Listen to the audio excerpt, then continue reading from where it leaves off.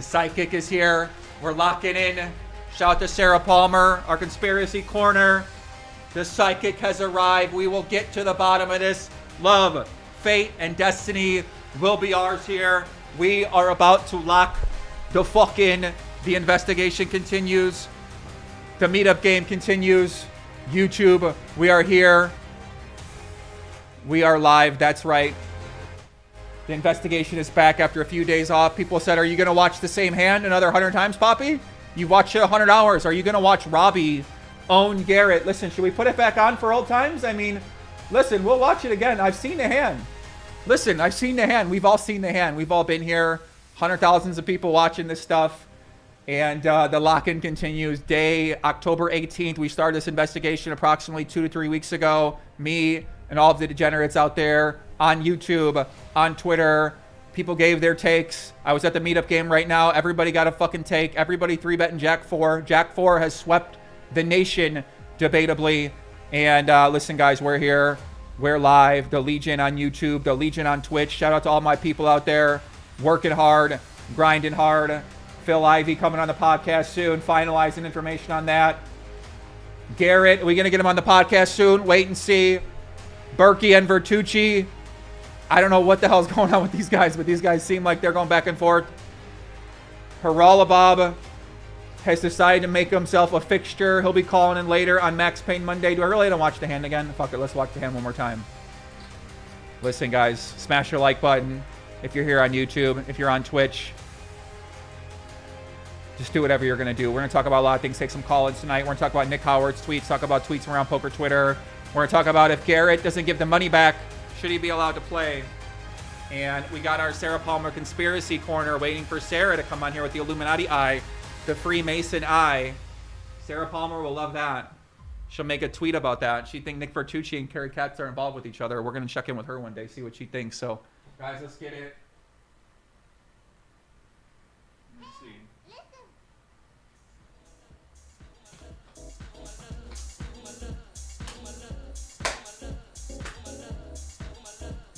I feel like we need to be blacked out tonight. Where's Alan Kessler at, bro? You're probably gonna get me copyright for that. All right, whatever. Let's lock in. Listen, we got the hand. You guys know the hand. Did we seen the hand before? I seen it a few times, right?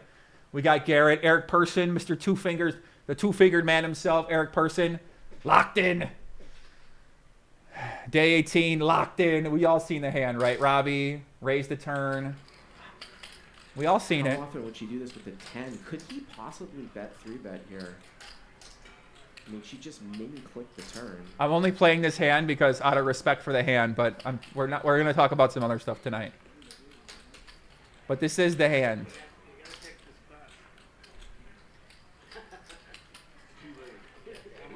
Is the billboard in the back? Oh, it's not even here. Are you kidding me? So, I mean, that's what's got to be going through his head here. There we go. You get the Illuminati sign in there. Shout out Sarah Palmer. I got that for Sarah Palmer. 3-betting. Yep. There's the all-in. There's the all-in. We all seen the hand. Everybody watch it with me. Garrett, like I said, is just so experienced in bet patterns. Lock in for another 95 hours. Robbi might fold this time, guys. We haven't seen this hand before. She sort of acted a little bit with Jack. Yeah, we must pay respect to the hand, Christian said.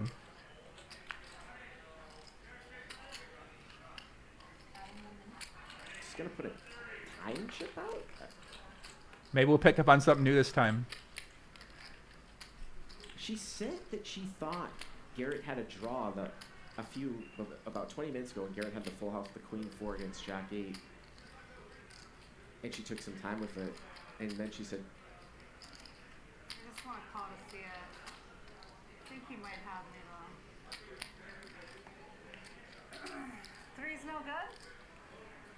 Bro, Robbi, what a listen. Robbi's catapulted into legendary status in the poker world recently. Nobody can deny it. You want me to call you? I don't know what she's thinking about here because she loses to some bluffs like King, Queen. What theories? We got some new theories we're going to go over tonight, guys.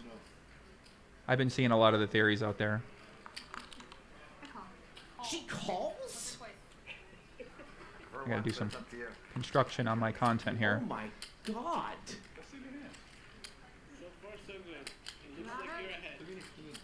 What is going on here? Once, but it's up to you.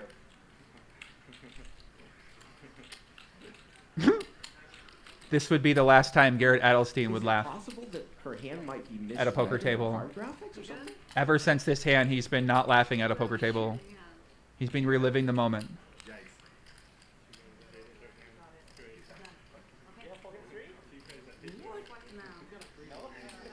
He's been thinking about that day. The tells, their person, 2 fingers. The rip, With Jack high? tip of the hat. Brian, did he put the microphone on a certain kind of way? We don't know. Robbi, did her leg shake? We don't know.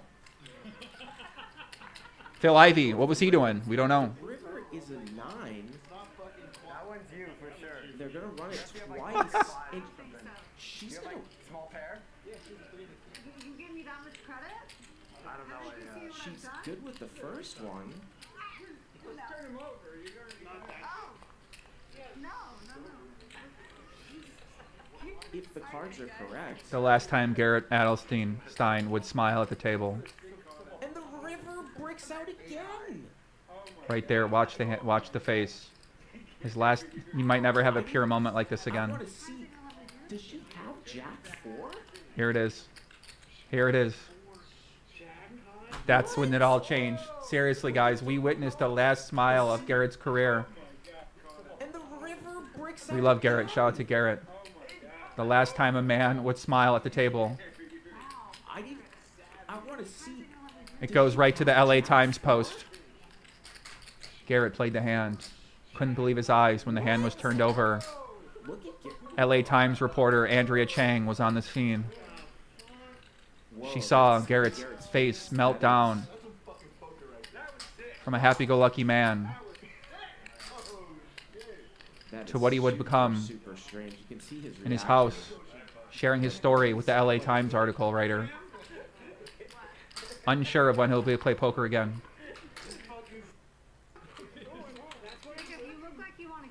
Robbi's face burnt into his mind with those glasses, staring at him just like that, over and over in his mind. Jocka coaching water bottle burnt in his mind. Him looking at the board wondering what went down. You can see him right there. He's still wondering what went down. I mean, listen, the guy's traumatized.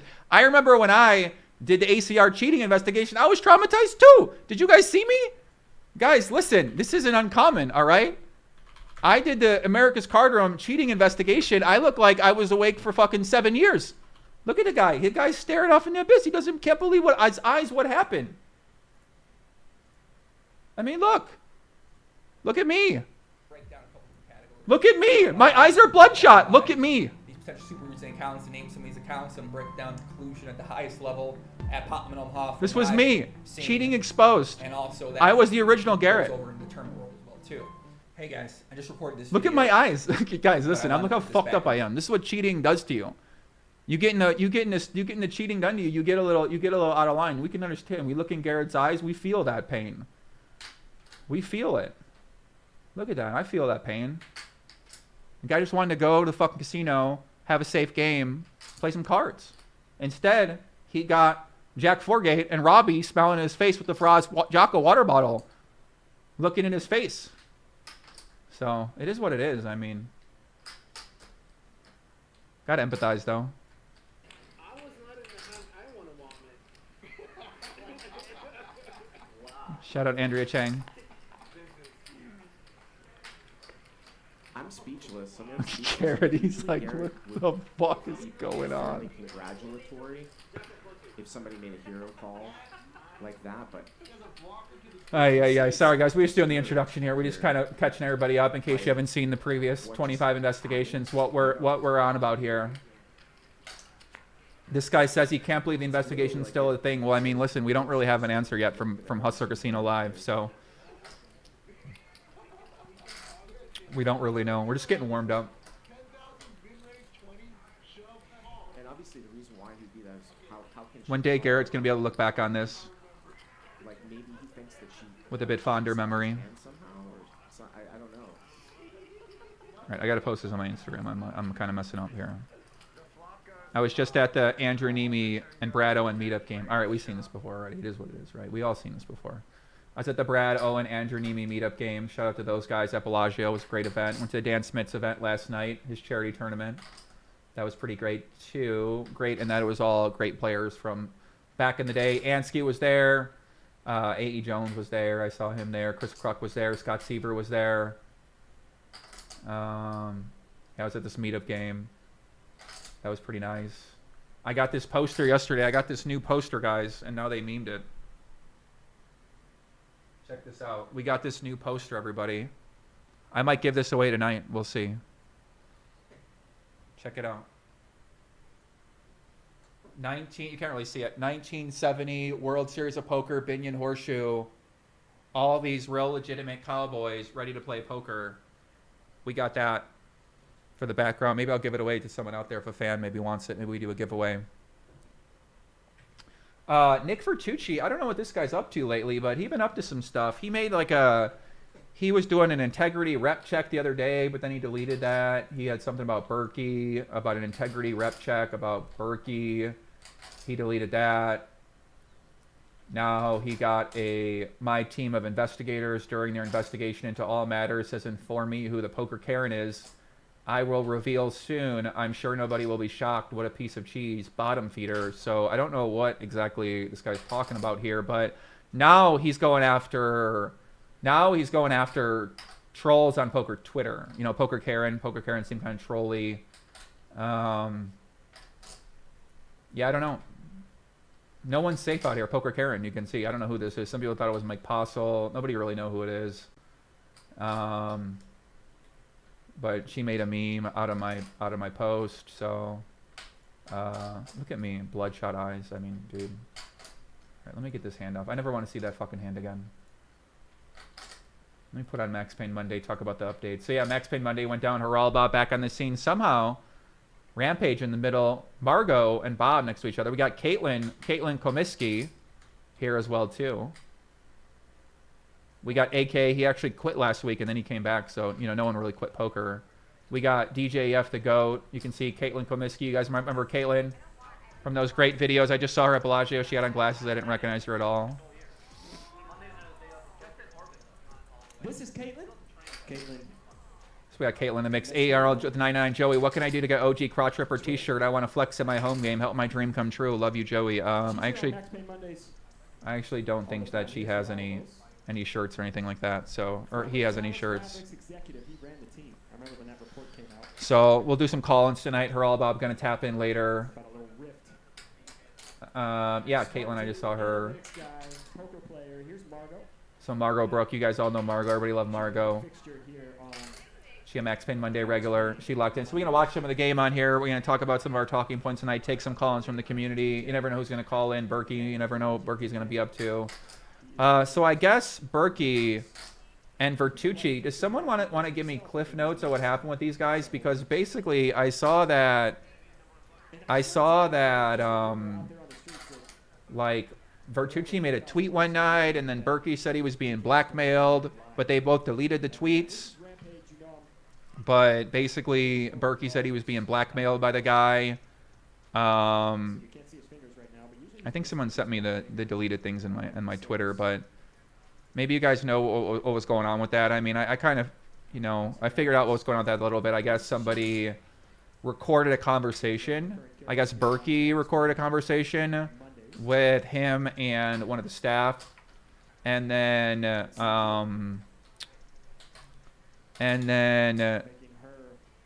they passed it around, and then I guess Sean Deeb's in the chat. Sean Deeb was involved somehow. Sean Deeb basically like sent the recording to around or something like that, or I don't really know. I can't remember specifically what happened, guys. I mean, I really like, you know, maybe we just listen to like 10 minutes of Vertucci on there and kind of see what they said, but just so I know the specific, I mean, you know, everybody got an angle here. So let's see if Vertucci come on here. Let's see what he said. Let me see.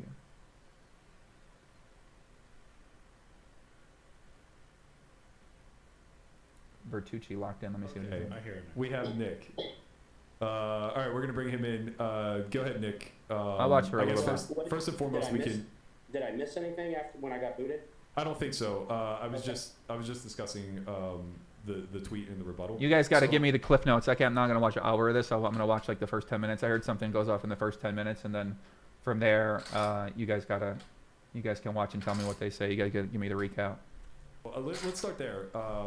You know, you and I spoke off the air, but let's start first and foremost with what was the intention of you sending that tweet out? Sure. So as we talked about, I think it was like 3 or 4 in the morning last night when Christian kind of put us together. Of course, you already know, but you're asking me because they don't. First of all, the intention wasn't leverage because there's nothing to leverage. I don't. Guys, listen. I mean, come on, guys. Just fuck, dude. We got to do this. I mean, I felt like the scandal would be with the hand. We figure out the hand, and now Vertucci and Berkey. Now they're making content too, like Doug Polk. So you know they gotta say things. They gotta do things. They gotta make up some noise. And I guess we're the bystanders consuming the noise, huh? Whew. We're the bystanders. Got to consume it, huh? I didn't want you to say or do anything different, meaning like you feel how you feel about your opinion. And so there wasn't anything in there where there was a leverage, like there was an ask or leverage. something I wanted from you. I know you used the word blackmail. That is absolutely not the case. Bro, listen. What I this mean, was- that tweet kind of seemed like blackmail to me, guys. I mean, let's go through the tweet. I mean, now I gotta find the tweet, guys. Can someone link me the tweet, because now we gotta dispute that. That tweet looked pretty aggressive. That he posted something about like, I'm gonna give you a day to get in front of it or clarify it. And I mean, the tweet. We could certainly debate the tweet, right? Tweets seem kind of pretty aggressive. Who got the tweet? I gotta find this tweet. Someone sent it to me on Twitter. They said it was deleted. I don't know where it went to. Yeah, basically, right? He said, integrity and rep check. I'll put out a special podcast Tuesday about Berkey. Some information has come out. Needs to answer immediately. And Matt refused to have his podcast to discuss. I've agreed to give the chance to show. And then Matt said that he is attempting to discredit, blackmail me. I mean, it sounds like it from the integrity and rep check. He's now threatening to destroy my integrity if I don't recant my stance on their security. Seemed pretty emotional response by both of these guys. I mean, they're all pretty fired up here. So I can kind of understand where Vertucci's coming from if he thinks that the guy's recording a conversation and that's bringing his integrity into question. And then obviously Berkey got to respond to that. So, you know, that seems kind of standard, but I could see how somebody might take that for blackmail. Obviously, we could debate the word of blackmail being the specific word there once Nick gets to explain why he would have made the tweet, and he could call it not blackmail, right? I mean, blackmail is a pretty strong word. Most people don't want to be associated with blackmailing other people. So Berkey said he's got a recording of a call with somebody on HCL staff, and then basically about what they talked about. So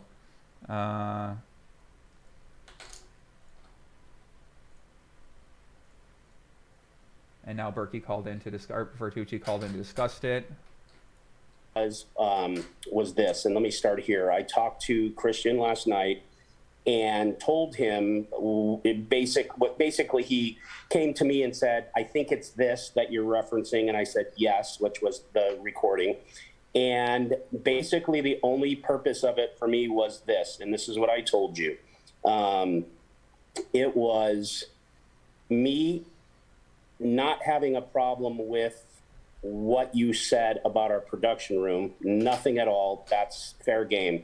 It was, as we talked about, and we didn't agree on this, it was the delivery of how you hit us with it and some of the things that you were saying about our integrity to continue to stream. So for me, it was, okay, if we're going to talk about integrity, what you did here is, it's not legal. And let me just say this, basically because of this situation, I'm not asking anyone to try to put yourselves in my shoes because it is what it is, but there is a lot going on. I'm getting hit constantly all over the place with the most absurd things. And so for me, it was, okay, we want to talk integrity. Let's talk about this because this probably isn't the way to go about it. And Christian could attest to this. Within 15 minutes of firing off that picture with the text or whatever it was in the tweet, I had texted him and I said, fuck man, I just can't do this. Like, this isn't me. Like even though like, I'm pissed off about it. Like, I don't want to be like the rest of them. Just meaning whoever out there's, you know, going for clicks, going for a pound of flesh. And so I don't understand why these guys talk about going for clicks so much, because they, like, everybody that make content normally want people to watch it. So, you know, like, they do a show, they want people to watch it. Like, they want people to click on their show. It's just unusual to see someone else who make content talk about that they want clicks. I mean, I can see why non-content creators would stress about people making stuff for clicks, but someone who makes content for clicks saying that other people are making content for clicks in regarding something that they're doing would just be surprising to me, because that's basically how content works. Is usually people make it so other people watch it, and they want people to watch it. So getting people to watch it is a big part of how the whole entire thing works. So you could argue if you're not trying to get clicks, then you're kind of doing a poor job. Obviously, some people use a strategy to get clips where they use the Doug Polk strategy. It's more of a political strategy. This is standard in politics, where they're attacking people, they're picking at their weaknesses, they're putting them down, they're punching up, these are like standard things that people do in order to get attention. Is they latch on to the people who are getting attention, and then they start attacking them, they call them out, they question what they could do. That's like pretty much how it seems like a lot of this stuff works out. So, you know, if these guys are doing a big show and they're doing like a big podcast, then obviously people are going to talk about that. That's sort of how content game works. You could argue Poker World's pretty bad at doing these kind of things. You know, like I said before, like at Poker World's pretty tame compared to other worlds from what I've studied. So I just see people say that all the time. It just kind of confused me. Rob Huxley, let's go Legion, lock it in. Listen, man, welcome everybody to Legion, guys. Welcome everybody for tuning into the chat. I'm just going to catch up on what these guys are up to, because I really haven't. I've been kind of working a lot. I've been working on other things. I got my Meetup game coming up. I got my collaboration with WPT coming up, so I'm kind of locked in on that.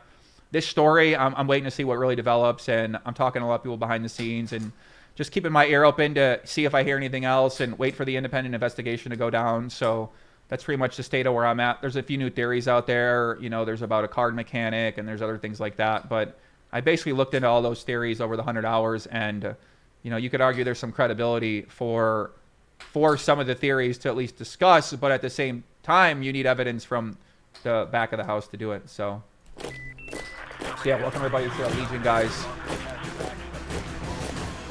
All the people that have subscribed or been a part of the content here for the past couple weeks.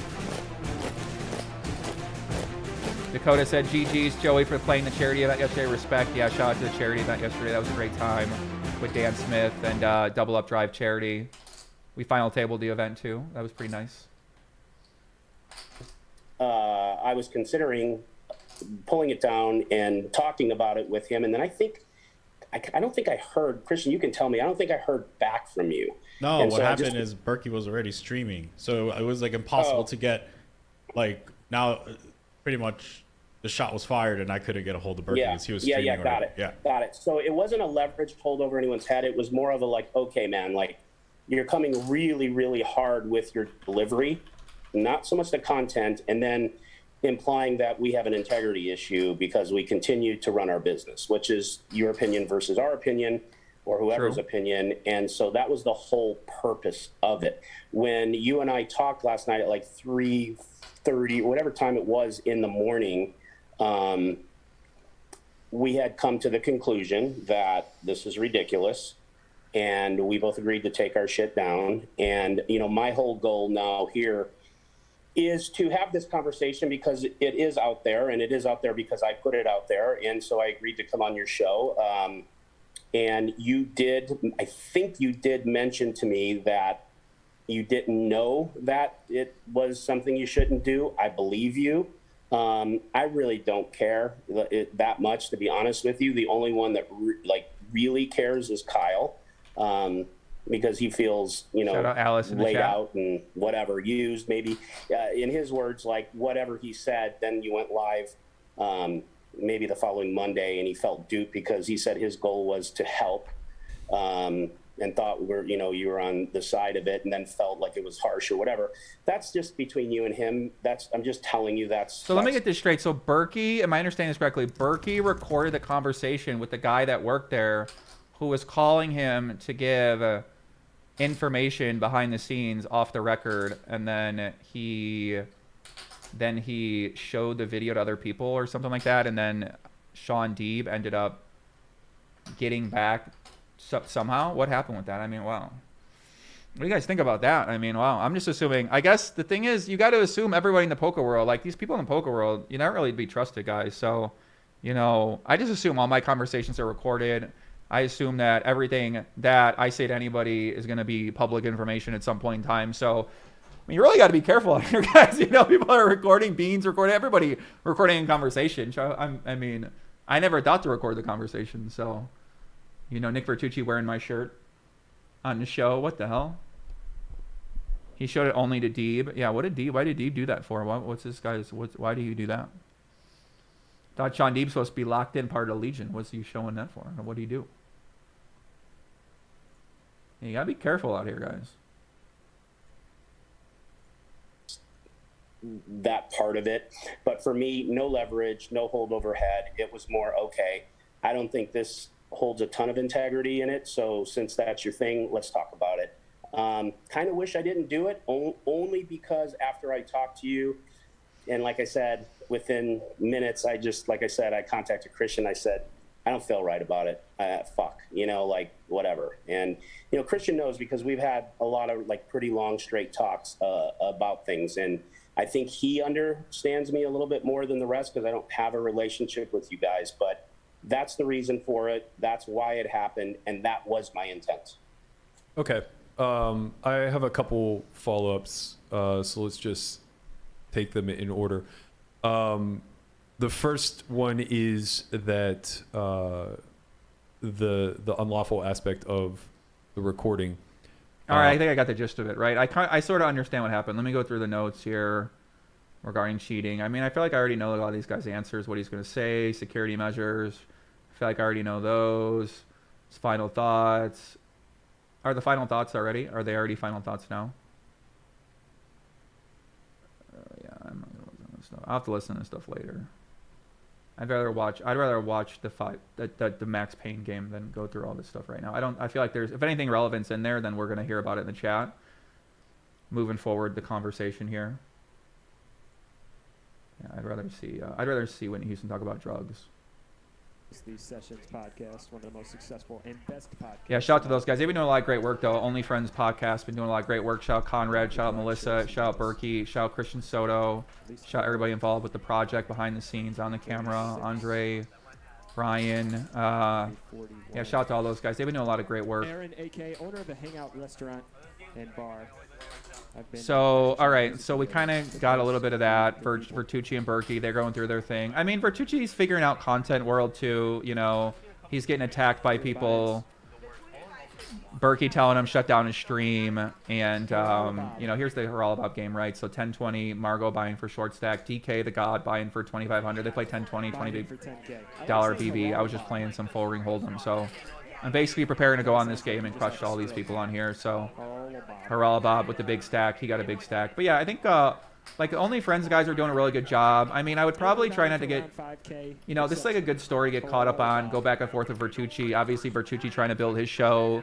You know, he's going to keep talking as well. So, you know, they can have a little feud where they go back and forth and talk about things. And they try to make the show stronger at Hustler Casino. And, you know, Berkey and those guys are the new security integrity council in poker, and they're trying to ensure that the big stream like Hustler is getting themselves underway. But, you know, I feel like the poker landscape is going to look a lot different in a year, and there's going to be a lot more people to talk about, a lot more games to talk about, a lot more hands to talk about. So I'm just waiting for the landscape of poker to develop right now, and talk about things I find interesting. I would say that, you know, I felt like we kind of got involved in Hustler a little bit to figure out what happened with the cheating scandal right now. And, you know, right now, what information are we waiting on? I mean, basically, Robbi, she allegedly pressed charges. She took the lie detector test. We haven't seen the official press charges yet, so people were asking about that. We haven't really heard from Garrett outside of his great LA Times piece with Andrea that he did, and that, yeah, Robbi did. I mean, I don't know. Maybe they're all working together. I don't know what's going on with all the article, but the article seemed pretty good. It was a nice summary by Andrea. She did a good job. Oh God. quick Patrick, call I'm from surprised there CQ. wasn't a focus on the fact that Sean was the one that betrayed Berkey. I feel like that should be addressed. Yeah, I mean, maybe we get Sean Deeb on here, see what the guy did. So if you guys don't know the show, DJ F's basically the god. He was also accused of maybe cheating. A lot of people went through his hands. They didn't find anything. I mean, maybe there was like a temporary clearance of, you know, there's a temporary clearance of DJF. You know, I don't really know how it works, but yeah. MD said Jero energy. No, I got energy. I'm just trying to figure out where to take this, right, by being nice about it, because I feel like at this point in time, for the overall investigation, we have kind of, you know, I feel like we're set in place. We're just sort of watching what develops on the Hustler side with the investigation, and now they're sort of like calling out, you know, I don't know what they're doing. They're getting like, I guess I didn't foresee what would happen 2 weeks into this, where, you know, Poker Karen's getting called out and you know.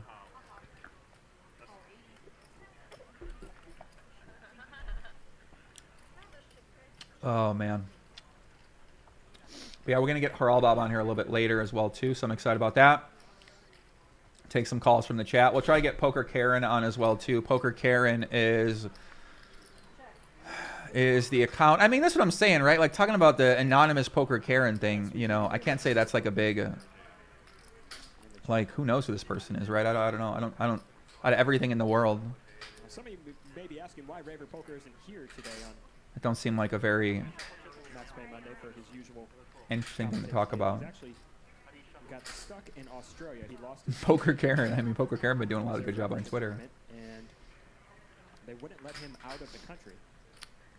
And so he's been over there. We're trying to extradite him. Read Ryan Feldman thread on 2+2. Yeah, there's a thread on Reddit that's getting a lot of attention too. We can go through that.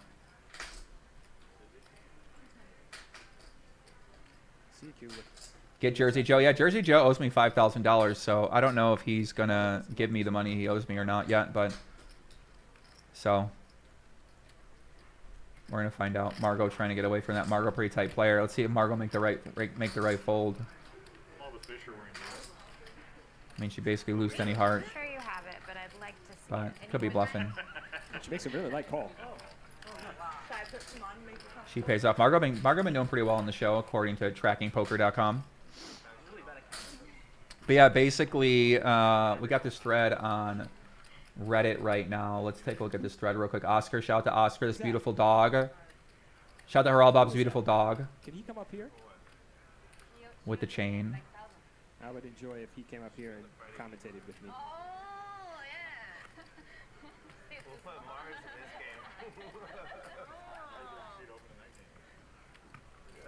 I'm just getting some good vibes from the dog. Look at him. He's very thirsty. One things about playing on They really showing that dog a lot. Want to drink a lot of water out of a dog bowl. Hey. Twins. Yeah, that's what happens for Haralbob. If you have VIP, you get to bring your dog, apparently. So, all right, so there's a thread here. I worked at the bike with Ryan Feldman. He has lied time and again about the circumstances surrounding his departure from the casino and live at the bike. Yeah, this seemed like a topic that, you know, Ryan Feldman going to have to come out and speak about publicly, because a lot of people keep carrying this narrative, and, like, he's basically disputed it as well, too. But, you know, people keep coming out and talking about it. And it seems like it's going to be a conversation that he's going to have with, you know, Nick Vertucci or somebody about what these guys are talking about, because he's explained this situation to me when he was managing and running Live at the Bike, when he was the owner of Live at the Bike. But basically, he was owner Live at the Bike. They had an issue. He was, I don't know if they was forced to get rid of his ownership or not. I don't know how you would call it, but they had a dispute. He had to sell his ownership. He still worked at the bike as a host in the game. So it's not like the casino relationship was bad. It was more the relationship with Live at the Bike, whether there was jealousy, whether there was a dispute, right? There's multiple owners. I feel like Ryan really championed the show to build up Live at the Bike into what it was. So this thread said that this Reddit comment is mostly true with caveats. There are persistent suspicions of foul play involving Feldman and his former roommate Ludacris. When Feldman managed and produced Live at the Bike, a new disgruntled employee emerges. Insiders pieced together tons of red flags and tried to weed out the bad actors, but couldn't definitively prove the more serious allegations. Relevant parties can't talk because of the professional, personal, or other type of repercussions. Vertucci has a cameo at the end. Interesting. Okay. So it sounds like this guy's saying is that people couldn't talk about it because they don't want to deal with the backlash of this, right? I mean, if you're a whistleblower, then you got to deal with, you know, people attacking you, people calling you a liar, people questioning that you're doing it for attention, people threatening you, right? Like everyone gonna be a real big issue with you if they reveal that you're the whistleblower. Just like we saw what happened with Veronica Brill with Stones Live when she was basically harassed on the internet for, you know, until she was harassed on the internet by everybody for a long time and still is for what happened with that story, and people associated with Mike Postle and you know, people that just are, I mean, I saw the abuse firsthand, right? She took it pretty badly.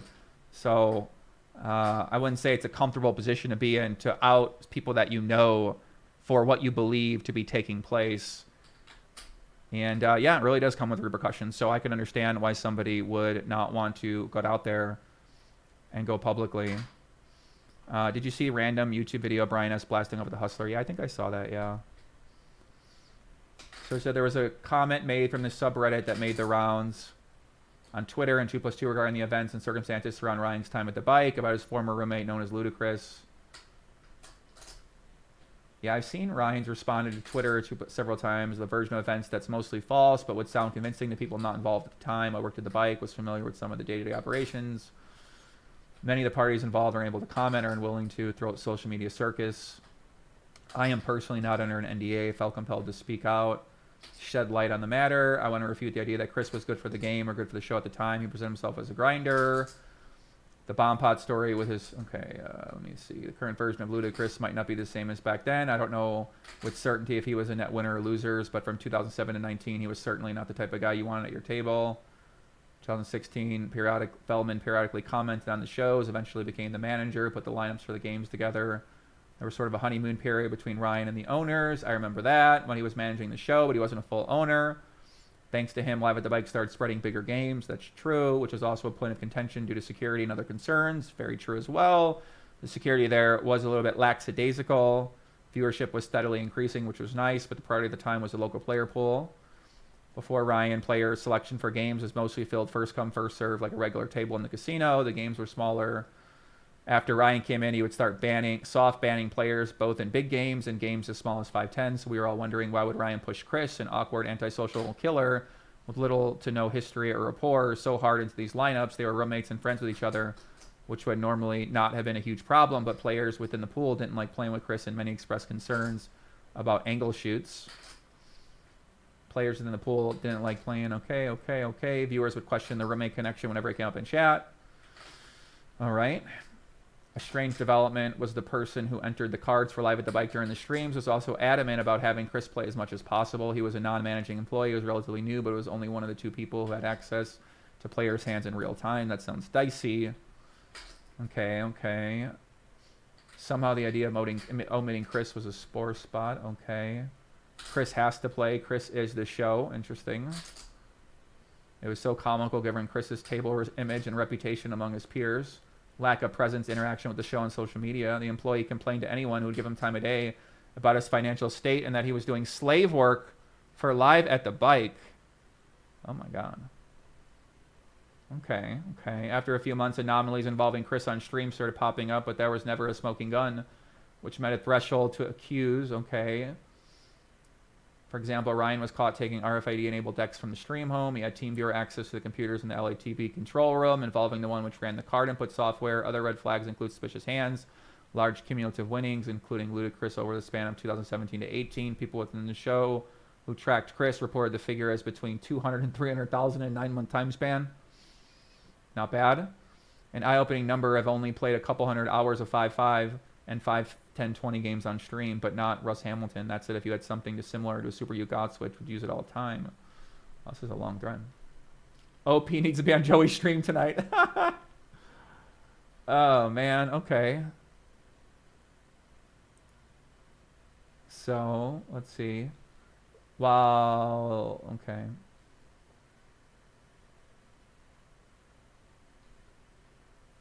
To be fair, I saw the hands that were mentioned on Reddit back then. They weren't conclusive in a vacuum, and the hand histories were slightly different than described. I recall the 5-bet blub without specifics. I think there were 2 or 3 other suspicious hands that I heard about but can't recall.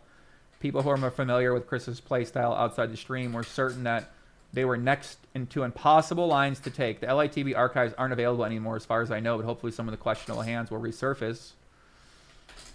Interesting. Okay. People who worked on the stream voiced their concerns, but Ryan, who had sole discretion over lineups, continued to be adamant that Chris be put in as many streams as possible. The complaints from players, staff, and co-owners also prompted Mark Ventura, the manager of poker operations at the Bike, to open an internal investigation with regards to Ludacris and Ryan. The focus at the time was mostly related to board manipulation for must-move and main games. In spite of pressure from his peers, Ryan would apparently not budge until around 2018, when the VP of Bicycle Casino forbade Chris from playing on LATB due to potential security risks and poor optics. After Chris was barred from the show, Ryan protested and unsuccessfully petitioned multiple times to have him back on the show. Wow. Okay. Whew. All right. Okay. I'm locked in right now, guys. Sorry, chat. I'm locked in. After Ryan, by spring 2019, the relationship between Feldman and the rest of the owners deteriorated to the point that they wanted him gone. As I understand it, they were each had a handful of unrelated grievances. In addition to that rift caused by the Ludacris connection, the record will officially show that Ryan withdrew, but in reality he was forced out because he had alienated most of the people who operated the show. Main executives live at the Bike opted to keep the circumstances surrounding the separation quiet, and to this day never commented on it publicly as far as I know. I imagine it was to avoid fallout, especially since no serious foul play. Jesus, okay. Whew. All right, guys, let me lock in here. What is going on with this story? Okay. I mean, like I said, I heard about this story. I heard about it from Ryan before. He gave me an explanation about it.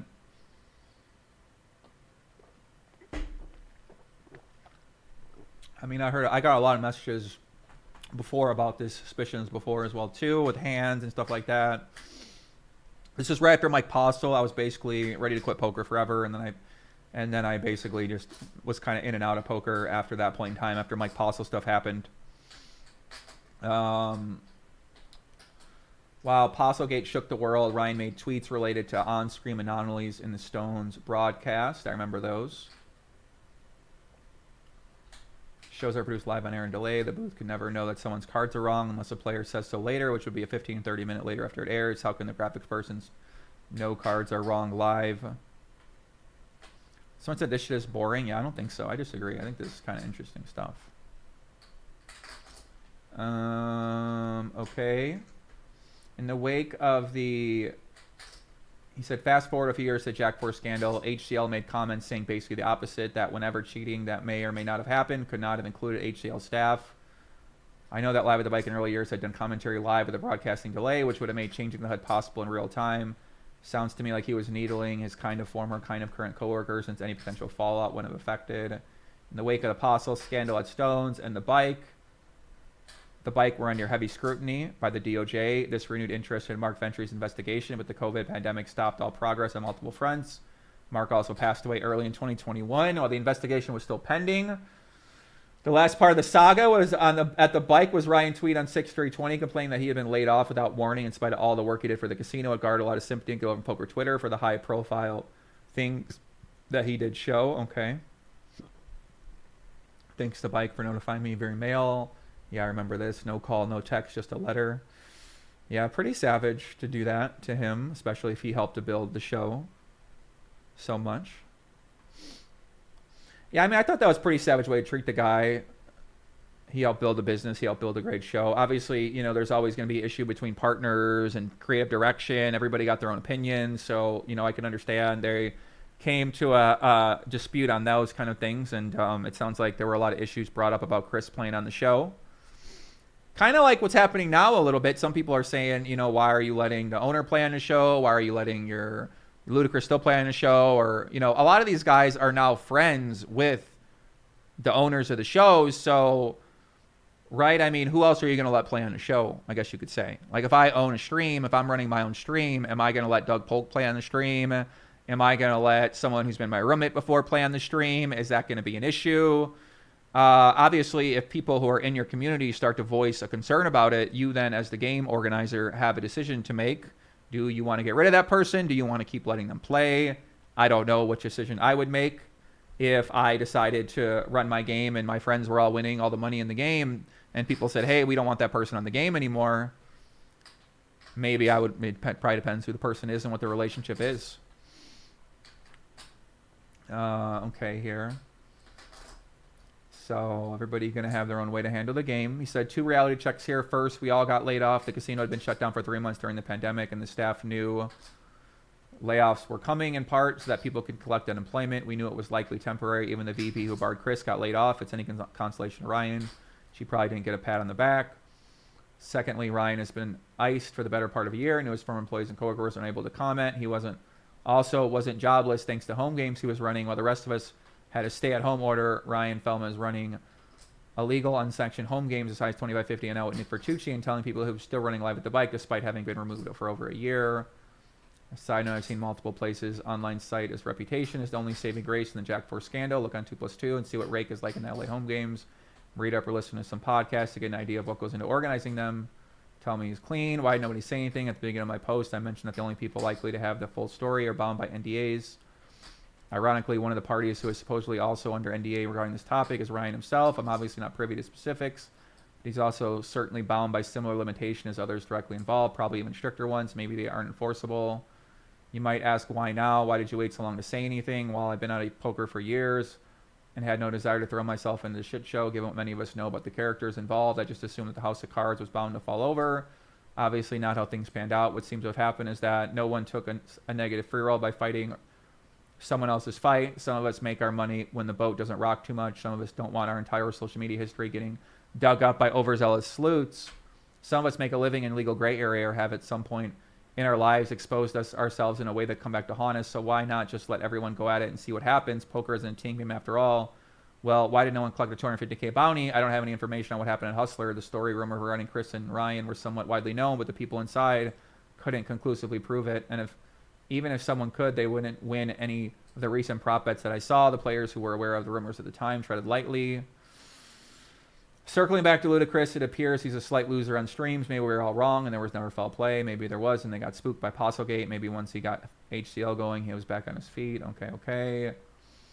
One thing that I should mention is that most people who work on HCL genuinely do have high credibility within the LA poker community of somewhat being targeted unfairly. DJF Billy being the main example, but the main operators have somehow rode out the worst of the storm in spite of their sketch history. Nick Vertucci's less than flattering real estate ventures are well documented, and we've seen that he often responds to criticism with mean tweets or choice words on his podcast. Privately, though, Vertucci seeks out people who could potentially become a thorn in his side and even goes so far as to imply that something might happen to them should they raise legitimate concerns. Jesus. Nevertheless, Feldman and Vertucci will come out of this more resilient, perhaps more bold than before. Each scandal they face going forward, there certainly will be more, will be taken less seriously than the past. They will be able to point to the inconclusiveness of past allegations as vindication or continue using their platform to attract people with actual integrity as cover. And to wrap things up, maybe foul play wasn't involved in the Jack Moran. I definitely can't say with any certainty, but I do know Ryan Feldman left the bike under a cloud of suspicion, verifiable, sketchy behavior. I also know no one at the bike. Damn. That was a long thread. This random account said, I'm LA where I confirm OP, a random guy, I mean, not to be taken. We don't really know who these people are. I'm an LA reg. I confirm OP's statements about sketchy LA games due to the pandemic. I will never play home game again. This scandal has me questioning. I mean, yeah, I heard about the sketchy games during the pandemic as well, too. What do you guys think about the theory?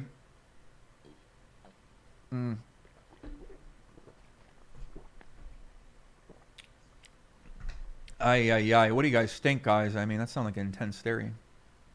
Phone, stop gossiping, get off the corner, put the blunt down, lock in. You feel me? That means, yo, you wanna go? No, I can't. I gotta stay here. I gotta lock in. No, I'm going to the library this Saturday. I gotta do some research on this business I want to start. I want to know what it's going to really take for me to achieve that. I just want to talk. Lock in on your dream. Lock in. All right? That means turn off the Twitter, get off the phone, stop gossiping, get off the corner, put the blunt down, lock in. feel me? That means, yo, you wanna go? No, I can't. I gotta stay here. I gotta lock in. No, I'm going to the library this Saturday. I gotta do some research on this business I wanna start. I wanna know what it's gonna really take for me to achieve that. I don't wanna talk. Lock in on your dream. Lock in. All right, guys.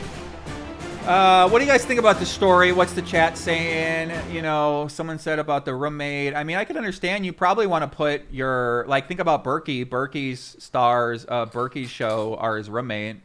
So who's playing on the Berkey stream are some of the roommates too. So maybe if Poo Dog Melissa was up $350,000 on the game where they talk out loud, poker out loud, then you know what? Maybe we'd be looking at the tape, right? If Conrad's ups 300,000 on poker out loud, then we're going to review things.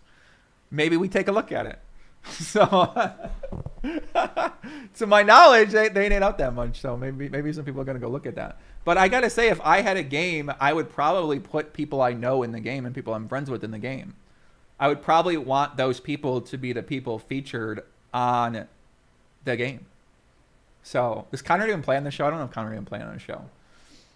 Conrad ain't gonna be up in a game. Nah, don't disrespect my man Conrad like that. Conrad's gonna lock the fuck in on you guys, bro. The guy's fired up. I saw him last night. He was fired up. So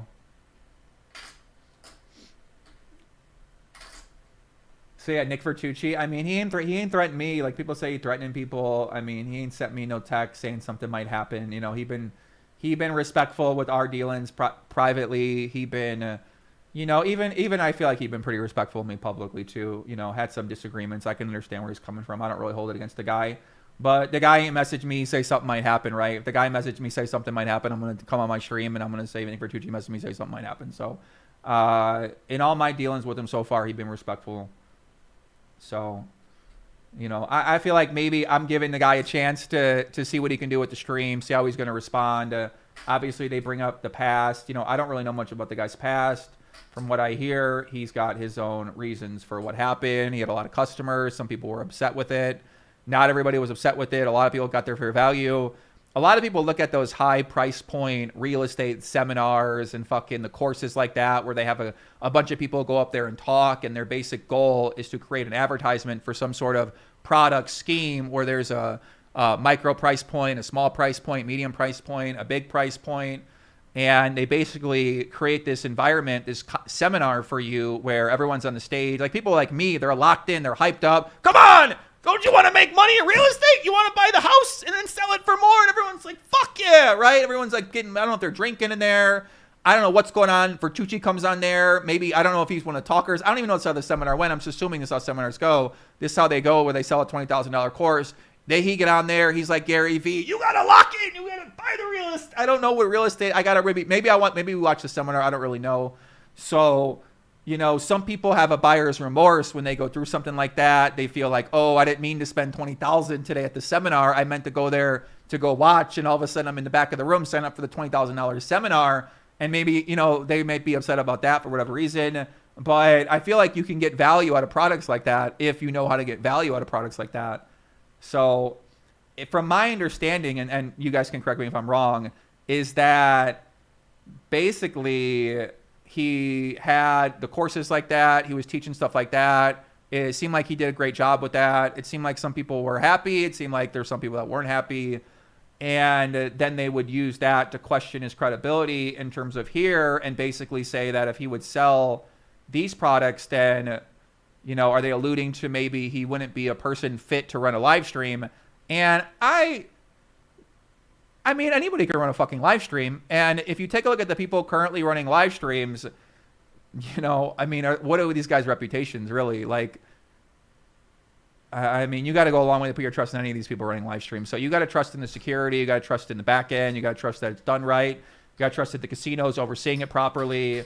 So, you know, you got to put a lot of faith into a lot of people involved in the operation too. So in terms of with Vertucci, I mean, listen, Houston Curtis running live at the bike. The guy wrote a book about how he fucking did $1 billion heist on people and how he fooged people all around.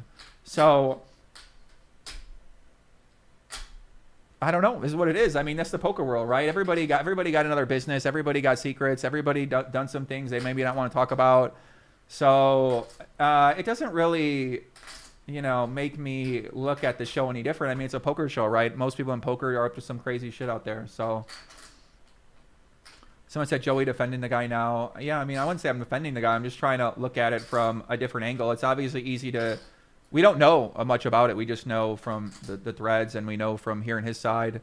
But I'd like to hear him, you know, make a video, talk about what happened, like clear it up for everybody so everybody's clear on what went down here. Because there's a lot of rumors going on about this kind of stuff. And Vertucci's not in my Venmo. What are you talking about, bro? You guys are fucking assholes. That's kind of what this comes down to, is you guys are just fucking mean to people. And when you focus on I mean, some people might say these things are relevant to talk about. So, but I feel like if you just look at things from just a critical landscape, you're going to find a lot of things to criticize. But without knowing more about it, I don't think we can really dive deep into the thesis there. Everybody got an angle. Yeah, man. None of these guys in poker are really to be trusted, guys. I mean, you got to be careful. Just because a guy smile at you and tell you that he didn't do anything doesn't mean that you should do business with anybody out there. So, you know, when you're in the gambling world, you're taking a risk to work with people, work with companies. You're putting your trust in them.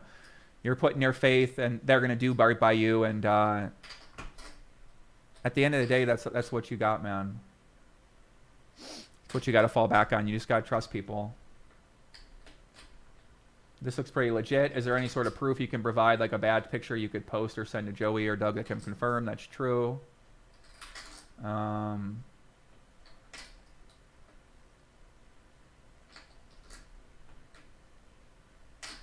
Yeah, I mean, I feel like a lot of this drama has to be like, these people got to come out and talk about it. You know, they got to go to LA Times and talk about it. Then Andrea Chang got to go talk about it with all y'all. And, you know, maybe Berkey and Conrad are in the middle of it. And Melissa Poo-Dog's in the middle of it as well, too.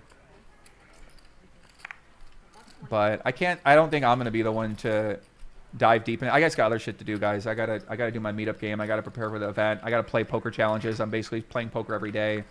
My intention isn't really to spend a month and a half learning about the history of everybody involved in Hustler Casino Live. I already know a lot, and it's probably another story for another time.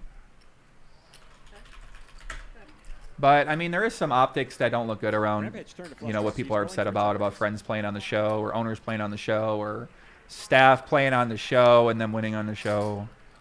So I get where people are coming from. Disguised two pair on this river, and he's just never folding to any size ever in 600 years. Andrea, yeah, I mean, listen, Andrea's working hard. Yeah, she did a great job. I mean, I'm like impressed by her. She did a real great reporting job. He's gonna raise here for value. I really want to get her on the show. Trying a call by queen. Kind of looks full of it after he get a game going with Robbi and Melissa Poppy. Yeah, I'm gonna get a game going with Robbi. We're definitely trying to get a game with Robbi. For sure.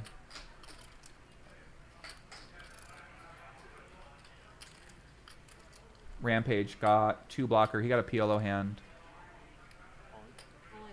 And Rampage moves all in. Damn, Rampage got heart. I'm gonna snap full. Damn, this guy's sick. From Baby Billy. Rampage with the bet. Sick play. Yeah, Rampage got heart. I like him. I want to play heads up against him. Gets one through. Send him the clip right now. I want to play. I love Rampage. He actually one of my favorite up and coming guys. He really inspired me when I didn't want to do poker stuff anymore. I felt like he was a big inspiration for me. Kind of hanging out with him in the summer, seeing his grind. He came to my content creator dinner.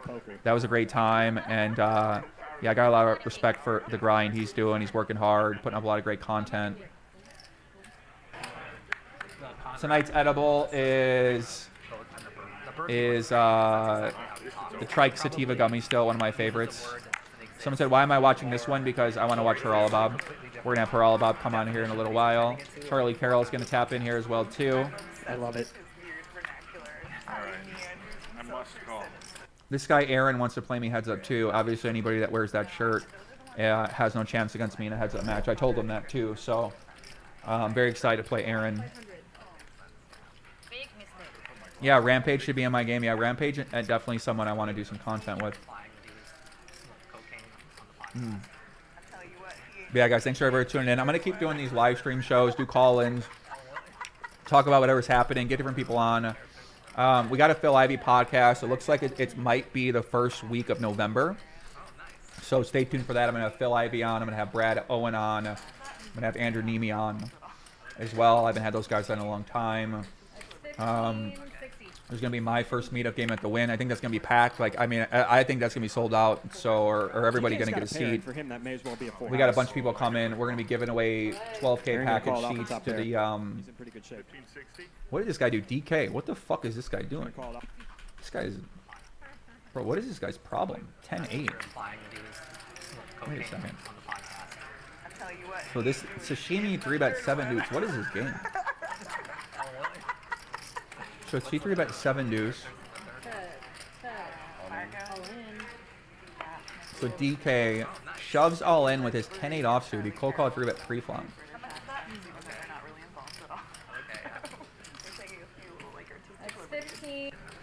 Aaron gonna call it off the top pair. He's in pretty good I mean, I shape. guess that makes sense. Maybe nobody got an ace or a heart. I don't know. Maybe that's GTO. Did you see where they did that? DK the GOAT needs a little bit of help. What the hell? Is he gonna win? It was pretty funny. Is he gonna win? He's open-ended now. I'm gonna pay someone to go there. I'm gonna pay someone to go there and be like, yo, like my life thinks I cheated. Bro, how do we get in this game? There's no way this guy wins. I know, just to see what happens. 8's no good. Jack, 6, 10. Okay, justice. I have an ace. And Aaron's gonna. So they slow roll on this game. They play a 7 deuce game as well too. But DK, he's got to get that first bullet out of the way, you know, get the nerves out. Some looks like I watch ACL replays on my own time. Why are you watching this guy? It's just sort of filler to mention- watch. Plus, I want to see her all about how he did on the show. So, you know, if you already watched some of the things, then you can just go somewhere else, buddy. It's okay. The meetup game will be in November at the Win. So, if I only do one more thing in poker, I'm doing that meetup game, and then I'll maybe that'll be the last time in poker. So that December of content for me could be the last time I ever make any poker content stuff, guys, by the way. Because I don't think I can deal with this shit anymore, right? Before it was like Negreanu posting photos at the pool with his cock out, and Helmuth making tweets every single day and talking about he's the greatest poker player in the world, and fucking Doug kind of disappeared for a while, and I just don't know if I can go through this again. With all the talking and the fucking people not playing poker, you know what I mean? I'd rather just go focus on investing and content and maybe vlogs or something. I'd rather do something else. So crypto, finance coming back, Great Reset coming back, new financial system coming on. Maybe we get Klaus Schwab calling on a show. Good luck, Mario. I feel like she's going to need some help. Looks like DJF going to get stacked by Margot here. We're going to get Charlie Carroll. Where the hell is Charlie Carroll at? I want to get him in here, see what he's up to. He got a bunch of theories as well. He's been going back and forth, going crazy on Twitter lately against this guy Alex Jacob, who came on the show, and he's been going crazy on Twitter as well, too.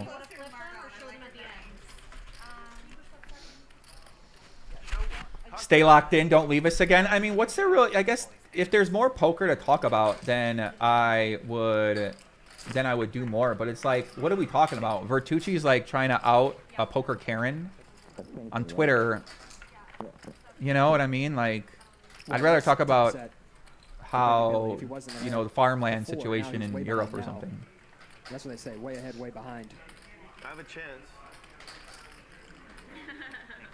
Quitting poker content for more scammy crypto content. Yeah, I wouldn't say it'd be scammy crypto content. I would say it would be discussing what's happening in the financial world and crypto world and investing world and all worlds, all content worlds, everything. I don't know what it would be. Yeah, I have a pair. Have I been doing yoga? I have been doing yoga. That's true. I have 8. You have aces? 8. Oh, yeah.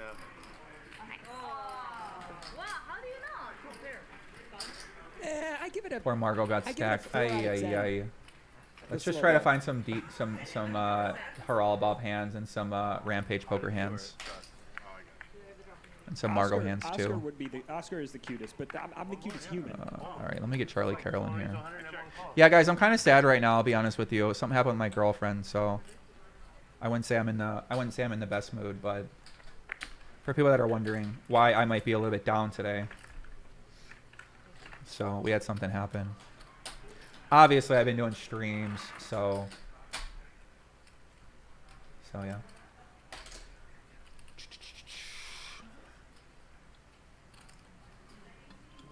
How'd you know C3 was going to be unlucky such That's a skill. Build back better. We're building our life back better around here.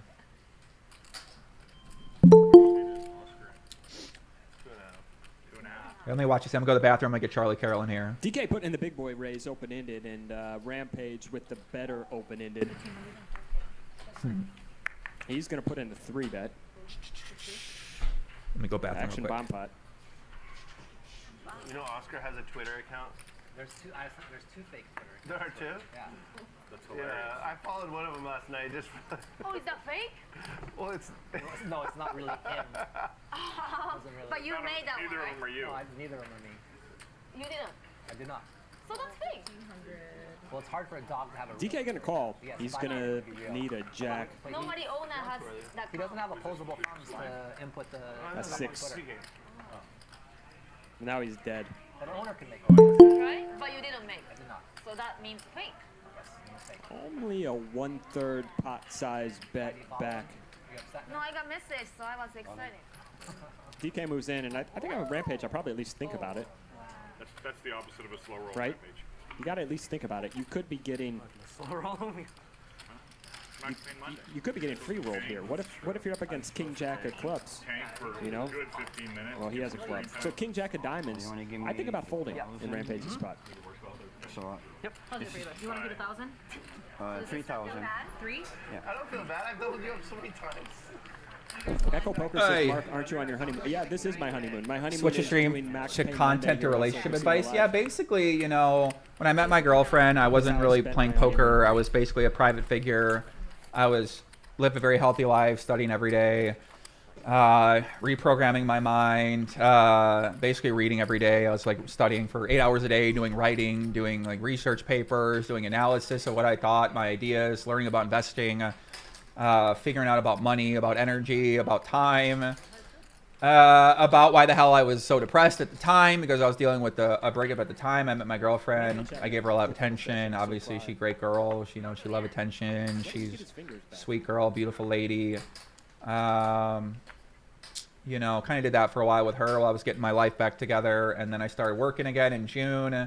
Obviously, my work life's pretty busy.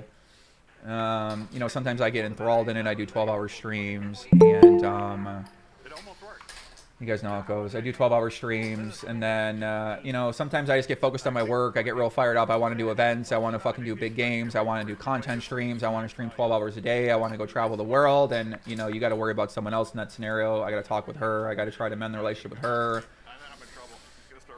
You know, I just got to stay locked in with her. I got to be more communicative with her on what I'm doing, what I'm up to, my plans, and not be such a lone wolf. And, you know, can't let my energy from my chat, my fired up, my emotion, my feel like I'm getting attacked by everybody.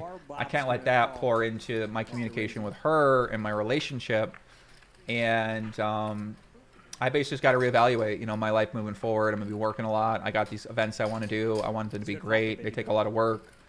I got to negotiate my deals. I got to fucking make tweets. I got to make YouTube videos. I got to do sponsorships. I got to work with the people I'm working with right now. So it's just a lot of work and a lot of stuff to do. So Stop there for CQ after. I don't know. Maybe Billy lip raises. Figure it out, boys. Boys and girls. Appreciate the. Hey, did it. Charlie, you out there? Yeah, you hear me? Sorry, Poppy. I was talking about. People asked why I was feeling down today. They said my voice felt down. I was like, oh, I don't think so. But then I was like, oh yeah, definitely. But yeah, so I was just talking more about that. What was it? What was making you feel down? Nothing. Just about something with my girl. That's all. Yeah. Well, shout out to you for being able to still get on if you're feeling down about that stuff. Because I know I've fucking like not turned up to poker tournaments multiple times if I've been having shit with my girlfriend. Yeah, guys, listen, we're joined by Charlie Carroll right now. Charlie been a mainstay of the call-in show. He called in a couple of times. He's been going crazy on Twitter, voicing his opinion. We welcome him very much. Guys on YouTube, guys on Twitch, please welcome Charlie Carroll back into the mix. Charlie, what's been happening from your end? I mean, I seen you going back with Alex Jacob. I seen you been warring a little bit. You know, what are... Hey, beautiful people. Yeah, so I don't know who Alex Jacob is. Seems like a guy with a very strong opinion, and I got to respect the crap out of that.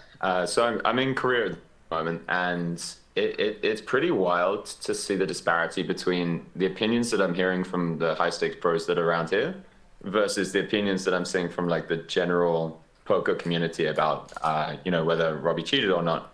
And most of the high stakes pros I'm speaking to here are like above 99%.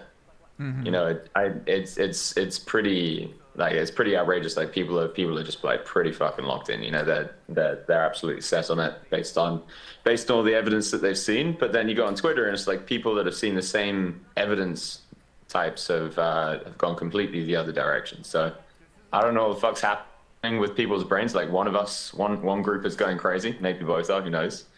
But well, how could both? I mean, either side, I think, are just like getting carried away with having a strong opinion anyway. You know, there's no way to know. I don't know if that's I don't know if that's necessarily true, because I think that if you look at something like I know we briefly mentioned it last time, but if you look at other conspiracy theories, you'll have people on both sides that are near 100%, Mm-hmm. and in the case of like flat Earth theory, it's near 100% that the Earth is not flat, you know? But then if you look at like the 9/11 thing, it's like, okay, to me at least, it seems near 100% that some shenanigans went on. Mm-hmm. And I think that what happens is that sometimes it is both groups going crazy and just polarizing really quickly and not really thinking about it too much. But sometimes it is like one group genuinely has a good grasp on reality and the other one just cannot possibly face that reality for what their own emotional motives are. So I actually wanted to speak to you about some new evidence that I've come across. Okay, so you got new evidence. What's the new evidence that you're seeing? So I was talking about all of these signal things that people are fucking two-fingering themselves and one-fingering themselves and scratching their faces because they ain't got shit. Right, okay. Yeah, so I got reached out to by somebody on Twitter, and they added me to a group of people that were actually looking even deeper into this. And they were like, okay, just the Discord group, yeah.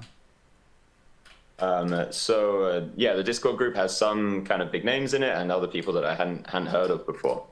And what they showed me is that not only was it just in this one hand that there was signaling going on, in fact, there was actually maybe between a dozen and 18 examples that we found already of people signaling and doing stuff like this, which by itself doesn't fucking mean anything. That could be anybody sitting in any kind of way. Just like with Mike Postle, it doesn't mean anything when someone stares at their crotch. But what is very shocking is that, and again, I'm not making 100% hard accusation here because you can't be absolutely certain, but with specific people, there is, from what I've seen at least so far, and I've been really diligent with checking whether anything like goes against the theory that we have, Mm-hmm. that there's 100% correlation between somebody making this specific signal, or it's actually sometimes like this or whatever it is like this, and then making the correct river decision. Okay. 100% correlation. How many hands are we talking about here? So far, I it's hard because they're all discombobulated, but maybe like 10. So and 10 hands. We haven't skimmed through all of the footage. Okay, so who's involved in this case? So I'm not gonna name everybody because I don't think that there is enough evidence to try and point the finger at everybody that's done it. Okay. But the main one that I've been focusing on is, and again, I want to make this clear: this is not a hard accusation because there is some percentage chance from my perspective that this is all a huge fucking coincidence. And I definitely want, if people out there have evidence that goes against what we're saying, I want them to put it out there, and I'll be the first person to apologize. But the person that I've been looking closely at and that the group's been looking closely at is Nick Vertucci. What's going on? Nick Vertucci, what are you talking about?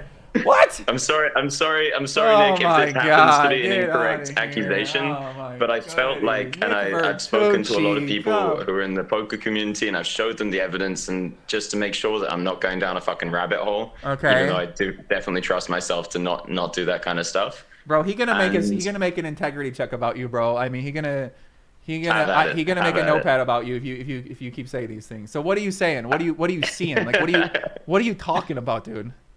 So just bear with me. I'm locking So in. imagine. All right, I'm fucking locked in too, dude. Imagine when you're first making looking at you're my- making my YouTube problem. videos about this, right? So you are putting content about this. It's getting people watching it on YouTube. I've seen your channel.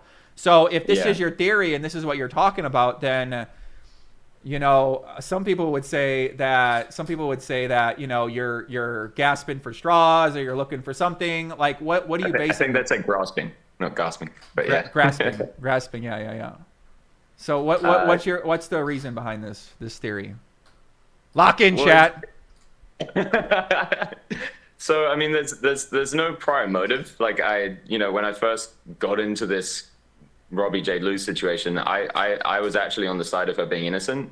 Like I thought the base rate probability was probably like 35 to 40% that she cheated. Okay. I've no idea before this. I didn't really know who Nick Vertucci was, and I didn't know who any of these people were particularly. But I really believe in probabilistic thinking. I really believe in data analysis. And I really believe that if we have a data set that's pointing in one direction, we have to analyze it. And if we keep analyzing it and it keeps pointing in that direction, then it seems like it's the time now to speak publicly about it and say this, okay, we're not 100% sure, but perhaps other people out there with a little bit more free time than me could scour through the rest of the footage and see if there is even more of a correlation, or if perhaps the data set evens out and it turns out to be a complete coincidence and he just happens to sit like this a lot. There's also other signals involved, like there are multiple other ones we've got screenshots of, and then we've checked with the footage and things like this. But it's kind of difficult in the Discords because people, I think, get lost in lots and lots of different Where are ideas. the examples? Yeah, where are the examples, Charlie? Can we get a link? I can screen. It's gonna be hard. Can we get a link, Poppy, to some of these things? Maybe a screen share, something like that, because we want to see some of the signals. I mean, yeah. No, that's a good point. I've got screenshots of a lot of the signals that I can send to you. How can I send them to you? Yeah, bro. Ragnar said Vertucci's composing another tweet. I mean, you're definitely going to get a tweet your way, Charlie. So just be It's okay. I completely understand. Again, like, I'm not saying that he's 100% guilty, but I feel like it was the right thing for me to do. Because I've seen the person theory. The thing about person is, I mean, I turned on No Gamble No Future. He had 2 fingers up. I turned on Live at the Bike. He had 2 fingers up too. So I basically... Did you look at when he was doing it? Yeah, he did it. Right. When he lost the hand, and then he did it after this hand right here, right? So watch this hand that you linked to your thread. So for Eric, you watch it. This is gonna be on YouTube, my friend. If you watch this hand right at the end, right? So this is what I'm saying. So right here. So he loses the hand. He's got 2 fingers up. So I immediately found this right away. Someone posted the hand. I looked at the hand. He's got 2 fingers up. He just got stacked for a $300,000 pot or some big fucking pot. I mean, he literally got fucked to quads. He lost to quads. So after the hand, he's sitting there with 2 fingers up. Is that 2? 2 fingers That's up. like 3. That's how he's sitting. He's sitting with 3. He's sitting there with 2. He's got the 2 That or looks whatever. like He's 3. got 3, right? I mean, so the guy commonly sits that way from what I'm seeing. So not only this show, but there was a No Gamble No Future show where he was not in the hand, and he basically had the 2 fingers up as well too. So when I don't know. I've personally never seen the 2. I've seen him sitting like that before. Like it seems like a more normal thing to like spread your fingers out. But again, I don't want to say that this is like 100% certain, but that to me doesn't look like a data point in the opposite direction. Mm-hmm. So what you're saying? Okay, so you want to share your screen? Do you want to show us what you're talking about? No, I'm gonna try and send you. No, I'm on my phone right now, so I can't do anything like that. Okay. I'm gonna try and send you like pictures of it happening. Shout out Jersey Joe. Listen, smash the like button if you support Jersey Joe out there, guys. We all support Jersey Joe. Love to write. Love you, Joey. Love you. Always want to get to the. We're just trying to figure out what's going on here. All right, Vertucci, look locked in here. Okay. So you're saying that Nick, what's he wearing here? Is he dressed like Poker Bunny? Yes, sir. So you're saying when he put up the 1, then he make a right decision on the river, but it's only a small sample size. Well, it depends what you mean by small. So like, let's say, for instance, that there's a 50-50 chance that he makes the right river decision in general. Okay. Obviously, it's not actually like that, but let's say it's near 50-50 because just for the sake of simplicity. if you have that 12 times in a row, all pointing in the same direction, the chances of that being a coincidence is 2 to the power of 12, which is like, I think like 4,000 or something like that. So it depends what you mean by small sample. Okay. So you have seen no other instances when he's in a hand where he put up the finger. Not yet. No. And again, with everyone in the Discord, I've said maybe 5 or 6 times, if there's anything that goes against our theory, be sure to post it here, because we do not want to incriminate anybody incorrectly. If there's anything that goes, like any one example of when this doesn't happen, or when it happens and then he gets it wrong, please, for the love of Christ, be the first person to point it out. Because otherwise, we're just obviously just going down rabbit holes. And I'm pretty sure after everything I've looked at and every single video that I've looked at, I've not seen a single example that's contrary to it. All right, listen, chat. I mean, Karen Poker Twitter, she's probably on the case right now. I mean, I don't know. I mean, Karen Poker seemed like she got a vendetta with Nick Vertucci or something like that. So, I mean, listen, all you can do is put it out there, Charlie. You put your theory out there. You can see it. So, yeah, and let me just say as well, like the idea is, and a lot of people's kind of counter reaction to any of these cheating things is that, well, you know, here's an example of Robbi making a bad decision. Here's an example of whatever, Nick making a bad decision or whatever it is. It's not like every single cheater in the world would be doing the old Mike Postle hustle and just going fucking full God mode every single fucking hand. It's not like any intelligent cheater, like, I can't believe he got away with it for so long. But it's not like after seeing that, somebody would, if they were going to cheat, they would just do it every single fucking hand. And the thing about poker is that you only need to do it like once every fucking, I don't know, 500 hands, 300 hands to just massively increase your win rate. If you find it in the spots where you're playing like 1,000 big blind pot and suddenly you're making 100% correct river decisions, your win rate is just going to be ginormous. Mm-hmm. So I think a lot of people misunderstand. They're like, well, look, here's Robbi playing a hand bad because she made an incorrect river call on the river with a 9 or something like that. It's like, yeah, well, that's what you would expect. That's exactly what you would expect. And what else you would expect is that when you see somebody that does something that looks a lot like cheating, you would have loads and loads and loads of other coincidences pile up that kind of point towards her cheating. And so this is, again, it's not, again, by itself, it's not the only thing, but with Robbi cheating, with Rip being very, very suspicious and also having signals himself, with Eric, in my opinion, being kind of suspicious in the way that he acts. He fucking changes his clothes very soon after the Jack 4, as does Rip for some reason unbeknownst to me. Like both of them changing clothes afterwards. Again, very, very suspicious in my opinion. And then Eric being the one that's double signaling there. And there's just so many things that are piling up on top of each other, on top of each other, on top of each other.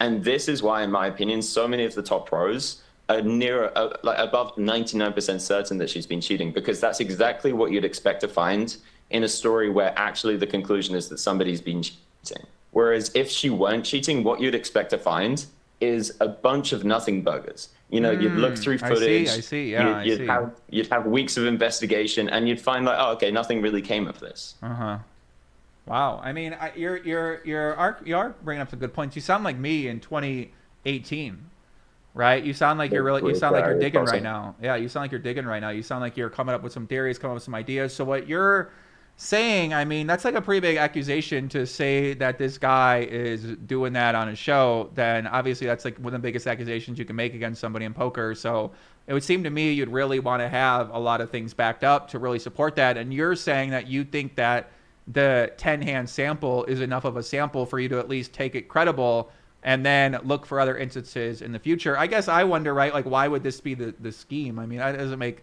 like, I guess it makes sense, right? But I would feel like there'd be just a different way to do it. You wouldn't need to, necessarily do it that way, I suppose. But what do you guys think, Chad? Wait, but what do you mean by that? Like, I would say, like, if you, I feel like if you keep pointing one finger to signal someone to send you information, like even the most obvious, like that's going to get obvious over time if you do it 10 times, 20 times, 30 times, and then every time you put up the signal, you end up making the right decision. Like, I just doesn't make. I mean, it makes sense why I could see why someone would use it. I just feel like a system like that would just be done differently. I mean, that's what I'm saying. Obviously, I would think about it from my own standpoint. How would I do something like that? But I don't think I would put up with the finger. That's a really good point, and that's exactly what I would have done. And perhaps this is actually a hypothetical scenario. Is like if I were cheating and I were using a signaling method, which makes a lot of sense to use the signaling methods in this like configuration of having someone behind the scenes that can see the cards.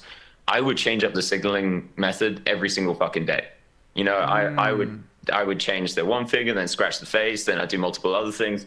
And perhaps that's the case, and perhaps it's not. Or perhaps there was no fucking signaling after all, and we're just all, you know, the people on the chat and people that have been looking through it are all just saying fucking nothing, and we're just pretending we are.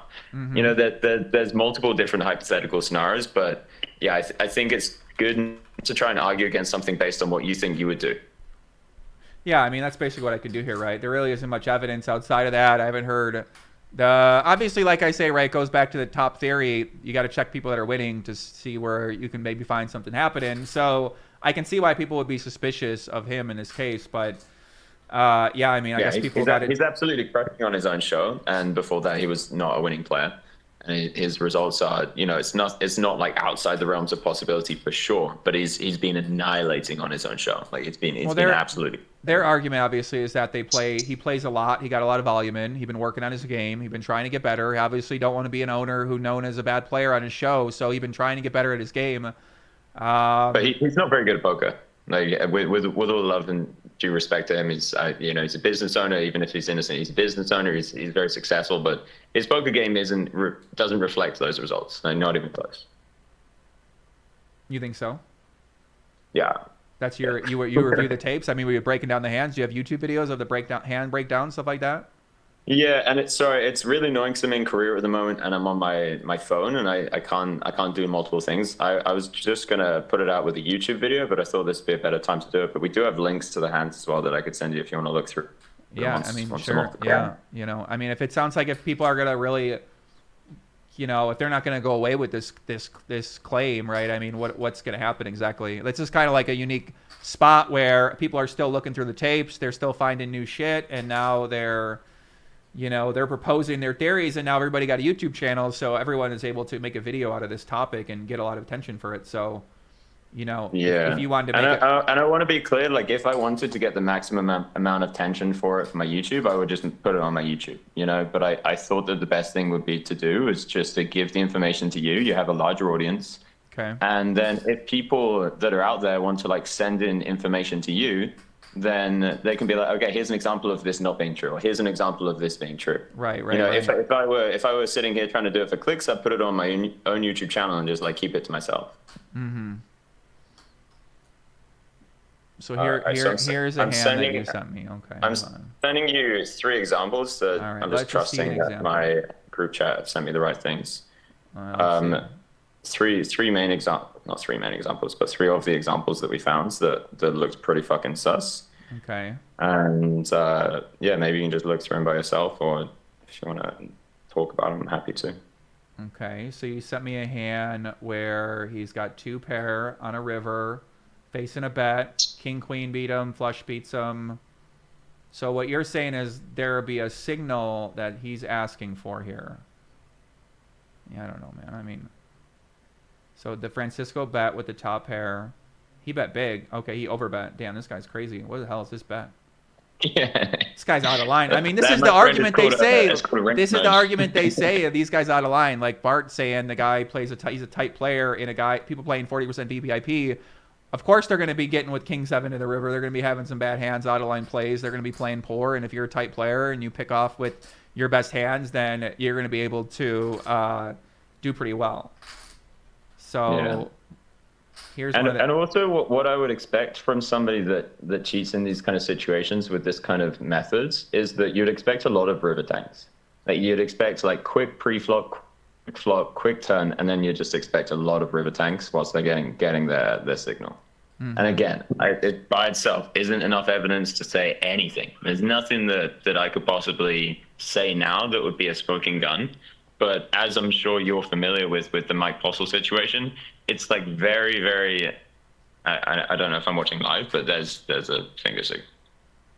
Got it. So you're saying the finger signal is some sort of It's call like for saying, yo, ans- yo, yo, tell me if I'm good here.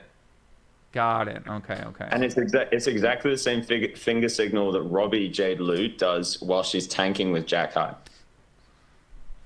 Which I send you a screenshot of as well.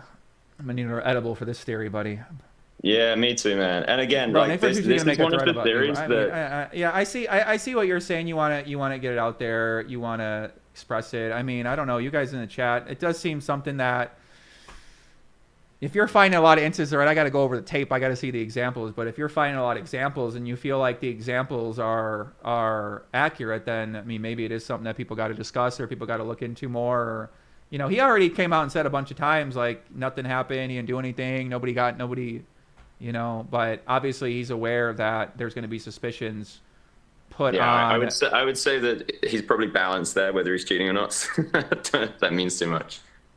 Yeah. I don't know. By the way, as a side note, all of this stuff about Robbi taking a fucking lie detector test is such shenanigans. I don't know if you saw a photo of the place that she went to do the test of. It's like the most dusty, rusty place in the world that she fucking flew to Vegas to go take after she got a PR team hired. Well, I think there were also only 3 lie detector tests in Vegas. So when she But didn't she fly from LA to go to Vegas? I believe so. I believe she was here for lie detector test. Yeah. Right. So why wouldn't she just use one close by instead of going to the shitty one in Vegas? I don't know. There's probably some sort of reasoning behind it. Yeah, probably. Okay, so you sent me that hand. Okay. You sent me one more hand. This is against Chris, or I don't know who this is against. Okay.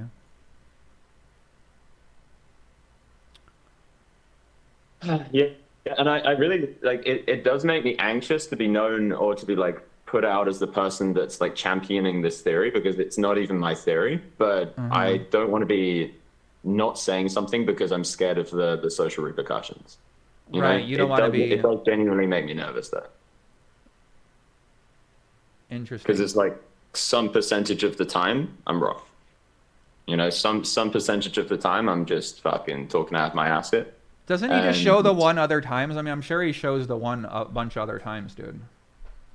Yeah, well, fucking, if you can find it or if your audience can find it, I'm down. You know, I'm super down for changing my mind. I'll be the first person to speak about it. Look at that finger poking out. Look at that. It just loves it. He's got love pointing at it. And then he folded. It's going for the double there. It's going for the double. I don't know, bro. Maybe you and Vertucci are gonna have to hash this one out. This guy been getting in all the directions here. Okay, so here you got the 3. Okay, so you're saying to come again. Okay. Yeah, he just makes the fold. He folds with the 3. Oh, sorry, I might be behind. Sorry, Yeah, I'm on the looking 3. Okay, so you're saying. Oh, you're on the 3. Oh, yeah, okay. yeah. Sorry. I'm just going through them real quick here. You know. So. Okay. Look at that finger little he poking out. owns Ludacris. I mean, and I've been having my face glued to my phone whilst looking at these things. The finger doesn't come out on the flop. It doesn't come out on the turn. It comes out when he's tanking. Okay. Is there any evidence that Joey won't immediately dismiss? Not really. I don't know. Joey is not dismissing this evidence whatsoever. Joey's doing a very good job of saying, like, I don't know what this is. And that's the only rational explanation. Like, it's the only rational stance you can take unless you've looked at all the evidence yourself. Is he getting out money? What'd you say? What'd you say? He's getting out more money. He puts on a fucking show. More I watch him, the more I like the style. He put out the money, he get the chips out the bag. Damn, that's a good one. I gotta say, if he is cheating, he's a lot more likable than Mike Postle. No, Mike Postle is a god. Don't disrespect the great Mike Postle. So Actually, I only just started watching some of the Mike Postle videos just to try and get some context of what's going on here. And yeah, fuck, I didn't know you went so fucking hard on it. Nick Vertucci sussed it out, dude. Wow. Okay, so you got the 3 hands. You're currently compiling more hands. There's more than 3. I'm sure I could send you more. There's more. So you're telling me there's 10 of those total? Yeah, like those are like the most obvious ones. But Okay. if I can maybe send you more after I hang up as well, because it's a lot easier, not multitasking. Yeah. Somebody said they think that this is a nuts theory. Yeah, fucking me too, dude. Like every day that I've thought about it, I've just thought this is fucking nuts. I'm probably just going off my rocker. But then I'll show it to somebody else who's like a very intelligent high stakes poker player, and they'll be like, "Oh yeah, no, that's something fucking weird's happening here." Hmm. And it's at least reassuring that if I'm going nuts, so is everyone else. So do you want to talk with this Alex Jacob guy? I saw you guys passionately. Damn, DJF full of top pair to Rampage. You're kidding me, bro. These guys are fucking gods over here. Yeah, some of the folds that have been made after these signal things have been pretty out of line. I'm not saying this is one of them, obviously, but yeah, they're no signal this hand. This is just a regular yeah. hand. So yeah, if you want me to have a talk with Alex Jacob, I don't know who he is, but I'd be happy to at least discuss even this theory aside, how fucking nonsensical his thoughts are. That it's like 99.9% that she didn't cheat. Yeah, the chat pretty polarized on this one. 1499 Robbi 1978 Charlie's right about the signaling his narrative that they are in the same. I don't think so, bro. Oh my god, this is like. Beans is in the chat. Ay. Beans loved the show. Damn, DJF, God knows this poor guy Rampage. Poor Beans guy said, I'm so sus. Sus of whom? Me or Nick? I watched Beans on my friend's YouTube channel. Shout out to Sam Clark. They did a really good interview. Oh, so Beans went on there. Yeah, shout out to Sam. I know I saw Sam. He did some vids on it, and I told him I'd help him with some of the vids. So hopefully things are going well with him. We got to do some collab together. I got to get him on it. I want to get him on my channel as well too. So, that's nice. He's a really cool guy. Yeah. Yeah, so let me see here. So should we bring Alex Jacob on, guys? Let me ask the chat. Should we bring in Alex Jacob? Darren said, I found an example where Charlie is wrong in 2 seconds. Yeah, I mean, I'm imagining if you go through the tape, like, you're going to be able to find out that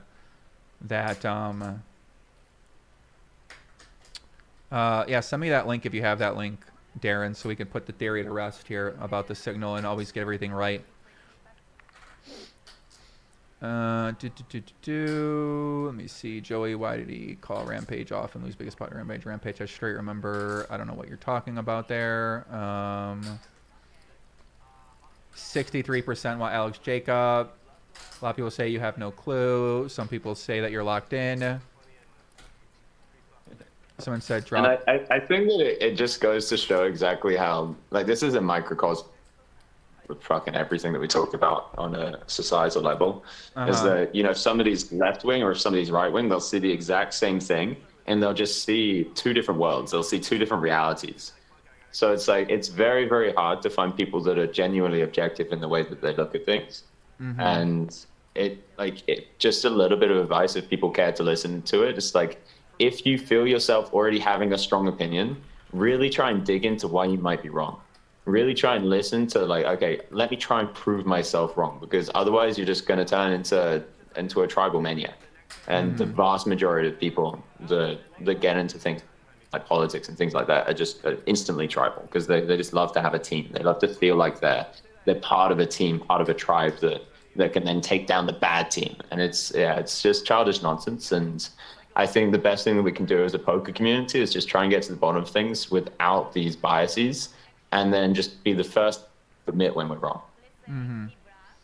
So, I mean, how does that apply in this situation, right? You're basically presenting a theory that most people would say is you could kind of come up with a lot of different scenarios where you could piece a lot of information together and you could make a claim that something's happening, right? Like if I went through your hands or I went through a lot of people's hands, I'm sure I could come together with theories and ideas on them. And then, so I think a lot of people feel like that's what's going on here and it's sort of going on unfairly. So, by the way, shout out to Benjamin Feingold with the raid on Twitch. Mr. Grandmaster from Chess. Listen, welcome everybody. No way, I fucking love that guy. I think he's very, like, she didn't cheat, but just as a chess fan, been playing grinding chess the last 3 years. I fucking love. He's maybe the funniest person on Twitch. Listen, shout out to Benjamin Feingold with the great raid. Where basically I'm showing her making Chicago Joey. I'm joined by Charlie Carroll, longtime poker player, content creator, We're checking out the Hustler Casino Live, Max Payne Monday. Our guy Harala Bob is writing on the show right there, one of the lead detectives of the investigation I've been doing the past couple weeks. And Charlie Carroll is one of the people still pretty fired up on social media about what's going down as well, too. And we're having him on here now to share one of his theories and to talk more about what he's seeing out there because he's still pretty interested in the case. And we've done a lot of live streams that are on my YouTube channel and on my YouTube channel, Joey-Ingram 1. And we're basically on like investigation day 15 or some shit like that. So we've done a lot of these streams. I've done over 100 hours as well. And yeah, so that's kind of a little update on where we're at right now. So basically, I got a video. Hold on a second. Let me go show it up for you. Let me see. Did your friend Sam, I saw Sam did an investigation, did he figure anything out on there, or what happened? I don't think it came to any solid conclusions. By the way, if you want to watch the Jack 4 hands, not that anyone needs to see it again, but you can definitely see, and I don't think people have paid attention to this, you can see Robbi making the same signal with one finger like, through her arm. And it's such an unnatural way to sit. It's such a fucking random thing to do. And it's just before she makes the decision. It's just before she gets the signal from potentially Eric where he says 2 fingers, let's go.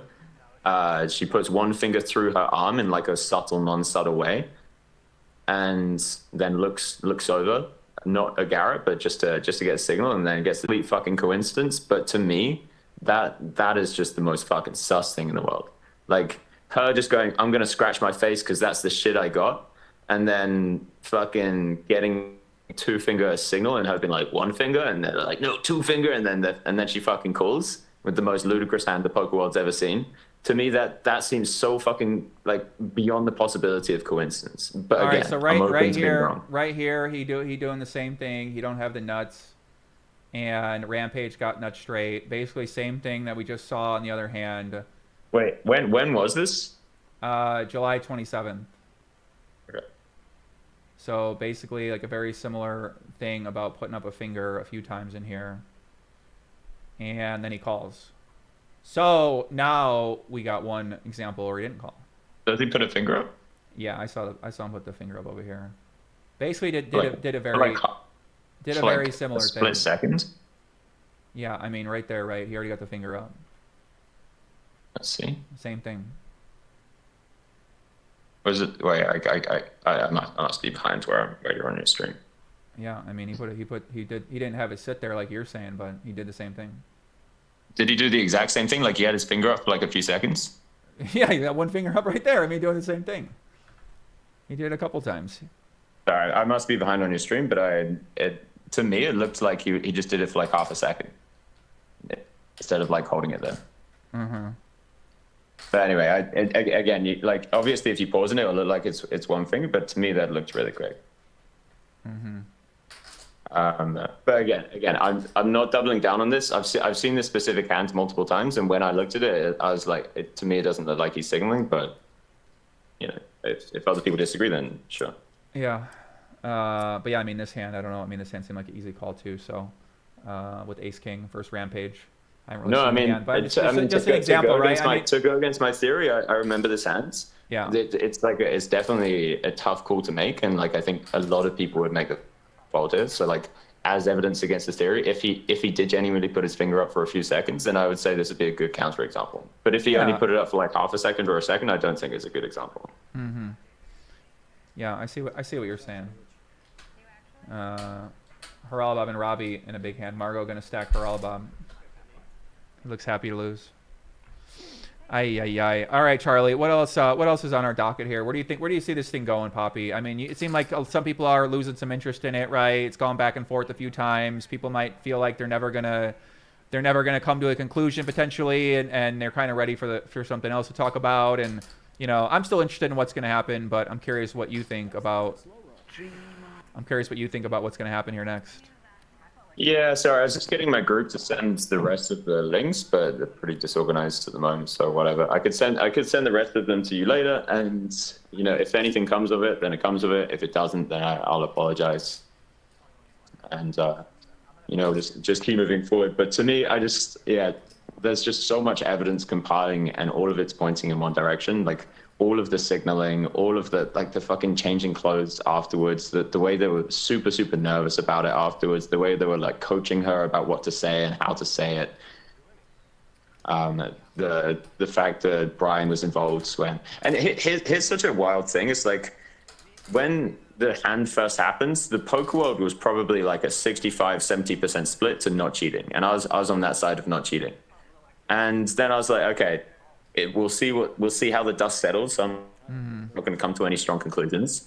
And then the Brian thing happens, which I don't know if people have like forgotten it happens, but that by itself is fucking insane. Like it's ludicrous. Like when people first saw that, they were like, oh, okay, maybe there is something going on here. Right. Like the fact that he just like randomly happened to steal it off her stack, the fact that she just happened to be following him on Twitter, and the fact that he just happened to have the same grammatical syntax and fucking stylistic writing is so only in that fucking message that he sent her. There's just so many fucking coincidences built on top of each other, and to me it's astounding that people can just forget that. Well, yeah. So I don't think everyone doesn't people have this on top of their mind, right? You know what I mean? Most people in the chat don't even know anything. They're just literally talking shit and they don't know what's going on. So you can't be dissuaded. If you got a theory, if you got a thesis, you got to go dive deep. You got to do your DD and figure it out. But you know, you came on here, you let people know. People will look out for it now. You got the Discord. We'll stay up to date with you. Maybe we get you and Alex Jacob back in here. You guys do a back and forth in there, but the chat getting all fired up. The chat's all crying too much. I'm either gonna time them out or I'm gonna reset the table here. So yeah, you got it. I'll get the group to send more links over. I'll send them to you, and if you want to watch them throughout the day, then have at it. Yeah, sounds good. Cool. All right, peace, Poppy. All right, see you soon. All right, guys. Thanks to Charlie for coming on here. Gave his theory. Seemed like it'd be a very unpopular theory. I mean, I'm shocked about the chat. That the chat would it just rule out any theory? I mean, that so many people would be so vehemently against hearing anything. It's kind of shocking to me, actually, how the chat is. Very surprising.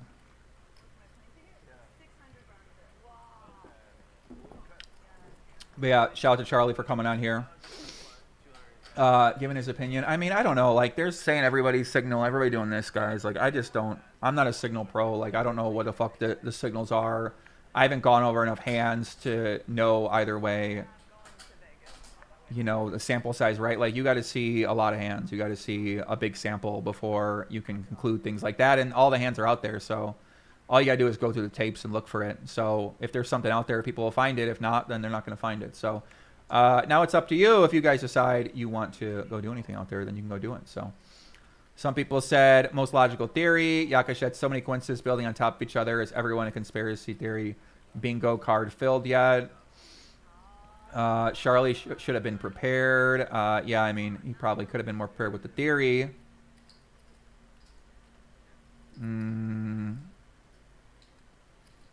Joey, talk about the Garrett article. What do you think about him covering up a cheating game? We'll talk about that in a bit. It's a good question.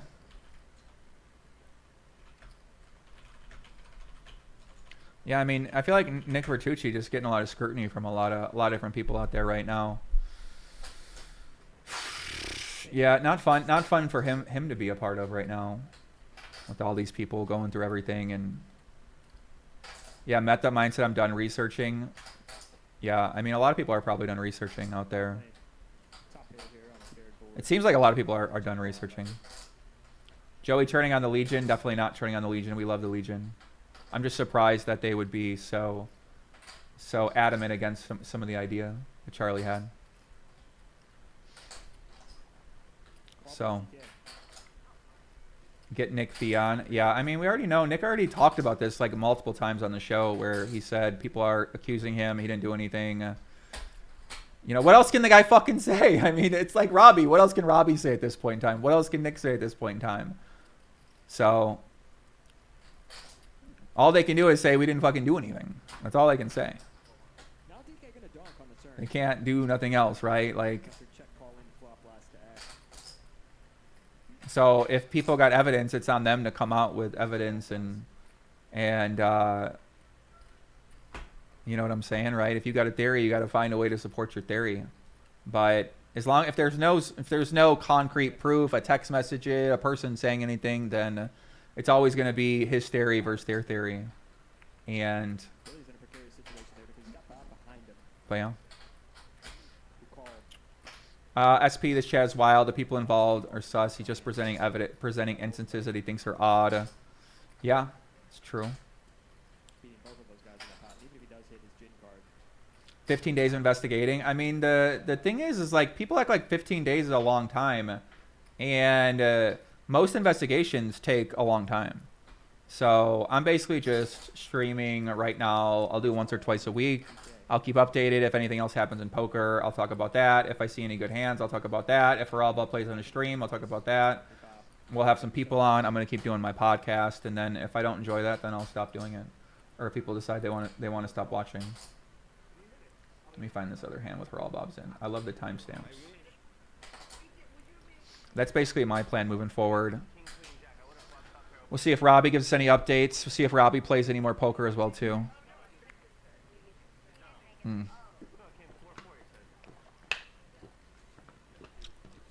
Robin said, "Don't match energies with your chat." It's hard not to. The chat has a very interesting way of influencing people. So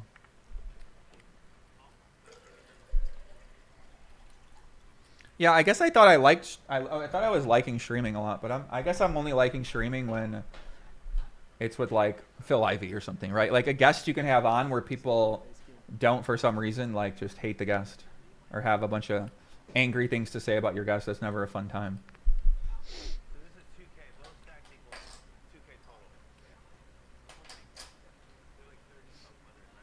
Yeah, I heard Bob got beat down pretty bad in this game, so. Hey, the mob effect, yeah, it seemed like it. Ryan DePaulo in the chat. Let's see if Ryan comes on here, see what he's up to. I think CQ is just probably going to put the money in here out of position.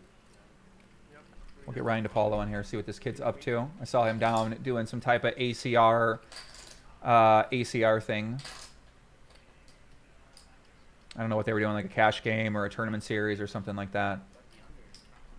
Shout out Jersey Joe in the chat. SFL says, does DJF slur his words or is that just his accent? It's his accent. Marco says, Joey, what do you think about post 6032 Garrett Adelstein report thread on 2+2? Thank you for the donation. Let me see. Let me see. 632. Hold on a second. Let me see what you're talking about here. She's going to put all of the pink chips in the middle.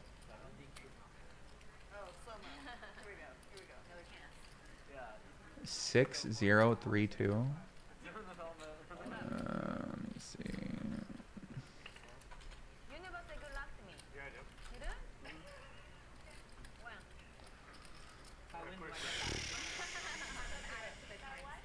Can I get that thing that's on your arm? I'm sorry? Have them add it to the timestamps for today so that you can see. Oh, yeah. Is that how hard? Oh, it's the whole sweatshirt? What's up, Leechy? What's happening? What's happening? Okay, I'm looking at the theory. I don't know what you're looking at here.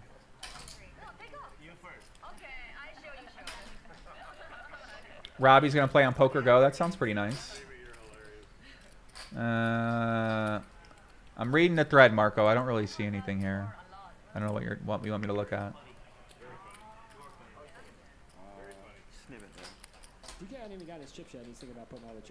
People get away with crimes because of lack of evidence. Doesn't mean the crime didn't happen. Look at OJ. Pretty much everyone thinks he was guilty of murder. Wasn't convicted. Ay, ay, ay.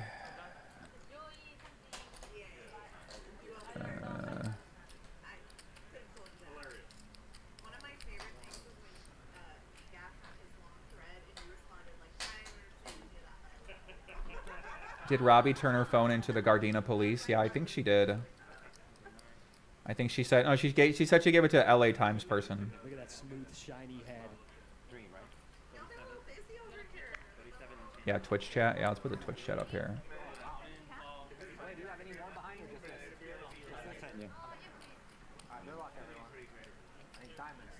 DK's in. I don't know what he has. But yeah, guys, thanks for watching. We're here live in Vegas. Day, I don't even know what date it is. Day 15 I put down here. of the investigation. It's the time people start getting real riled up about everything. New theories start emerging. People are been under pressure and scrutiny for a couple weeks. So everyone get a little bit frazzled right now, especially if you're people involved in it. Even if you do the investigations, you know, I've been talking to all these people privately, publicly, talking to fans, hearing theories. My mind has been all over the place here. So, TK's gonna win this. but yeah, hopefully the Hustler keeps us putting out great games and content for people to watch. I know some people wanted to be shut down. They said they're not going to do it. The Gaming Commission said they could keep it open, so the game ain't getting shut down anytime soon. So hopefully, you know, these guys keep putting out good games, and hopefully we get some fucking answers. TK wins all the money. But yeah, we're going to get Ryan DePaulo in here right now. Hold on a second, guys. Let me send him over his invite. DK Queen 8? This guy is crazy, bro. Who is this guy?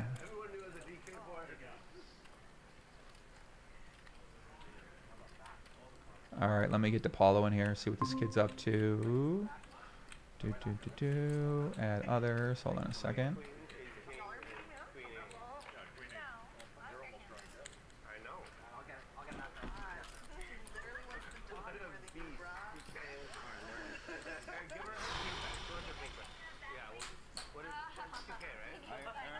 Love to write. Say, I think you need a hug. I know this gets tiring. We love you, Poppy. I appreciate it. I do. Yeah, thank you very much. Love to write. Yeah, I would say like at this point in time and things, it's just kind of getting to points where, you know, you're basically just speculating on if all these people who are running the show are all up to something, right? I mean, the original investigation is basically we go over the hand, but Trump said Charlie was compelling and brave given the tactics shown by Nick to go after people. Bravo, something never smelled right. He has excess, is the biggest winner at Hustler, and sunglasses. Yeah, I guess people, I think it's a bomb pack. some people agree with the idea. All right, we need to get Ryan DePaulo over here. Hold on a second. Ryan, you here? Yeah, can you, whoa. Can you hear me? Yeah, what's happening, Poppy? How's it going, Can you brother? see me? I can see you. Yes, sir. How's it going? I Guys can't in the see chat, you. welcome Ryan DePaulo. He joined us again. He joined the other night with Nick Vertucci. He was on the stream. Does a lot of video blogs. Does a lot of great content as well, too. So shout out to Ryan DePaulo. He's joining us here from his studio. Everybody in the chat on YouTube, everybody in chat on Twitch, please give Ryan a big welcome. Ryan, how's it going?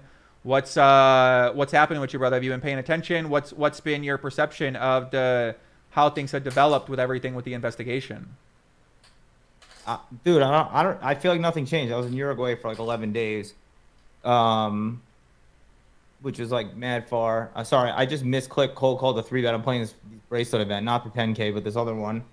I'm like, this is a mellow, calmer Ryan, as it is a mellow, calmer Joey as the investigation winds down. The toxic chat is fired up about Charlie, but I don't know. Like, I feel like nothing's changed in the last 10 days except Nick Vertucci just looks worse than he did before. It is like that PR wise. I don't feel that way because I don't know what's been happening. Is that accurate? I mean, to me, I don't think so. He got his own strategy how to handle things. Here's what I learned is that nobody knows what the fuck they're talking about. Like, people are giving their PR advice. Like, what fucking PR are you running, dude? Anybody that gives PR advice to me, Nick Vertucci or Berkey, like, show me what you guys have done. Like, where's your PR advice? Like, where's your content? Are you like, where's your strategy? What are you basing this off of? Like, because once you're in the fucking storm, things are a lot different than when you're sitting at home on Twitter critiquing how they think that somebody should respond, how Robbi should respond, how Garrett should respond, how fucking anyone should respond to any of these allegations being made against him. So, like, I think this guy Nick's fired up. He being getting attacked by people. His obvious way to handle it is to attack back at them. We've seen that. So if the people are going to say something about him, they're going to say something back. People at home can have their opinion and say, I wouldn't do that. I wouldn't do this. Well, maybe you wouldn't do that, but it doesn't mean that everybody is going to handle those things the same way. And it's obviously easy to be critical of anybody involved in what's happening here because these guys are emotional. They're fired up. They're being accusations being thrown away. Garrett feel like he got cheated. Vertucci feels like he's under fire. Fucking Beans is under fire. Robbi's under fire. Everybody feel like they're under fire we don't know how anyone would or wouldn't respond in that situation. Everybody's got their own theories, but also we know people are bad at sometimes with the things that they're doing. I'm not perfect. Nobody else is perfect. So, could people handle this stuff differently? I'm sure they could, but to me, right, like I'm less critical on each person's individual move. Everybody got their own way of thinking about it, so Garrett want to do LA Times photo shoot. Like, I think that's great. Some people are critical about that. It reminds me of A-Rod's photo shoot. I don't know if you remember that, or like he like there's photos of him looking in the mirror. But yeah, anyone who has PR is the biggest bullshit. Like some publicist hit me up like a while ago, and like no disrespect to them, but like I feel like that's a job like consultant or some shit where 80% of the time you're just a fucking charlatan. So like right, a fuga. You're the way the GTO PR is like kind of a big foog to me. It's like telling the people what they want to hear. You talk about like giving back to charity, or you talk about like fucking how grateful you are, how appreciative you are of people that support you. I mean, I couldn't believe like everyone attacking me just has it wrong. Like, that's not right. I'm more than happy to answer any questions about the situation. I'm grateful for the people that have been supporting me. I'm very appreciative of everyone out there who's been defending me. As of right now, there's no evidence, any accusations being thrown out there against me. It's absolutely disgusting, and it's absolutely ludicrous and absurd that anyone would be accusing me of anything that they're accusing me of right now with absolutely no evidence. People that don't know me, people that don't even have a relationship with me, are coming out here and trying to slander my name and use my name in order to get attention for their content, their clicks, their views. They're using this clickbait. They're coming up with theories that people are going to come out there with, and they're going to try to attack me with, because they don't really know me and they don't know what I'm building here. And the people that are around me know what I'm building, and the people that are around me know the community that I have, and they know who I really am, and they know that there's absolutely no evidence out there against me that I did fucking anything. Yeah. So that would be a way that most people might say that would be a good strategy. You come out, you make that statement, you stay consistent to that message. People go against you. You sort of let the things go. You let things go by. No evidence comes by. I feel like that would be a pretty good strategy that most people would agree that is probably a decent way to handle that. But when you throw in attacks back at your people that are firing at you, and you start looking defensive, then I think people look at that and say, like, that's not a GTO strategy, and then there's been a lot of critiquing about that part of things. Yeah, it comes off childish. I think it just makes you look like it puts a bad taste in people's mouth. I think like Phil Nagy is somebody like that who can get a little more defensive than he needs to be sometimes. True. Me and Phil Nagy definitely gone back and forth on ours. I think Phil Nagy got a PR issue, right? He doesn't really know how to communicate his message because he can say exactly what I just said right now, even though there was proof for some of the things, right? We got to acknowledge that too. So, but for Phil Nagy, I think that he probably has that same mindset where he's trying to do well. People around him like him. Some people got issue with him, right? We can get into our time. We can talk about Phil Nagy enough, right? The guy, all he can do is show with his actions, right? He's doing good events. He's running Excite. He's providing a service to people. He's providing money for influencers and content creators out there. So the guy's been trying to do a better job. I think everybody can acknowledge that and admit to that. So, well, I don't have much to say about him. As far as somebody who, but somebody who is maybe feels all this pressure and they're being attacked, and then they get more defensive than they maybe need to in the not areas directly related to what they're being attacked for, and then it comes off poor, and then it's like just chill out, like you're fine, you know what I mean? And Phil's done that, and I'm not like gonna get fired here and criticize him like I should be like, but Nick, it just comes off bad, like the shit with Berkey or whatever, where it just I don't know. But anyway, I don't want to talk like a fucking politician. Like when they talk about politics, it's like they're two different discussions. Like what did public think, and then what's the reality of facts we know? You know what I mean? How they cover politics, like,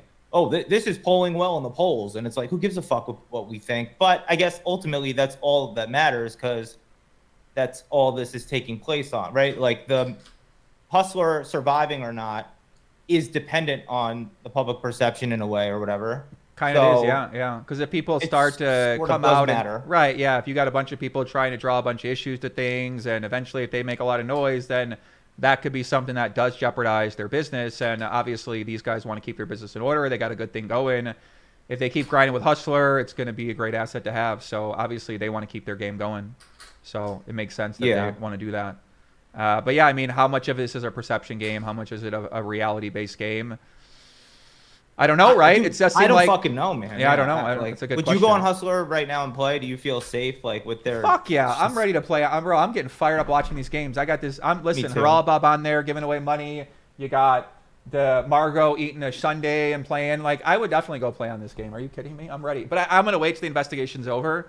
But yeah, I would definitely go play on there. I wouldn't feel unsafe playing on here. I guess that'd be my answer, right? I wouldn't feel unsafe playing on any live stream right now. Yeah, or even if I was getting cheated, there's enough bad players clearly that I'm not worried about it. Well, obviously it's always a risk, so I'd be worried about it. But in my mind, but at the same time, like, you can't play poker that way. If you do worry about it, don't go play. So before I was kind of like, maybe I'm gonna wait till the investigation and go play. And obviously I've been saying you can never know for sure, but you can't really think about poker that way. Like, you can't grind every day, always obsessed that every bad beat you have, every hand that you have. Like, you can't have it in your head that you're going to be cheated. You got to really focus on finding the players who are losing. If you're suspicious of something in the game, of a player in the game, here's what you do. You don't play hands with that person. When I'm online and I'm suspicious of an account, I just don't fucking play hands with the account, no matter how, unless I feel like I got the best setup of all time. Because so like this guy DJF, right? Like, I don't know what the guy's deal is, but I'm not going to be looking to play big pots with DJF. The guy seemed like he knows something. He seemed like he's a good player. He knows how to fucking win at the game. You want to avoid those kind of guys or girls. So that's sort of my approach, Ryan, is that when I'm in the mix and if I suspected something was happening, if I really was worried, which I've really never been worried like that before, except on a few times, then I just would not play hands with those person. And then that would be my way of getting around that. Yeah, that's like me with PLO cash games on apps or whatever. I just would never play them ever because two people card sharing is just a real risk. And it's like on any PP Poker Club or whatever, for just a random example, it's like the fact that that's even in my head, it's just like, I'm not going there. You will be insane if you're a poker player living in that world where you think you're being cheated all the time. It's like, you shouldn't play. But why do you say you're waiting for the investigation to end just so you don't come off as like not impartial, like going forward? No. I mean, I think that, they invited me to come there. They want me to come out there. Obviously they want me to play on the show because they want to go out there and for me to see it's safe. Of course, how else are they going to show me that it's safe? Right? How else are they going to try to show me that it's safe if I don't go out there and play on the show? Like Nick Vertucci invited me out there, said, you want to look at the tape? He really took a lot of good steps. It's just up to me to decide if that's the route I wanted to go with this thing. And I'm really letting things develop to see what their independent investigation finds out before I go back there. Because obviously when you go there, you are endorsing them as well too. So I've been a big endorser of Hustler since I came back to the stream. That was my first show I did with the Mr. Beast game. So I am a big endorser of them, and I have been talking about their content, promoting it as well too. So I think it is important that those things are figured out, right? And discussion is being had right now about everybody involved, and it's kind of evolving to ownership now. It went from the workers, now it goes to the ownership, and I guess that has to run its course as well. And then we're going to have the results of the investigation, and then life's going to move on, and people are either going to play and support them and play on the stream, or they're going to hate against them and not like them and talk shit a bunch about all the people involved. You mean like you guys sort your shit? I'm not gonna. Why would I endorse you before the investigation's even over? Like almost sort of thing. I would say right now. Theoretically, I'm streaming their game. I am endorsing them. We're stealing. We're kind of reacting to their stream, kind of stealing it. Well, that's way, right? That's what they asked me to do. Oh, really? Yeah, they want basically, right? They want me to talk about the game, talk about the great hands, talk about the action, talk about the fun. If I'm doing a stream and if I get 100,000 people watching my stream, then that's double views for them to enjoy. So some people care about that. Some people don't care about that. Obviously, with me, I let anybody use my stream, right? Like a bunch of people made clips of Tom Don and got 100,000 views, 50,000 views. I fucking love it. If you see a good clip in here, clip it out and put it out there. So that's my philosophy for this, and everyone has a different approach to it. Wait, this is last night's? This is last night's with Haral. I thought we were just watching tonight's. Then that'd be like a little worse. I don't think they care. Like, they want more people to watch it. Like, people are going to watch both. People want to hear what I got to say. They want to hear what they got to say. So, I don't think so. That's a different strategy. That might be a strategy before where, I think that's like an old strategy, like a 2011 strategy, not to give away too much strategy on here, right? But I think that idea is not a GTO idea at all. I think that idea is like a dead idea, But most people in poker have it. I don't really want to talk much of that higher level strat on here. But I think that most people in poker are living in the fucking Stone Ages, and they don't really understand the opportunity that is present with how you can get your message out there these days, or get your content, get whatever is out there. So I think most people just don't know how to think about it very well, and there's a reason I think Hustler's doing pretty well. It's funny, yeah, for sure, and it's funny because this is a controversy like with a YouTube show basically, so they get it. They get the power of Doug going there and having you on their side and going on Berkey and doing their own, like, you know what I mean? They actually seem to be some bridge between, as opposed to these bigger casinos who we talked about in private conversations, just don't have a fucking clue of what really like influences the discussion in the poker world or whatever, you know? Or not to, it sounds so conceited saying it like that, but you have a really big influence in this whole discussion. And I think because they're on YouTube or because they're not retards or smart people, they understand it. I don't know.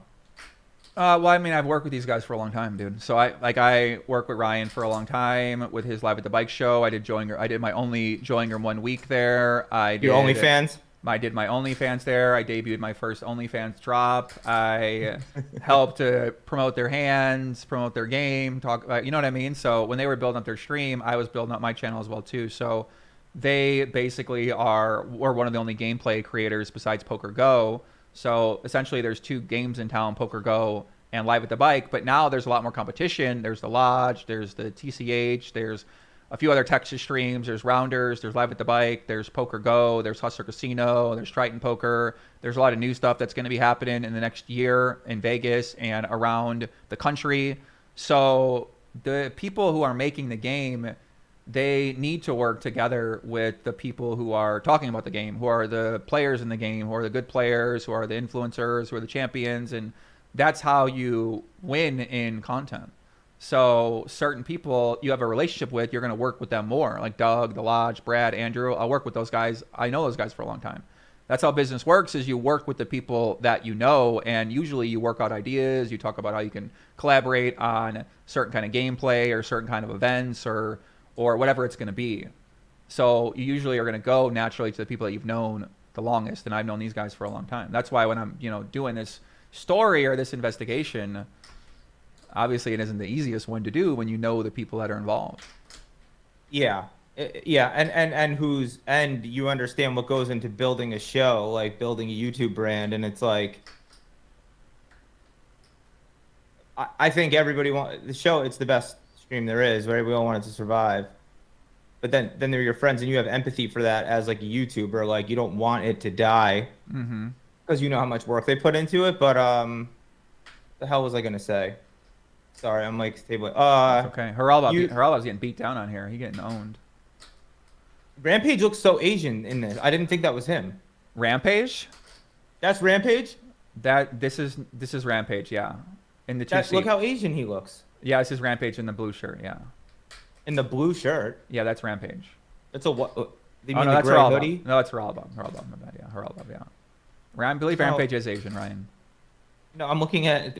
I'm delayed from this. But I'm pretty sure Rampage is Asian. Is he? I always thought he's black. No. He look at him. He looks sexy. He looks good. Like I don't mean this as an insult. shout out to Rampage. We love Rampage. Yeah. So I mean, you got some good questions. I mean, what other thoughts do you have on your mind about this? Because obviously now the conversations being furthered along, right? There's people talking about Nick and speculating about that, and people are talking about Feldman, speculating about that. People are talking about Vertucci and Berkey and speculating about that. There's the game security. They're speculating about that. So it doesn't seem like though, like since I left, like I was away, like I said, for 11 days in Uruguay, like America's Card Room events, which was fun. Nobody spoke English. It was a weird experience. Like I have a new respect for all the players who come to WSOP and have no clue what the fuck we're saying at the table. But when I've returned and all that's changed, it seems like it's just the PR for those guys is worse than it was, right? Like Robbi's equally, or the lie detector test, I guess, changed. Like I really was so tapped out for 10 days, came back. I don't even care to catch up except for like the Berkey shit with Nick, and it's just, I don't know, dude. It's like nothing's really changed. And it sucks that there's not more, like, people forget that, like, when they're like being, people coming in the comments, tilts me too, when they're like, oh, grasping at straws. It's like, this is how we figured out that Mike Postle cheated. He wasn't, like, convicted in a court of law or anything, right? Like, we just know because we had all this evidence and you going through all the hands. Like, this is what it is, right? So, like, just going through it, it sucks that if she was cheating, that she fucked it up so quickly. So we didn't get to see her do it for longer and have a bigger body of work to convict her. I don't know, or not. I don't know, dude. Yeah, I mean, a lie detector test though, like, I'm not digging in one, like, whatever. Lie detector test, you can confirm, pucker your asshole and pass them. I don't know, like, it's like. So you're saying that you'll come over to my house and I can give you a lie detector test and you can lie and you can pucker your asshole and do that? Because I'll challenge you to that. Why don't we do a lie detector test where I'll give you a lie detector test and you can see if you can pass? Why don't we just do the ass play without the lie detector first one night, me and you, then we'll do the lie. No. Like, so, no, I'm not. Crush Barth Hansen's in the chat. Shout out to Bart Hansen. Yeah. I'm not 90%. I'm not no percent. I don't know. But anyway, but yeah. The So what did you say? You want to do the what? Look, you can't give me a lie detector test because part of the scam of lie detector tests is the bluff of the administrator being like, I'm trained. I'm going to find out if you're lying. The pressure that they put on by acting like it's a real scientific thing that they're about to do to you. That's part of it. You need to be a qualified technician you can't just like rent one. I mean, you can, but it's just going to be like a bunch of lines on a graph. Bro, we can learn how to throw a fucking lie detector test. What are you talking about? I know, I'm saying it's such a bullshit, not real thing, but well, let's find out. How do we? I don't know. Let's find out. Let's get a lie detector. Bro, I'm down. Somebody get me a lie detector test. Listen, we're putting this to the test. I'm gonna buy a lie detector right now. Yo. All right. How do we get a lie detector right now? I'm gonna buy a lie detector right now. I'm gonna buy a polygraph machine right now. Oh God, I'm kind of nervous now. Wait, hold on. We're gonna get one, and we're gonna bring it in here. And Ryan DePaulo says that he can pass it, so we're gonna give him a fucking lie detector test. Yo, can you give me 1 second? I need Sure. water. Are you gonna cut me off? Am I worth staying on for No, one second? go ahead. Get some water. I'm just looking at buying a polygraph test right now. See how I do it. What if maybe I should just maybe I should get the guy who did the Robbi. But I emailed him, so. All right, Caitlin got a new video out. We're going to watch Caitlin's new video. Hold on a second. Joey confirmed the accomplice. Someone said... But yeah, if you guys don't know Ryan, he got a nice YouTube channel, makes a lot of great vlogs. I think he just hit over 100,000 subscribers. So congratulations to Ryan. Woo, you talking about me? Thanks. How's your content going, kid? You doing okay? Yeah. I just filmed a bunch of vlogs in Uruguay, and I doing this fucking slot challenge that's like killing me. But so what's the slot challenge? You're trying to roll a jackpot? Yeah, I'm a fucking idiot, dude. So I bought the slot machine. It's illegal. So I'm in a replica of my house in New Jersey for the law's sake. I'm in Nevada where it's legal. You know what I'm saying. Anyway, right. I bought this fucking slot machine, and I was like, had this idea like Mr. Beast style sort of thing, not thinking it would take this long. Where I was like, I'm gonna spin the slot machine until I hit the jackpot. Mm-hmm. The jackpot is 3,000 to 1 on your bet, and the way I was thinking of the odds with prep and fucking conversations with friends of mine about this, that it would be 3,200 spins to 1 to hit it, because I was thinking of it like it was either you hit the jackpot or you get zero, like game, if that makes sense. Not realizing you're betting on all the outcomes when you spin a slot. Does it make sense? So I'm totally a fucking idiot, and I announced that I'm going to stream nonstop until I hit the jackpot, but it's nowhere near 3,200 to 1. It's like 250K to 1, and I'm like in way too deep, and so I have this pulley system. I'm gonna just start doing actually like my own podcast daily while I do a couple 700 spins or whatever, and like just chat, because it's like I don't know what the hell I'm gonna do, but I feel like I'm in too deep. Some say it's a sunk cost. Some are saying it may be disabled, but it's not a fucking thing, guys. Jackpots cannot be disabled on a slot. So you're gonna keep spinning your slot machine until you get a jackpot, and you don't know, it might literally take you like another year or something. Yeah, yeah. And it's killing my channel. I lost like 250 subscribers, like negative. You know, you always lose some and then gain some most days. Uh-huh. For those who don't know, like you gain more than you lose, but most days if you look, you lose like 5, gain whatever, 50. I just straight up lost like 250 in the first 3 days of this because everybody who subscribed, I guess, for poker vlogs were like, what the fuck is this? It's the most boring streams ever. So I think I got to make it into like a podcast or something where I have an actual topic. Just do it for an hour and a half. Poppy. I mean, listen. I mean, good luck. Good luck with that. You're gonna be talking about some. You gotta have to get down to the. Yeah. You need some good questions, right, dude? Today we were talking about like offensive sports team names, like you know, I'm fucked. Maybe you need to bring Jersey Joe on there. Yo. I feel like Jersey Joe just told me that he thinks I look sad because I'm going through something with my girlfriend right now. So he said I look sad. He said I should take some time off. I feel like Jersey Joe usually knows what to do. Jersey Joe. Well, he said I gotta find my zone. I love this guy. Shout out to Jersey Joe, bro. This guy Jersey Joe, man. He like really he a real one. Jersey Joe, a real one. But listen, he's the type of like when I worked with stagehands in New York, you know, from the New York area. I was working with a stagehand once, like, and he was just like a blue collar guy, and he's like, you know, my theory is if your body's craving something, it needs it. Go for it. And I'm like, yo, that makes sense. And then like 5 minutes later, I'm like, wait, what about heroin addicts? That's the stupidest fucking shit I ever heard. Like that's the type of Jersey Joe advice I feel like you get, where it's like it kind of makes sense. It seems like it does, but then you think about it for a sec, and then like you lose your wife and kids or something. Mm-hmm. So why can't you have someone come and spin this slot machine for you? Yeah, I thought about that. I don't know how to get Mexicans at Home Depot here. And what? I do know a kid I met at the skate park that would do it. I'm also tracking though how much, like on stream, I have a foot pedal that's doing like the spin counter. Okay. So I have to just teach them this complex system of pressing 2 buttons at once. It's not that complex. I think I could do that. I think that's a reasonable thing. Okay. Well, listen, we're gonna be locked in on it. I mean, you just keep recording it, Poppy. You got to keep grinding. You know it's the evidence. It's there. Did you find a lie detector test, dude? No. I'm gonna message one of the guys here. I'm gonna have them come over, and we're gonna give you a lie detector test. Wait. Don't do any asshole pucker training without me, dude. Seriously, you're a very good-looking guy. Katie's mom always mentions that every time you come up in conversation. She's like, "Oh, Joe Ingram, the good-looking one."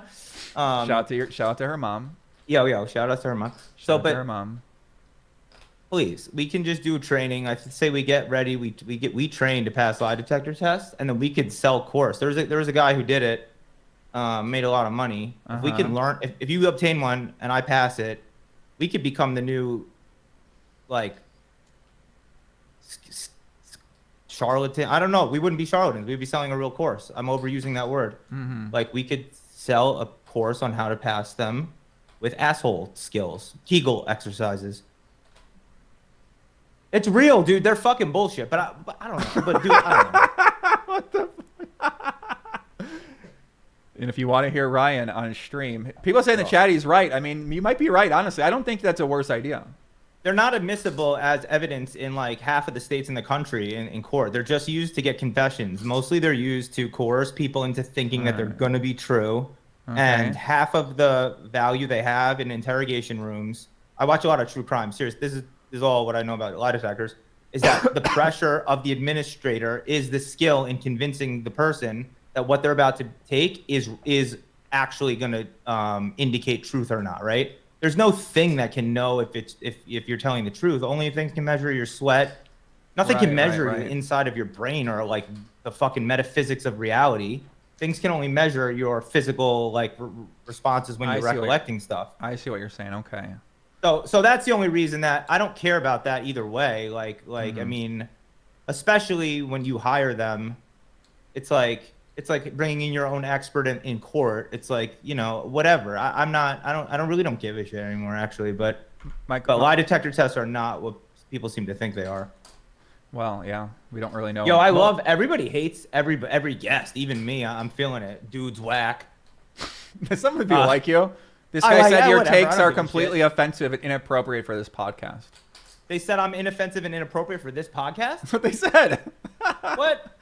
Mexicans from Home Depot? Question mark? Yes, Mexican. What? How? That's a surprising thing, you fucking chat monkey. Like the fucking. Bro, that is what. calm down. That's a Come known on. fact. This guy's locked in. He is locked in. Ryan Paul is locked in now. That's not. That shouldn't be an offensive thing. That's what it is. It's like I don't mean that bad. Listen, it's you and the Legion now. I can't control the Legion, bro. The Legion's out of line. You got the Legion. Like they're gonna get feisty in there. You challenge them like that. I am based. I'm not trying to be an edgelord. I hate when I get in edgelord mode, yo. I'm not trying to be like that. But so you were saying, let me ask you something, if you don't mind. I'm sure the chat would be, about fucking. Let's do one more because I'm gonna reset the table. I'm gonna get the next guest on here. We got. Oh, my bad. Well, let me just ask you because I feel like everyone will want to know. So you're saying you're thinking this is gonna fall off unless you have guests like Phil Ivey and stuff. But what about like figuring out a setup or a call-in show or a debate show or like the drama thing? No, I think that's what I'm gonna set up. I'm gonna do something like that in the future. Yeah. But right now I gotta work at some other shit. Like I got other things to do. But yo, don't disappear on us until 3 years later. It's 3 years ago possible. I know we've talked privately, but like this is what you're meant to do in a way. But maybe. And anyway. We'll see. Yeah, I think I'll keep doing the call-in show because I know a lot of people have a lot of interesting people call in, and that's the plan. Out. That's the Have plan. people Yeah, argue. that's the plan. All right, kid. Thanks for having me on. Thanks. Whatever the chat. I don't know. I'm wrapping up like I'm fucking. Just hang up on me. Goodbye. I'll see you soon, kid. Okay. Bye. All right, guys. Big shout out to Ryan DePaulo coming on here. What do you guys think? They let the jokes. I mean, the jokes are out of line, right? You know, on Twitter, you can't say things like that without people giving you a lot of backlash. And in real life, it seemed like a lot of people do talk like that. But yeah, obviously, Ryan got a lot of fans. Shout out to Ryan for coming on here, voicing his opinion, sharing some thoughts, sharing some ideas. Thomas Peak with the 20 donation. You are the best, Ryan. I will always super chat you. Shout out to Thomas Peak. Leachy on Twitch says Ryan's out of line.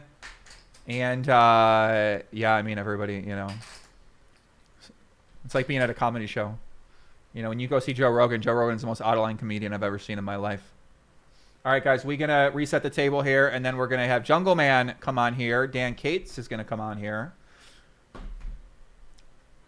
I don't think ACR, I think ACR lets you say anything if you're an ambassador. So Bob said people need to quit being such little bees. Yeah, I mean, we're not supposed to use that word. I mean, yeah, it's a whole new time around here, guys. It's a whole new time around here, guys. You guys got to watch your mouth up there. All right, we're going to get Jungleman in here. Dan Cates. Shout out Jersey Joe. What's good, Mark? Who's in the chat? Who we got out there? Pew Dog. What's up, Pew Dog? RQLX. What's happening? Doug R. Helix Hudson. Bob D. Dream Merchant. What's up, guys? Ryan Robb. Zia McLean. What's happening? GY said, Joey, that last guest was funny and nice. Thank you. I will let him know. Ryan DePaulo. Scott Garrison. Fake Morris Dweck.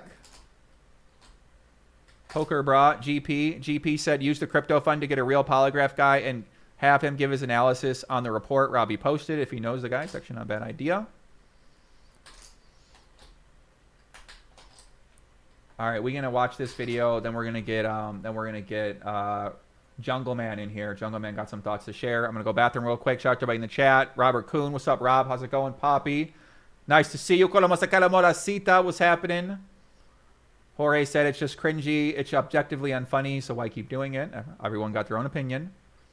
Face, what's up, Face? Jade Roper, Michelob Dog, Poker Ella. How has no one gone to the Vegas lie detector test site yet? So many of you live in Vegas, 10 minutes from the Strip. Yeah, I don't know. It's a good question. I think my buddy Alex Duval said he was going to go over there, so maybe Alex should go over there and go check it out. Yeah, let me see. Let me watch this back a little bit. Go to the bathroom here. We need Haral Bob in here later as well, too. Thank you.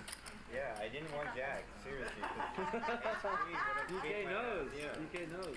But I know that was better. I'm not going anywhere. So. Look at him.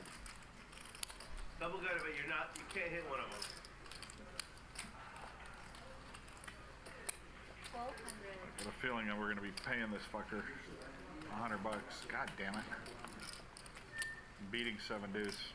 It's so annoying. Oh, thank God. No one got one through yet? No, I tried one. I got like 6,000. What? 7 deuce. DK almost got one through. Yeah, he called me. You feel me a cooler and then you garbage twice? You had 7 deuce against me one time. It's just so rude. It's like the worst. She doesn't like it. When it was like 8-8.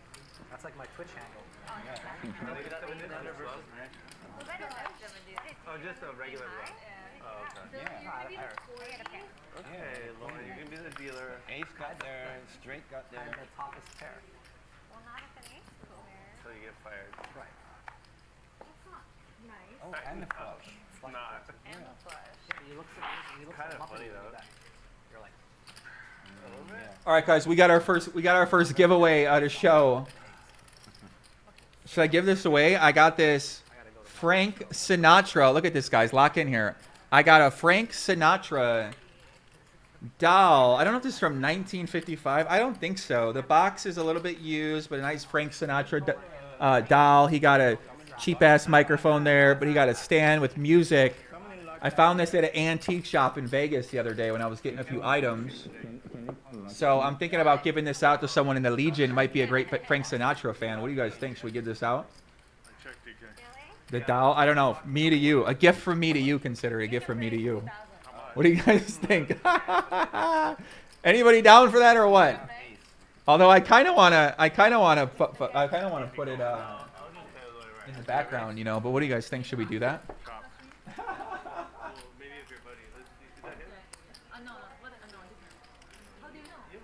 We got the Sarah Palmer, the Bryn Kenny Sarah Palmer item right here with the psychic bar, psychic readings, love, fate, destiny, the Illuminati eye for Sarah Palmer. Shout out to Sarah. We got that. No, there's no jackpot in this game. I'm just. I wouldn't trust it. Brother-in-law, yeah. Dealing with jackpots all day. Yeah, they've never hit one. I told her we could have a conspiracy corner on here where she get to come on here and give her best conspiracy theory. Will you get rid of jackpot? There was a couple Welcome back. jackpots that people thought were a little suspicious. Since we don't usually do jackpots. RB. I did it my way. You should keep it, Poppy. It suits you. I appreciate that. Okay. Time collection game. Almost every. Donate to Beans. There's no Closer. jackpot drop. Please. Yeah, and we got this right here too. In every casino game, if there's no drop. I don't want to see his nipples peeking through his shirt. Yeah, anything. 1970 World Series of Poker, Binion's Horseshoe, all the legends of the game. Definitely gonna put this one in the background. Doyle Brunson back over here. Ba-bam. Pretty sick. I'll post that in the IG story if you want to see that. Check. Good. Break. What did Melanie say? Melanie said Joey's gonna raffle off his girlfriend soon. Yeah, I don't think so. Good boy. I don't know, man. I think I don't know what's gonna happen. I don't know. So we'll see. All right, we're gonna get Jungleman in here. Jungle Man. The Jungleman. Joey should become the new Alex Jones. Poker Wars. No, that sounds like boring. There's not enough happening in poker to do anything like that. And think about it, the people that you're investigating in poker who you could investigate are like, there's no reason you want to investigate these guys. He doesn't want me to be upset at you. I'm not upset. Did I say something upset? Oh, were you? Chat, stop saying woke. You'll be removed. Why can't they say woke? I like it to say woke. I like it. What's wrong with woke? I didn't take it. I didn't take it. Not me. I didn't give it to you. I was teasing. What's wrong with woke? People like can't say anything these days. It's kind of crazy. You're an Aaron with a K.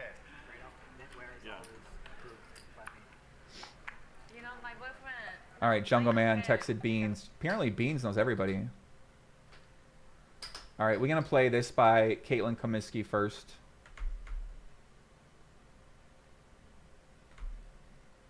All right, let's see what Caitlin said. Number 3. GH Poker says, Poppy with a donation, let me call in, spit some truth. Listen, if you want to call in, spit some truth, give me your Twitter, and I'll have you on next. It's about 11 o'clock at night, so it's time to start our broadcast. Totally non-offensive white bread.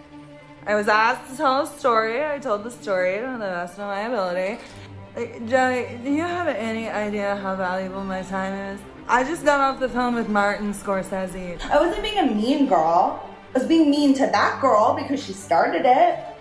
Everyone at Hustler Casino is cheating. What you doing there, Margot? Comedy. No, it's funny. I get it. Let's imagine you're a prehistoric man. You're running in the jungle from a tiger. You know, your flight response is going to give you the kinetic energy to run from the tiger. But when Robbi was, with Garrett, what happened, evolutionary and, brutal.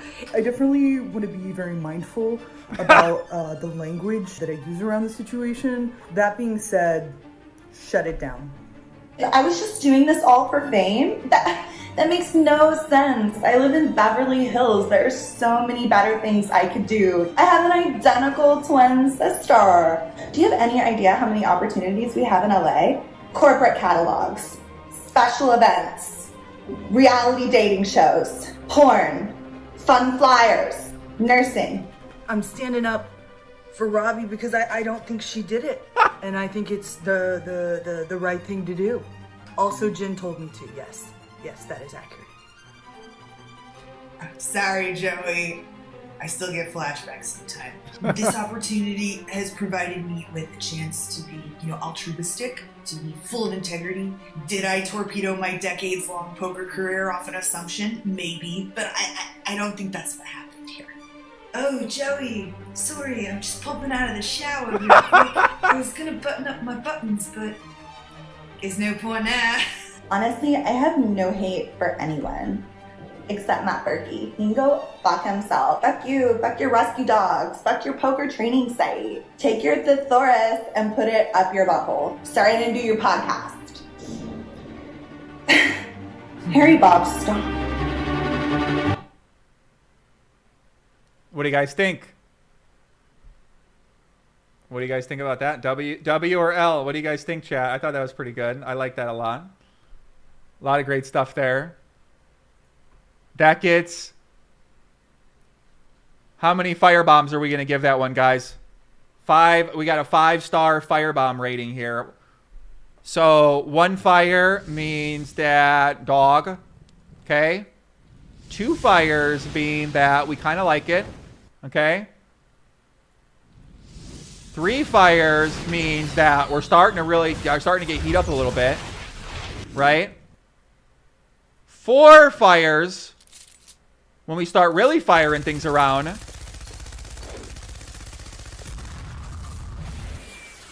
That's when things really start getting heated up. All the fire starts coming out. That's 5 fires. That's like fireworks on the 4th of July.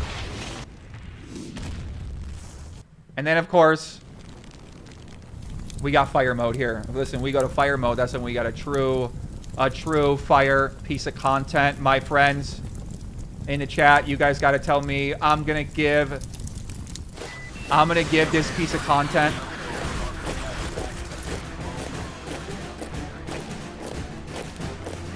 Let me watch one more time. It's about 11 o'clock at night. This feels serious. Time to start our broadcast. How many fires? 5 fires. Non-offensive white bread. Why the fuck am I holding a piece of bread? It's about 11 o'clock at night, so it's time to start our broadcast. Totally non-offensive white bread. I was asked to tell a story. I told the story to the best of my ability. Joey, do you have any idea how valuable my time is? I just got off the... Why am I eating a sandwich? I didn't ever eat a sandwich. What's going on here? Julie Yorn. I feel like Julie Yorn. Julie Yorn. She was cool. I love Julie. She was pretty sweet. I don't think this is a good depiction of Julie Yorn. I'm known for bread. All right, 4 fires. How many fires, guys? The phone with Martin Scorsese. I wasn't being a mean girl. I was being mean to that girl because she started it. Everyone at Hustler Casino is cheating. What you doing there, Margot? Comedy. No, it's funny. I get it. Let's imagine you're a prehistoric man. You're running in the jungle from a tiger. How did Liv Marie? How did Liv Marie get in this video? She didn't even comment on it. I mean, I know Liv Marie, right? She great. We love Liv Marie around here, but she like a science expert now. How did Liv Marie get such a big part in here? 4 fires? Okay. Flight response is going to give you the kinetic energy to run from the tiger. But when Robbi was, with Garrett, what happened, evolutionary and, brutal. I definitely want to be very mindful about the language that I use around the situation. That being said, shut it down. I was just doing this all for fame? That makes no sense. I live in Beverly Hills. There's so many better things I could do. I have an identical twin sister. Do you have any idea how many opportunities we have in LA? Corporate catalogs, special events, reality dating shows, porn, fun flyers, nursing. I'm standing up for Robbi because I don't think she did it. And I think it's the right thing to do. Also, Jen told me to, yes. Yes, that is accurate. Sorry, Joey. I still get flashbacks sometimes. This opportunity poor Garrett. has provided me with a chance to be, altruistic, to be full of integrity. Did I torpedo my decades-long poker career off an assumption? Maybe, but I don't think that's what happened here. Damn, oh, she went out Joey, like Garrett. sorry, I'm just popping out of the shower real quick. I was gonna button up my buttons, but there's no point now. Honestly, I have no hate for anyone except Matt Berkey. He can go fuck himself. Fuck you, fuck your rescue dogs, fuck your poker training site. Take your thesaurus and put it up your butthole. Sorry I didn't do your podcast. Harry Bob, stop.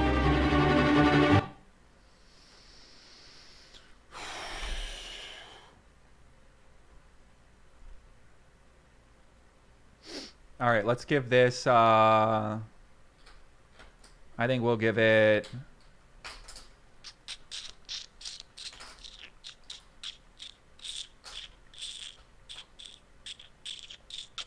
I'm going to give it, fight! No, wrong one. I'm going to give it, so this fire is a half. So I'm going to give it a half. And I'm going to give it... Where's my graphics on here? I'm going to give it 1, 2, 3. I'm going to give it 4.5. 4.5 fires, guys. 4.5 fires for that video. I think is going to be my rating for that one. I think that was a pretty good video. I liked it a lot. A lot of impressions are great. A quality piece of content. I definitely wish there were more of these kind of content in poker, more funny things, more memes. So 4.5 is the official rating. And listen, shout out to Caitlin. She played on Max Payne Monday last night too. There's Caitlin right there. She's locked in. That great shirt. But yeah, thanks to Caitlin. We had her on the call-in show as well too.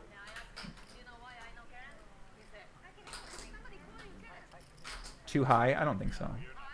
Jungleman said he wanted to come in here. I don't know where he went though. Every time DK raises, I kind of want to get Alex Jacob and Charlie Carroll just to see them two go at it. I kind of want to see them two here. Oh, I guess I'm only gonna. All right, let me get Jungle in here. First one was the best. Caught us by surprise. Yeah, the first one was great. I mean, I like the second one too. I like the third one as well. So.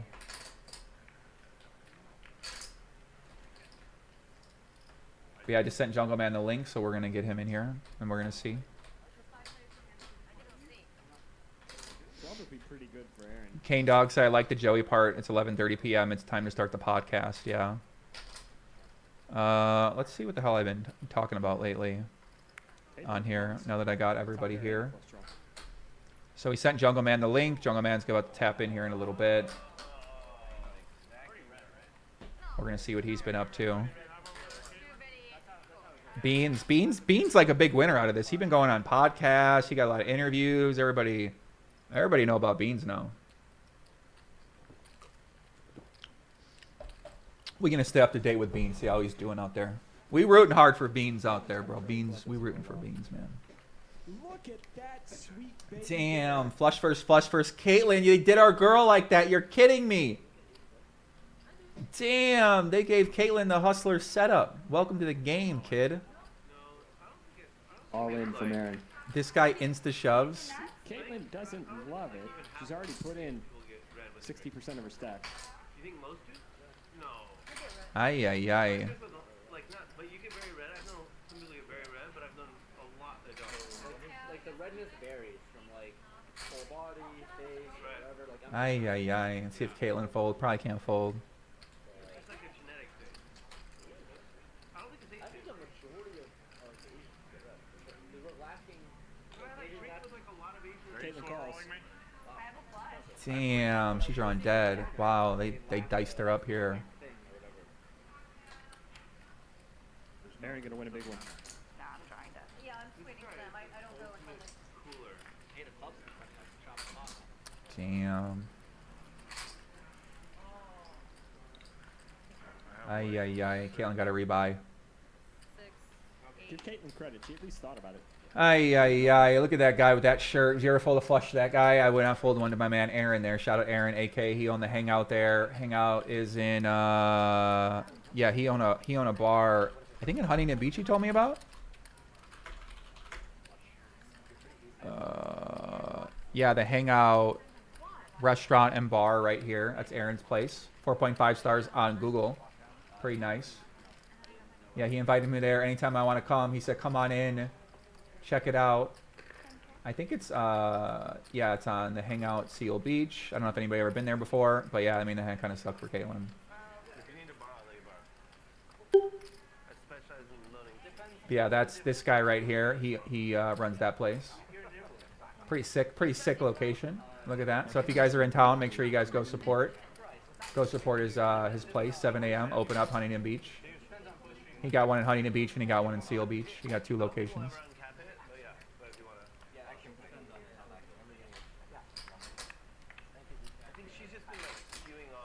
All right, Jungleman. I sent him a link, so we just waiting him. Was Garrett on my podcast? Garrett was not on the show.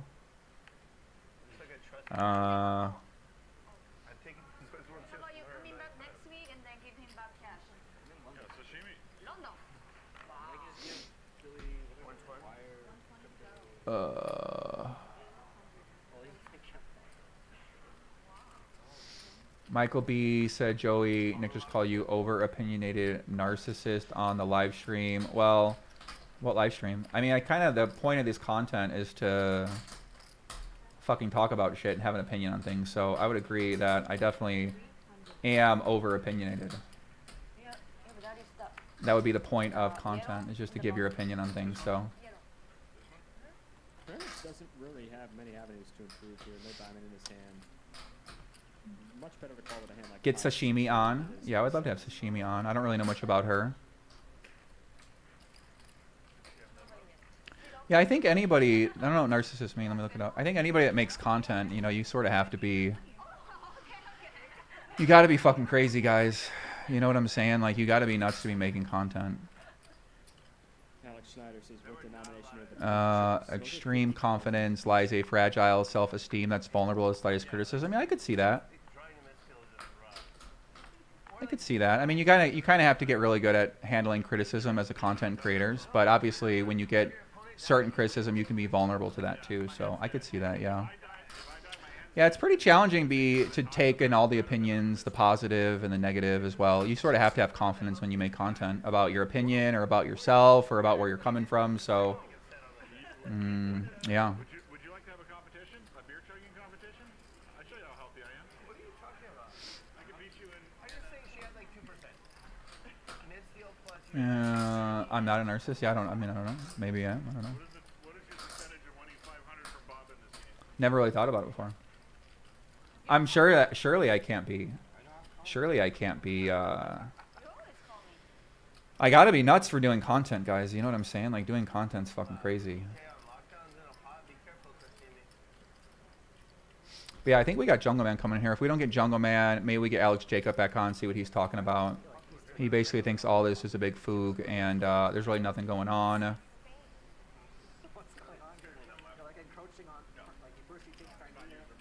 MM said Nick didn't call you a narcissist. LOL. Yeah, I don't know. Any people in the chat can say whatever, but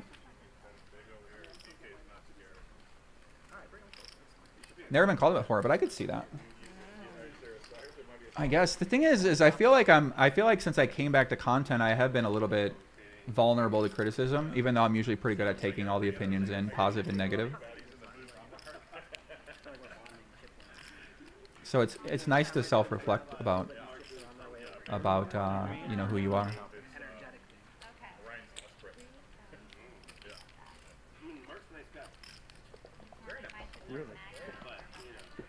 GH Poker, what's your Twitter? Let me get GH Poker in here.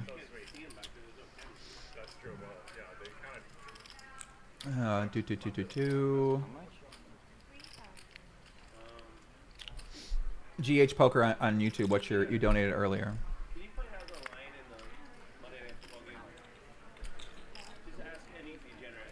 How much do you have? COSE, you're the goat of poker content. Thank you, sir. Yeah, I'm waiting for Jungle, but he ain't coming in, so he doing something else. Sashimi makes the best hand. He's sometimes slow to respond. She's gonna win the 7 deuce bonus. At GH Poker. All right, let me tap in GH Poker. If you want. You only check, right? I don't know. Oh, we got Jungleman in. Hold on a second. Let me get Jungle in here first. Jungle, what's up? Hey, what's up? Can you hear me? Yeah, I can hear How's you. the volume? Volume sounds good, Cars Jungle around. Man. Okay, because there's some cars around here. Yeah, what's going on? What's the talk about? I got some things to say. Yeah, I mean, talk is just, you know, people got some theories. They're just, Charlie Carroll was on here giving his theory. Everyone, we just talking. You know how it goes, man. Where people are just giving their thoughts, giving their ideas, looking at the new evidence, going over Max Payne Monday. I have something that really, I think, simplifies this whole thing. Okay. But you know, I need it's a little bit helpful to know certain details if they're given to light. You might need to go. You might need to go inside because there's a lot of wind. You might need to go inside someplace. Okay. All right, I'll do it just for you. I was gonna walk around, but yeah, no, you probably might. It's just we can't hear you. We can't hear you if you do that. Okay. Okay, I'm going to find somewhere inside because in my mind this is actually kind of simple. I think it all boils down to just a couple things.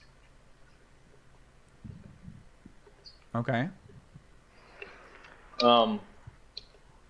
The wind is stopped now. You're clear. Okay. I think there's some facts that people are really not understanding the gravity towards and looking at other ones that don't mean fucking anything. Or are actually negative signs. So I think the fact that she all of a sudden now can play with, 100, 200, 400 and is making these like really crazy decisions on stream where there's a lot of pressure and she's being backed and all that is actually a massive tell. Now, I thought, I didn't realize it at first, but her hands before are really suspicious. She like tanks with a jack high flush draw and a massive pot, uses a time bank and stuff. I think all this stuff is actually really suspicious. The hand itself is completely insane. I mean, none of, the sensible poker players have seen anything like this. And now she's playing 4 times bigger than she ever has, okay? She doesn't care that she just got a decision right for, like $250,000. And she just got in with jack high in the most absurd spot. She like barely responds in a bit of a strange way. So there's all that. And I was on the side no cheat for a while until it came out that this dude stole $15,000 from her.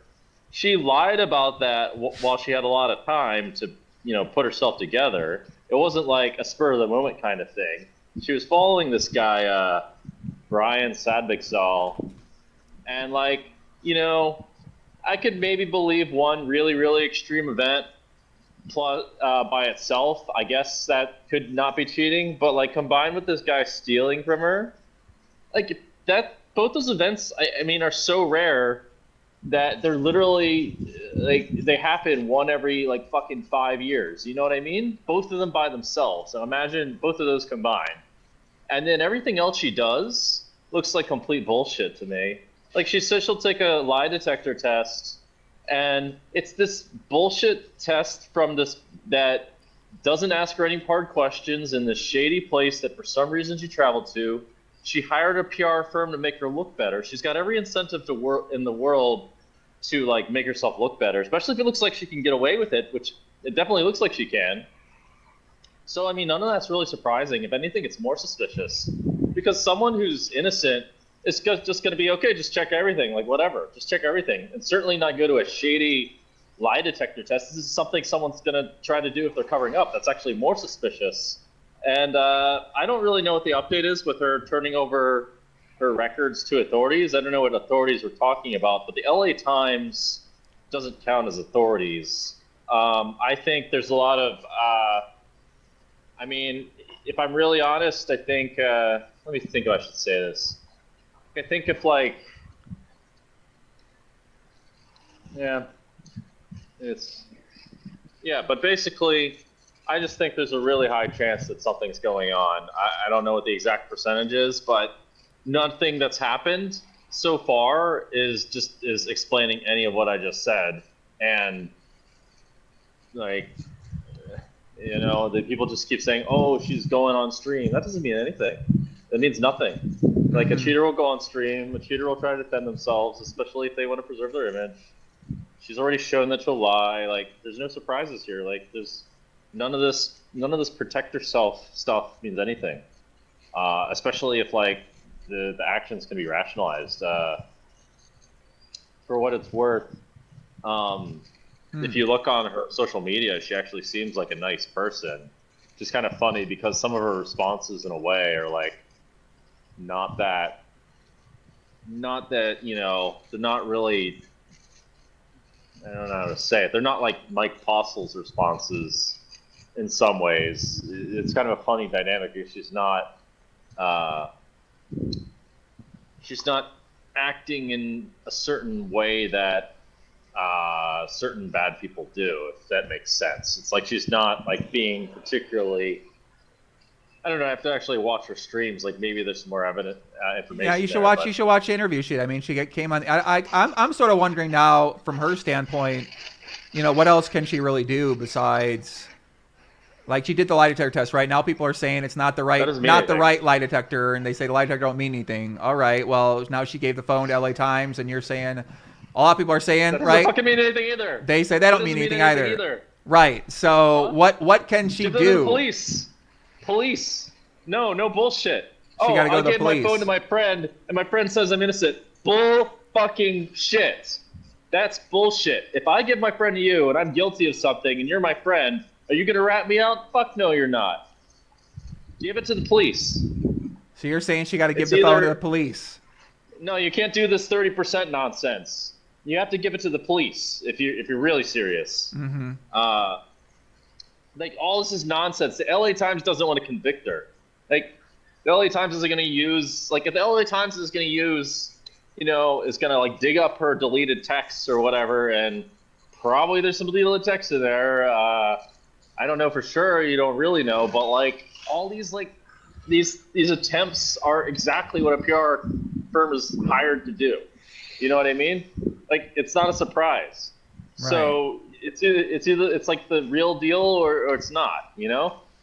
I think there's a discussion also about beans, or well, do you have anything else you're thinking in this situation? Because, I mean, you're bringing up some interesting points, right? Like, you know, it is good PR to go out there and say you took a lie detector test, even though a lot of people are saying that really isn't. You got to mute your thing over there. Hold on a second, it's getting a little loud. She hired a PR firm. Okay, a PR firm's gonna make her look good. That story. What's the saying? The story checks out, right? Mm-hmm.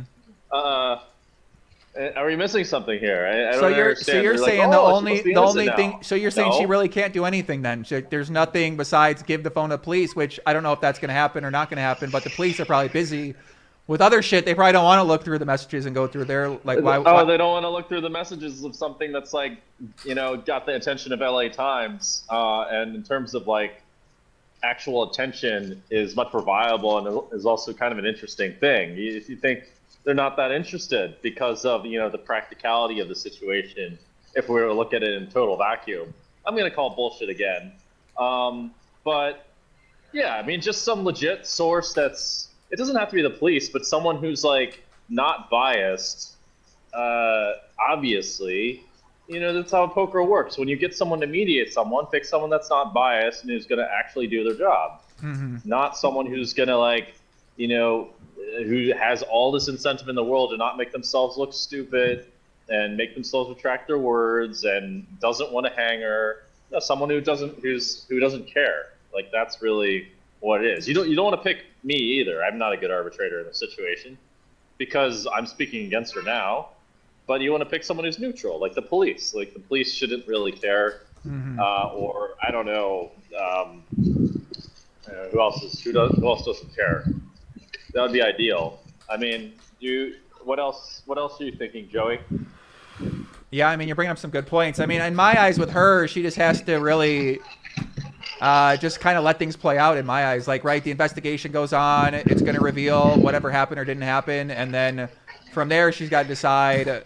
She's got her story. She's telling her story out there. People are going to, you're pointing out things you might not agree with, but other people aren't going to see it that way. You're always going to have people that are going to go against you. So at this point in time, to me, the best thing she can do is play poker, get out there, play poker, show that she knows how to play or thinking about playing. And right, eventually these things are going to pass out if no evidence comes out there. So anyone can say these things and they can attack the strategy that the PR company is using.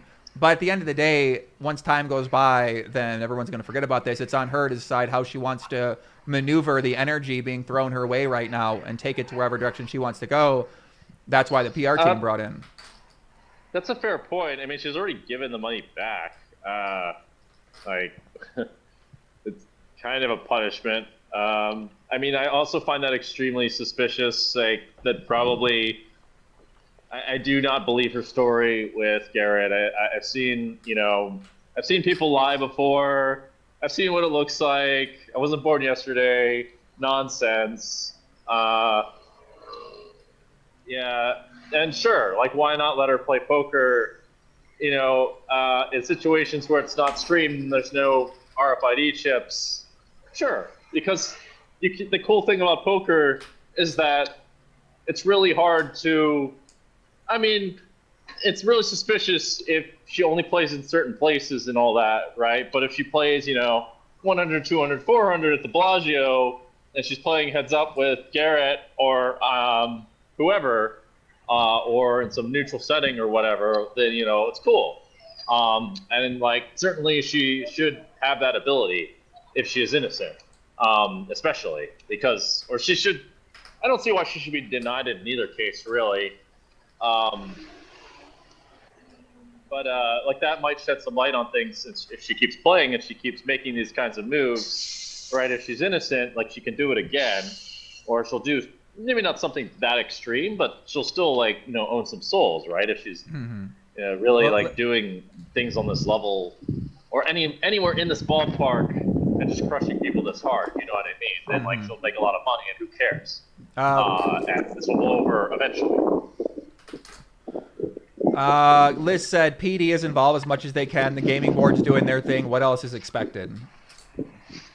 Right? I mean, what else can we expect out of these guys to do? They got the independent investigation team on there. Robbi went to police. They are going through the tapes. They came out with the information. The owners have said they're doing everything that they can do. So what else can we expect out of their business in this situation? It seems like they're making all the decisions you'd expect them to make, and they're trying to figure out. Are you talking about everybody involved at this point in time, right? I mean, what else can anybody else involved do right now to move the conversation past where it is now, where people are sort of on this side of it and on the other side of it? It sounds like everyone's kind of doing what they're supposed to be doing. I don't know. If I'm really honest, I don't know if Robbi has turned her records over to the police or not, or is doing things in the legit way. If she's doing things in the legit way, that's the only thing that removes suspicion in my eyes. Everything else is smokescreen. But if she's doing that, then all right. Well, I guess you just crushed this guy for 130K with the jackpot. Get it all in on the turn. Why not? That's actually funnier, and I'll be forced to eat my words. Yeah. I mean, what can I say? There's not a whole lot else to say. I don't veto her being able to play and in, you know, legit contexts. I definitely advise anyone to use their own discretion and play, you know, a 100, 200, 400 game in a place with unknown hosts and, you know, situations that might be not 100% secure. Like, that has to be said anyway, right? I mean, what else is there to say? I don't know about these other theories. I do think that if something, I really don't think this Brian thing was explained at all. I think it's just this massive, it's like this thing that they really don't want to touch. And I think this thing, her explanation for that story makes absolutely no sense. That's why her explanation for that story? So why is she following this guy, man? Like, well, I think she was already following. She was following a bunch of people on Twitter. She followed like 970 people. Oh, she was following a bunch of people on Twitter. She just added, you know, this random dude. Oh, okay. By the way, I'm following 1,500 people plus on Instagram. And let me tell you something. They're not random people. And I'm a guy. I'm a dude. Like, imagine you're a hot girl and you're getting hit on constantly by people. Are you just going to, like, add everyone that hits on you? Is that how it works? So this guy, like, Brian, hit on her. And she's like, oh, this guy's sweet. I'll add him.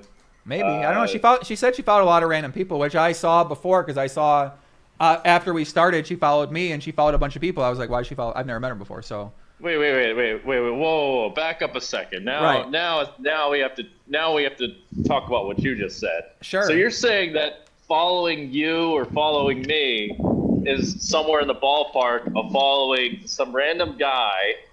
Who has he's no, on the show. like, he's like a part of the show somehow, right? I mean, like, how does she not? She got to know the guy a part of the show. He plays poker. The guy also play poker too. I see what you're saying, right? I see what you're saying well, they too. said they didn't know each other. So do they know each other or not? Because if he's part of the show, then he knows her. He must have met her. Right. But they're saying they didn't know each other. Like, which is it? You know? She said, like, oh, I met him talking because he's on part of the show, and he came up and said hi, which I don't believe either. So he said he didn't work the first 2 times she was on. And he posted his schedule in the 2+2 thread. So he said, I wasn't even working those days that Robbi was playing the first 2 times. So she said that she met him the first time during that game. You can see that interaction on the camera. So I guess that's the response after first that they didn't know each other, and then that they were seen having dinner with each other with Rip and Airball or whatever their names are. No, that wasn't with Brian. That was with Nick Airball, and that wasn't with the guy Brian. The guy Brian wasn't there. Okay. I mean, I guess that can make sense, but it sounds like they took, a couple weeks to come up with that response. And, no, it was pretty quick. I mean, they all came out. It's all on my interviews. I did all the research. That's how I know these things. I talked to all these fucking people. Oh, okay. I talked with them for hours. I talked with Robbi 5 times. I talked with Beans. I talked with Charles Liu. I talked with Nick Airball. I talked with Jacob Rip Chavez. I talked a little bit with Garrett before it all kind of got kickstarted. Talked with Nick Vertucci. Talked with Ryan Feldman. Talked with Andy Stacks. Like, I done my DD. That's how I came. That's how my information is obviously a little different about the way I view the things. So a lot of things you're saying, I think these are good things to bring up, right? Like ideas, and you're sort of like analyzing the information as it's evolved, and you're calling attention to certain parts of it, and you're offering your opinion on it, which I think is great too. But I like what you're saying, because I'm kind of just responding to some of the things that you're saying, and I'm seeing what the counter with these things would be, and we're having a discussion and figuring things out. So. You got a lot of experience in the poker world, so you know what kind of stuff's going out there. So we listen to what you got to say and what your viewpoint is, because you got a lot of experience in these high stakes games. Well, one thing you could have done is gone through the contents of the people that she followed and seen if there's a high proportion of people that look similar. That are of like similar kind of how do you say, like similar nature to this Brian guy, right? Because he's basically a random person. He's not like someone who's got like a brand, or he's not like a girl that would be friends with Robbi. It doesn't even really look like someone who would hang out with Robbi that much. If you look at his profile, he looks like like He's this a normal guy. He got random 2 guy. kids. Yeah, he like a guy. He got his couple kids. Got his girl. He plays a lot of high stakes poker. Likes to gamble. Yeah. Oh. Well, in that case, if it's like really in character, you should be able to see pretty easily from the other people that she follows. Like, if there's a bunch of other, pretty random guys that she follows, doesn't seem like then it's pretty normal, because in my personal guess would be, I mean, it depends really. Yeah, it just depends, but I don't know. I'm not really. I guess you could imagine that. Maybe this won't mean that much, but we'll see. I could see many of these girls like Robbi following lots of random guys, or not. I'm not. Well, I think a lot of people. Sure. I mean, I know a lot of people out there that follow a lot of people. So some people don't. They just don't follow a limited amount of people. Yeah. I didn't find it unusual, right? Like, I thought it was normal. Like, she followed a bunch of people. She had a bunch of people following her. She posted some updates for World Series stuff like that. So we went through all that day one. That was just my interpretation of it. Was she followed a bunch of people? It wasn't even weird at all that they followed each other. To me, I think it's pretty weird. I think they've 100% met if they're following each other, or like he's written something to her previously on social media. There has to be some kind of reason. It's not because he's a random guy. I can tell you that. There has to be some kind of history. Yeah. It's not like, because she still has to have a way to find him. She still has to. Well, you get a lot of K-Nuck on Twitch said she follows me. I've never met her. Yeah, she follows me. I never met her. Like I said, it's too. Not the same, man.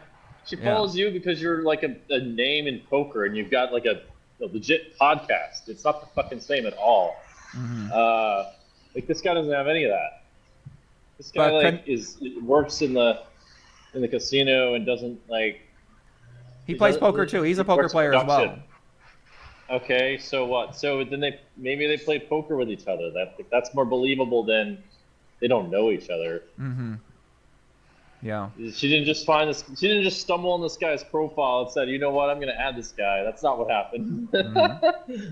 Or she didn't like see, "Oh, this guy Brian followed me. I got to follow him back." I don't think so, man. Okay, what's your Jennifer Harmon? She followed Jennifer Harmon followed 5,000 people on here. She follows a lot of people on Twitter. Like, a lot of people follow a lot of people on Twitter. I just don't think it's that weird. I study this shit a lot. I don't personally think that's a weird thing. But what do you got about Beans? Let's move on to Beans. What do you got about Beans? What do you want to say about him? Okay.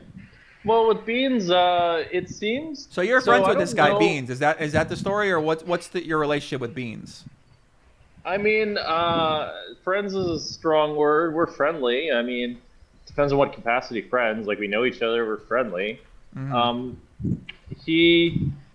I don't know a whole lot of the story of what's going on with him, but it sounds like there's like it looks like there's a good chance that something's not fair directed towards him.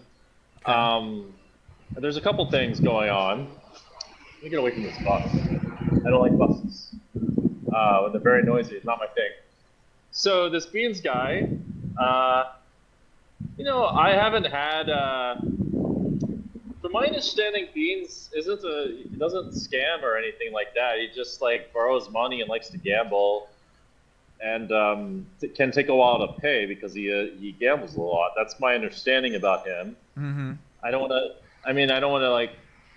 It just seems like the accusations that he's the Kansas City scammer don't seem accurate, and it seems like he's being attacked a lot unfairly. But I don't know for sure.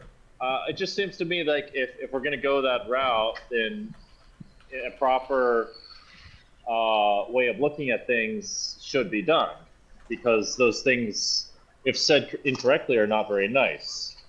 And, I think a lot of people are quick to jump to defense for Robbi, but I feel like Beans is the kind of guy where, he's not going to naturally get as much defense as Robbi would get. He's not going to get all these people who will like back him up, attacking everyone else on Twitter, kind of thing. I've been berated quite a lot on Twitter for no reason at all, and like I just don't think he's going to get that kind of support. So I felt like, okay, here's a guy that legit needs the backup, rather than someone who's got a bit of an army behind them, including the LA Times. So I thought that was worth addressing. I can tell you my experience with him. I didn't know much about him. He wanted to play a game, and he told me that he could help organize some big games. And I was obviously suspicious because why would he be able to get me in really good games? But okay, maybe he can. Cool. We'll see what he can do. He can, that's nice. And then basically we ended up playing 50-100. And I didn't know that he was not a professional player, and I bought like a small share of his action. Mm-hmm. And I also lent him a small amount of money. I thought like, we were like friendly at the time, and I just didn't keep the tally too high. And then later people filled me in on Beans' history. And, I like second guessed my decision. And that was that. He owed me about $8,000 for a while, but he paid me it. Otherwise, I haven't had a problem with him. He's actually done me a couple favors and been nice to me overall. If he's like guilty of some bad stuff, I think at least there should be some kind of like, how do you say, some kind of like, just some way of like looking at things in a neutral perspective kind of thing. That's all. He doesn't seem to me like that kind of person. So that's about all I've got to say. I do want to also call out Matt Berkey, who seems about as involved in this thing as Beans is, right? Because Matt also suggested I don't know exactly what happened, but Matt indirectly was part of getting what's her name on the show, right? And now Matt's calling people out, and he's running from other people coming at him, myself included. So I feel like it's time for Matt Berkey to say something. Now that he decided, maybe Jungleman's got to answer, Beans has got to answer. I think it's Matt Berkey's time to answer for his weird behaviors and. He seems to not want to respond to my tweets now that he's like decided it was a great idea to call me out publicly. I don't really like being ignored when people make mistakes, so I'm going to call him out again. So what do you wait? Let me make sure because I don't know what you're talking about. So what did Berkey do? What happened with you guys? Tell us what went on. There appears to be. I should get my facts straight, but. It seems like he has some role in getting these guys on the show. He's like indirectly involved in getting Robbi and RAP and whoever else on the show. You're saying that he got Beans on the show. The grapevine. You're saying he got Beans on the show, so that means that you think that that's connected to this. So you're saying that he should be questioned because he helped to get Beans on the show. Is that? I think I maybe saw something like that. Well, here's what I think. He used this logic to get Beans to like throw something at Beans, right? And then now he wants to run from it when it's used back at him. And I don't like that. I think that's I don't like double standards. And he's the one pointing all the fingers, so it's a bit worse than double standards. And also there's something else there's some other kind of drama that was going on Twitter that apparently he had some sort of issue with, but I need to look up what exactly that is. That was actually a bit more incriminating, but I don't know what it was precisely. I do know that he responded to someone else's tweets. He responded with 4 tweets or so and then deleted them. Hasn't Beans been playing the show for a long time? And Matt in the chat, he said that he had no role. I don't feel like that's the same. I mean, Beans is in the grapevine, I think. I think it's different. I'm going to tell you why, Dan. Okay, so I talked with Beans, right? He showed me the receipt. Like I said, Beans actually been pretty straightforward with me in terms of a lot of things we talked about. So as you mentioned, you did stand up for Beans, right? Like I said, Beans showed me the text right away. Day one, he tried to get ahead of what was ever coming for some reason. And because he got her on the show, I guess he was defending her, right? I think that's what he told me. He wanted to defend her. So he sent me the receipt at the DJF. He sent a message to her to try to get her on Max Payne Monday to try to get her on the show. So to me, it seems like that was a couple weeks ago. This is show 3 for Robbi. There's a lot bigger connection than Beans coming on the show 7 months ago. Matt's supposed to know, Matt's supposed to know that if Matt's logic is right, that Beans is, not, the perfect person in the situation, then Matt is also supposed to know that because he's not the perfect person, that he shouldn't have suggested Beans in the first place. Do you know what I mean? It's the same logic, even though it's not 100% the same as Beans getting Robbi on the show, where you could say Beans is 25% guilty. It's still some kind of percent of guilt gone over to Matt. You can't have it one way and then not have it redirected at him. If you know what I mean? So I kind of see what you're saying. I mean, listen. I looked at Berkey. I'm not seeing anything involved with Berkey in this situation personally. So that would be my assumption. I never thought about that. That literally would never cross my mind. The guy seemed like he tried to do things pretty in line things. So that wouldn't be my thing. So we can acknowledge that people would look at that, but I think they look at Beans and they say, I think he tries to do things in line with things, but I think he's been out of line here. I think him calling me out in all this is wildly out of line. I think him going after Beans is pretty out of line. And then I don't know what the other situation is with him. I don't agree with his logic at all. And then he decides it's time to end the thread. Well, that's not up to him anymore. I guess.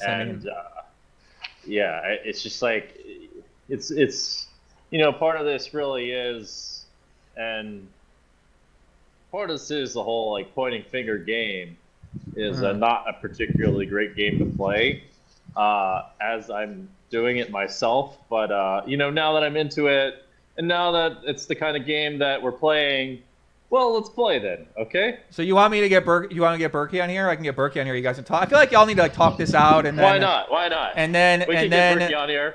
And then he's the one who talked to me first. We can talk about what's this other. I have to look up the tweet because there's some other kind of tweet where someone else is confronting Berkey about something, and it's probably a bit more worthy of responding to. All right. But I'm happy to come on here and talk with Berkey. I'm gonna send him a message right. I'm gonna send him a message right now. By the way, guys, I was in on it too. I'm part of the conspiracy. Oh, oops! I lost some money. Surprise! All right, guys. Should I get Berkey in here, guys? What do you guys think?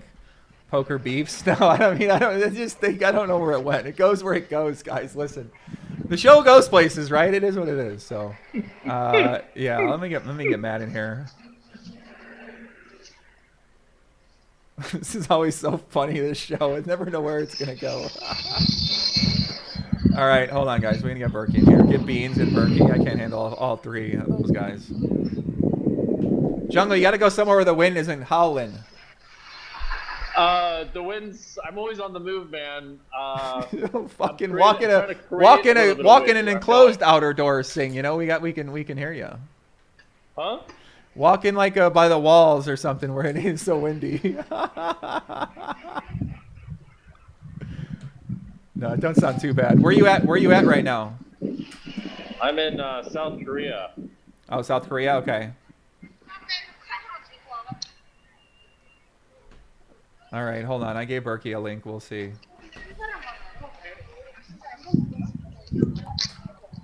Shout to Pete Cole. Shout to Philip Moon joining the Legion. All right, Berkey coming in, guys. Let's see what happens here. All right. Here we go. We got Berkey on. Berkey checking in. Let me see what this kid's got. Berkey, all right, he locked in. Got the tank top on, guys. Everybody in chat, welcome Matt Berkey to the show. You guys know Berkey doing a great job with the Only Friends show over on the Solve for Why YouTube channel. They've been doing a lot of great content daily, breaking down what the fuck is going on here. And I know Matt. What's up, Berkey? Yeah, Berkey, welcome to the show, guys.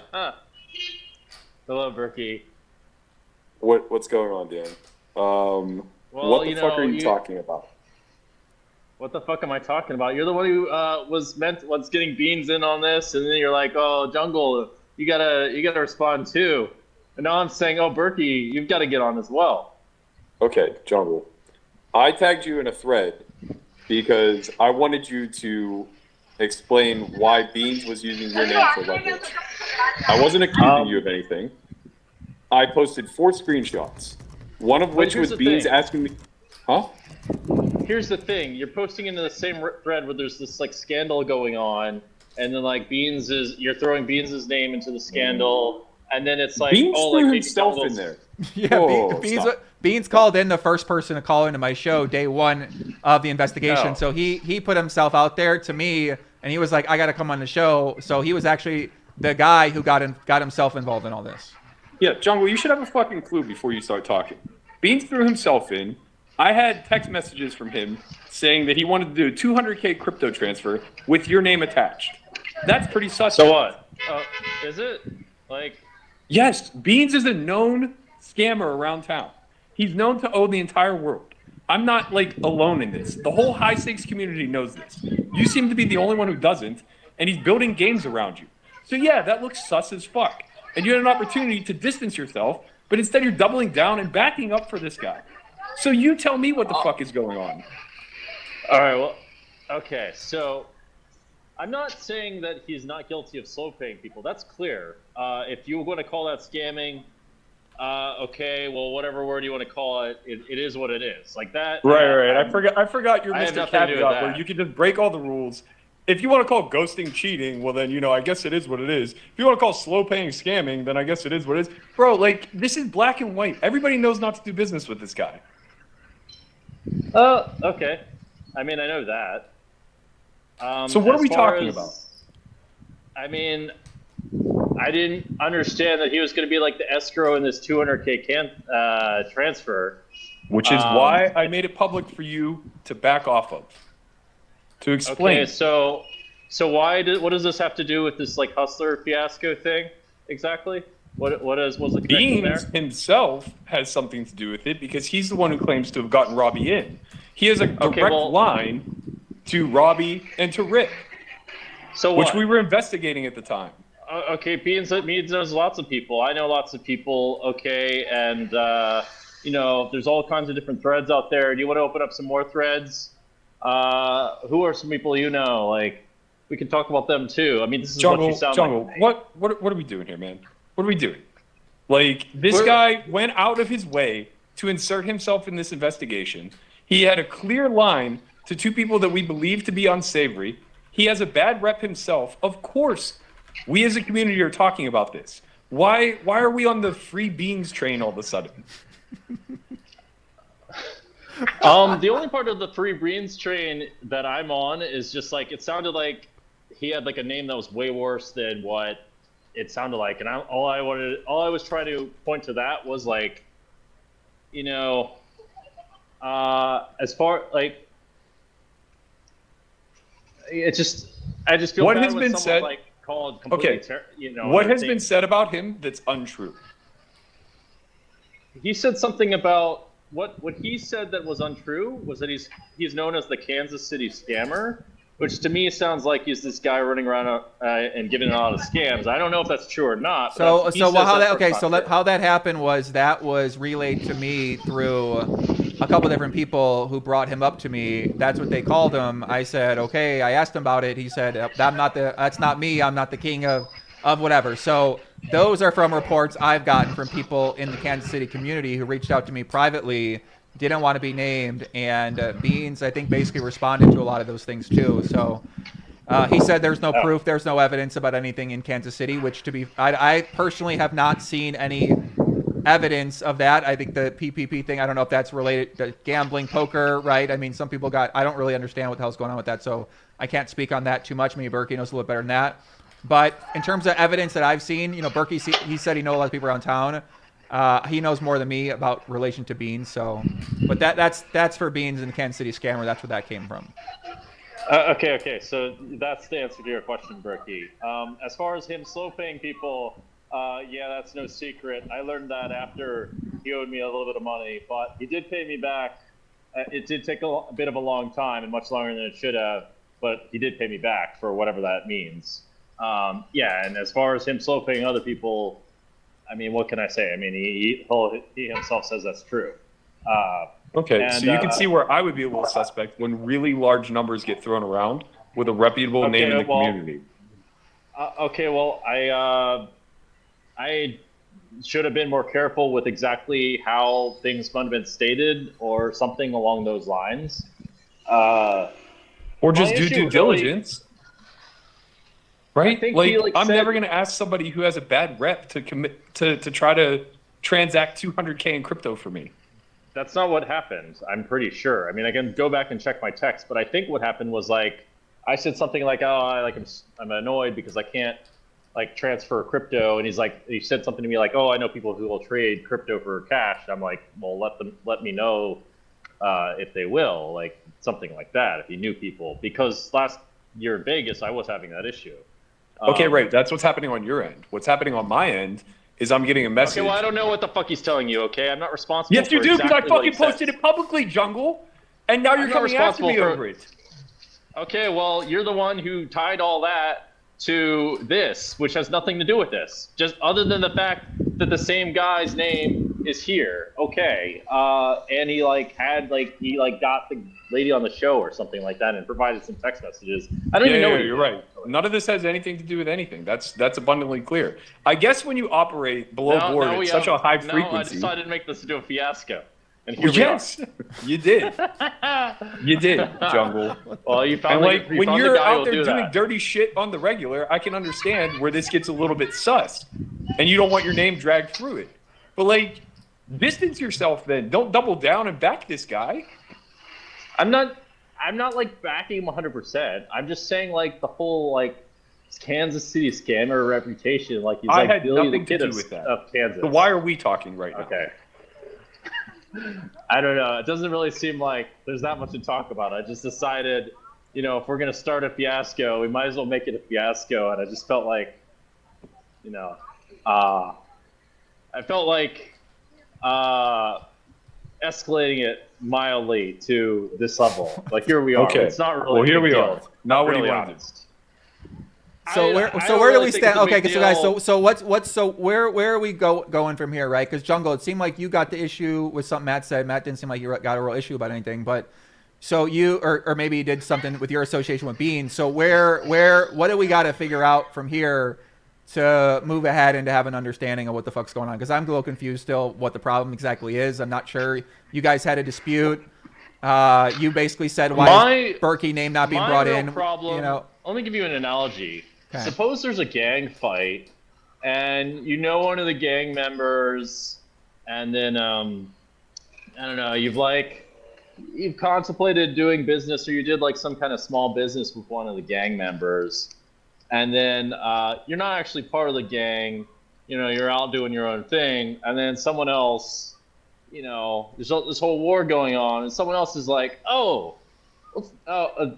know that guy, he mentioned something about money with you. Why don't you get into that gang fight? Well, that's the analogy that I'm drawing here. Like, that's a more extreme version, but you can see how that's kind of ridiculous. Mm-hmm. Okay, let me fix your analogy for you. Let me fix your analogy for you.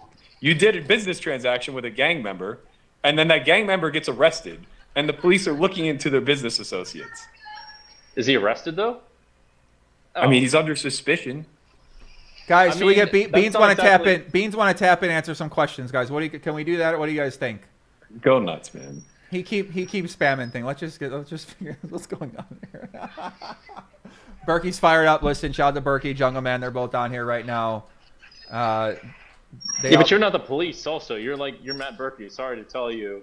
And now, thanks. I'm aware. I didn't say anybody's guilty of anything. Justice. You get some from the. Hold up.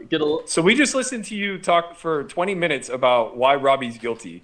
And whenever I have suspicions that somebody who around the high stakes community is known to be not trusted, I'm out on some vigilante branch. Can you just say you're wrong and we just drop this? That seems like the easier path. Are you saying that I'm not trusted around the high stakes community? Are you sure about that? No, I was saying Beans is not trusted. Oh, well, that's about Beans then. Yes, and you're calling me a vigilante for questioning that. I'm calling you a vigilante because you're coming after me, and I'm like, well, I didn't okay, even come after you, Jungle. I did not come after you. All right, well, I forgive you. Reread the thread. I don't really care that much. You forgive me? Fuck you. Fuck you. You forgive me for what? For like getting my name involved and like getting me, you know, just like saying, oh, maybe you should be part of this little scandal thing too. All right, we about to turn up. You were a part of it. Hello? You were doing your I didn't even investigative do shit anything for a bad. week. I didn't even do anything bad. What did I do? Oh my God, man. All right, This is- Beans is tapping in. Beans, crack the story here real quick. Beans, what's going on? Hurry I up, need Beans. you. I know you got your kid's birthday party upstairs. We got to get this done. All right, I'll be quick, man, because I know you're getting ready to get, start flexing and start yelling. I know that's what you go to. All right, so anyway, let me go ahead and speak here real quick. Real quick question, man. Who got me connected with Hustle Casino Live? Just a question, just asking. I think you're going to say me, but I don't have any recollection of this. Okay, well, let me ring it. Why would you think I would say you? Because you've said me publicly a bunch. Okay, probably because it's true. I'm just going to ask you a question direct. Well, I can check. I'll just check my Feldman messages. Sure. And it's no big deal, but I can actually probably refresh your head. You were playing a big game over there, and I texted you on Facebook Messenger. I said, I would like to play that game. You were playing at Hustler Casino Live, and I messaged you on Facebook Messenger. I says, man, I sure would like to play that. And then you said, well, you're welcome to play. You said it's coming up this weekend is what it was. And you said, I can get you on. Do you want a seat? And I said, I can't get on this particular game, but can you get me on there? And he says, absolutely. So you said, and I'm probably paraphrasing it wrong, but you did get me connected on. That's not a bad thing or a good thing. I'm just stating the facts. You did get me connected with Ryan Feldman. I did not know Ryan Feldman before you. Well, I mean, to be fair, Beans, you're a whale, and I'm trying to get seats in these games. So yeah, Look, I'm not it's a trying pretty to- easy spot for I'm me not- to connect. Sure. I'm just letting you know that I got on because of you. I'm just letting the world know that because I think you got misinterpreted on Twitter with people saying what you're giving the impression that you did not get me on. But so let's move past that now. The second, to ask you a question. What Jungleman is referring to, I think, and he can step in and correct me if I'm wrong, is whatever you're upset about on one thing, it does not apply to the other. So let me just finish where I'm going with that. When Jungleman reached out to me, I have all the screenshots of everything as well, and I can send to both of you. I believe I have to both of you. He asked me, he says, hey, he knows me as Darren, not Beans. He says, hey, Darren, can you help me out with some crypto exchange for cash? Something to that effect. Whether it's $50,000 or $200,000, I don't know the exact dollar amount, but you can check your records, Berkey, and whatever it is, I believe it's dollar for dollar. You guys can exchange messages, both Daniel and Matt, to verify that everything's on the legit side there. I was never trying to escrow any money like that. All I said was, can you get a hold of Jungle and handle that business on your guys' own? That's all that was. Now we get into the whole other thing about scams and hustler and this and that and another, but up until the point for the longest time, I thought that you and I were friends. Matt, now, okay, acquaintances or whatever you want to call it and downplay it. I just thought we were friendly. I thought we were on friendly terms. It kind of caught me off guard when all of a sudden you were blasting the business on Twitter to Jungle when you could have simply, even if you thought that I was doing something bad, you could have just reached out to him on private message, I think is what Jungle was talking about. Why? And you could I don't just, know Jungle.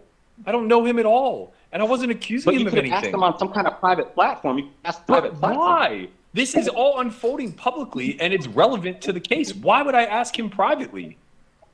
Well, maybe he might want his public information about some high dollar exchange. I don't know.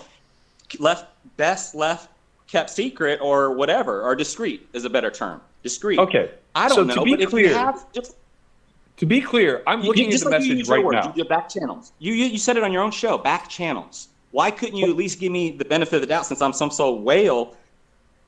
Why couldn't you just be polite and respectful about it? Is all I was asking. Because I know you don't have 200K, and this is very odd. It's the same reason why I ignored the message when you sent it. This is something that he should be aware of. What if he had no idea? I don't want the headlines to be tomorrow. That Darren was asking Berkey for $200,000. That's not the case. Never it did says, that. Daniel Cates was asking me if I had 200K USD for crypto. Can you help him possibly? And I put that message public. That's it. That was the only message. Yes. And also, I'm looking through our thread. There's nothing about Feldman. So if you could produce a screenshot, I'll happily retract. But I have no exchange between you and I of me getting you on the Hustler. Ask Feldman. Ask Feldman. And you know what it was? I don't need to ask anything. It was on listen. I got it now. I remember now. It was in a chat. It was in a chat as it was. And there's no way I can find that. But that's neither here nor there. You can ask Feldman. He can clear that up. I had no Why? idea. Because you told him that I sent you? What does that matter? No. I'm saying you can ask Feldman how I got on the show. All right, hey, You didn't text it to me. Jungle Man, You didn't message it to me. guys, listen, I'm unsure what the dispute right now is. So Jungle Man, you're on mute because the wind, it's too distracting. I got to put you on mute. So if you want to talk, you got to put yourself off mute, and then put yourself back on mute. So the wind. So Jungle Man, what is this involving Jungle Man at all? And what your guys' main dispute is right now, Darren and Matt? Like I'm not, because I'm trying to figure. Bro, I have no idea what's going on right now. Like, what exactly did you do? I just didn't understand. All of a sudden why recently, all of a sudden, without any proof of direct link to this hustler situation, why are you faulting me because I have an open case situation out of Kansas City? 1 and 1 doesn't equal out to me automatically by default as a part of some kind of hustler scheme. It just doesn't add up. Why? You know what? I'm not going to bother. I'm not going to go down. I'm just asking an honest question. I thought last I knew you and I were friendly. What happened all of a sudden? We are friendly in the sense that if we're playing a game, I'm happy to sit and like we can chat it up. But I'm not going to give you the benefit of the doubt. Me and you are friendly, Berkey. We're friends too. We're friendly. You know me. Yeah. You should have just texted me a friendly text. Jungle, I've met you one time in my life. You think I have your number just laying around? We spent like 6 hours together, man. That's being friendly. We've spent 6 hours together. I didn't get your number. I don't follow you on socials. What are we talking about here? We have mutual friends in common. Oh, okay. So Sure. So now I understand. Okay, so basically, Matt, you put something out there that was maybe considered something private related to Beans, related to Jungle, and they're upset about it that you put it out there privately when you could have just messaged them. But you're saying that you don't really fucking know Jungle Man. You don't really know Beans, right? Here's the problem. So there's all this like collateral damage going on.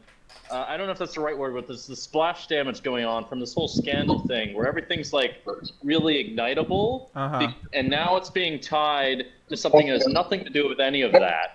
It's like now there's a forest fire, and they're like, oh, we need to like bring some more shit in there that's not really that relevant that could light on fire too. And that's the problem that I have, and that's a problem that is not fair towards Beans too, because they're now just trying to like use that to like destroy. Potentially, or at least increase the chances of something with our names being involved, and that's not fair. Let me ask you something, Jungle. Let me ask you something. Do you think it's fair that we call into question whether or not Ryan and Nick have anything to do with this? Well, they're the host of the show, and I'll happily defend them myself. Right, okay, perfect. You said you tried the back channels first, though. That's what you said on the air on your own channel. You said you tried the back channels first. Why couldn't you do that with Jungle? With who?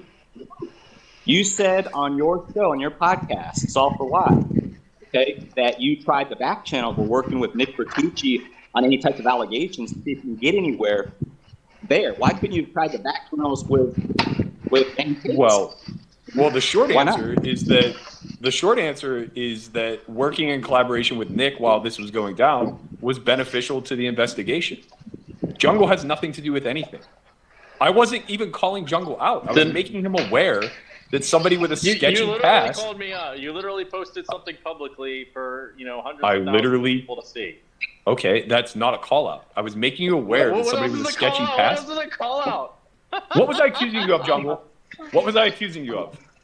You didn't accuse, but you there's a line between nothing and there's a line between accusing, and you're like somewhere in the middle. You're like saying there's something weird here. Please elaborate, because I don't know what you're talking about. How else do you say? Why are you calling to attention? This is what calling out is, calling to attention something. If somebody made a post with my name in it that said a sketchy character was asking for a 200K Bitcoin transfer, I would immediately respond and say, I was not. I had nothing to do with that. I never asked for 200K. I didn't immediately respond. I said, why are you posting this? Why you could have just asked me directly. That's what I would have said. That's what I did say. Guys, I was trying to link you up with Jungleman. You're painting it like I'm trying to be the escrow, and that's how it's getting painted, and that's where you're. That's the way you worded it, Beans. No, I didn't. Let the people judge that. Why don't you? I did. I posted it publicly, bro. So you think that the world looked at that chat and looked at that screenshot? You think that it appears that I'm trying to get that money? That I'm trying to hold on to that money? I would assume that's how most people would interpret it. Yes. I would say differently, honestly. Okay. Well, I guess that's for the public to decide, and it's a good thing it's Well, we out there can for let the public Joey to see. decide. Joey's the voice of the public. Okay, so the main issue, let me just make sure I understand correctly, right? You're basically saying is that Berkey was talking about something and he just shouldn't have talked about it. He should have just got in touch with you privately and not gone public with it. Is that the basic? It's not just that. It's not just that. That is one of the parts of the mistakes, is that first, he's way too quick to go public.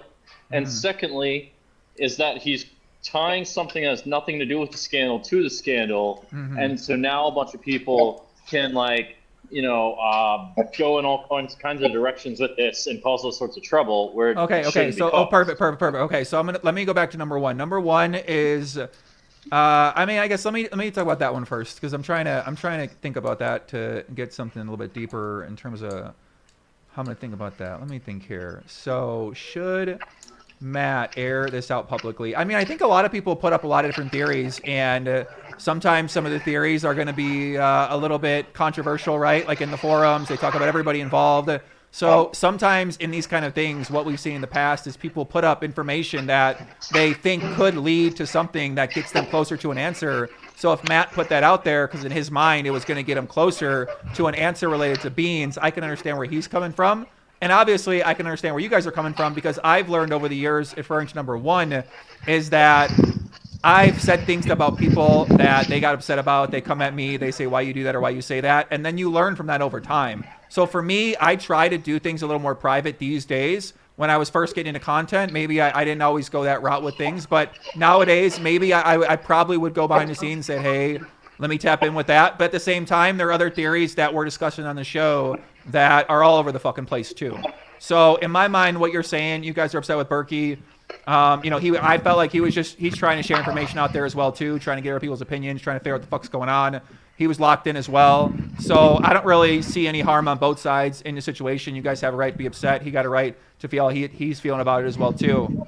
So that would kind of be where I come from with it, where, you know, some people are going to have an issue with it, some people won't have an issue with it. He put a theory out there, and now we're starting to figure out maybe there's nothing to do with the theory. So I'm like 100% convinced that Berkey is in the wrong here, but I don't really care that much. I just thought that... Yeah, we hashed it out. We can move on, actually, with this. I think we're kind of different from the side. I'm glad that I had the opportunity to address it. I'm glad that everybody spoke their mind. I'll tell you what, Joey. I sent you the link of the tweet. Why don't you just go ahead and throw that up there and let everybody else decide? Because I truly don't give a shit. Go ahead. Why don't you read it? I don't care one way or the other. Why don't you read it? Okay, so I just thought it'd be funny to, like, you know, make this really a public thing, and you know, if we're going that crazy route, I just decided, okay, well, I can be crazy too, and here, let me just make some fun out of it. And then I do think that that Beans has, you know, actual reason to have some kind of platform to defend himself, though, for being this, like, Kansas City scammer. Right, you're saying everybody like need a character legit witnesses, right? Everybody need character witnesses. Everybody needs someone to stick up for them. That's what you're saying, Jungle, right? It's just easy. It's just easy if you're a big dog, like if you're Dave Cates or if you're Matt Berkey. Who would be? Beans isn't nobody. It's just easy if you're a big dog to kick the little guy while he's down and just keep on moving. He wouldn't even allow me to go on his own platform to defend myself. And when somebody defends me, the Matt's go-to is to start flexing and start screaming and shouting. That's his go-to every time. Mm-hmm. I mean, I don't know if that's true. Matt said, I think it's time we hear from Jungleman and about Darren. Late 21, he hit me up to make a big transfer on behalf of Jungle. I brushed it off as I know he's close with Scumbag Rich.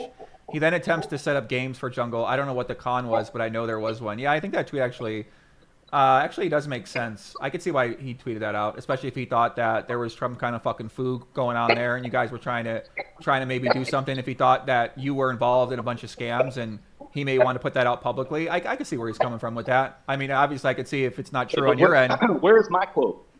Where's my quote, Joey? Where's my quote? That's true. You basically said... This is getting long. What do you say, Jungle? He's bored. This is getting long.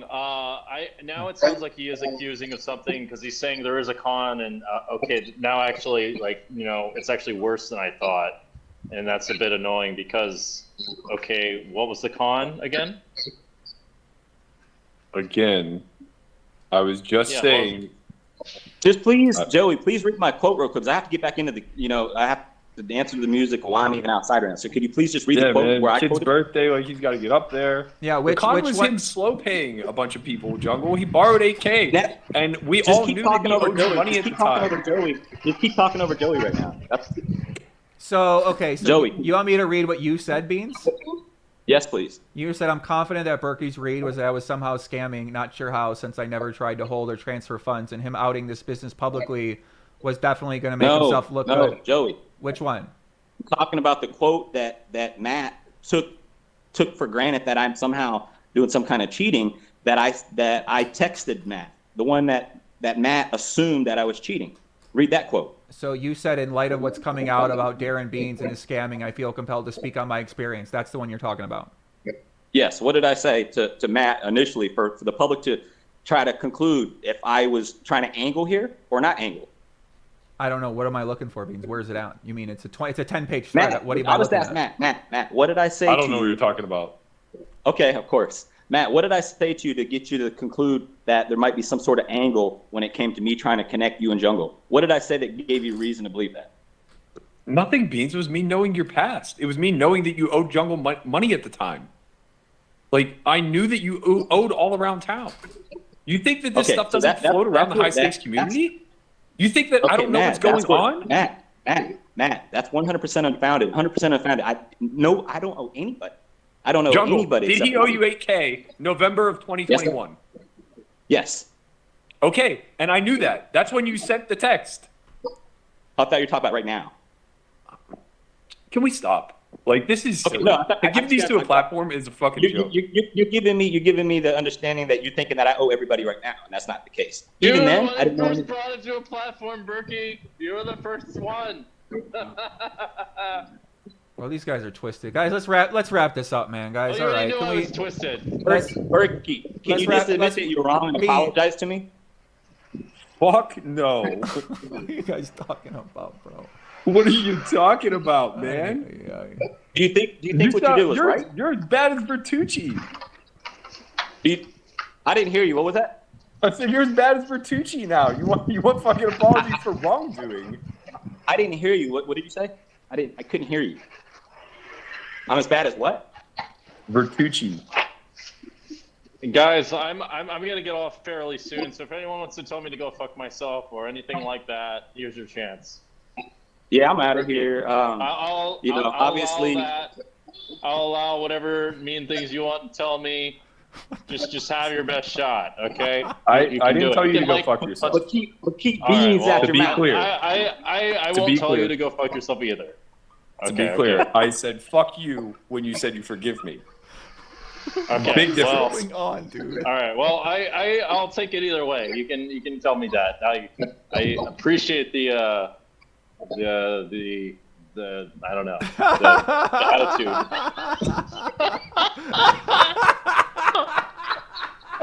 Dude, y'all are wild. Listen, Jungle, Beans. Let me chat with Burke a little bit. Let me cool down with Burke a little bit here, and let me talk to you guys next time, and we'll continue this conversation on the future. Keep that okay? positive relationship with Burke. Give him the platform. Oh let it cool my down so God, he can hug Beans, himself. take it easy, buddy. Calm down, man. I had you on here 8 times. Calm down, Beans. All right. All right, go ahead and badmouth me. No. Oh, Jesus Christ. All right, guys. See you guys What have soon. we I'm gonna go walk around Korea. I can't do this anymore. All right. See you Get guys. out of here. Get out of here, please. Okay, Jungle. All right, Beans. We'll check back in with you. Okay. Damn, Berkey, it's what you want to do, huh? You want to be in the content game? What are you doing with these people, bro? You know who I blame for all of this? JRB. If he hadn't stopped running the fucking game at Aria, I would just be playing high stakes, minding my own goddamn business, and staying quiet like everyone else. Berkey, what are these guys talking about? I'm like, so they're upset that you just came out with that, and they felt like, I see what you're saying, but I see what they're upset too. You know, they felt like it's unfounded or whatever, and I guess that's what you had to do. If you call people out, they're obviously not going to be happy with you when you call them out and you say you did this about me, you did that about me. Even if you think you're right and you think what you're saying is the truth, they're going to have some pushback and they're not going to be fucking happy about it. Yeah, look, man, I understand Beans being upset. Like, he should be. A lot of people are looking into him right now, and he has a sketchy past. Like, I would be upset too. That's fine. I don't understand why Jungle's upset. Like, what, I think he's just looking for I think he's just looking for something to do right now. He's trying to do content and stuff like that. So I don't know. He's trying to insert himself in the situation, right? I mean, that seems like what he's up to. Yeah, seems bored. That's fine. Happy to entertain it. Yeah. I don't know. I thought that was. What do you guys think in the chat? I mean, what did you guys think? That was pretty interesting kind of content. The chat was enjoying the back and forth you guys were having, the debate. So you seem real passionate about your position. I look forward to Caitlin's version of that. The back and forth. Yeah. I think Jungle's trolling. I kind of thought he was trolling too. Yeah, I mean, who knows? Who knows, man? He struck me as a lone troll. Matt, while we got you here, where do you stand on the case right now? Obviously, you guys have been doing a lot of content. You had Vertucci on the show the other day. We watched a little bit of that. What are your thoughts on what the hell's going on here from your position? I don't know, man. I truly don't know. Again, like, I'm very unwavering in thinking that the hand itself is very, very, very suspect. It's impossible to explain it away. I just can't. And the overall behavior seems off, but I'm not hard one way or the other. Like, I think it's weird that the conversation has shifted away from Brian taking 15K off of her stack. I think that's like the biggest telling point that we've seen so far that could potentially corroborate an inside man theory. And the more I talk with Nick, the more like it just seems so viable. Like, they are so unsecure in that back room. And I know you guys didn't watch the whole interview, and oddly enough, I've been like clipping it out a little bit today. It's just like he has a non-answer for every important question. Like, what are you going to do if over the next 3 months it is proven that there's an inside man, and while you continue to run the stream, it's being cheated? And his response is, you know what? No one's ever asked me that question. I don't want to fire off the cuff. I don't know. It's like, how are we letting this fucking slide? Like, he's basically saying, like, if someone gets cheated, I don't know what I'm going to do, man.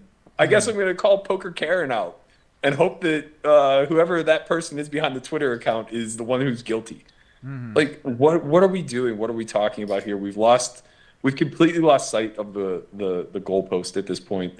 And that should be to either prove Robbi's innocence or to prove Garrett's innocence. Like, we've delved way off down the rabbit hole of all the millions of ways that of how this could have happened, and we stopped paying attention to the most obvious one. An insecure system or an unsecure system is breached by an inside man, and information is corroborated, like or communicated rather to the outside. If we can find anything that further exemplifies that that's possible. And we already have, reasonable evidence with the stealing of 15K. We haven't heard a peep about that. What's Brian up to now? What's going on there?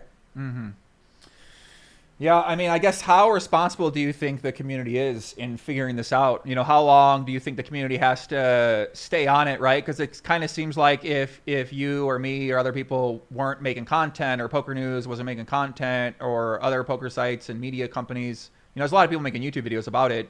So how long or how intense do you think the community's responsibility is, your responsibility potentially is, in going where it needs to go to be able to ask those questions and go through those things? Because those aren't, obviously we've seen, you guys already had this back and forth where he feels like you're attacking him and you're attacking his business. And I guess that's a good question, right? Like, how responsible are you to try to get to that answer or get to the truth?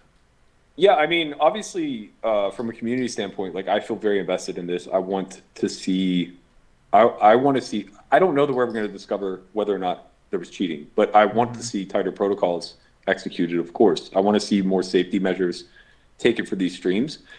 And, it's a little concerning to me. And you could speak to this a little bit, right? Like, you're as neutral as they come, purposely so. Like, I think we all understand how you approach these situations now, and I think you do well by the community to do it. So when people get upset at you, it's clear that there's something strange going on, right? Nick is upset with you too, right? So it's like, this guy has the emotional intelligence of like a 6-year-old.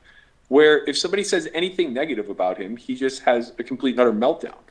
And that concerns me when he's the head of a live stream that has 7 figures on the table at any given time. But that aside, because that's kind of whatever, it's not a big deal. That aside, we also know that there are all these insecurities behind the scene, or lack of securities behind the scene, and they're not being handled. So, you know, it's bothersome to me when that type of person uses their public platform when they're supposed to be investigating the thing that we care the most about, which is game integrity, to basically use leverage of some sort of information that he's received that my character could be smudged because I did something, you know, against the grain, a little bit gray, unlawful, whatever you want to say, right? Mhm. Like, it's equivalent to him finding out that, like, I don't know, that I have, like, a littering fine or something like that, and trying to publicly smear me based off of it. The whole approach with this whole, I know that there's a recorded call between my employee and Berkey, and I think you should all question his integrity because of it. It just screams of a distraction of, hey, look at this thing and stop paying attention to me for a second, you know? And to have that happen and then follow it up 24 hours later with my investigative team found out who's behind the Poker Karen account is just like, what are we talking about, man? This is a person on Twitter who says mean things about you? Like, what the fuck? This is how we're using resources? So you're saying he shouldn't be doing something like that? I mean, I guess kind of go back. So what exactly was the integrity and rep check he was talking about with you? So it's about a recorded call that you recorded with one of the employees, and then Nick was basically talking about that to question your motives or something like that. Was that an understanding of what happened? It wasn't to question my motives. Like, I don't think anybody cares that a call was recorded. It was to call my integrity into question because it's illegal.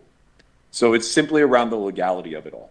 And he was basically, he was kind of using it as a threat of basically like, you know, if you don't address this, I will, and there will be ramifications behind it. And so, like, you know, I'm not going to stand for that type of bully tactic bullshit, right? Like, yes, I admit I did something, you know, not above the law, I guess.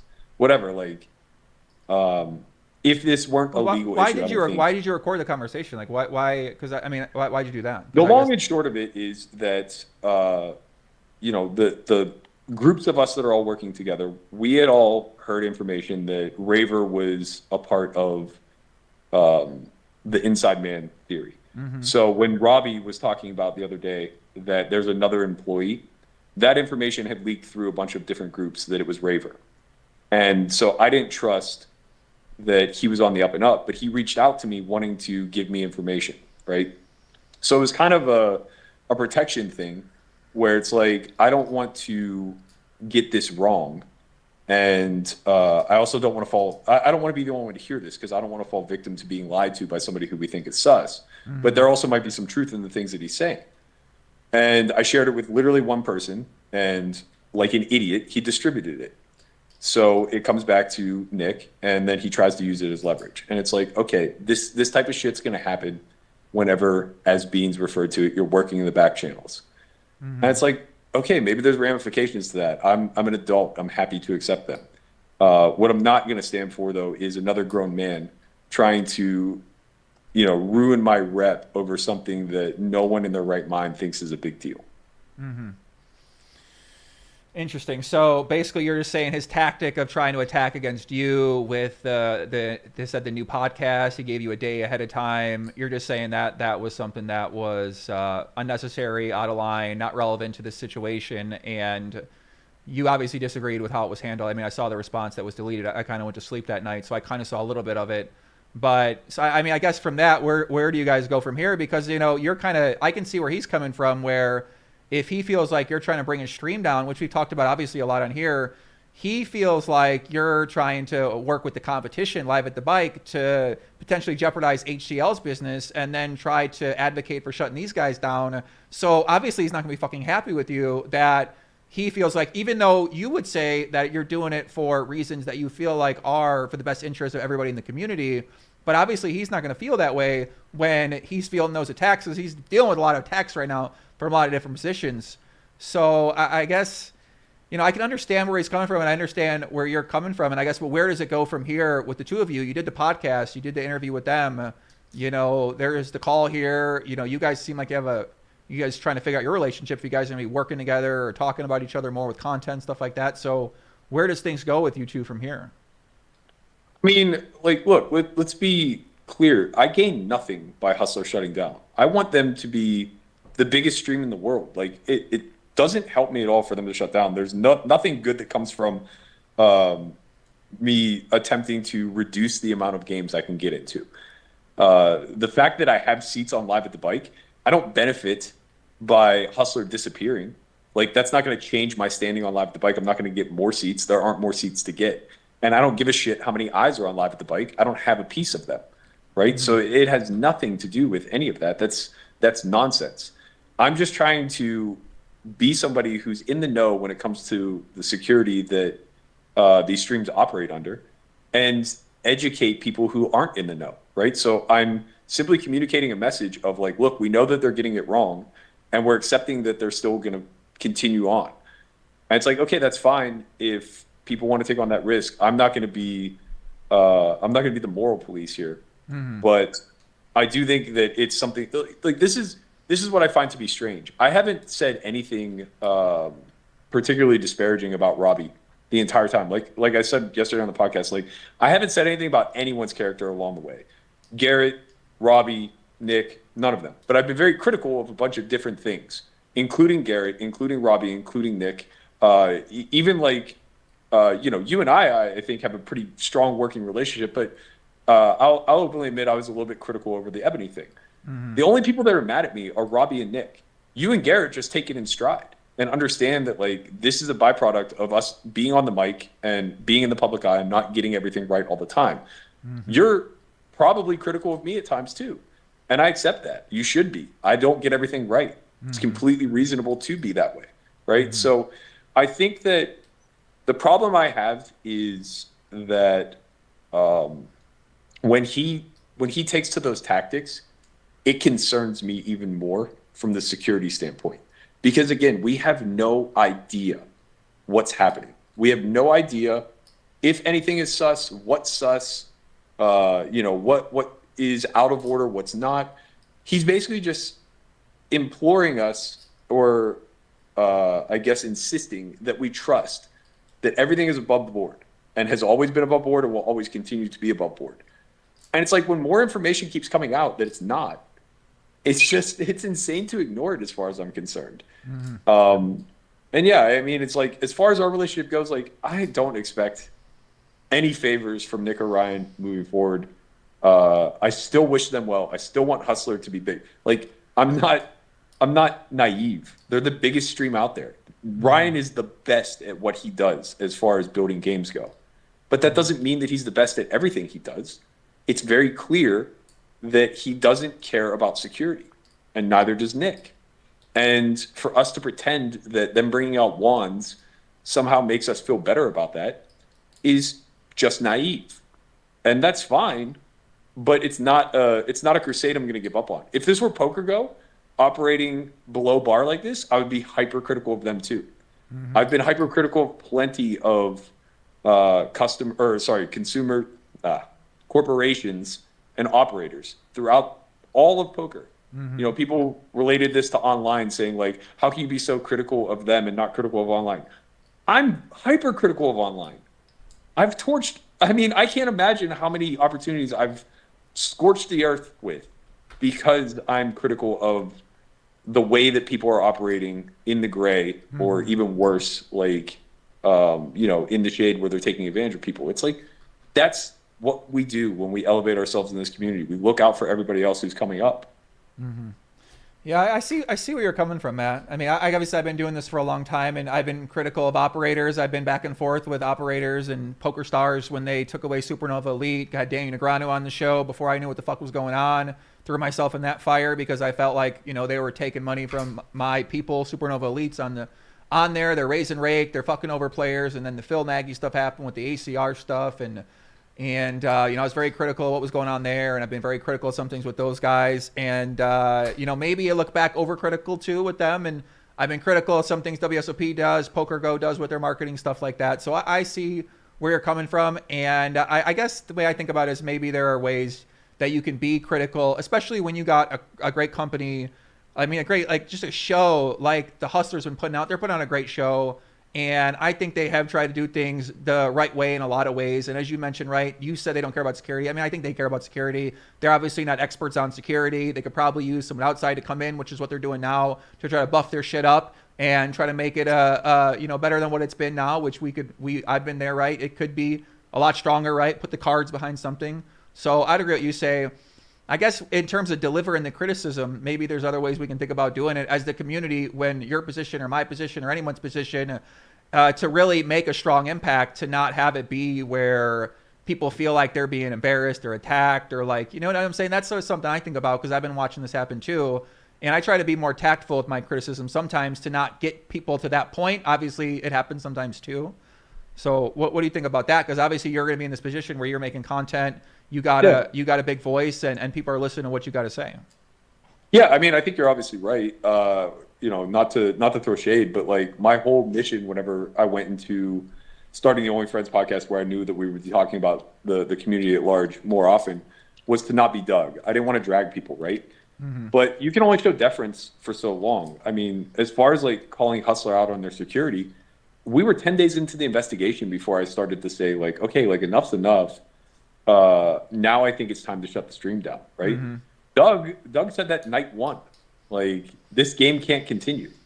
So it's like, I think I'm willing to show deference to a point, right? Where at some point when enough negative feedback keeps coming to you, you have to kind of hold people's feet to the fire, and you can't really just kind of spar with kids' gloves any longer. Like, yeah, I could be a lot more diplomatic about this and make it so that I'm in the good graces of Nick and Ryan, and give myself a outside chance to have seats and still be able to play that game moving forward.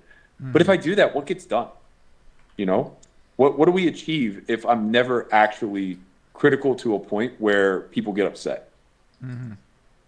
Yeah, it's a fair point, right? Because that's sometimes what you got to do to really inspire someone to change what they're doing with their business. Because I remember this happened with Phil Nagy, where this guy was fucking mad at me, right? I came out there, I made 3 videos about the cheating happening on the site. The guy obviously not happy with me. I'm not fucking happy with that guy either. So we had our differences, but you know, eventually, you know, he kind of got over it, and he came on the podcast. We sort of hashed it out, and he acknowledged to me, talking with me, he's like, yeah, you know, we probably needed to get better in some of these areas. We needed to get stronger on security at the time. We needed to give refunds back to players. We needed to handle this differently.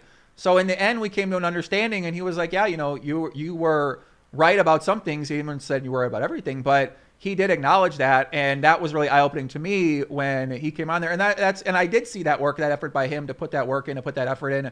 I guess now I would say, you know, you've called them out. You've said, hey, we want you to buff up the security, which is the big issue here. So now it's on them to take those steps to start implementing these ideas, these suggestions, these promises that they've made. And then if they can deliver on that promise, it sounds like to me you're going to feel a lot different than with their operation than maybe what you feel right now, because that's the main crux of the issue that you're having right now. Yeah, I think that the Nagy example is a perfect one. That did not benefit you to call out at all, right? You have a big enough platform where an ACR sponsorship would have been an easy thing for you to acquire. And that's 6 figures in your pocket. But you chose to go the route of putting your integrity and your ethics first, and more importantly, the community's integrity and ethics first, right? And it's great that it worked out where he was able to admit some fault and make some significant change. Mm. Nick has admitted like some fault, but it seems very clear that Ryan is the one who, like, every time I talk to Nick, he goes, I don't know anything about that, right? Like, on the pod yesterday, we were like, hey, man, you can run an entire stream without anybody in production seeing the cards. I know for a fact that there are people doing it. I have the software. I can do it myself. Like, this is not an impossibility. But Ryan texted me and said it's impossible. And he goes, well, that's the first time I've heard about this. And it's like, okay, man, maybe you shouldn't be the one in public talking all the time, because it's clear that there are actions that could be taken that aren't. And, I was suggesting them shutting down to make these corrections. This could have been handled over a weekend without them ever missing a single stream. It's just very clear that, like, there's no interest or good faith. And there's this expectation of trust in an area where it's been completely breached. But yeah, to your point, like, had they stopped the stream for one day, or even just over a weekend, changed things and came out with a list of the changes, and it was verified somehow, specifically that they're doing cards down, right? Because, like, one of the big problems is the commentary booth is not, by the way, like, this whole setup is so laughably bad after the Stones debacle. And the fact that, like, Ryan was a part of the bike and the corrective measures they took after Stones. To build a whole new stream from scratch and have it such that your commentators are not separated from the control room is mind-boggling to me. Like, this is gross negligence to the fullest, as far as I can tell. And so I just want to understand. So you mean the commentary booth? Because I've been there before. They got the curtain. Mm-hmm. Can't have phones up there. So You're saying that just having the commentators that near. I mean, we're kind of picking a little bit here, but I just want to make sure I understand, right? Because you're saying something like that you have an issue with, where the commentators are near where the cards are, the information is, and it's out in the open. Yeah, you're not, like, locked in there, right? You can just walk through the control room, see a hand, go take a piss, whatever. But more importantly, like, like that's obviously not going to be the way that you would cheat if you were going to cheat. But you have access to that room, right, in some capacity, and it's not going to be fully monitored what that access is. There's blind spots to the camera. There are people running production. Like, if you come out of the commentary booth and kind of hang out for one hand and just place a listening device somewhere, no one's going to know. And like, that easily gets out, right? So, I mean, it's not a huge leap to figure out ways in which this game could be cheated when the protocols are so fucking weak. And they're very easy fixes. I guess, like, that's the biggest issue that I have, is that they're very simple fixes and no one seems interested in making them. So I'm under the impression they are planning to fix these things. From talking with Nick, from talking to Ryan, like, my impression is they are looking to spend resources on improving these things. So for me, I was saying, okay, well, I'm waiting to see what the investigation has, and then I'm waiting to see what these guys come up with. They got to need some time to get whoever the expert is, right? Like, to get the right people in there who understand how to implement these measures, because they might not know how to do those things if what we're believing is true about how they set that up right now. Then they got to find the right people who know how to come in there and fucking make this stuff GTO, make it better, make it where it's best practices in terms of what some other company, maybe like Poker Go, maybe does something like that. Yeah, I agree with you as far as, like, the entire list of things to change. But if they literally just did whole cards down for production, where they didn't get the hand, or they couldn't see the cards exposed until the hand was over, there isn't that much as far as, like, a lack of security goes. Now the only thing you really have to protect is the computer that the server's on, and ensure that there isn't some sort of mechanism in place where people are gaining information out of that. And that's an email away. Like, he could get on the phone with Andrew Milner and have that set up in 10 minutes. Less, maybe. This is the lowest hanging fruit imaginable. And it's the simplest solution in the near term without having to reconstruct the commentary booth. That's largely optics, right? So does Ryan know that? I mean, because I personally haven't heard that. So maybe Ryan, I mean, I don't know how close Ryan is getting this information. He's busy with the show. He's working on the show right now too. So does Ryan know that it's that easy of a fix where you could do something like that? Because it feels like maybe it's a miscommunication thing in some of these ideas, because there's so many ideas being proposed for some of the game. It's hard to listen. I mean, he's been in close contact with Andrew. When I text him, he said that that's impossible, and I just know for a fact that it's not. So, it's weaponizing ignorance, in my opinion, if that's the route that we're going to go. Interesting. Yeah, I mean, it sounds like, are you guys covering this a lot on the show? You know, I saw you had Nick on there the other day. You know, you guys had like an hour-long conversation. I got to watch the rest of it. But is this something that you guys are continuing to pursue on your end? And also, I mean, working with the Live at the Bike, right? I can see where a conflict of interest comes in here with a lot of what you're saying. And obviously, you might not feel that way. But from someone who's looking at it on the outside, I could say, well, you know, it does make sense whether, because this is what they used to accuse me of, like, oh, you're go hard against Poker Stars because the site somebody paid me to do it. I was like, nobody fucking paid me to do this. Like, I'm just nuts. Like, I felt like there was something wrong here at the time, and I don't know what the fuck was going on with me, right? I've lost my mind in some ways. I don't know if I'd do that stuff again.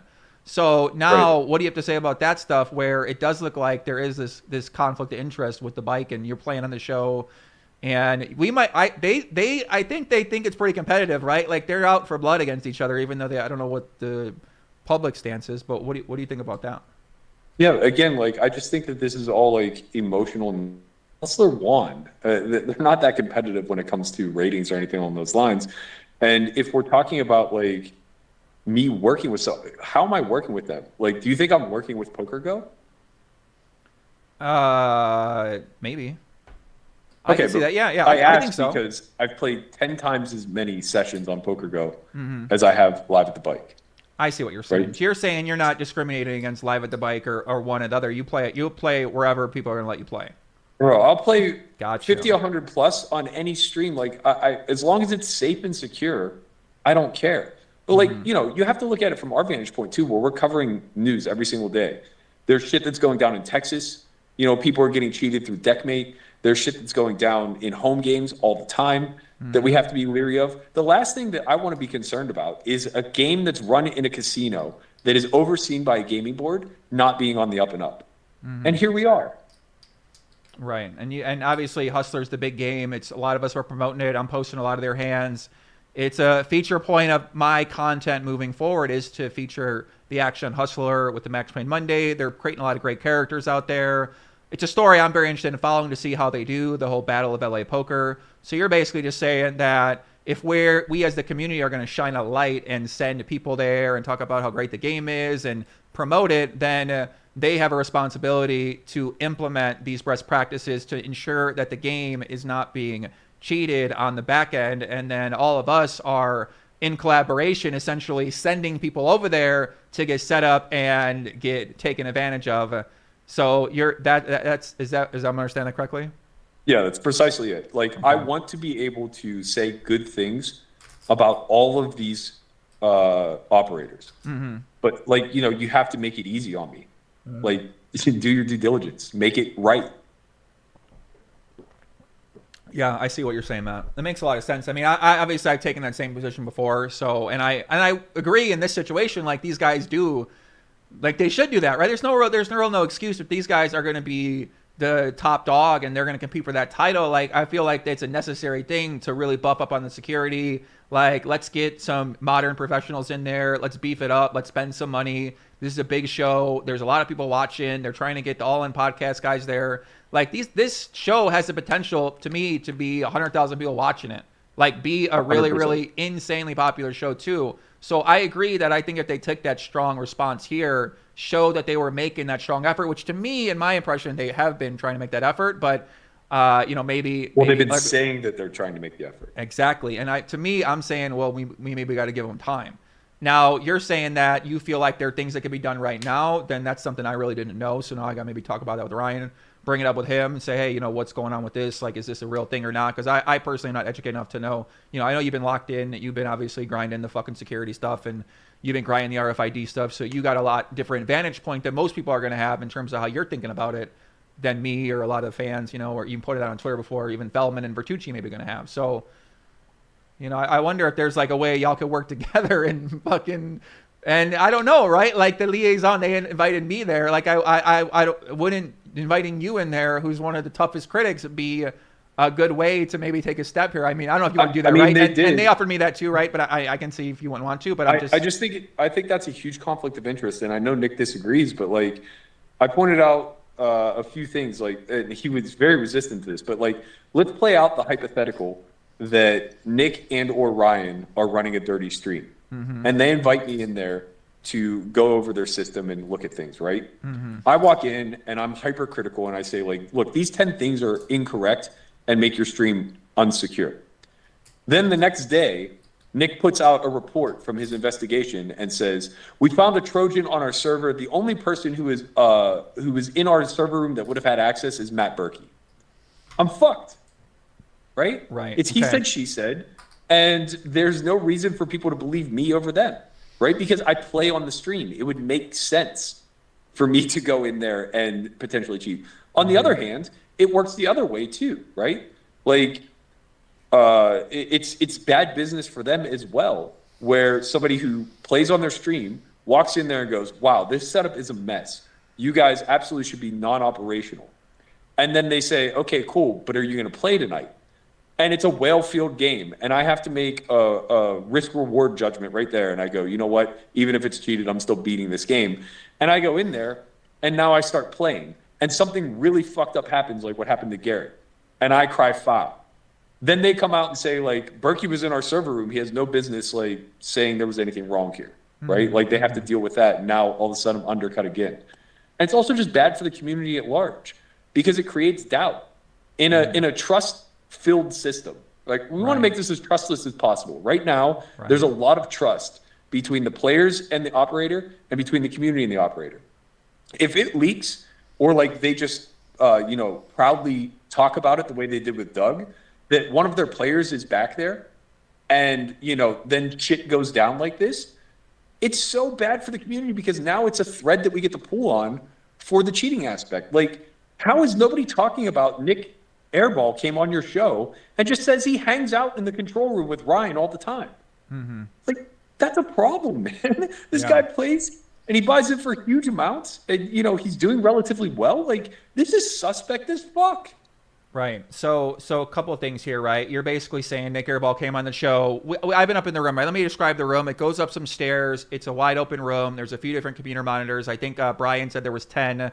And a lot of those have the real-time hole card. So the commentator booth is going to be, let's say I walk in, I go straight. There's a curtain that's going to divide it off there. You're going to sit down. You're looking at monitors. Bart's in the chat. Shout out Bart Hansen. He's saying that the cards are on delay from the real time.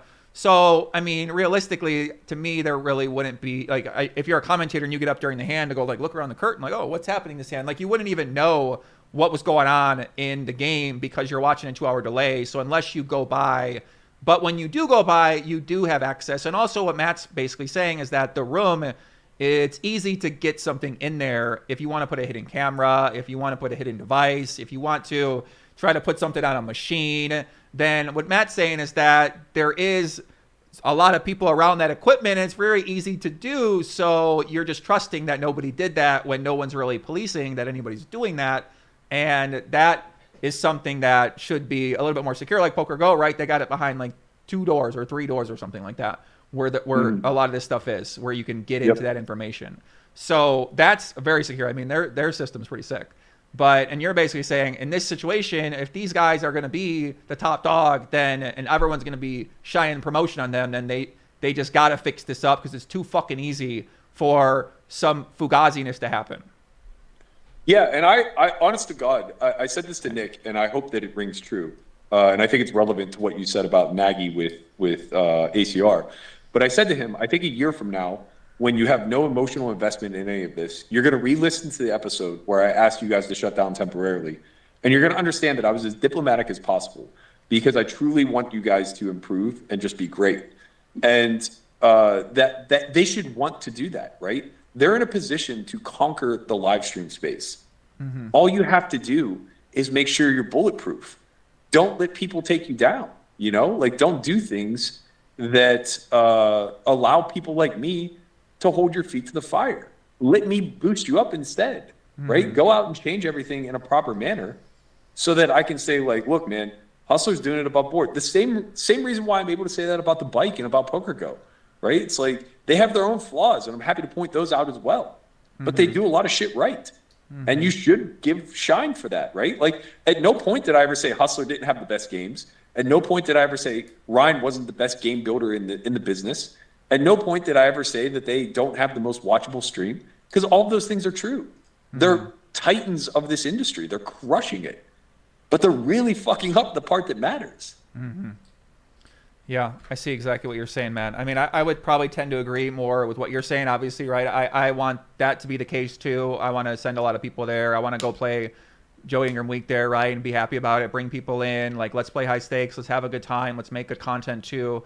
So, obviously, I would love, now that I've learned more about what's possible, I got to say I would prefer the same thing, right? I don't know what's going on in the room. People can see the card. Like, that is something that would concern me, too. And that would be something me moving forward, looking at, you know, at the lodge, they got the cards in like a back room where you can't see what's going. I mean, you can't go in the, like it's a double door office, right? Like nobody can get in there. It's a very small room. You know, I mean, they kind of lock them in there, kind of think about it where the cards are at. So I guess that would be that is, I think that's a production room. I just want to make sure. I got maybe a little bit double check that with Doug just to make sure. That was my impression of how that worked, but it seemed like something that was set up to be pretty secure and, but I don't know. You got to go down there. You got to check it out. I'm not really sure. I'm not a professional. Yeah, I wasn't sure of their security either, but I reached out to Doug and I asked him all the same questions that I asked Nick and all the same questions that I asked Brian at Live at the Bike and Maury at Poker Go. And, you know, Doug basically said, like, we're doing all these things moving forward to make it more secure. But currently speaking, we segregate the server. It's locked. We segregate the commentary. They never have access. The only thing that they're not doing is they are still viewing the cards in real time. Mm-hmm. So they just haven't gotten to a point of changing that yet, but it sounds like he intends on changing that moving forward. So how do you fix that, Matt? Yeah, that's good. How do you fix that? The cards in real time? You said it's like a one-stop shop. Because I asked Guy Hip by Feldman, we're going to do either a show tonight or tomorrow, and we're going to have a lot of things to talk about. I mean, I'm trying to get every question because I got to figure out the talking points a little bit more on the whole Feldman angle because there's a few different things with past with Live at the Bike. I know which we're going to talk about here. Basically, he said he open book. He'd talk about anything. So I just want to understand, when you said the cards in real time, you said that that's an email away from Andrew Milner, and that can be something that can be fixed now, and that's not being taken place now. Yes, correct. I don't have the hardware in front of me. Otherwise, I would just tell you exactly what the feature is. But it's something like peakless, where basically you can change it so that the server spits out the cards after the hand's over. Got it. Okay. And my understanding is the reason why that's not the case is because Ryan likes to edit in real time. So if you put this delay up, he would then have to wait until the hand was over, which means that he would be operating his cameras relatively blind. And when I say relatively blind, I mean he wouldn't have any information on the hands, which means that he wouldn't necessarily get the most candid shot because he doesn't know who's bluffing. He doesn't know who has, right? He has to kind of go off instinct in that regard. So it makes his job a little bit tougher. But, you know, what's the exchange here, security versus production?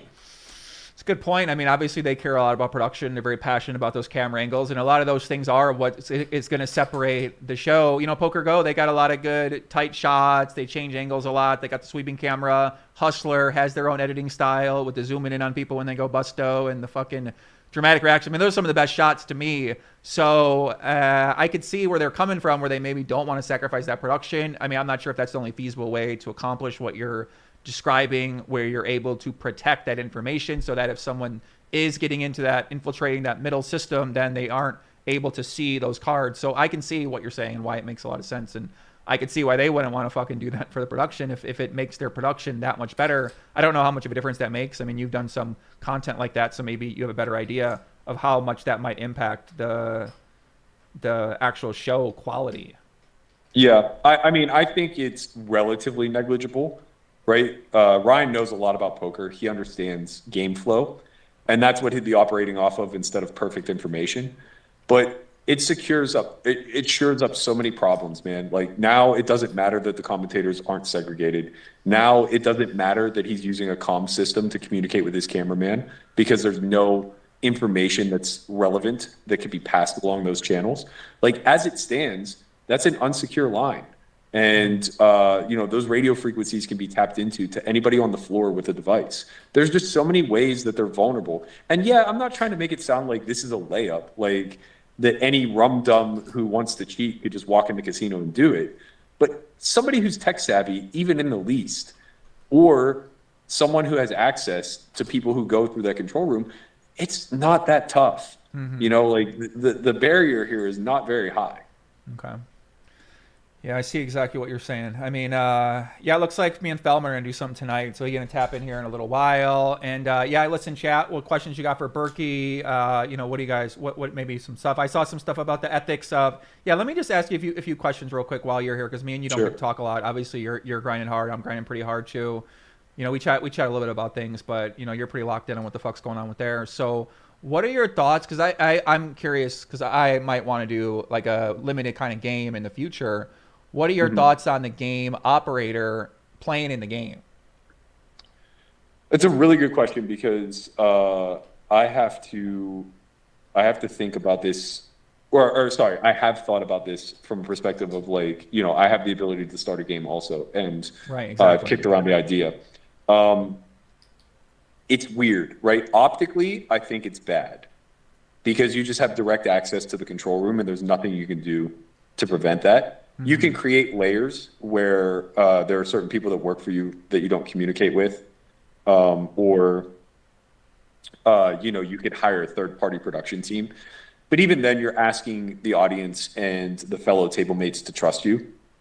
So I think I lean towards the side of no, but I also don't think that this is like anywhere near the biggest concern of security stuff. Like, basically what I'm getting at is if everything is on the up and up in the back room, I would never call this stuff into question. Like, you know, if Nick Vertucci owned PokerGo and played every game, I wouldn't think twice about it. If Maury wanted to play every single game, I wouldn't think twice about it, unless he started winning at like an ungodly rate, you know, and then we could start to question stuff.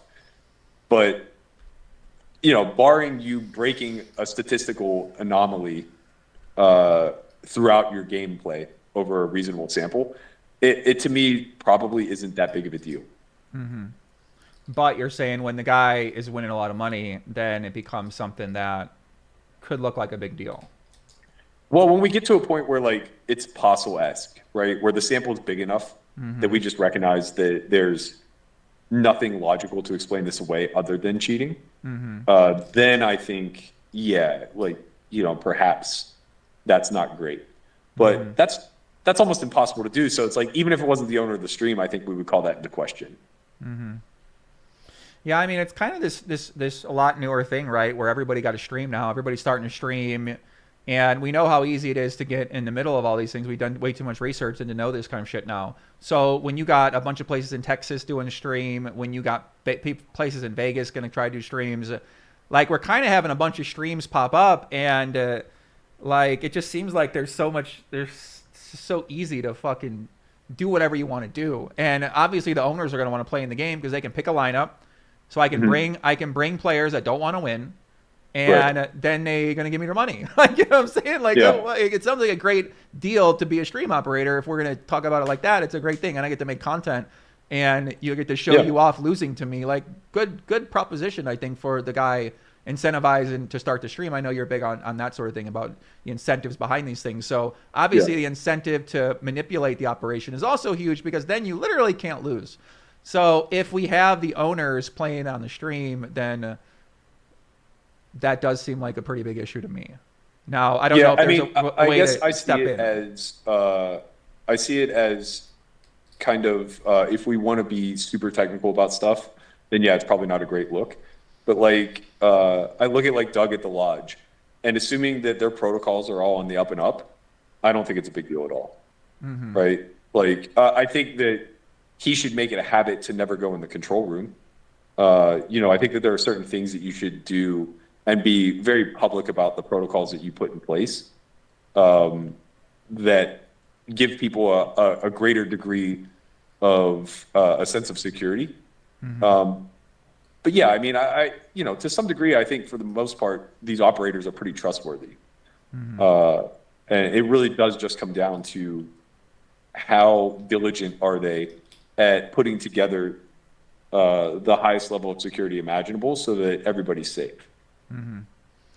Yeah, I mean, there's really no way to police that either from Vegas, right? Like, it almost seems like there needs to be a regulatory board for the streams that can go into these places and at least provide some layer potentially of trust. Obviously, we know how that could work, right? It's really, we see that with the government now in terms of how these regulatory boards are set up and they play favorites and all. There's a revolving door, and that's another story probably for another time. So maybe this is a bad idea. Maybe it's not a good idea, but it seemed like a better idea than the idea we got now, which is that there is no real oversight of any of these things. Like, think about another bad example, right? UB went with the Kawanaki Gaming Commission, and you're in your mind, you're like, oh, that like means something. It's a safe thing to play on these things that are approved by a certain commission. So maybe we see something like that. I don't know if there's other modern ideas that existed in other places, but maybe that's a point to move to in the future to try to fix I think the thing that has the most weight moving forward is using data as our favor. So there are two ideas that are getting kicked around by two different camps. So Manit, that you spoke with earlier last week, I believe, and Andrew Milner are both working in opposite directions to kind of solve the same problem. And I think both are necessary. So Andrew is trying to create an API where every single stream house that uses his software has the option to opt in on the trustless version of that software, right? So his next update, the next rollout, is going to be that a delay is fixed at the table. So no matter what, cards will not be read until the hand is over. You can have them on the scanner, you can not have them on the scanner, it doesn't matter. The cards won't be read until the hand ends, okay? So that takes away all of the trust. It now becomes a trustless system. And he's going to create an API for all operators to basically connect their server to this website that checks whether or not they're using this feature. So that's great, because now we get to crowdsource which streams are the most secure as far as using a trustless system. On top of that, Manet's system collects a bunch of data, all the data that you could ever want. It's like PT4 for live games, right? Yeah, he saw that. Sounds pretty sick. Yeah, so it's super sick in the sense that the individuals get, like the people who play in the game get an app. And on the app, the only data that they're privy to is their own, and then any data from the streams that they play in. So like if you and I play on a stream and we play 10 times together, I'm going to have those 10 sessions worth of data off of you, but only hands that go to Showdown. So the exact same as PT4. Okay, that's pretty sick. Yeah, that's real. That'd be awesome, actually. Right. Yeah. So the good news with that is it's not enough information to where you can like data mine your players and just like figure their strategy out. But what makes it more secure is Manet's company is accumulating all of the data of all of the streams. And they will then keep that data under lock and key. And anytime an investigation comes to be, the stream house has the option to release that data. So now imagine the Postle scenario. If we just had a database of 1 year of his hands perfectly logged, do you know how fast we would crack this case? Right. I see what you're saying. Right. So you're saying if this situation, if you can go through a stream and you have all the data and all the players, it's real easy to go to your hold'em manager, go to One Money at Showdown, and figure out who the anomalies are and who's crushing on the river. Right. Exactly. Yeah. I mean, that makes complete sense, right? I mean, obviously that sounds fucking great. We had that data for a number of different reasons, right? Just as fans of poker, and people want to know winners and losers, people want to know those stats, and I think that would be pretty sick. And we did have him on the show last week. He did talk about that, man. So it sounds like these two are competing for the solution right now. So it sounds like they're going to be, both of these solutions are going to be implemented, because don't most companies use either the GFX guy? I don't know how he says I don't know what stage his company's in. I think he's still raising, so I don't know if his company is in the card houses. I think that they're only in TCH right now. Okay. Yeah, you're right. But yeah, so basically everybody in this industry is going to use one or the other. And the fact that they are both, and you know what, it's going to force Andrew then to come up with a solution for data as well. So at a minimum, I imagine he's going to be forced into a spot where he has to start to collect all of the hands so that there's a secure private database in case cheating does occur. And we can either have a third party go through that, or the stream house itself, whoever, these investigations will be so much better off if we're not just sitting here staring at tens of hours of streams trying to put two and two together. Yeah. That sounds fucking great, man. I'm in. Give me the hands. Give me the data. I'm in. That sounds phenomenal. I hope that can come to fruition. I hope that can happen. I mean, listen, the reason we talk about this is people that can do something about it are listening to this right now. That's why I'm asking the question. And Agreed. You know what I mean? Like no one else really care about this stuff. Not many people do publicly. Everybody busy. They got their own agenda. They got their own backers and supporters. So there isn't many passionate people about the safety and security of these live streams out there. So I, on one hand, appreciate that you're one of the people that does also care about this kind of stuff. And but at the same time, I understand that it's going to make a lot of these fucking people upset when you come at them and tell them that their security needs some work and needs some upgrades. And we're sort of seeing that happen right now. So, chat, what else you got, Berkey? Any last thoughts? I mean, what's any last sort of, what are you waiting for? I'm waiting for the investigation. I'm about to talk to Feldman tonight. I'll ask him a lot of questions. I'm sure there'll be questions that come out of that. And that story has to develop a little bit too. So what are you waiting on next with the case? Do you got anything coming up, or what are you thinking? I'm fully exhausted with this, man. I would love to just play more poker and talk about this less. Let's play some poker, bro. How do we get to play poker out of this? You know what just get a fucking game going, dude. I mean, come on. We got to at least get all these characters together for at least like a game. Like, I want to see Beans in the game. I want to see Nick Airball in the game. I want to see Robbi in the game. Like, I'm ready to see us all play some poker together. I'm with it, man. I'm fully with it. I don't know. I'm looking forward to playing 5 Diamond this week. It'll be a nice break from all of this nonsense. Why'd you big time? I'm sure. Yeah, why'd you big time the charity event last night? You said on Twitter, "I'll be at the charity event." I didn't see you sit down at the charity event that I found on the table. Where were you at? Congratulations, by the way. I'm so wiped. I came home and just fell asleep. I woke up at like 9 o'clock, and I text Conrad. I'm like, "It's too late, right?" He was already home. Yeah, Conrad was chilling. Conrad made an appearance. Shout out Conrad. He was showing up. He was showing out. He had a good time. And it was pretty fun. It was a lot of old school. You would have had fun. You should have came, seriously, because you would have let Matt. Yeah, I saw a lot of the names that were there. It would have been nice to kind of catch up with some of the high rollers and shoot the shit, get my money taken off of me by some better players.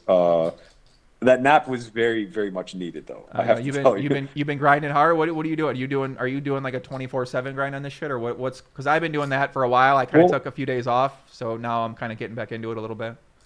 I think it's less of that, and it's more that I'm having a tough time compartmentalizing my time, right? Because like now this is maybe an additional 5 hours a day that I'm dedicating to something that I wasn't before. Mm-hmm. And WSOP has these bracelet events going on, so like I'm trying to jump in those every now and again. I'm trying to still maintain, a little bit of a life outside of all this nonsense, whether it's getting to the gym or playing pickleball. And it's like, I'm finding that every single day I have to sacrifice one thing that I would otherwise routinely do. Mm-hmm. So some days it's sleep, some days it's the gym, some days it's this nonsense in the poker community. But like, it's been tougher to juggle than I would care for it to be. That's what I'm saying, bro. That's what I did the past few days. I'm like, all right, let me take a step back. I went to the Meetup game today with Brad and Andrew, play some 2-card, went to this tournament event last night. Like, let me get out of the house a little bit. Let me see what develops here, and let me kind of get some of those things I've been sacrificing a little bit off. I mean, I was talking about my girl earlier. We got to mend the fences. I ain't been showing her a lot of attention. These girls, you got to show them love. So I've been locked in with Beans at 3 a.m. on a live stream. So shout out Beans, right? Man. But we got to, I guess that's our challenge, is to figure out the balance of our time. You're doing the same thing. I'm doing the same thing. We're making content. You got a big training thing going on. You got your crew to manage. I mean, like they're living in your house. Like you got a whole other kind of things going on. So I could see it being a challenge for you to figure out what the fuck to do with what's going on right now.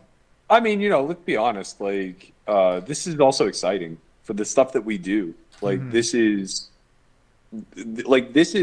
equivalent to the World Series. It's validating to be doing daily content and have people tuning in. Like, I don't understand. I know you talked about this earlier, but like, I don't understand people that are like, "Oh, you're doing this for the clicks, for the click." Like, well, yeah, obviously. You think I get on the mic every day because I don't want people to fucking watch?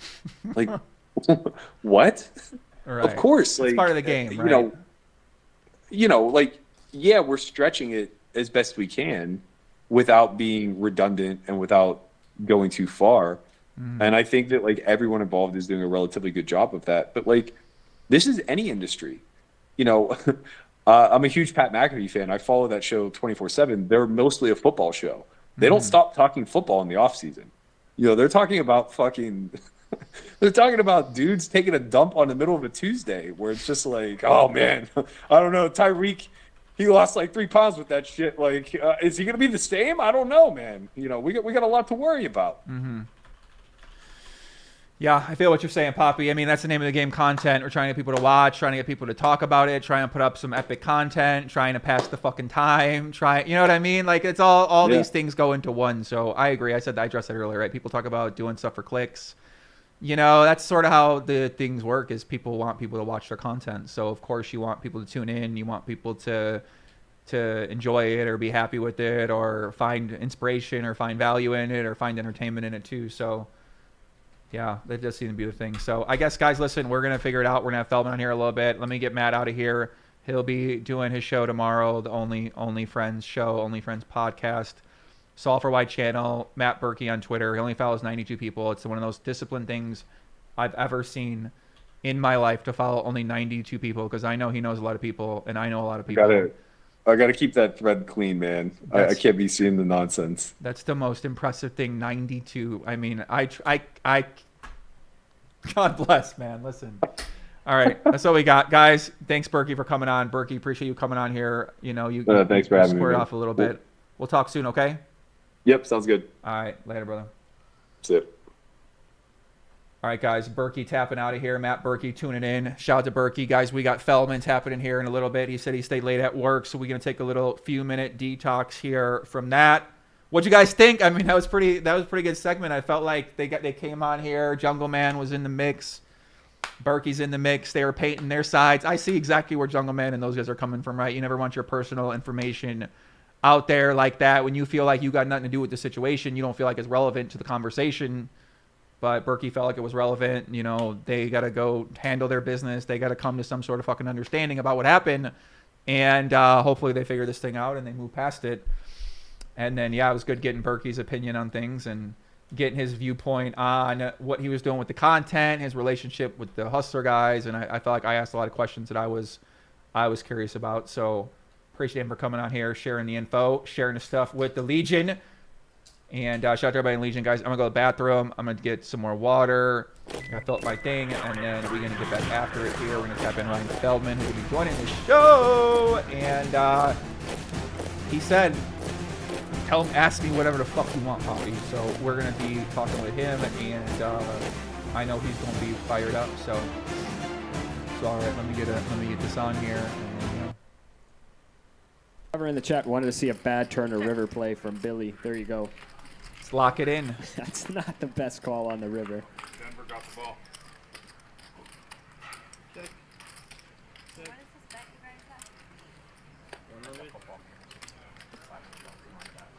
What, and you're the bookie? No, Margo. I'm not the bookie. That would be breaking certain laws that I have. No, Why did he make the bet with you? Because no one else wanted to bet, so I was like, I'll bet.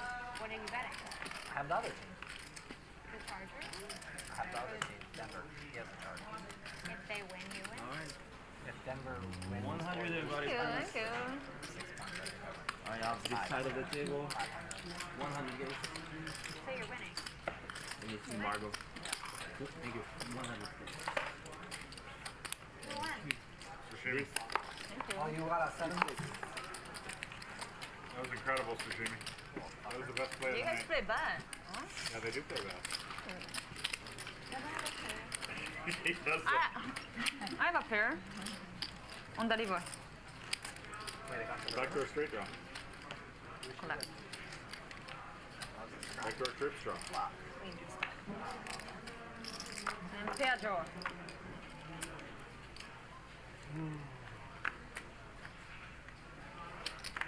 120. 120.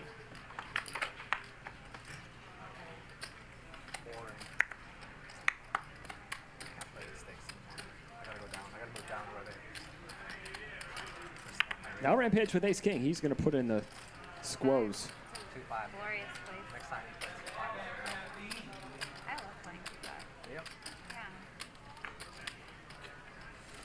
playing his rush. 7:20. If you ever want to watch like a super high stakes match. What do you mean? Like watching a stream or in person? Person, not like. Yeah. But there's a game I watched. 2K. 2,000. 2,000. And look at this. Billy maybe steaming a little bit. Going to put in the limp raise. Interesting to see how Rampage proceeds here, either with a jam or a call. I don't think he's folding. Legit.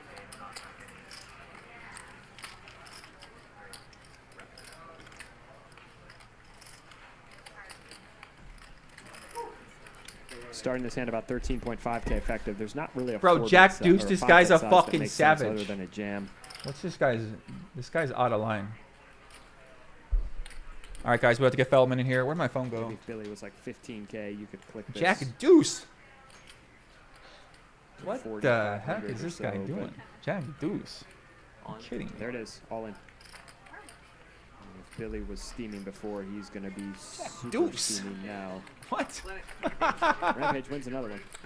Dun, dun, dun. All right, guys, we're here. We're live. That would be a very good GTO headquarters, about to get Ryan Feldman on here. He is one of the main people, producers, co-owner at Hustler Casino Live. Known him a very long time, and he got the thread. We went over the thread earlier today, so about the roommate stuff with Ludacris and any sort of out of line activities that may happen live with the bike. So we about to lock the fuck in. Let's go. Who just? Berkey. Shout out to Berkey. Yeah, shout out Berkey coming on. Always enjoy talking with Berkey. He always fired up and passionate about poker. He's one of the only people that really care about poker, so that's why I like talking to him. He's one of the only people that cares about this stuff. And he got a real fire. You know, he got a lot of fire behind it. So, not that many people that are like that. Bonito, what's up, guys? Who we got in the chat? Let me get some shout outs here. Scala13, what's up, Scala? What's happening? What's up, guys? Poppy, you should have someone else ask tough questions with Deeb. Yeah, I mean, let's just have the conversation, and then other questions are going to come from that. I don't really want to turn it into a big confrontational thing with Ryan. I want Ryan to be able to chat. This is one of his first things he said on the show, so I want to be able to voice his opinion. If people feel like they got questions from there, right, then why don't they do whatever they got to do with that, and then we can think about that in the future. Doing Max Payne Monday. It's been fun so far. Bro, AK, look at this shirt. Dude, I need to play AK. I like this guy. Chris Pritchard with a 10. Joey to ask Ryan to hire another team to audit. Nick and everyone. Nick's lawyers have fiduciary responsibility, conflict of interest. I'll help pay, and all of us should pitch in. Has to be very soon with the 10. Okay. You want us to another team to audit Nick? What? What did you say? Have financial audit Nick and everyone else. Nick's lawyers have fiduciary responsibility and conflict of interest. I'll help pay. What? Who are the lawyers? I don't know who the lawyers are. You're gonna pay? Okay, where are you gonna pay? All right, Camacho. What's up, Camacho? What's happening, guys? On YouTube, you also can join up the GTO Legion if you guys want. It's a new membership program. It's a new membership program that for my YouTube channel. If you want to support my YouTube channel, because we'll send on Twitter. Because basically, I had something with Manscaped. Right now, I don't really have a sponsor. I'm working out something with WPT to work on their project with the World Championships with the WPT and the win. That's going to be pretty sick. More announcements coming. This is seriously one of the sickest events. That's why I'm starting to work with them, because I think it's going to be fucking awesome. Yeah, I don't know. They talked a little bit about it, right? And price, but I don't think they really announced a lot of this stuff. But they're basically doing like a sick ballroom with the event. There's going to be Triton-style production back there with really high-quality stuff. It's going to look sick. There's going to be a lot of content going on. And there'll be a lot of content coming from the location as well, too. There's going to be a sick meetup game at the beginning that most of you guys are probably not going to be able to get in because it's going to be popular and it's going to be filled up. And I'm going to do my first meetup game, which hopefully be next month. And then we got some content coming up. The first content should be a podcast with the great Phil Ivey. So we're going to find out. I'm pretty excited about that. All right, let me get Feldman in here. Let me get Feldman in here. Yeah, bro, me and Phil Ivey reunited. You know he's going to be excited about that. He misses me. You guys know Ivy's missing our first podcast. I mean, look at the last pod we did. I mean, that thing dominated, bro. It did like one. Fans were loving it. It got a bunch of everyone was commenting. They all enjoyed it. I mean, Phil Ivey gave 3 interviews and fucking, see, Phil fucking Ivey. Look at this, bro. Oh my god. Let me flashback real quick. Look at him. He's like, who the fuck is this clown? Whatever. Look at all the comments. 1,100. Everybody's loving that one. Whatever. So round 2 coming up. Let's get it. Can't wait. All right. Whatever. Let me get Feldman here. We got Brad Owen coming on as well too. That one's going to be a good one as well. Good to have Brad on here. Andrew Nemi. I think Andrew Nemi going to tap in as well too. That's going to be a great one. Great to hear what those guys are up to.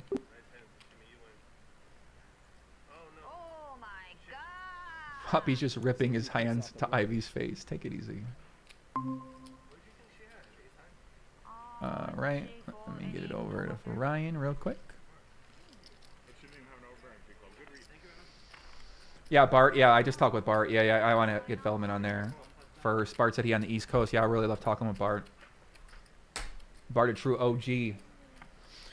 The last time you interviewed Ivy, you disappeared for 6 months. I mean, listen, I was going to go out on top. I figured I go to Mexico. I might die down there. It is what it is. Like, my last piece of content is Phil Ivey podcast. I'm pretty much set, bro. Like, fuck that. I live a great life. Phil Ivey podcast on my channel forever would have been my last show. That would have been a perfect way to go out. A great way to end the season, guys. Coming in here, we got Feldman. Hold on a second.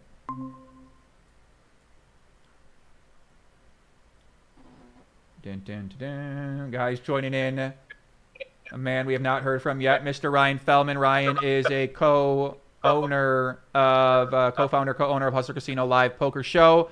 Also a former co-owner of Live at the Bike. And obviously you've been very responsible for putting on this great production, building up Live at the Bike over the years. Worked together in the past with Live at the Bike, doing different shows. Now we started Hustler Casino Live, and obviously Hustler Casino Live square in the middle of this controversy right now with Garrett, with Robbi.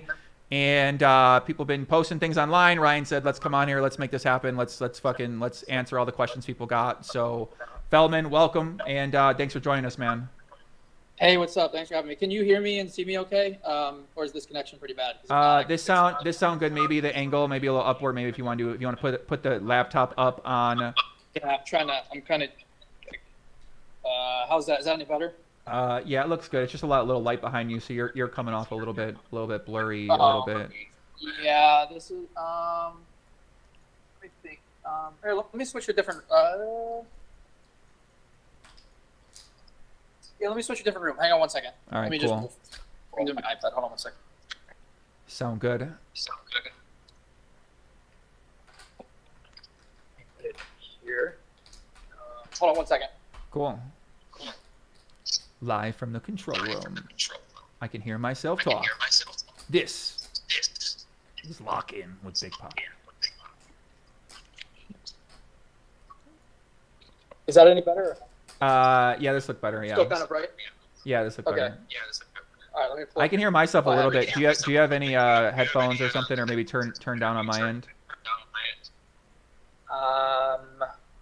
Lock in. Like such a bad setup. You hear an echo? Yeah, a little bit. Damn it. You might need to go out and come back in. You want me to do that? Yeah, try that.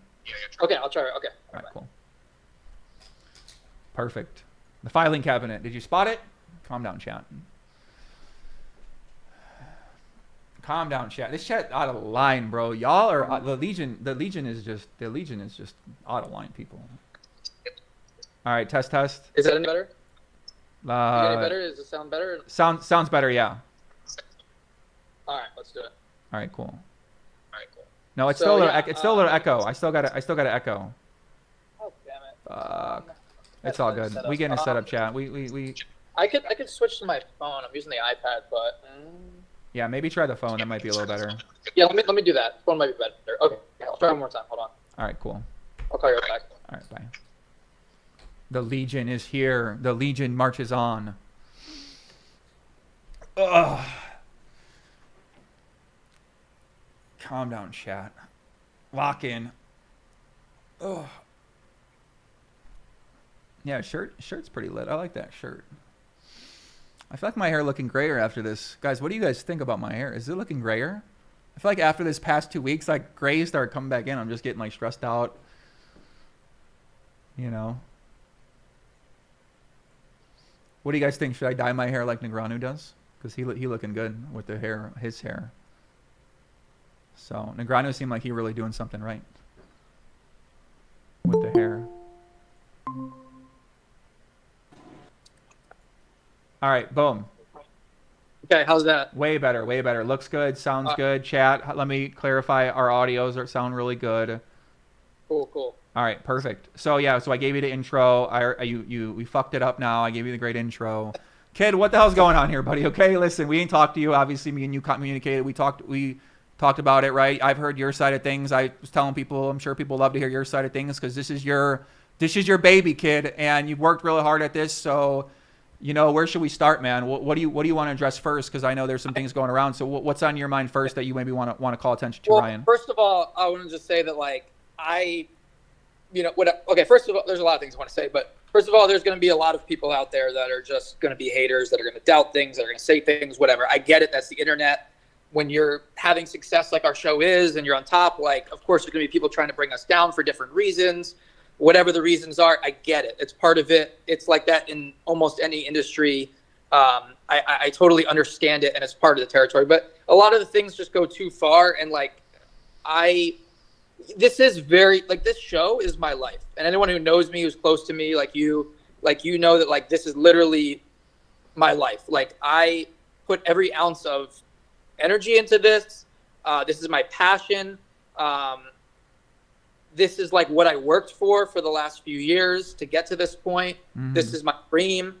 And, like, I don't have, it's sad to say, but I don't have, like, a great life outside of work, where this amazing social life where I have all this time to do things. And no, like every ounce of every day, I'm like putting into this show. Like, even when I'm off, I'm doing things, working on the show, lineups, etc. And this is, so when people come out and start questioning my personal integrity and things related to that, it really hurts, because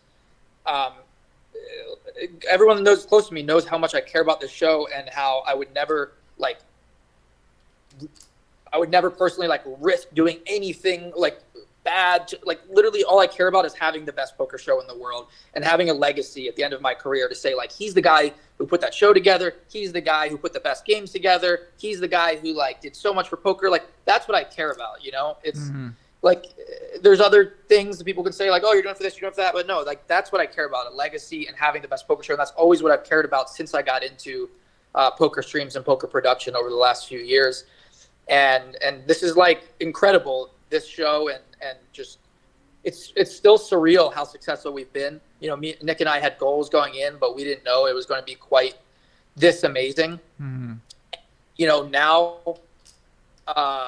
now like, that people are, like, questioning stuff about me in the past that, like, isn't even true. And, like, I know the people that are bringing this stuff up that are either posting it themselves or giving it to other people to post. And I just think it's such bullshit to do that when, like, they're bringing it up because we're talking about something about our show, about this Robbi and Garrett thing. And now all of a sudden everybody gets dragged in the mud, and we're talking about, oh, Nick putting a finger up and he's cheating. Like, oh yeah. Like, okay. Like, he's literally, like, the best or one of the best players on the shows he plays. Like, what do you want? If you want to suggest that it, you know, you think that someone thinks that it's not okay for an owner to play on the show, that's fine. We can discuss that. Mm-hmm. But, you know, to ever, like, accuse Nick of, like, doing anything illegitimate, like, these people are literally handing him money in these games, trying to bluff him and whatever. We could talk about that. Mm-hmm. Or accusing DJAF of cheating. Like, it's just, all of this stuff is such bullshit to me. Like, it's just not fair for these things to be out there and people to be discussing them. Like,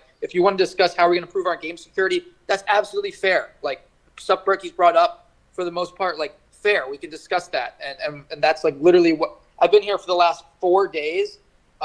Friday, when we ended up deciding to run the tape game, and Saturday, Sunday, and then came in early today. All 4 of those days literally had people in here working with us, investigating every single thing from a game security and cybersecurity and all that perspective, giving us the full rundown of what we need to fix and all of that. And like literally I'm putting every ounce of like my life right now into this show and everything around it. And like, it hurts when people call things into question for me personally, or even, you know, for my partner, Nick. You know, are we perfect? No. Do we make mistakes? Absolutely. But like, we're doing everything the right way from an integrity perspective. We are, our goals and our motives are to run a pure show with some fun players, to put together the best shows possible, to make the players happy, to make the fans happy. And that's literally what this is all about.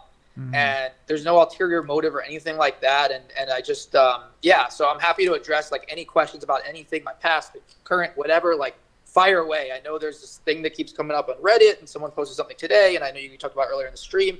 I think it's such bullshit because I'm pretty sure I know who's behind it. And by the way, I promise you that whoever wrote that Reddit thread will never dare come on your show and show their face. They won't come on your show. Anybody who's posted any of those Reddit threads or anything like that about that, bring it, especially the person that posted today, I guarantee you they won't come on the show because they don't want me to know who they are. Because there's only like 2 or 3 people that it could be with some of the stuff they put in there. And I know that who those people are because they all have an agenda.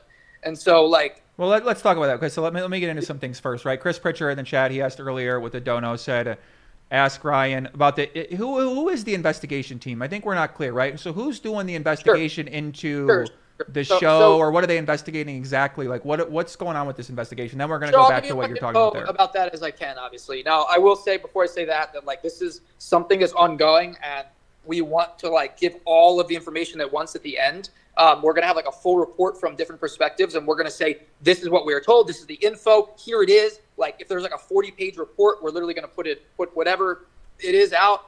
And this is what we're going to, this is what they said we should fix. This is what we're going to fix. This is how we're going to change things going forward, etc. So there's a few different aspects of it, but I want to make something clear because people, you know, throw stuff out there like, how can Nick investigate his own stream? Or how can Nick say whatever this thing on Twitter when he's trying to investigate? Like, okay, Nick's doing a lot of different things, but the main thing he's doing is like being the leader of delegating responsibilities. So we hired like, you know, a legal team that's doing legal aspects of it, right? We're hiring, we hired a cybersecurity team, like they are, from what I understand, like top of the industry, and they're investigating. You'd be amazed at the things they're looking at. They're like looking at every single thing. They pulled the table apart. They're like, you know, looking at all of our equipment. They pulled out, like looking at all our computers. They're doing like imaging, whatever that is. Like they're looking at the equipment. They're tapping into every single conspiracy theory people put out there about how this hand could have been cheated, and try to say, is it possible or not? Like literally anything you think of, they're doing. They're looking at the card, the shuffler, like everything. And that's the biggest aspect of this. And then there's other things like the casino's doing, where the casino security is working on things. So Nick is leading it, meaning he's like delegating, hiring, you know, like all of that. But he's not like the person that's investigating our cybersecurity. He's not the person who's looking at the casino cameras. Like, no, that's not how it works. You know, Nick does the business end of our business. I do the lineups and production end. And so obviously we decided to keep the show going for a lot of different reasons. And, you know, so obviously I'm doing as much as I can to help this process too, but I also have to keep the show going and work on that. So in the meantime, Nick's like, you know, as he's told you a million times, staying up all hours, like working on this stuff. And it takes time. Like it takes weeks to do, at least. It's not something that everyone wants it to be overnight. It's just not possible. Like we're trying to do everything the right way. We're not trying to half-ass it at all. So let me make sure I understand, right? Because I said Berkey on here. We had a big discussion about it. And I was like, okay, well, your main issue is that you're saying that you want to see these results in terms of how Hustler is improving their back-end security. And we had that discussion kind of back and forth, and I said that's probably going to take some time. So what you're saying, and a lot of people out there have been wondering, well, where are these things? Where is the security? And he mentioned something earlier about something with the hole cards, right? Where the RFID, the GFX program with Andrew Milner, it has some sort of access where you can turn something off where you can't see the cards until the hand actually ends. See in real time, like that's a very easy switch is what he was sort of describing, and sort of we were talking earlier about the control room and the layout of the room and how it's very open and prone. If you put a dice in there, then you might not see that, you might not notice that. So you're saying that you're taking steps to ensure that these issues are improved on all different directions. Yeah, absolutely. And like, there's a bunch of stuff we're going to change, and I will give credit to like Berkey and the other people in that camp, and that there's a lot of things they brought to light that make sense because of this. Now, I don't think that most of those things are like necessarily, you know, what happened in this hand, if something happened in this hand, right? But because we're talking about it, all of a sudden these things come up when we discuss it, and I think that's mostly fine. You know, there's some things I think we're over the line, or we're incorrect info or exaggerations or whatever, but I think that it's fair to just have a general discussion about like, how can we improve? Because we have a lot of eyes on our stream. We have a lot of money. Like this, obviously we're running some of the biggest games in front of some of the biggest audiences with some of the biggest names. So, you know, we should definitely be like as secure as possible. Now, we did some things at the beginning that we thought like made our stream pretty secure, but obviously as we talk about these things, we realize, wow, there's way more that we could do. Like Berkey's right, you know? And so I will say that first of all, I think Berkey's really smart. I think sometimes he's, on some topics, he's not as smart as he thinks he is. He thinks he knows everything. There's some things that he doesn't know because he hasn't run a live stream before, at least to the level of what we're doing. He's not a director, producer, this, that. Like, no, like he has some knowledge, right? He's messed with some of the equipment, but he doesn't know what it's like to run a stream, especially of this caliber. And so, you know, he talks to people. He has some idea of technical stuff, but, you know, I'm not trying to like brag or anything, but I'm the person who has run two of the biggest streams in poker over the last 5 years successfully, both being at the time the #1 stream. Like I know how to get it done. Mm-hmm. And yes, I'm not saying that I know every aspect of security and tech and all of that, but I understand how to combine that with like actually efficiency of running the stream, right? There's certain things you can say like, why don't you do this? But they either like aren't like really possible based on how the production works, or they'll take away from like the quality of the production by a lot, or there's just something that's just not reasonable cost-wise. And so, but there are a lot of things that he brought up that are reasonable, and we're working on those things. And we do appreciate that he did bring up some of those things, and some other people brought up some of those things. So when we're done with this, which, you know, I don't know, probably be in like a couple weeks, we're like, we're going to change some things in our control room. We're going to change like things about who sees the cards and all of that. Like we're changing everything. And there's a lot of other things too. And so this is like, I can't say everything because the guy that, or the team that was investigating all this and doing the cybersecurity research is putting together a report for us to recommend everything. And then we're going to take all of that so we can do all the changes at once. For the most part, all the big things at least. But yeah, we're changing a lot of things. And so like 100%, we are going to be insanely secure after this. I agree that we were a little naive about a few things. I don't think that any of those things affected anything that happened on our show. Like, you know, to be fair, like we still like there's one hand that's really in question on our stream, and we don't know if anything happened or not. We don't have any evidence that says anything happened, but we are still working our asses off to investigate to find out if there was. But regardless of if there was or not, we're still making these changes because we realize that we need to be better. So like, again, we acknowledge that. We're fixing it. The result at the end is going to be amazing, and I'm going to feel really good about it. You know, and it's just going to, like our players, I think, that are in our player pool, like they trust us. They know that like they can trust me and Nick and our show, and they're still here. They know, right? It's the people on the outside that are like saying things. But at the end of this, our players are going to feel even way better when we tell them like, hey, we did this, we did this, we did this. And everyone on the outside is going to feel that way too. Once we tell them what we're doing. So I'm pretty excited about it. Okay. Sounds like a lot of things are in the move, which is kind of what my impression of where the case was on your guys' end. Chris Pritchard asked if Ryan will get his own lawyers to do an independent audit of Nick's lawyers and the entire investigation, basically saying there's a conflict of interest in terms of the people that are bringing it. So it's not Nick's lawyers. It's our production company. We hired these people, and they're like a really good law team. And there's like different things that they do that have to do with this specific investigation. So, yeah, that's all I'll say about that. But so, yeah. and we can't say who the lawyers are.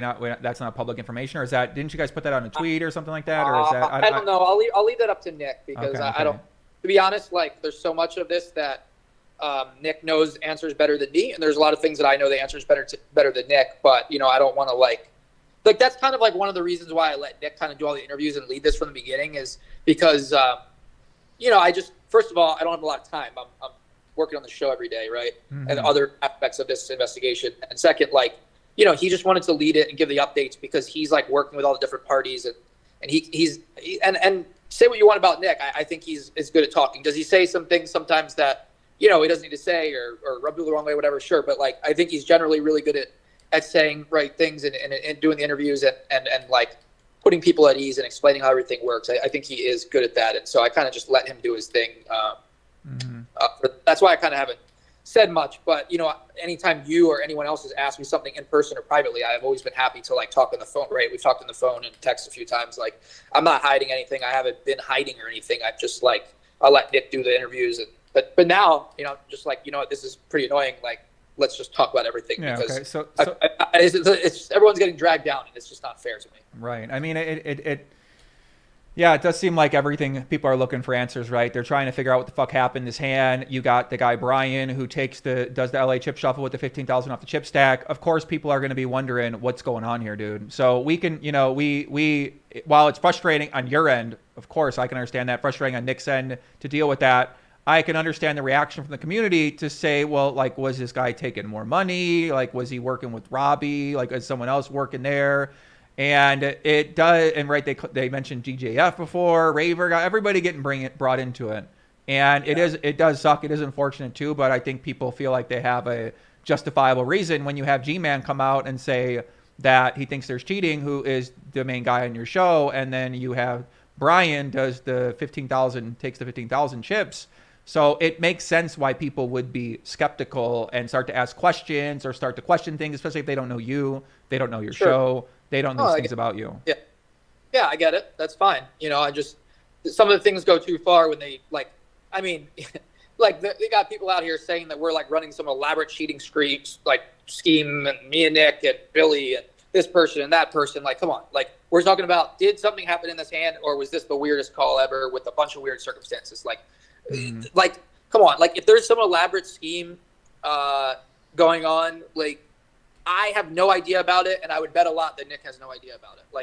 I promise you, listen, I don't believe in I doubt the legitimacy of lie detectors or whatever, but whatever. I have literally zero to hide about anything. I will tell you everything about everything you want to know, and I feel like I've been so straightforward with everything I've done on this show in the last few years that I just my reputation and integrity and all that stuff is so important to me. It's the most important thing to me, and I feel like I'm one of the most upstanding members of the poker community and have been since I've been in this community. And if anyone wants to question that, show me some proof, show me some evidence, ask me any question you want, because I swear I'm the most innocent person and everything. I'm scared to literally get in trouble for anything. I've never stolen something. I've never I didn't even I've never done a drug in my life. I've never smoked a cigarette. I'm just the person that's always just trying to do things the right way. Now, it's poker. Are there some things that I did that maybe people that outside of poker might be oh, you should do this, should do that? Okay, sure. But I honestly believe that I've done pretty much everything the right way and have never done anything even remotely shady or anything. And that's why I'm just literally, let's talk about everything. I have nothing to hide. I'll give you the answer as best as I can answer from my perspective. Right. Well, okay, so let's get into the. By the way, Brian update. Can we have a Brian update? So, is there Brian? What's happened with this guy? Robbi came on the show. She said that he had some type of. He was charged with something, but I don't really know what. I don't know what that exactly is going to entail next. I have no idea. I haven't been informed or followed up at all with that. I don't know if what happened after she pressed. I honestly don't know. Okay. So I've never. Once the thing happened, I never talked to Brian after that. I just, it was suggested to me that we just don't communicate with him, and so I haven't talked to him. I don't know what's going on. Honestly, I will say that it was very surprising to me when the info came out, and obviously I don't know if he had anything to do with if something happened or not, or if it was just a weird coincidence. I really don't know. And I'm not even gonna give opinions and stuff, but I really don't know. I honestly don't.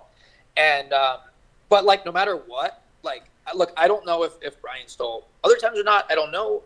even if I found out that like he like stole from me or something or so, like I honestly like at this point wouldn't care in that like I wouldn't hold it any more against him, or I wouldn't like pursue anything. Like I despite whatever his like things he did that were wrong, I do think that this kid put in a lot of work for our show and like cared a lot about our show.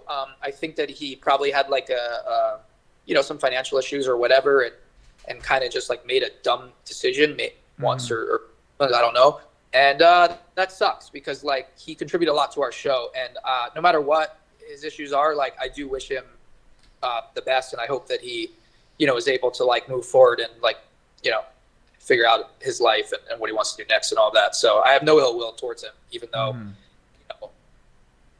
what happened was kind of unfortunate. But so you don't know if this was a one-time thing or the investigation's no, still going on? Don't. I heard Robbi say on stream that like someone told her that, like, no, like me, Nick, the casino, like we have no info about if this happened another time or not.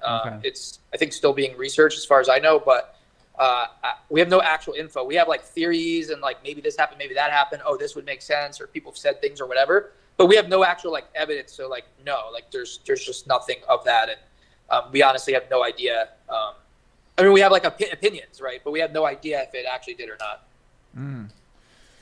Yeah, I mean, it seems like this is a one-time thing. It's kind of a random time for it to be the one-time thing. So when I look at it, I say, well, if it's just a one-time thing, then there's probably other times where the guy was up to something like that. And yeah, sure. Obviously they got to search through the tapes, right? Nothing that we can do at home looking at the game to see that. I think they're still looking at stuff. I think they've looked through a lot of tapes for different things. But yeah, I mean, honestly, like I really don't know. And I don't know if we'll find out or not. So let's talk about the Reddit post. So basically the Reddit post talks about your history with Live at the Bike, and it's come up on 2+2. There's been threads on Twitter. We discussed it on the show. I sort of gave my viewpoint of talking with you about it, what you've told me.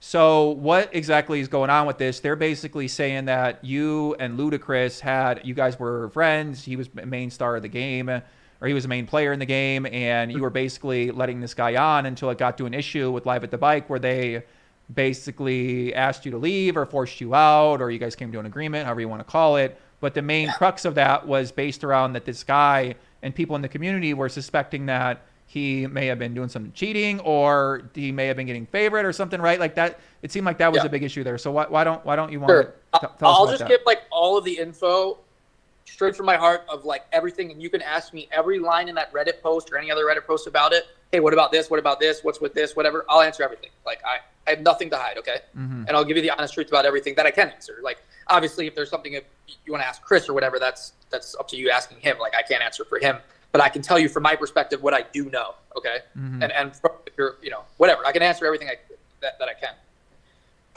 So I started Live at the Bike like late 2016. I came on running the show, doing the lineups. I became an owner in January 2017. They offered me ownership and to be the producer. The lineman thing happened in February that year. The Doug Polk week, he left. Ended up selling his shares a year later. So we had he was not part of it, and we had like 3 owners for the most part: me, Brian, and Evelyn. Brian did the directing, all the technical stuff. Evelyn did all the back end stuff. She moved to like Florida shortly after that, so she just did like administrative stuff. I did all of the production, social media, organizing lineups, literally everything in terms of the front end. And I did nothing to do with like the production or the control room or like anything to do with that.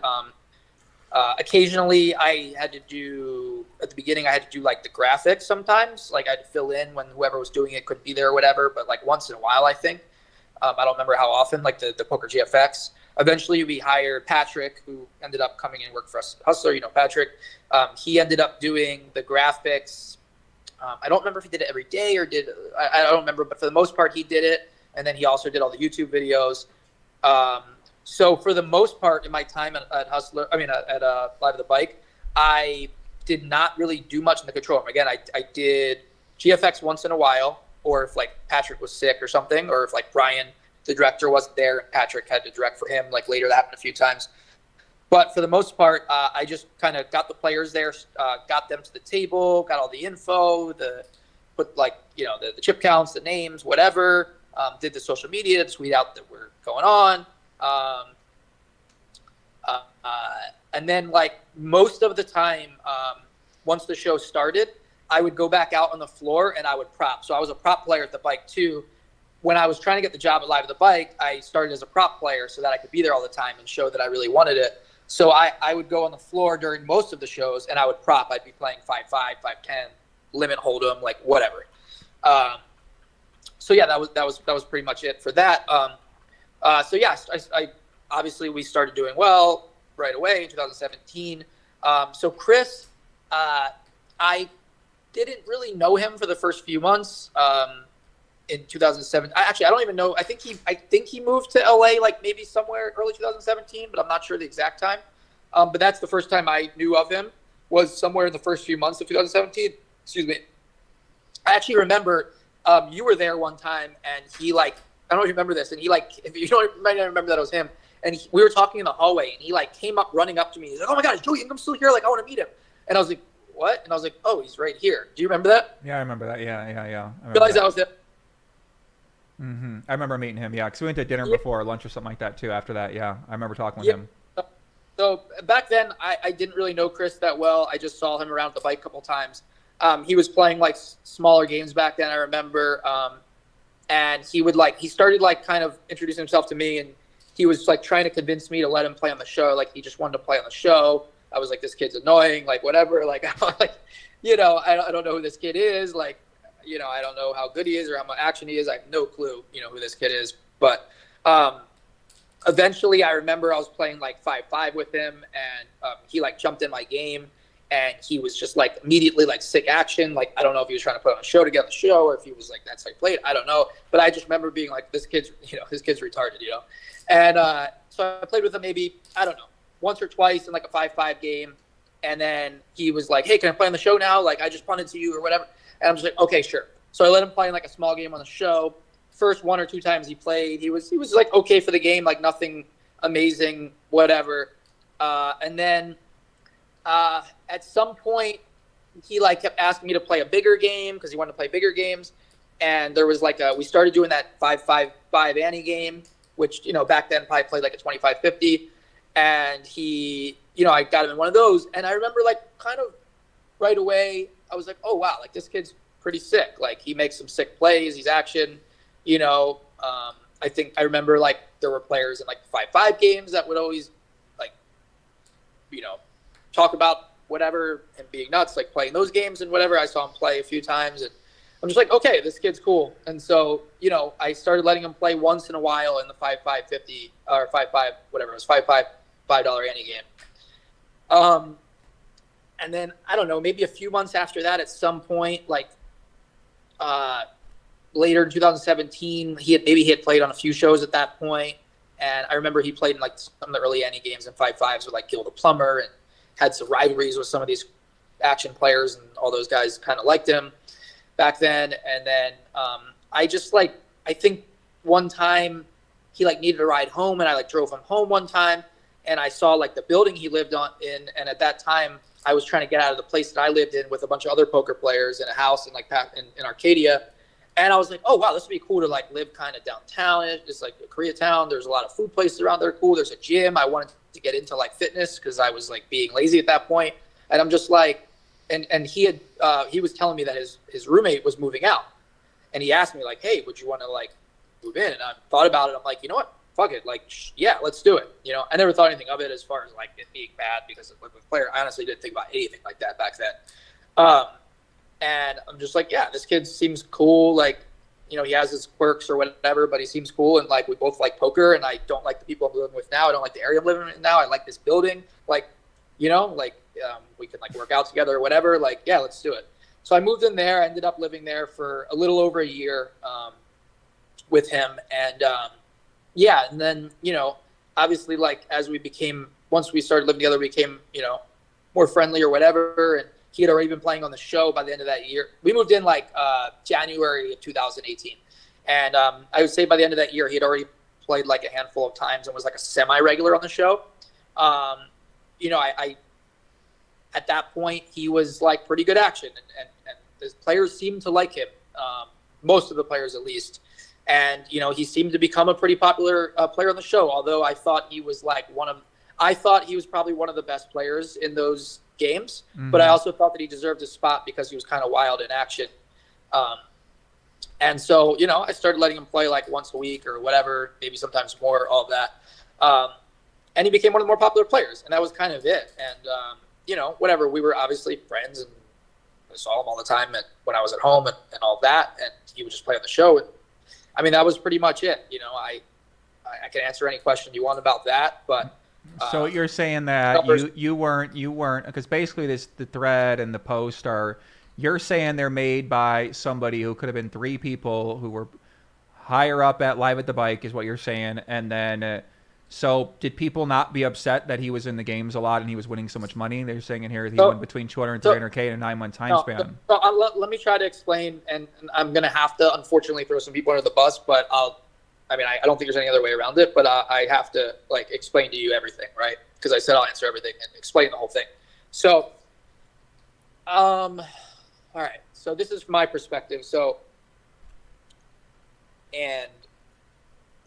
Okay, let me think of how to say it. So when Chris first came on the scene and started playing in these games and started playing some of the bigger games like on the floor or whatever,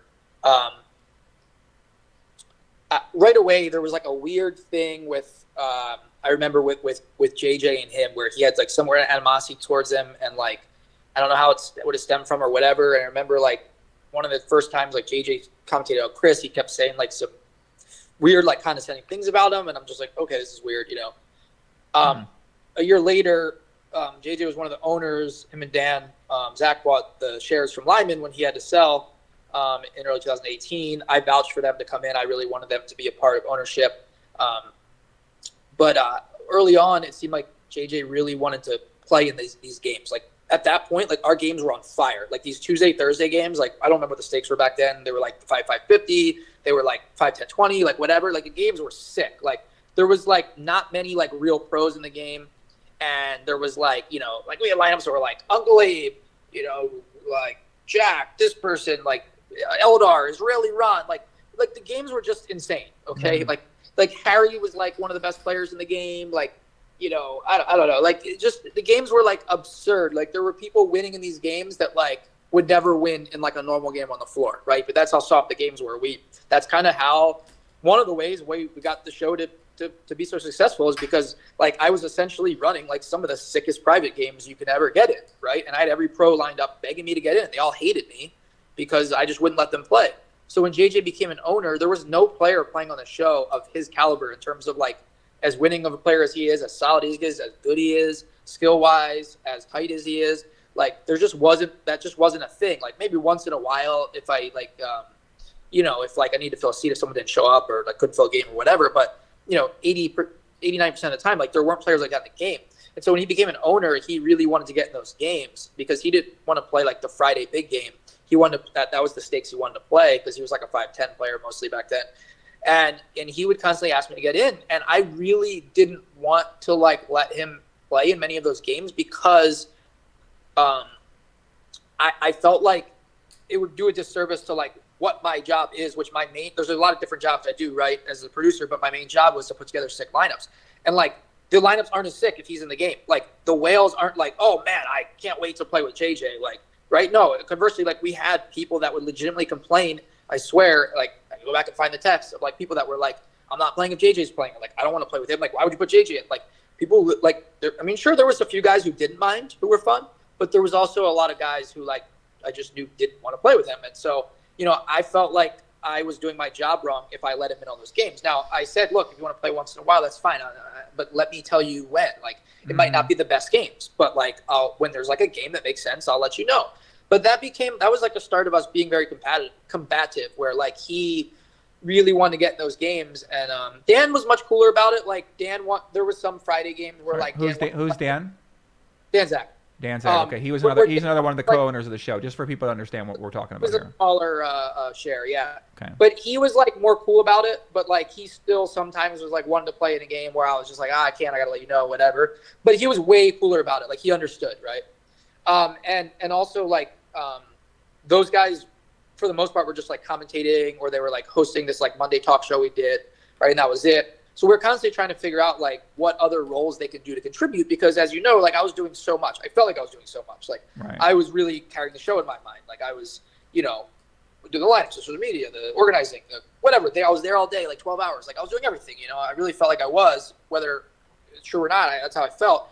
And I would always ask them like, hey, can you put together some strategy videos, or can you do this? Like come up with some ideas, like, and they just didn't do that. And that kind of was like one at the start of me being like, whoa, like, why are they owners? Like, maybe this was a mistake for me vouching for them to come in and be owners if they're not willing to, like, go above and beyond. Like, in my mind, when you're an owner of something, like, at least this is how I feel. Maybe not everyone does it. You do whatever it takes. You put in all the hours you can. You do everything to make this start. It's like a startup to make it successful. Like, if I owned a restaurant, I wouldn't tell my employees, like, hey, you know, I already worked 30 hours this week. I can't come in. But that's what, like, Dan, not so much. Like, he was cool for the most part. Like, if I asked him to come in for an extra shift for commentary or whatever. But when I would for JJ, like, he just didn't want to do it. He's like, nope, I already, and I can, again, show you these texts and emails. Like, we had arguments all the time because he would be like, nope, I already did 4 or 5 shifts this month. Like, I don't want to come in anymore. And I'm like, what? You're an owner. Like, what do you mean? Like, we should, like, pay somebody instead of you who's, like, not doing anything else but commentating? Like that's why we brought you in, you know? And I'm just like, so you expect me to do it when I'm already producing a show and doing so much? Like, I want to breathe during the show. I don't want to, like, organize the games, promote the games, you know, and then commentate. Like, you know, like, I be available during the game sometimes for stuff. So he's a co-owner, JJ. He's got an issue, or you guys are having discrepancies. And, So I think the discrepancy started from him not wanting to do more commentary shifts or whatever, and like also him having this grudge towards Chris for like, because he was like jealous. Maybe he was jealous of him because he didn't like him, and he saw Chris like winning in the games and being one of the best players in the game a lot of the time or whatever, in some of the lineups, some of the soft lineups. And so, so over time that got like more and more heated. And then that like summer we had an issue with 2 of the players on our show, and those players at least one of them would come out and tell you right now, like, that this whole thing was like overblown and wasn't true. It was just like them being upset about something. But there's 2 players that we like kicked off the show or put in timeout or whatever for different reasons. And they started like spreading rumors about Chris and me, whatever, and to like some of the people in our community. And from what I'm told from some people on the inside, I believe that it and I can't say this as a fact, but I can just tell you what these people attested to, that I think it started kind of like stemming from this JJ thing. And I think that, you know, he started being like, well, wait, why don't you let me play the games with this? Oh, maybe they're doing something shady or whatever. And he started like putting it out there. And these 2 guys who now had an axe to grind with our show because they were like suspended from the show, now they started spreading it. And that's where it really spread. And so I told them, like, listen, nothing happened. Like, I didn't do anything. I swear, like, I have nothing to hide. You can literally, and, you know, like, I knew Chris back then, like, fairly well. And like, I strongly believe that he didn't do anything either. And so, I just thought it was like bullshit back then, but like nothing came of it. And because I believe that they knew that there was nothing going on, or that there was no evidence or anything, they just like, oh, this hand looks weird, this hero call, whatever. Okay. Well, I'm sure there's reasons for why he called. He's a poker player. Ask him. But that's kind of where that's what happened. And then like but we let them keep playing because there was really nothing there. And after a few months, the COO, for whatever reason, was just like, hey, you know what? Like, I think it's like bad optics, you know, if he plays and you guys are friends or roommates or whatever. So like, we should just have him not play. And I'm just like, okay, fine, whatever. So we told him don't play anymore because the COO just said that it's bad optics, but nothing. The guy Mark Ventry, who's mentioned in his thread. No, it was Michelle. Mark was like poker room manager. He was like right under, and Mark was always on our side, to my knowledge. But yeah, it was Michelle. And then so that was it. And then, you know, over the next few months, it continued to be combative between us. And that's when we were doing all those $1 million cash games. We were crushing. I got really annoyed because we were like doing well, but like I felt like other guys weren't carrying their weight. They weren't stepping up and like, you know, matching my effort. And so eventually it just got to a point in like, oh, so during that time, you know, I started thinking about like, damn, like I started talking to Nick, like, because I was friends with him, because he was playing on the show. He was a regular. We became friendly, and he was just like, sorry, let me backtrack. So, like, he had asked once or twice a year, like in the last year before that, he had asked us if he could ever buy a share of Live with Bike because he wanted to come in. Like, he really liked the idea of being part of a poker production. So he was like trying to find a way in. And we were just like, it doesn't really work. Because at that time we were just like, we need someone who's going to work full time for us, like commentate, do all this stuff. And we're just like, he's not a fit, right? So then when I would tell him some of my frustrations, he's like, why don't we just, if you ever leave, like, we could just start a show ourselves. Like, we would crush it. I could do business stuff. You can do that. Like, it would just be us. Can you who you're talking about here? Talking about Nick. Nick Vertucci. Yeah. So we would just have these talks, and we're just like, dude, like, this would be, like, that would be cool. And I'm like, yeah, well, if I ever like leave, I'll let you know. And so it got to a point where I got so frustrated that I started asking the other owners for ultimatums. And I said, listen, like, I'm unhappy with this. I either want JJ out because he's making me unhappy and, like, just questioning me and doing all this shit. Like, I either him out, or I want some sort of, like, salary because before the payouts, because at that point, all they did was pay owners based on their equity. And I only had the third most equity. And I didn't even have an option to buy really more equity. And so I felt like I arguably deserved the most. Maybe I didn't, but that's how I felt, right? Or at least more than I had. And I was like, well, I should get like a salary since I'm working. Me and Brian, the director, were the only ones working full time. I said we should both get salaries before the payouts. And so I proposed that, and I said, or let me buy more equity. And they basically turned all of that down at first. We kept talking about it. They ended up coming back to me twice with different proposals. I said no, counter proposal, whatever. And then, like, the last time I said, you know what, like, if you don't, want this, is fine. Like, I'm just going to walk away. I gave them like 5 different things or whatever, like ultimatums. They came back to me. They're like, wait, you're really going to leave? And I'm like, yeah. And like, so they're like, wait, give us a few days. Again, I have all these emails if you ever want to see them. They're like, well, wait, give us a couple days to like give you another proposal. I'm like, okay. So they gave me another proposal for like more money, but I really didn't like it. It was like like $1,000 more or something a month. And I'm just like, this is bullshit. Like, I think I'll be happier without this. And it was a big risk, but I was willing to take a big risk at that point. I was like, you know what? I feel confident in my abilities. I feel like I'm confident in that wherever I go, I'm be successful. I felt like if I partner with Nick, we can do something. But whatever I do, like, I feel like I have the network and all of that and the skills to like be successful. And so I think it was April 15, 2019. I remember exactly where I was when I sent them an email. I sent them an email and I said that, like, that's it. I withdraw. Bye. Me and Nick immediately started meeting with other casinos, and over the next few months, we started talking to different casinos about trying to get a stream there. So, there's a lot of stuff, and we'll talk about more. There's a lot of stuff in those Reddit things that are not true. Like, unless it was like hidden to me, like they never were like investigating anything seriously. They never were like trying to force me out. Like, none of that stuff. And there's a lot of other stuff that's lies too. But literally, I left, and anyone that's saying they forced me out or they kicked me out or they whatever, like, it's just not true. Like, they were asking me to stay until 2 days before I sent my withdrawal letter, and they offered me more money, and I declined it. Like, I did not want to be there anymore, and I felt like I'd be more successful without them. And I felt like disrespected. I felt like underappreciated, underpaid. And I just felt like they felt like, oh, we can do this without you. Like, we don't. Okay, so I mean, obviously I talked to you a lot during this time. I talked with Live at the Bike about this situation a little bit as well too in the past after like Paso stuff happened.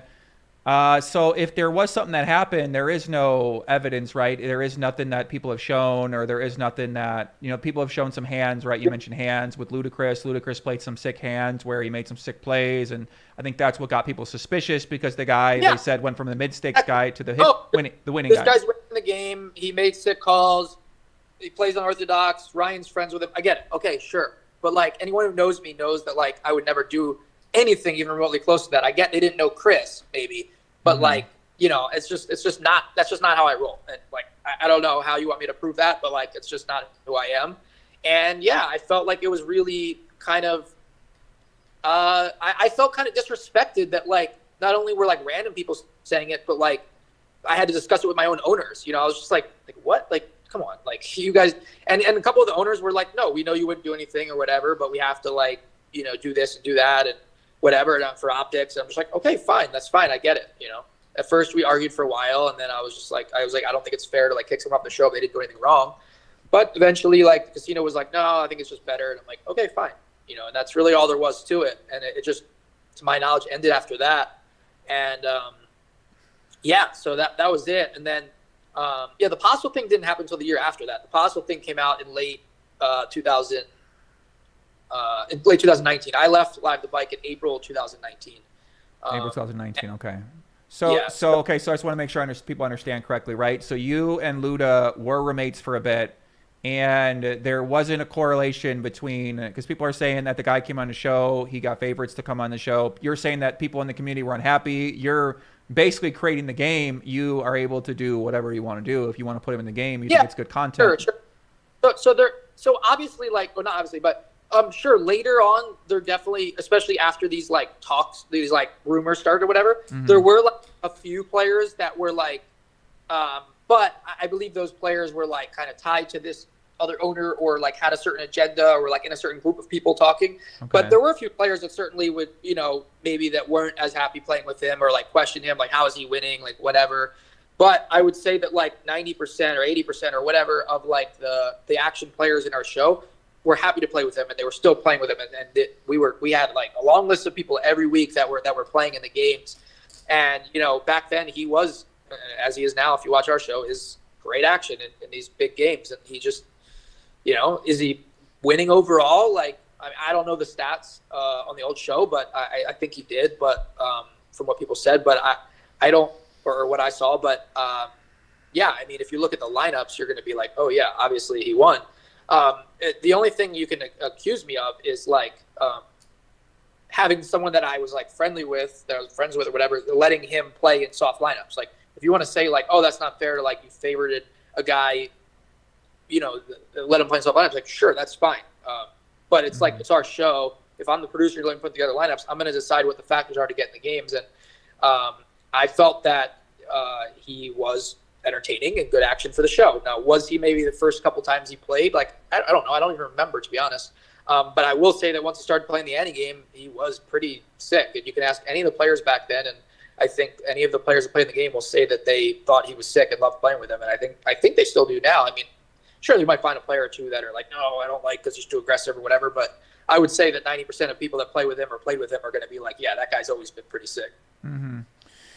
So yeah, I felt like, yeah, did you want to say that it's not fair to like let a friend play in the show? Sure. But I was friends with a lot of people just because I didn't live with them, but like I was really good friends with like a lot of people that played on the show. Like, I mean, that's how I am. That's my personality. Like I have a lot of friends in poker. And so if I'm deciding who gets to play, like, sure, I'm going to put people that I like on the show. I'm going to put people that are entertaining. There's a lot of different factors for how I'm going to decide to put someone on the show. There's a million poker players I could let play, you know, and I decide the criteria. And so, yeah, I mean, that's just how it is. Like now, if he played like JJ, then yeah, you should definitely accuse me of something because you'd be like, wait, why are you letting this guy who's like playing super solid, he's playing like 2015 stats, he's a winner in online poker, like, why are you letting this guy play on the show? Like, if he wasn't your friend, you wouldn't let him play. Like, if you want to say that, like, sure, that's fair. But a guy that's like playing, you know, crazy and calling with bottom pair and bluffing it off and, you know, and all of that, like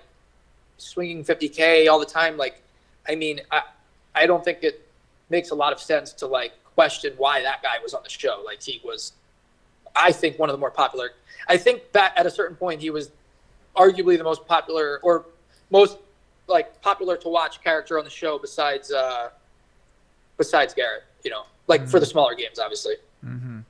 Yeah, I mean, obviously we can understand why people would have an issue with they think there's preferential treatment or they think that there might be some shenanigans happening, which is kind of where this has kind of gone to now, where you have these people coming out with these threads. You mentioned that you think it's JJ who's making these threads and basically making these accusations about you. I don't know. You don't know. You don't know who it is, right? It's someone who's affiliated with him or someone that heard stuff through him or I mean, they said worked at the bike. There's only a few people that could have some of the info, like know who Mark and Michelle were and who also worked at the bike. So there's like 3 people that I can even think of, and there's literally nobody else that it could even be. And so, you know, I guarantee you that person's not going to come and show their face. I mean, like I'm out here showing my face and answering every question. Like there's a reason people post it on Reddit, because like they don't want to tell who they are. They don't want to say their name, right? Why don't they say their name? Because they know that it's not all true. Like, are there some things in there that are like accurate to like help their credibility of what they're saying, so they can convince people? Sure. Like, but the bad stuff they're accusing me of is like not true, and we can talk about all of it. Okay, so what else in this thread? I mean, by the way, guys, we're talking about this thread on Reddit earlier. Just go paragraph by paragraph. I'm not looking at it right now. So go paragraph by paragraph, and then tell me what it says, and I'll tell you what's not true. And I'll tell you what is true. All right, so the guy refuted the idea that Chris was good for the game. You just talked about that. You said you felt different about that. I don't know how he played before I ever like met him or played with him, but I will say the few times I played with him back then, I thought he was pretty good for the game. But those were like smaller cap games, and then I would say after he started playing the uncapped games in the show, I'd say that he deserved his spots. But I would say if you ask any of like the action guys from back then, they'll tell you that he's open, or like any of the regulars from the 5, 5, 5, 10 games. I would say a lot of people are going to tell you how sick he was. Again, I don't know how he played at certain points or whatever before that, or I don't know. But all I know is from my experience, what I saw, I always thought that he was like pretty good for the game. Right. So it basically gets into how player selection for games was mostly first come, first serve before you, and then once you came, people had an issue with Chris being in the games, and you guys were roommates and friends, and people had issues with the games in general because Live at the Bike for years was just like, oh, come play. And that's why, one of the reasons why they weren't as like popular and successful, because their games weren't that good. But I turned that around and I started creating these private game environments where I handpicked the lineups to create the best games and the best entertaining shows. And so naturally, a lot of the people that didn't get to play the games got upset and started saying stuff. Which makes sense. They would... Whatever, and that's how it is now too, except they don't try as hard now. But back then at the Bike, because they were so used to, there was even one host at the Bike who was working there, who I remember, I won't say who, but that person would like try to fight for like random people, sorry, I just lost my train of thought. You're basically talking about somebody else there was trying to fight for other people to get in the game. Oh, I saw a text. I got Okay. thrown. There was a host there who would like fight for these like random people, like to get them on the show and like try to put them ahead on the waiting list and all this stuff. And I'm just like, this is our show. Like, let me handle the show. Like, I'll let you know when someone can play. And they were constantly trying to get these people in because they didn't understand that it was a show and it was a private game thing. And so, I was constantly trying to keep control, but there were like people fighting to get their way or whatever. And I just like a lot of the pros and other people just really, really got pissed at me, and I think that's like maybe something to do with when things started going by my back, because they got really pissed that they didn't get to play the games. I mean, sure, which makes sense, right? Everybody want to play in the games. Yeah, I mean, I get it. Right, but that's how poker works. So yeah, Sean asked a question. Sean Deeb in the chat over there, he has a question. I'll ask that question later about getting more with Rip, but I kind of just want to go over this because I know this is. Yeah, go through the rest of the post. All right, cool. So basically said that another strange development was the person who entered cards for Live at the Bike during streams was also adamant about having Chris play as much as possible. He was a non-managing employee. He was relatively new. I'm assuming they're talking about Patrick. He said I wouldn't name him, but he would later follow Ryan to HCL, and he basically said that he was also fighting for Chris to play in the game, and the employee complained to anyone who would give him the time of day about his financial state and that he was doing slave work for Live at the Bike. I would say that Patrick definitely was a fan of Chris. I remember like back then at one point him saying that he was like his favorite player. You got to ask Patrick about that. There's no connection between anything like people are alleging or whatever. Like Patrick worked for the show. He was level-headed. He saw that Chris was good for the show. You could ask him. He saw a lot of hands played, right? Because he was working. Right. And yeah, I mean, I don't know what else you want to say about that. Like, sure, Patrick thought that Chris was great for the show and always wanted him on the show. I think that's accurate. Mm-hmm. I don't know what that's. Well, I guess he's implying that if Patrick's complaining about not having money or financial state and feel like he's doing slave work, that he's saying that there's a correlation that this guy would be potentially. So now this post goes from accusing me to doing something to accusing Patrick of doing something with him. Like, okay, sure. Like, you want to go investigate that? Great. If that, like, come on. Yeah. Just, okay. I see. You're saying there's no basis of anything related to that. No, of course not. Okay. All right. Shout out to Alice Mermaid in Twitch chat. Thank you, babe. She tapped in. I told her never mind. I'll talk about it later. Okay. After a few months, anomalies involving Chris on stream started popping up, but there was never a smoking gun. For example, Ryan was caught taking RFID-enabled decks from the stream home. He had team viewer access to the computers and the live at the bike control room, That's including the one. like the most bullshit thing in there. That like literally complete lie. Like, please show evidence of that. Like, I swear on anything or whatever you swear on. I don't know. Like that. I've never taken a deck home before. Like, what the hell? Like, I wasn't in charge of the decks. I didn't even have access to the back room. Like, Brian was in charge. Brian was the director. He was there every day. He set everything up. He tested the cards. I don't even know where the cards were. Like, Brian didn't even have the password to get in the computer. I've never downloaded TeamViewer on any of my own devices ever in my life. I've never used TeamViewer before on my computer at home. Like, I never have. Brian, I will tell you that Brian, the director, and I have nothing against Brian. I'm not accusing him of anything, but Brian had TeamViewer on his computer at home, and he would tap into the computer if he wasn't working and needed to fix something. So there were times. So back then, there were times where so Brian and Evelyn had this like side thing where they had like a side business connected with the Joker Gaming business, which was the company that ran Live the Bike, and they would do things once in a while for WPT Deep Stacks where they were contracted to do the production for them. So sometimes they would go to like Jacksonville Best Bet or like somewhere up North California. And they would have to do the production for like a weekend. So sometimes Brian would be gone for like a Friday or a Monday or whatever, or whatever it was. He would miss like one day and then the weekend, right? And so sometimes Patrick then later would direct. So Patrick would learn to direct a few times. He was like the backup, right? And so when that happened, if like something wasn't working and we're like, holy shit, we don't know what to do, we would have to call Brian, and Brian from wherever he was would have to team view in from his computer to fix it. Obviously that's ridiculous, and now like that would never be allowed now, right? But like back then when no one knew what was going on, we're just like, okay, cool. Brian had I just see something in the chat. Hey, if that's really the guy, Bob Loblaw, can you tell him to hit you out? I did not ban him. I don't know who banned him in the chat. I don't know. I literally told him, I need your info so I can contact you. He won a 1% on the show the other day. Bob, please email me, and I hope it's you and not some scammer that tries to email me. Please email me at ryan@hustlercasinolive.com or Twitter or Instagram, and I'll get you the money. I'll send it to you. That Mars won the 1% the other day. Sorry to sidetrack. I just saw that. Okay, so so Brian had TeamViewer. Okay, he had that. I don't even know. I didn't even have access to I didn't even know how to log in to his computer. I didn't have access to that. I didn't know how to direct. I didn't know any of that stuff. I never worked in production unless I had to fill in on the GFX role, and that was it. So no, I don't know where that came from or why this person's alleging that. I've never brought a deck home in my life. I've never had TeamViewer in my life. That's just complete bullshit. If that was true, then yeah, that would be pretty damning, but that's not true. So I have no idea who told that person that or where they got it from or why they're making that up, but that literally is the biggest lie I've seen in any of these things. That's bullshit. Okay. All right. So that part not true. The RFID decks, the team viewer stuff, you're saying the other guy. Okay.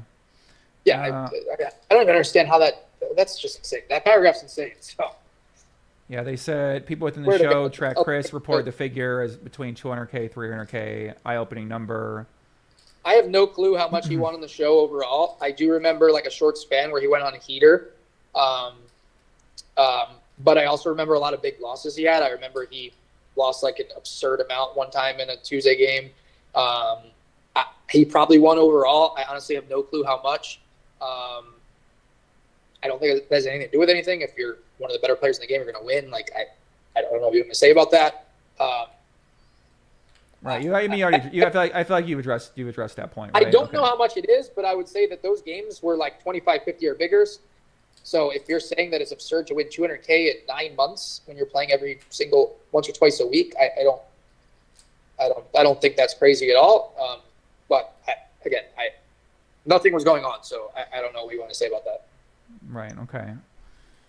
So, there were a few hands mentioned. They said Chris's play style outside the stream were certain that they were next to impossible lines to take. You're basically saying that he already had a reputation as being a pretty crazy player outside of the show, so that wouldn't be accurate then. Yeah, I mean, I think that for anyone, not anyone, a lot of people, you can take like a few hands from a stream and be like, oh, this looks shady, this looks fishy, like this, what about this, what about that? You see it happening right now with Nick, with Billy, with, you know, with Robbi, right? With like whoever, like people get dragged down, like that happens, like that's going to happen. I think that a lot of people, first of all, I think a lot of people are crazier on the show because they try to put on the show and be action and do crazy shit because of the show. That's definitely some people. I also think that like there's a hand tonight where Eli like had like king deuce on like queen jack deuce and a 3-bet pot opposition against Chris. He check raised with bottom pair. He bet turned with just a deuce. The board ran out deuce jack queen 3-4. He checked. Chris jammed a ton on the river, and Eli called with bottom pair and was right. Like you could find a million hands like that from a stream for a bunch of different players, and you can claim that like, oh, this is cheating. Eli's a real estate guy who's like one of the top 10 biggest winners on our show. Like these games are soft. Like people win in these games. Like somebody has to win. And crazy players, you're going to find some crazy hands. Like you want to investigate some crazy hands, sure, but you're not going to find anything to it because these are just guys that are like, this is how they play. Like what do you want from me? That maybe they have live reads. Maybe some of these guys have sick tells on people, bet sizing, things they do with their hands or whatever. Like you're playing on a stream. All of these things are going to come out and you can study them. Like I've seen a million crazy hands on the stream for a lot of different players that I'm like, holy shit, how did he do that? I don't know, man. You can accuse a lot of people of things, but I don't think it's fair for a lot of them to do that. Okay, so let's move on to the next one. It says people worked on streams, voiced the concerns. Ryan had sole discretion. The complaints from the staff prompted Mark Venturi, the manager, to step in, open an internal investigation. And then, you wouldn't budge, which you kind of explained earlier. And then they forbade Chris from playing on the show due to potential security risk and poor optics. After he's barred from the show, you protested and unsuccessfully petitioned multiple times for him to come back in the game. I protest after he left. The first time that it came up, that someone talked about it, we addressed it internally as a group. How do we had like long conversations for hours about the owners, like what do we do? And, we went back and forth. Like I would say half the owners, I would say initially, so we had 1, 2, 3, 5 owners. I would say that 2 of the owners were adamantly like on the side of him not playing anymore. 2 of the owners, including myself, were adamantly like, it's not fair, you didn't do anything wrong, you should play. And one of the owners was kind of in the middle, like seeing both sides. So we talked forever, like debating it. And ultimately what we decided is let's let the casino decide what to do. So we asked the casino, because they're the ones that, if it's not for the casino, we don't have a show. So we went to the casino management to Mark and Michelle, and I don't remember who said what, but they decided that, okay, like, let's let him keep playing, but let's just have him play a little less. So we had him play a little less, and he was still playing, and that was it. And then after a few months, one time just like randomly, I was like playing off camera, like, I didn't play on the stream very often, but like sometimes I would help start the game or something, right? Like, because sometimes the game would start before the show. So like when players want to come in early, like the show would be at like 5:30. People would want to play at like 4 o'clock. So we'd go in that room, we'd play off camera, no RFID, just play. People get warmed up or whatever, right? So it was shorthanded, so I jumped in to help. Chris was at the table as well, and I remember Michelle walked by and she saw us both playing, and then she like pulled me outside and she's like, "Hey, like I thought, we decided that it wasn't a good idea." And like, what are you talking about? Like, we're not on the stream. Like, there's nothing going on. Like, what's the issue? Like I don't understand. And she's like, "No, yeah, I just think it's like bad optics if." Blah, blah, blah. I think it's better if he just like doesn't play on the show anymore. Like, and it was like weird. I don't know where it came from, why she changed her mind or whatever. But I was just like, okay, sure. So we talked to Chris that night and told him, and that was it. He didn't play anymore. Yeah, I mean, that was pretty much all there was to it. Obviously, I thought it was unfair. But once she said, like, no, that's what we decided, we said, okay. And that was really all there was to it. He never played again. And so, yeah, that was it. Okay, the rest of owner stuff, I think it makes sense what you're saying. I understand they each had a handful of unrelated grievances in addition to the rift caused by Ludacris connection. The record will show Ryan withdrew, but in reality he was forced out. So Yeah, again, you talked about that earlier, right? You, bullshit. Like they were asking me to stay 2 days before. Like maybe you could say that you could argue probably that they didn't try as hard to keep me because because one of the owners maybe in the background was saying to the other owners like, oh hey, like he did this or he did that, right? Maybe that happened, and they're like, well, then maybe we won't try as hard. But they still tried to get me to stay, and I could have accepted, and they offered me last minute, and I said no. And so, and there was no ever public allegations or investigation or anything like that. Whew, okay. Ryan left. He was a house player for a few more months. Security was being strengthened to coincide with the revamping of Live at the Bike Room, and in response to some tips regarding RFID breaches in the months leading up to Postlegate. Postlegate shook the world. Ryan made some tweets related to some on-screen anomalies in the Stones broadcast, implying that they couldn't have happened unless inside crew members were participating with a bad actor. Fast forward for a few years to the Jack Force scandal. HCL's made comments saying basically the opposite, that whatever cheating there may or may not have happened could not have included HCL staff, though it appears they softened their stance. I know that in LATB in early days had done commentary live with the broadcasting delay, which would have made changing the HUD possible in real time. So do you understand that one? Because I kind of understand that, but I don't know exactly what they're implying. Basically that something. I don't know. They're just saying that I understood that if somebody did something, it could be an inside person.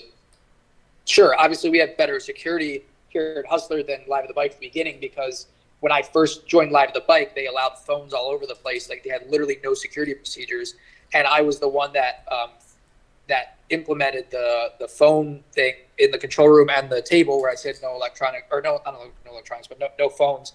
But now, like our protocol. Now again, we need to improve a lot of things, and we're going to soon, like I said. But even when we first started Hustler Casino Live, we were the only stream. We were the first stream that decided to ban all electronics from the control room and the table. And so Live at the Bike followed that when they did their relaunch, like to my knowledge, which was like 7 months later or whatever. Other streams didn't even do it. So, I was always ahead of the game and trying to like have the best optics and most secure and all of that. Obviously, I do understand, because that's what this person's saying, that, the most likely scenario if there was ever cheating would be an inside man in the control room. It's the easiest way to do it. I totally get that. Like, obviously, right. I'm not even saying it's impossible. Like, I know that. And that's why we need to fix some things to make it more impossible. Mm-hmm. Whew, okay. Yeah. I mean, what you're saying is accurate, right? Obviously, if you're an inside man who has access to the cards, it's real easy to send a signal and send a relay information, right? We're all very aware of how easy that is. And I mean, that should be something that is taken real seriously. Yeah. I mean, I'll say, like, again, I don't know how you want to prove it, but like, I've never, ever, ever done anything in that regard. I've never, even back then at the beginning of Live at the Bike, when there were like no security procedures at the beginning, I swear I never gave someone information about a hand during a hand. I never, literally nothing. I would never do that. Like, I swear to God, never once did I ever send someone information on a hand during a hand. Never, ever, ever. Mm-hmm. Swear to God, whatever you want me to do to prove that, like, obviously it's kind of hard to do, but I'm not sure what anyone can do, right? Like even Robbi being accused, like there's really, I mean, what can people do? That's kind of, that part kind of sucks about it. When you are accused of things without people want to like say that I did something with Chris or whatever, like, okay, I guess you're allowed to say whatever you want, but like, it's just, it's not true. And like most of the things in here are just either lies or exaggerations. But okay, so in the wake of Scone scandal, the Bike renewed interest in Mark Ventry's investigation, but the COVID pandemic stopped all progress on multiple fronts. Mark passed away. His investigation was still pending. Last part of the saga was Ryan's tweet on 6/3/20 complaining that he had been laid off without warning. In spite of all the work he did for the casino, it garnered a lot of sympathy and good work from poker Twitter for all of our high-profile things he did. Let me stop right there, and let me tell you something that nobody knows, and that can like kind of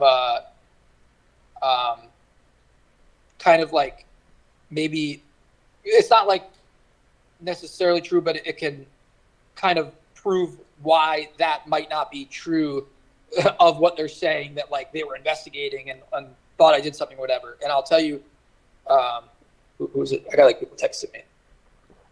Oh, okay. One of the people that I can get you him on later if you want, but there's one guy who was kind of one of the ones that was spreading all of this. initially. I didn't want to say who the two people were. Who, when it kind of started, they were the people that got kicked off the show and like were starting to like get mad. And the one guy's texting me right now saying, you can put me on to back up if you want. Get me on. I'll clear your name and let them know that it's all bullshit. Like, yeah, so whatever, you can do that. I'll tell you who it is later if you want. But I mean, this is literally the guy who was like accusing me of stuff back then, who started all this. Who was literally texting me and saying like, yeah, I'll go on and tell him that it's not true. Mm-hmm. Anyway, so so I'm going to explain to you one aspect of how I can like explain why that's bullshit, that like they weren't investigating after that. Like, there's no way. It doesn't make sense because, okay, so yeah, nobody knows this, but or publicly at least, but so me and Nick started talking to all the other casinos, right? And when the bike found out that we were like, that me and Nick were going to start our own show, obviously they were like, oh shit, like they understood like my impact on the show and that there was going to be a drop off without me, right? Obviously. And the live, first of all, Live at the Bike never announced that I was gone for whatever reason. Why did they not announce? Maybe they were scared to of the impact of how it hurt their show if people knew that I wasn't there to run the show anymore, but they never announced that I was gone. Okay. Mm-hmm. Now the bike found out that I left, and they knew that me and Nick were shopping around. And so Michelle pulled me into her office one day and was like, listen, I know that you and Nick talk to other casinos. We don't want to lose you. And she literally said to me, we are going to get rid of Joker Gaming, the company that's running Live at the Bike, and we will bring you and Nick in as owners of a new show. I'm like, are you serious? Literally told me that, okay? We had many meetings over the next few months to plan this. It was happening, but there was a thing with like how the contract worked at the Joker Gaming, the Live at the Bike company, where I had like, there was like a 6-month period where they could make me wait 6 months to like sell my equity. It was like a weird thing. And so they're like, all right, well, we talked about it a bunch of times, but we couldn't like actually do anything until I was officially out, right? Because there was something in there that said like, I can't talk about competing with like another company while I'm still under contract Live at the Bike, right? Obviously. Mm-hmm. So I kept in communication with Michelle. We met many times about it. We even had a consultant come in during that period twice to literally scope everything out and map out where we're going to build a new control room and the set and everything. The bike brought in like a construction person with the CEO to go through and talk about how they're going to build the new set for us, okay? This was happening, but the Joker Gaming owners did not know this, okay? And we were going to like literally swoop in overnight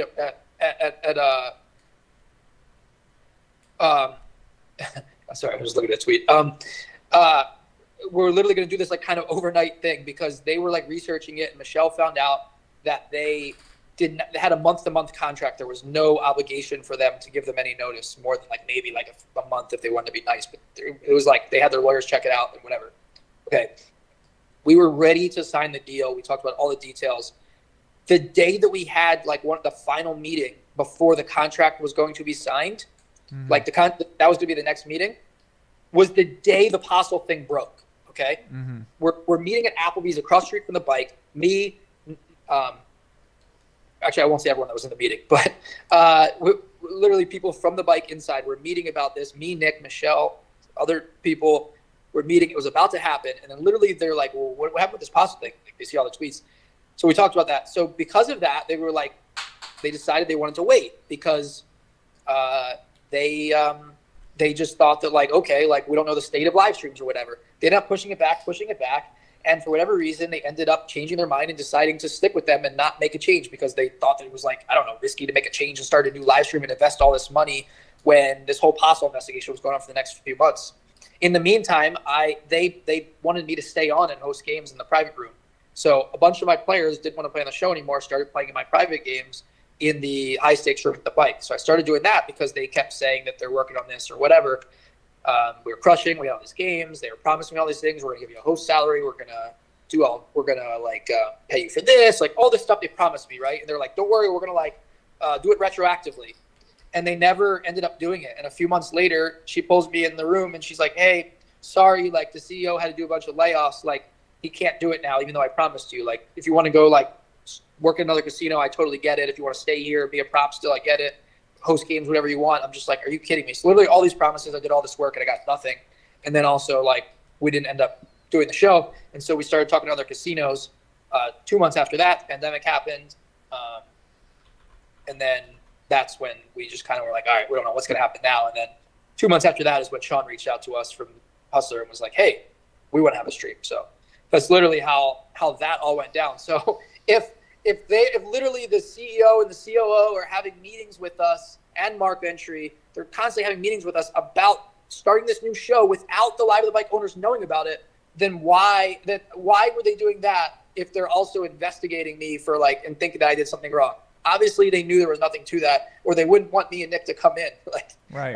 They wouldn't have been trying to do a new show with you if they thought you were doing something cheating on a show. I could text with the COO, and I don't know. She doesn't work there anymore, so if she was around, she'd probably even admit it now. But it's such bullshit. Right, it makes sense. Why would they, if they knew thought you were up to something, why would they try to do a new show with you? Why would they try to do a new deal with you? So that's basically what you're explaining. That okay, and that's all verifiable information with people that we could talk to, reach out to, and they can confirm that. Those are private conversations. I mean, you can ask Nick about it. I mean, obviously Nick's backing you up. Nick will tell you about those conversations. Okay. I don't know if you can ask Michelle. Or Mark passed away. Obviously, you can ask him. Michelle doesn't work. I don't know where she's doing it. I don't know. I haven't talked to Michelle in years, so I don't know. And I don't know if she was saying anything anyway. But she was the main contact for all of that. She's the one that was getting everything done. There was you could talk to Ramsey and Dennis too. They knew about it because they were friends with Michelle and they were helping me out and not coordinating. They were kind of vouching for me and Nick and hey, they were really cool and were a big part of it and they were excited to help and everything. Dennis would be the best person to ask because he's got nothing to hide now. And because Michelle's gone and he's good friends with Michelle. So yeah, go ask Dennis. He'll validate all of this, all the meetings we had, how close it was to happening, all of that. He'll talk. He'll give you some. Yeah, I'll reach out to Dennis and I'll reach out to Ramsey. I can talk with them. Yeah, Dennis is the best person. He was really, really helping us, and he was really, really good friends with Michelle. Okay, so in here, someone said, why would they wait for so long to say anything? And they didn't want to throw themselves up. They just told me that they wanted to put a statement out, and they just were I don't know. The reason I'll tell you the reason I didn't say anything, but the reason they didn't say anything, I have no clue. They just kept saying they want to handle a statement, they would do it themselves, and the reason I actually was glad they didn't say anything is because right away the bike promised that me and Nick were to come in, so we didn't want to I didn't want to announce anything. I wanted to do a joint announcement where I'm I left Live of the Bike and I'm starting a new show with the bike. Or before that, when we first started doing the other casinos, I wanted to, if let's say we went to Hollywood Park or something, I want to be I left Live of the Bike, I'm starting a new show at Hollywood Park, or I left Live of the Bike, I'm starting a new show at the bike, and I wanted that all in one announcement. And so I thought it was happening, and that's why I personally never came out with something, and also because they never said anything. And so I was just I'm just going to wait because I know something's going to happen, and I'd rather announce it together. And then once the pandemic hit, I was just whatever. I'm never going back to the bike, so who cares? I'll just announce it now. Whew, okay, so, why now? They haven't come out. They talk about why they haven't. There's legal gray areas. They don't want to have their lives exposed. Okay, why did no one collect the bounty? The people inside couldn't conclusively prove it. Even if someone could, they wouldn't win any of the recent prop bets I saw. The players who were aware of the rumors at the time treaded lightly. Potential cost of business. Circling back to Ludacris, it appears he's a slight loser on the streams. Maybe we were all wrong and there was never foul play. Maybe there was and they got spooked by Apostle. Maybe once he got it going. I mean, do you want to respond to any of that stuff? I mean, they're not really saying much. They're just kind of theorizing.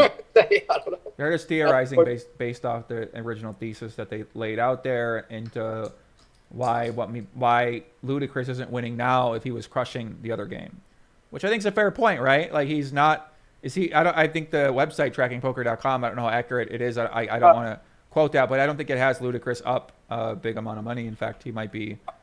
I don't. Yeah. I would say, if I had to guess, I would say that he goes above and beyond to put on a show on the show and does some dumb shit. Part of it's variance, maybe part of it is Nick owns him. I don't know, but I will say that I've seen Chris win in some other games that aren't on the stream, and he's done very well. So I think he's a crazy player, but but I think he has a method to his madness, and I think that if you ask any player in our player pool if he's one of the better players in the games, I think pretty much all of them would say yes. But I think also if you ask all the players in our player pool that play with him if they enjoy playing with him, and I would say almost every single one would also say yes, if that's a fair answer for you. But makes sense. Makes sense. Like, I don't want to speak for Chris on anything, so you can reach out to Chris and ask him stuff if you want to talk to him. I know he doesn't do social media; he's kind of private or whatever. But certainly, if there's anything you want to ask him, you can ask him. I don't want to speak for him. But that's how I can follow up with Chris stuff. I mean, we can do that. Okay, circling back to Luda, all right. One thing I should mention is that most people who work on HCL genuinely have high credibility. The main operators have somewhat rode out the worst of the storm. Nick Vertucci's less than flattering real estate ventures are documented. We've seen that often in response to criticism with mean tweets or choice words. Privately, though, he seeks out people who could potentially become a thorn in his side, even go as far as imply something might happen. So I mentioned earlier when I read this, like, you know, I've been talking about the case. He hadn't reached out to me, ever said anything to me like that. He's been pretty respectful to me and behind the scenes, and we've communicated with each other. So I feel like that would be, you know what I mean? I ain't seen anything like that. Do you want to comment on anything else inside of there and related to HCL or Nick or anything like that? I mean, people bring up the real estate stuff. I just don't know enough. I don't really know much about that. I think, look, I get it. It's the internet. People are haters, whatever. I think it's very unfair to like attack. Like, Nick does a lot of work for our show and is like, you know, equal reason why our show is so successful. And to attack him because he had a handful of negative reviews of like real estate that people are unhappy with our product. Like, I'm pretty sure there's a lot of products you could find on Amazon where people are like unhappy and like, you know, especially services. And so like I don't know, you can ask Nick about that next time he's on your podcast. I've heard him explain it before, but I'm sure he helped thousands of happy customers. But regardless, that has nothing to do with, he had a legit business. It was legit. Like, it's not, he's not a drug dealer. He's not a bookie. Like, he had a legit business. Like, but yeah, you ask him about that. Like, I think that Nick is a straight shooter. I don't think Nick would ever do anything illegitimate or like, I've never seen him try to like steal or scam or cheat or anything. Like, I trust Nick, and I know people out there are going to say something else, but like, I'm telling you, I know Nick as well as, you know, almost anyone. And I do honestly think that despite some of Nick's weaknesses that you could point out, like whatever, the way he talks or things he behaves or not understanding etiquette things or whatever, I think that all of the people in this player pool that play with him all the time have nothing bad to say about him. They're all friends with him, and they all would agree with me that like he's a very, very good guy and straight and is not a bad person whatsoever. I think they're seeing the way he's responding on social media. They're not maybe used to that, because I think that's why people are bringing things up, right? Plus, he's a big winner on the show, so I think people are naturally asking questions there, and that's why his name getting brought up and his history getting brought up as well too. Oh, that's fair. I mean, he's a big winner on the show. Sure, if you average like 4K win per show in games that on average are like play like a 5,100. So is that crazy that he's? I'm gonna just tell my phone to charge it. Right. Yeah. He also played the most apparent. He played a lot on the show too, so he got a lot of volume on the show. Am I upside down right now or no? You're upside down. Yeah. Oh, upside down. Okay, wait. Yeah. If I do it, hold on. Let me just make sure. Is this That's okay? good. Yeah, it looks good.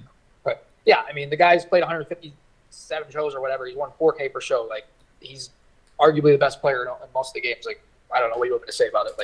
Like he's probably won 3/4 of the money he's won on the show from people just trying to bluff and him not knowing how to fold top pair. It's literally happens every single show. Right. But I don't know. Go investigate. Nick's legit. Like, I don't know what you want me to say. Like, and you know, again, to go back to Chris' thing, like, you know, again, if people want to say like, oh, like, you know, you shouldn't have had him on because you're friends with them, live with them, whatever. Okay, fair. You want to say that? That's fine. But like, you know, I'm running the show. It's my show, especially now. Like, we're gonna me and Nick, especially me, are gonna make like decisions of why we want people on the show. Like, Nick's an owner; he's on the show too. You know, like, people are gonna say that that's wrong, whatever, bad optics, okay. But like, the players are like, almost all the players are fine with playing with him. He's not like he's tighter than most players. Yes, he's entertaining personality wise. He's not some GTO crusher. He makes a lot of mistakes. He wins not because he's GTO crusher, because a lot of these guys are giving away money and aren't very good. But you know, this is a fun show. It's a game for mostly recreational players, and you know, someone has to win. and he definitely went on a heater for a while and won a lot. But you know, I don't like if you saw the worst player in the world winning the most, then yeah, you'd be like, what the hell is going on here, right? But like that's not the case. Like anybody who watched the show 5 days a week knows that Nick is one of the most solid players on the show. So if you want to like say that like it's not fair to let the owner play on the show, or it's not fair to let your friend play on the show, or it's not fair to, you know, let your mother play on the show or whatever, like sure, that's fair criticism and we can talk about that. But in the end, like it's our show and we're going to decide what we want to do for the best of the show and for the best of our player pool. And that's just all there is to it. And people can complain about things. You should do this, you should do this. But the most important factor is the players. Without the players, we don't have a show. We don't have a game. Like there's a lot of different reasons, in my opinion, why Hustler Casino Live is successful. Okay. And we can lay all those reasons out, right? There's a lot of factors to why we're more successful than other shows. To me, arguably the number one factor is the players. We have this great base of players from the LA pool and some outside of LA that come to LA that I've networked with and met over the years in many different ways that are loyal to our games, that are actually friends with me and Nick and a lot of the players. We play off stream as well. Like they're part of our family, and that's why we're successful. You know, guys like Mike X, guys like Ronnie, guys like Patrick, guys like Eli, these guys are essential to our games. Like those are the core members of the game that like keep the game together every week. You know, Barry, when he was here for a while, Wesley, you know, Ronnie, Chris, you know, Nick's one of them, obviously, Francisco, Jay Boogs, like, you know, Garrett in the bigger games, JR in the bigger games. Like, these guys are a core part of our group and they're so important. And that's why our show's successful, because they're cool people. They're mostly entertaining either play styles or personalities, characters. We make them famous. We market them, you know, and they make up this soft, recreational, fun player pool. And that's why we're successful. We're building great games and we're building great shows. And without these players, we're nothing. Like the reason it's hard to build this successful of a show in other cities is because they don't have this LA player pool. They don't have someone like me who's working their ass off 60 hours a week, you know, and meeting players for the last 4, 5, 6, 7 years and like, you know, making them happy by giving them soft games and all of that. That's why we're successful, because we have a great group of players and, you know, we decide who becomes a part of our family, so to speak, for whatever reason we decide to, you know, and the formula is working. And so, you know, there's a lot of trust from the players in what I do. There's a lot of trust in us as a group, as a show, me and Nick. And we're going to continue to do what we're doing because the formula is working. And we have a great group of players and we have a great show. And we're able to somehow do this 5 days a week for 15 months so far. So, yeah. So about the thread with Chris here, we basically went through the paragraphs. Is there anything else that stood out to you about it? I feel like we covered most of it as well. I feel like you gave an in-depth explanation to most of the paragraphs here. Most people had an issue with, we pretty much went over everything in here to my knowledge. So people have been asking questions in the chat, really not related to what we're talking about. It doesn't make sense why you keep asking them, guys. No, I think we probably went over everything. So yeah, well, they've been spamming their comments. And again, whoever wrote this, come on the show and show your face and you take the question yourself, and you can come on the air with me and we'll talk about it if you're willing to do that. But I highly doubt that person's going to do that. Right. So you're inviting whoever that is on the show. You'll say you'll talk about it with anybody. Yeah, absolutely. Perfect. Okay. Yeah, absolutely. I mean, not much more. What else can you say about it at that point in time, right? I know what's true and what not. Not a single thing that I just talked about is a lie. And not a single thing that they said in there that I denied are they going to be able to ever like show any ounce of evidence about, because this is not true. And look, there's things in there that are true. I address those things. Like there's things in there that are true, but there's also things that they don't know about, and there's things that are lies. And it's just not a single, is that the right word, nefarious? Yeah, not a single like bad thing has ever happened, like illegitimate cheating or even remotely close to that in my life. I swear to God, I've never done that. I've never done it with Chris. I've never done it with Nick. I've never done it with this person, that person, Robbi, anyone. Like that's just not me. I just want to have a good production, have a good show. Like, you know, that, like, listen, I'm a business person. I'm a poker player. I've done very well in poker over the last few years by knowing these players and organizing some fun games on camera, off camera, online, etc. You know, I've made a good amount of money in poker. I've given a good amount of money working on the show so far. we're running a great business, and I'm just trying to put together the best show ever, and I'm trying to just like play poker when I'm not working. As you ask the players I play with, my friends, like they're like, how do you do this? Like literally weekends after the show, I'm just grinding and playing online or live game or whatever after the show or whatever. Like I all love things poker. You're all. I mean, I always know you're always working. You're always grinding a game. You're always playing a game. You're playing a We'll go out private to game. a club and I'll be like on my phone playing an app. Right. Okay. So, all right. So we've kind of gone over a lot of different things related to your relationship with Live with the Bike. You kind of addressed a lot of that different stuff as well. I'm looking at questions in the chat. I got to go to the bathroom bad. I've been drinking way too much water. And so what is the likelihood that something, could go on and you wouldn't know about it? Like, is there ever a suspicion of that or anything like that? Or how is it something where where things could I get don't want past to get into it too much because there's things that we're going to fix to tell Bob Loblaw. I never took RFID cards home ever in my life. Right, you already answered that the question. most- Yeah, you I know, already because answered Bob that. keeps Yeah. spamming it in the chat. Bob, I didn't I never took RFID cards ever in my life.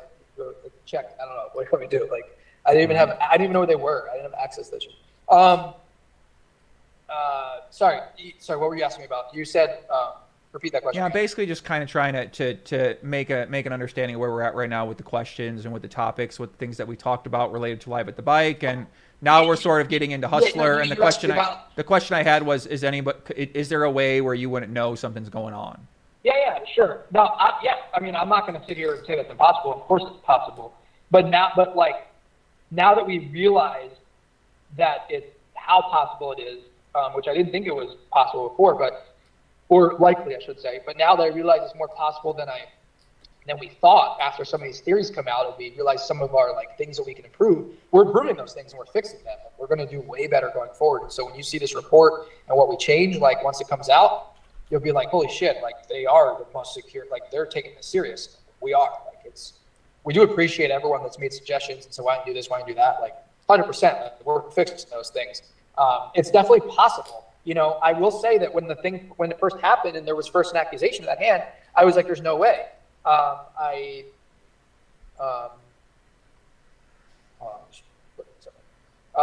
was like, there's no way that I know my production guys, there's no way, Was that naive of me? Absolutely. Because now after I thought about it, I was like, holy shit, it would be so easy for someone to just sneak something in their pants, some device, and they have some buzzer. And when people first said that, I was just like, that's bullshit. Come on. But now I realized there are ways to slip through things. They're unlikely, but if someone really wanted to do something, so we're fixing those things now. 100%. I acknowledge that. It definitely is possible because you could say you know someone, but when this person is not super rich and they're not making a ton of money and they're working for you and they have the in, it's unlikely because how does that happen? How does that connection happen? The risk of that person going to a player and being like, let's cheat, or a player coming to a production person, let's cheat, that's a huge risk from both ends, right? But is it possible in theory? Yes. Is it going to be possible in the future? 99.9% no. Right. Okay. So you're working at getting rid of all these fucking issues, right? Getting rid of the concerns, taking a stance. You're showing that you're going to buff the security up, and that's basically the number one priority for you right now. And then the investigation team is taking care of the investigation right now, and you're focused on putting on the show and then bringing in the right people in order to help you fix your setup right now. Yeah, I'm not going to say exactly where our setup's going to be and what we're changing but I will say that we're working on something where, based on a lot of suggestions Berkey made, which we do appreciate, the positives of the things Berkey said. There were some things that I didn't appreciate, but there's some things I do appreciate. There's something we're working on where basically, so we can't do every single thing that he's suggesting because he just doesn't understand how our production works. He likes to, say that he knows everything, but he doesn't. He doesn't know exactly how our specific production works and why we're successful and how the show's produced and the way it was created and how certain things just can't be changed easily. But there's things that we will change that we can fix.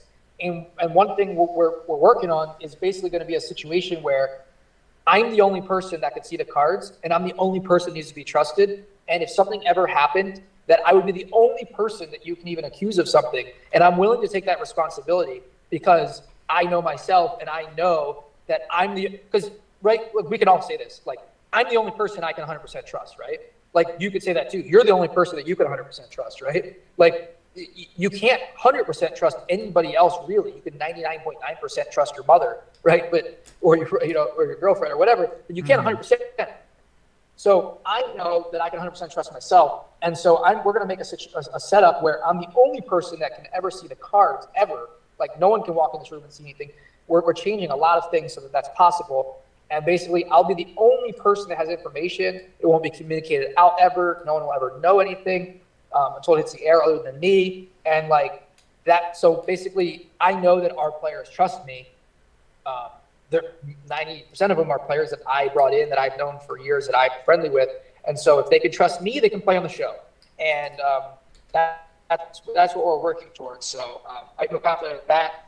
And, that'll get us to a point where, like, no one can say, like, oh, well, what if this happened? What if this person had this device? What if this person saw the cards? Oh, we're walking by the server or the commentators or, whatever, et cetera, or, like, what if someone put this device so they can see the card? Like, no, like, are there things that you can maybe are going to still be possible? Like, sure, there's things that are possible for Poker Go or any stream too, if someone really, really wanted to do something. But we're going to make it 99.99% impossible, and that I'm the only person that needs to be trusted. So we're working on that, but we'll put the full announcement of how we're going to do that once we figure all that out. It's going to take some changing around, some instructions, some changing some tech stuff. So, also we're waiting for all the suggestions from the guy that's doing the cybersecurity stuff. So yeah, I'm really excited about it though, because I feel like this is this is a good thing. Even though like there's a lot of bad stuff that came out of this, like just the allegations of people that are completely innocent. But I think there's a lot of good in it too. And I think it's in a way, I'm glad this happened, because now we can be way better going forward, and we can be way better long term. Mm-hmm.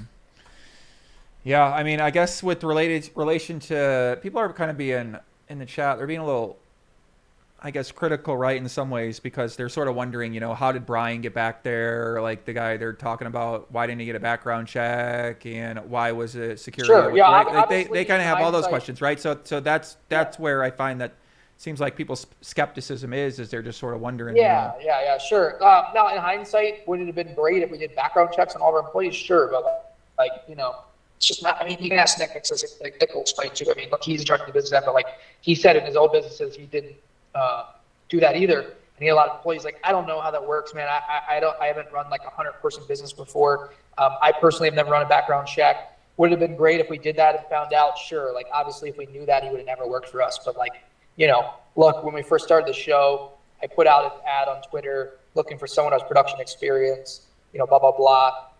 He reached out. It was kind of like an intern thing at first. He reached out, was like, hey, I've been watching you since Live the Bike. I know all about everything, whatever. I love poker. I have some experience in doing audio and this and that, and so videos. And, we brought him in, talked to him a few times. This is before we ever started the show. We started training him. Once he got trained, we started paying him. So he's never been like an active intern. He's always been paid since the show started. He did it. He eventually learned it. He started off just audio. He eventually learned different roles. He became a really good utility guy. He never did anything that resembled something we couldn't trust. Like, he honestly, like, until this thing happened, like, we never saw any signs. Now, in hindsight, were there things that we should have paid more attention to that maybe would have alerted us more? Absolutely, 100%. We knew that some of the poker things, the financial things, we paid more attention to. We thought about it more. People told us more information. Absolutely, we would have been like, wait, let's look into this. 100% I regret that we didn't. But, look, I don't know if he had anything to do. I don't know if anything happened in that hand. I don't know if something happened, if he had anything to do with it. All we know is that we found him on camera after the game on the stage, taking chips from her rack. Saw the video. She's down on the floor talking to us. We're meeting after the game. He's, for some reason, sitting in her seat, and no one's paying attention to. I mean, so that's all we actually know. The other stuff we can speculate. In hindsight, I wish we did things differently. Saw signs, whatever. We were naive about a bunch of things. I agree with that. You can blame us for that.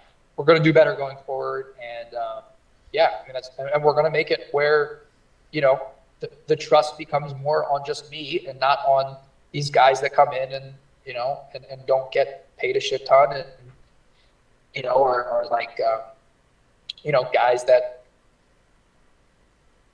you know, some of the guys like, yeah, we did get vouched for, or we did some research on them, or we just met them through someone or whatever, or they applied. Yeah, but you know, we're changing things so that there's more better security, so that we don't have people seeing the cards, all of that. We're working on it, and we appreciate all the suggestions. Whew, okay. People in the chat, what are they wondering now? Yeah, I want to know how Ryan can say unequivocally that people in question are completely innocent. Sorry, I'm reading text. Yeah, chat got all kind of. The chat always got a lot of different interesting questions up Oh there. yeah, someone just saying, just to clarify, that like people that work for the actual casino, they go through like a official background check with the police department and licensed by DOJ and all that stuff if you're like a dealer. But obviously we're on a production company, so like it was different for, you know, him. So that, you know, if you're a dealer, you're a floor man, it's completely different. Like you work for the casino, but we just suggested them who to hire just to work on the show. For our production company, it's different. So what was your question? So what specific? I mean, I guess is any part of the story that we've heard, because I feel like we've gone over the story a fucking 1,000 times here. So is any part of the story that's been coming out with the situation with Robbi and his hand? Has there been anything that you've seen that you wanted to address that stood out to you? No, I mean, I don't really want to go too much into the hand because, like, listen, I have my own personal opinions, and I've never been like even 90% one way or the other. I've gone back and forth, but closer to the middle all the time. I have so many reasons to point me to one side, so many reasons to point me to the other side. And I listen to all of your guests, and so many of them make so many good points on both sides. And man, it's just it's the weirdest situation ever. And I really still don't know what to think. And we're going to keep investigating, but I don't know if we're going to find an answer. But, you know, at the very least, we're going to like get better because of this, and our security's going to be better. You know, I could, maybe when it's all over, talk more about the hand, but like, I don't know. I'm supposed to be unbiased. I'm the producer. I don't really want to give opinions and theories and all of that on the actual hand. You know, I can tell you what I did. I can tell you the facts. I could tell you about, you know, whatever I did, answer questions about how I talked with Robbi and Garrett and all of that, how I handled it. Absolutely. But I don't really prefer not to give opinions on like what I think happened, because I don't think that's fair with my job, you know? Got it. Yeah, I mean, people in the chat is critical of the hiring practices, right? I mean, I think in poker world, there really isn't any best practices out there for how people are building streams, for that whole process. I mean, you guys run a startup culture. It's not many people there. Everyone's sort of doing a lot of different things. So I think that people maybe have higher expectations than what's normal in the poker world. Like the poker world is not like other worlds in terms of how businesses are structured, or, you know, some businesses are structured that way, but it sounds like with what you guys were doing, you were kind of just doing what you knew worked from Live at the Bike, and there were obviously I things learned you a lot overlooked. working there, and I know what it was like there and how it was set up. And I will say that we came in here and we said, let's improve on everything from there. Let's take what I learned there and my ideas and Nick's ideas, and let's just make it like way better, way more secure, way better production and upscale, all of that. Like we just said, let's make everything better. How do we make everything better? Well, we ban electronics, we get a security guard, we put stuff in the lockers, we, you know, do that. That's one thing. We, you know, do this with the equipment. We do this with the production. We do 5 days a week at 5 hours. Okay. Like literally, like how do we make every aspect of like what every other poker stream's done, make it 10 times better, just blow everyone out the water? That's obviously what we're doing. So yeah, I mean, you know, I took what I knew from there and made it better and more secure. Now we have to take it to the next level because, you know, these concerns came up and we are like, you know, crushing and have these big games. And you're right, like, or not you're right, but people are right. Like we do need to step it up now because we probably were a little too naive about some things, and we need the optics to be better, and we need, I agree. So I'm glad that we're going to get better. And So it's about going to be good for us long term. Right, about the Garrett Robbi situation, there was mention of like a recording in the hallway, and people in the chat are talking about Nick said he would release the footage, and that whole story, you know, we don't really quite understand what happened there. So maybe you want to tell people about what you saw that happened with Garrett and Robbi after the hand in the hallway, where she gave him the money back after they talked. Well, the only recording is whatever's on like the security footage from the casino. So that's really up to the casino. I don't know what, think you could hear. I don't think you can hear audio from. I don't know, but that's up to the casino. So that's not my department. That's the investigation part of the casino. They look at everything, like literally everything that day, the table in the hallway, whatever. But yeah, sure. If people wanted to see like where it was for whatever reason, sure. But Doug saw where it was for what it's worth. The hallway. It wasn't some dark hallway alley. It was where there's traffic going through. We're like 10 feet from a poker table. There's employees walking by. It's like a path that goes from one side of the casino to the other to cut over to like the table games and the food place. And then there's like the card control and the kitchen right there. So we just did it where there's a little less traffic and there's no poker table in front of us. And but there was still like a bunch of people walking by and there was still like people playing poker, like, I don't know, less than 20 feet away. But yeah, that was it. Yeah, I mean, it was really just like the hand happened. I was like, what the hell just happened? I don't understand this, but I had to I'm doing the directing and the cameras. And so I'm like, I got to keep doing this. Right away, I knew this is going to be like this, the biggest story in poker. Like at the moment, I wasn't thinking like, oh, it's cheating or something. I was just like, oh, like this is a crazy hand. Like some people are going to suspect that maybe, but like, I was like, this is the sickest hero call. Like, what the hell? Like, this makes no sense. Garrett versus this girl, like, this is going to go viral. And then, as I saw Garrett's face, I realized, like, holy shit, like, he thinks there was cheating. But I'm like, I know that nothing's going on up here. Like, again, hindsight, was it possible by someone else that was my control room? Yeah, absolutely. But at the moment, I'm like, I know it's not us. So, like, I know we didn't do anything. I know there's no cheating, you know? Like, I was, like, in my mind, I'm like, 100% no. But I understand why he thinks that, right? So then he asked for me to come talk to him. So I let Brian take over directing. Brian's like, knows how to do everything. So he finds to go to the bathroom or something, he'll like direct the hand. So he starts directing. So I go down to talk to Garrett. We decide to go to that hallway or whatever. We talk about it. Right away, I'm like, wow, this is like, I don't know what just happened. Like, what the fuck was that? And right away, Garrett's just like, you understand that I just got cheated, right? I'm like, what are you talking about, man? And he was like, 100% I got cheated. Like right away, he just said he knew, you know? And obviously he's stuck to that since then.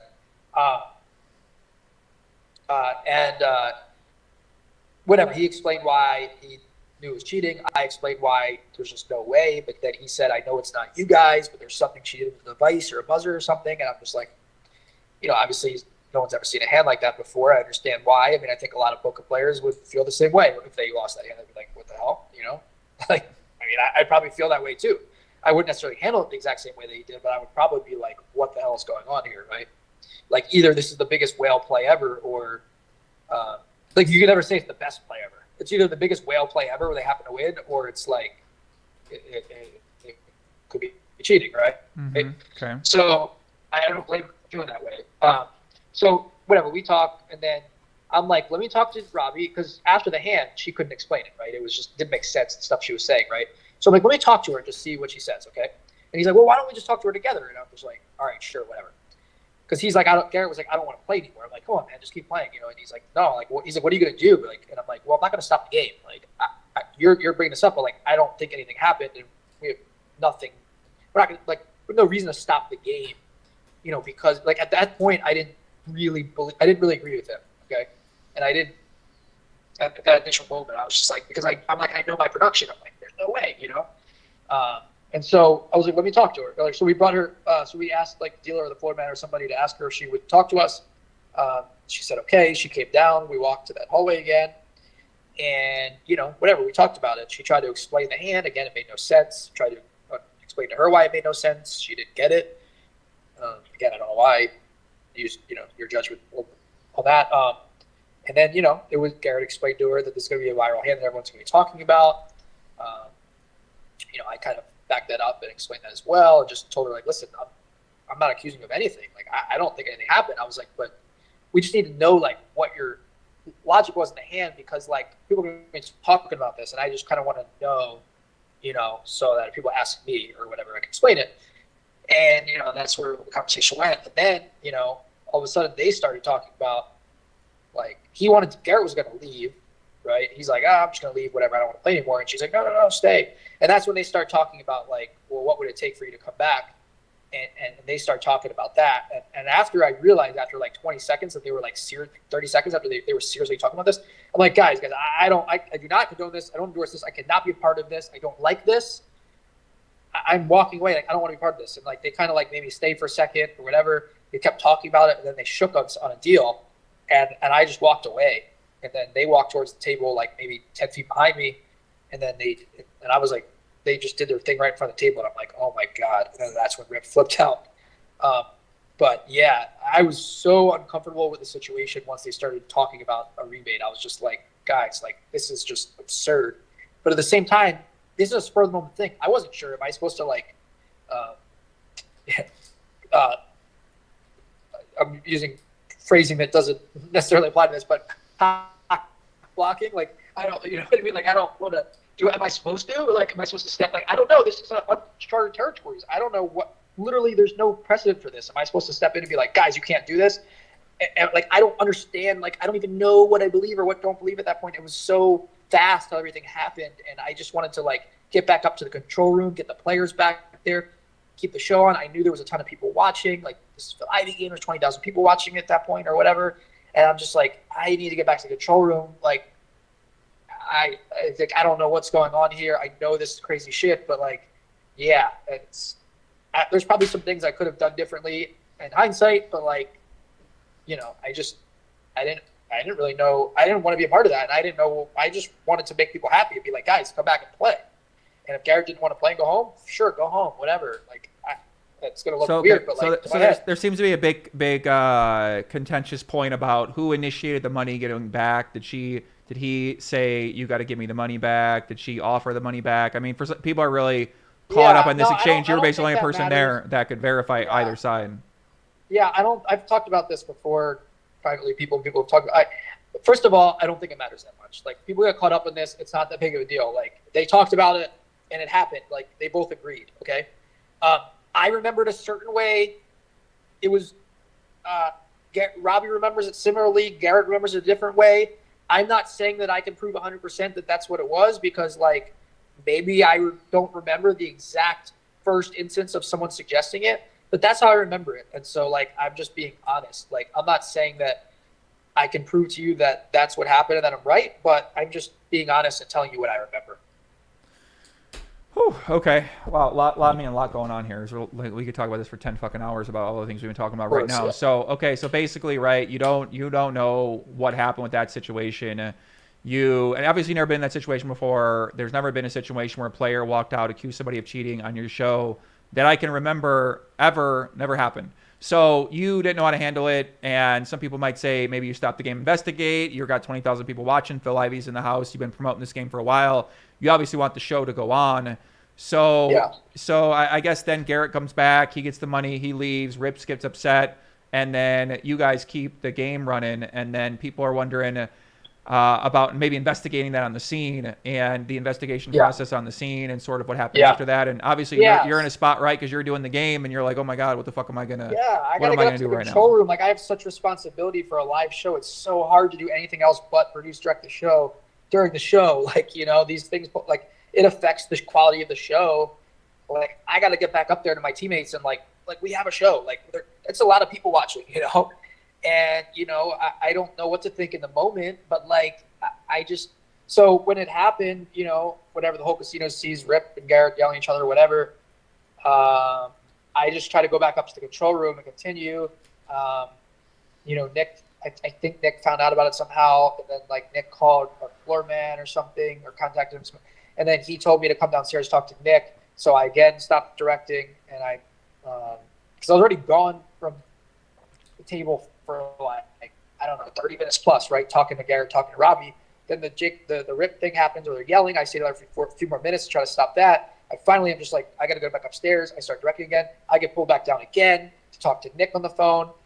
And Nick's, you know, we were talking about like, do we air it? Do we, you know, whatever. And I'm like, no, 100% we have to air it. Like, we can't not air it. Like, it happened. People know about it in the casino already. We're tweeting about it. Like it is what it is. Like, you have to let the hand air and let people judge it however they want, you know? Mm-hmm.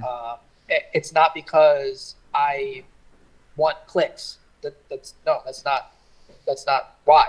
It's because we have a show. We have people watching. We owe them the show. Like, the show is important. And because one person thinks something may have happened, I in the moment did not think that it was right to stop the show.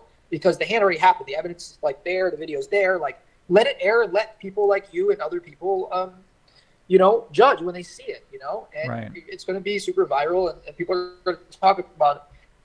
But shortly after that, I messaged you and I said, I stepped away real quick and messaged you and I was like, hey, because I know that you care about this stuff. If you remember back in 2018, after I played on Live on the Bike, remember I texted you and said, hey, something happened on the show today. It's going to be the most talked about thing in poker. You need to tune in. Remember the media mic thing, right? So then I messaged you this time, and you were prepared, right? And then I messaged you this time and I said, something happened on the show tonight. It's 10 times or 100 times, whatever I said, bigger than their media mic thing. Make sure you're watching. And I just want to, because I know it's going to be talked about, and I know that you like to be on top of those things and investigate. So, but I had an obligation to get back up there and direct and keep the show going, and I think we owe that to the fans, and also like all the players wanted to keep playing. Not a single player said, "Hey, something's weird about that hand." Like in the moment. Now later, when they started looking at stuff, whatever, yeah, sure, they changed their mind, right? But I talked to Ivy on the side, I talked to Eric Person on the side. Like Andy, like everybody in the game wanted to keep playing. Like Andy was like, "Where's everyone at?" Like nobody, I don't think, or I shouldn't say nobody. Most of the guys in the game like didn't seem to say like, "Oh my God, like that was cheating," like right after the hand, right? Right. But I asked, Phil and Eric. Obviously, I really respect Phil Ivey on the side, and they were just like she's just a bad player. Like she made a weird call. Like nothing's going on. Like no, like we want to keep playing. Like. Why would you kick her out or something? Or why would you stop the show? Like, keep going. Like, and that's what they believed. And so I was like, okay. Obviously, if the players were like, hey, we don't want to play anymore, obviously we're going to stop the game. Duh. But if all the players are happy to keep playing, like, besides Garrett, like, and if we don't know that anything actually happened, and at that moment we didn't really believe it because, we didn't have any theories, then, like, we have to keep the show going, It would be very like strange to in the moment right away to be like, listen, Robbi, Jacob, you guys cheated. We're kicking you out. Like, I mean, if we're wrong, like that's kind of bad, right? But when I talked to Nick on the phone, Nick was like, hey, do you think I should come over there? And I was like, yes.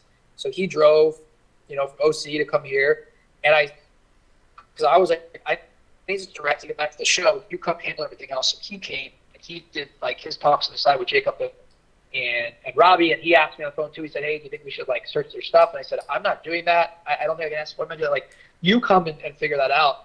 And so he came and then he, handled all that stuff and talked to them, decided what he wanted to do and how to handle it. And then, we started talking after the show. But yeah, that's kind of how it went down. Okay. All right. Makes sense. So I guess another thing people were wondering about was about Rip playing the game the night before, because I remember that we talked about that and you mentioned to me that Rip didn't even want to play in the game, and then he talked about he didn't want to play in the game. Nick Airball talked about he didn't want to play in the game. A bunch of people talked about how he didn't want to play in the game, and then you talked with him and then you got him to play in the game, but he wasn't necessarily planning to play in the game, which is why he may have had to borrow money because maybe he wasn't planning to play in the game or had to send the wire over last minute or something of that nature. So maybe we can add some clarity on that from your perspective. Sure. Yeah, there was definitely some weird things that I had questions about afterwards, but like once I found everything out of, because I didn't know till that following weekend that, like I didn't know till after that show that Nick Airball was out to dinner with them the night before, and there's a lot of things I just didn't know till later or whatever. So later when I started thinking about things, I'm like, oh, there's some weird stuff here or whatever, that why did she lie about this, or why, there's just weird stuff, right? But yeah, basically, I'll backtrack a little bit.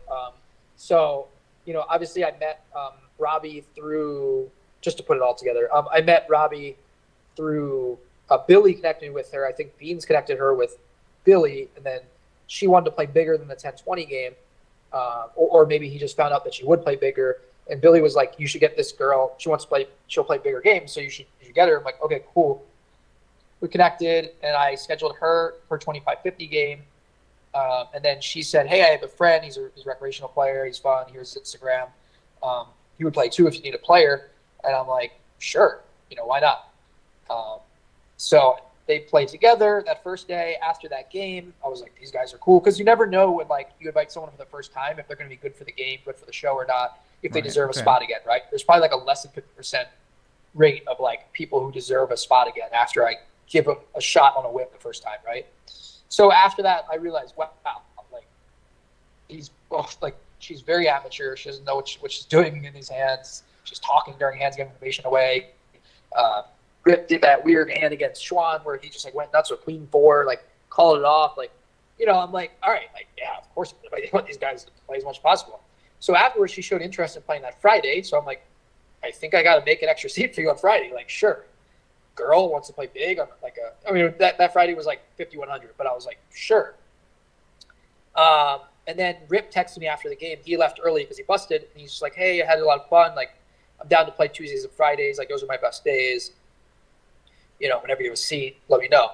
So I said, sure. You want to play next Tuesday and Friday? Let's do both. And he's like, okay, cool. And then I scheduled. I had only scheduled her for Friday at first that week, and then she had talked about like, oh, like I would love to play the Falabi game. I played with him in a tournament once, so remember me. But I wasn't sure, like, I'm like, wow, you want to play like 100, 200, 400? Like, it's either going to be 50 or 100K min. Like, are you sure? And she was like, yeah, but I'm like, all right, we'll talk about it later. After the Friday game, you know, she won like 100K, and she was like, yeah, I'll play. I'm like, okay, you're booked. And then after that weekend, I think she was like, hey, like, I would love to play with, like, you know, Jacob sometime too. So I said, okay, well, why don't you play next Friday with him? So he'll play Tuesday, you play Thursday, and then you'll both play Friday. She's like, okay, cool. And that was it. And then he played Tuesday, and then Thursday, one of our players, Haroon, told me he couldn't, or sorry, Wednesday, Haroon told me he couldn't make it Thursday for the Ivy game. I kind of waited to make sure that he couldn't make it, and then after the show ended Wednesday night, now I have to like fill an extra player. I want to get someone that's not a pro if I can, and to make it a softer game, so I'm thinking about like who to get. I'm texting a couple people, and I'm like, oh, like let me ask, like maybe Rip will play. Like I already scheduled, he played Tuesday and he's played Friday, but I'm like, I don't know, maybe he'll want to play Robbi, maybe he wants to play another day. Like, let's see. You know, he's great for the game. Right. So I text him, and he texted back like right away, like I'm in.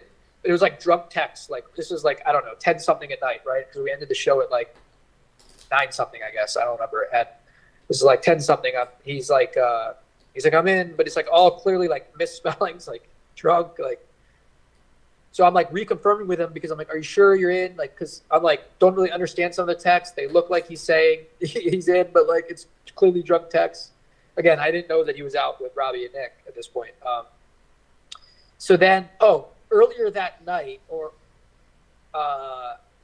like earlier, right after the show, I had some text from Nick Airball, who was like, hey, let me play tomorrow if you have a spot. Like, I'm down to play. And I'm like, okay, I'll let you know. That was it. Again, didn't know they were out together. Then an hour later, asked Jacob, and he said he was in. Then, like, maybe a little while later, I get a call from Jacob. Again, didn't know he was with Nick, but I just hear Jacob, again, drunk, clearly, talking about the game tomorrow. Yeah, I'm in or whatever. I'm like, okay, cool. Next morning, I'm like, let me just make sure, because he was drunk. I text him again, hey, you know, whatever. The time was 1:30 or whatever it was, just 2 o'clock, whatever it was, to be there. He doesn't respond. And now, like an hour or so before the game, he calls me and he's like, hey, like, I'm just getting Hustler, like, but like, I think I'm not going to play. Like, I don't have enough money. And like, Robbi wants more. She doesn't have enough. So like, I'm just going to give her more so she can play deeper. And I'm just like, no, dude, like, I need you to play. Like, you know, cause I'm like, damn, like I need, you know, I need this guy. Like, he's great for the game, you know? And I'm just like, dude, just buy in less. Like, I don't want you guys to lose that much, you know?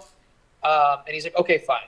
So he played. So yeah, I mean, he wasn't scheduled, never asked to play that day, and he was trying to not play as of like last minute. Mm-hmm. So people, Sean said, when did he find out about the backer relationship? I guess people were questioning about that because that. Yeah. So during the game, I had no clue. So okay. So first of all, I had no clue that there was any staking arrangement. Okay. I knew they're friends, obviously, but I just thought like they played in a home game together, and like, you know, somebody like she wants to bring this fun player because she has like a rivalry with him or whatever, or they're just friends or whatever. They're both like great for the game. Like, no offense, pretty bad. And I'm just like, okay, like I'm not gonna ask any questions. Like these guys are pretty bad. Like they're amateurs. Like they want to play big. Like yeah, come play, right? In hindsight, it would have been great if we did some research and maybe did some background check or whatever for people that come out of nowhere that nobody knows that want to play 100, 200, 400. I agree with that, and we're gonna do that different in the future. But in the moment, when I'm scheduling a few days before a Phil Ivey game, and I'm like, these guys want to play big. I'm like, sure, they got money. They're not very good at poker. Like, come play. Like that's my job, right?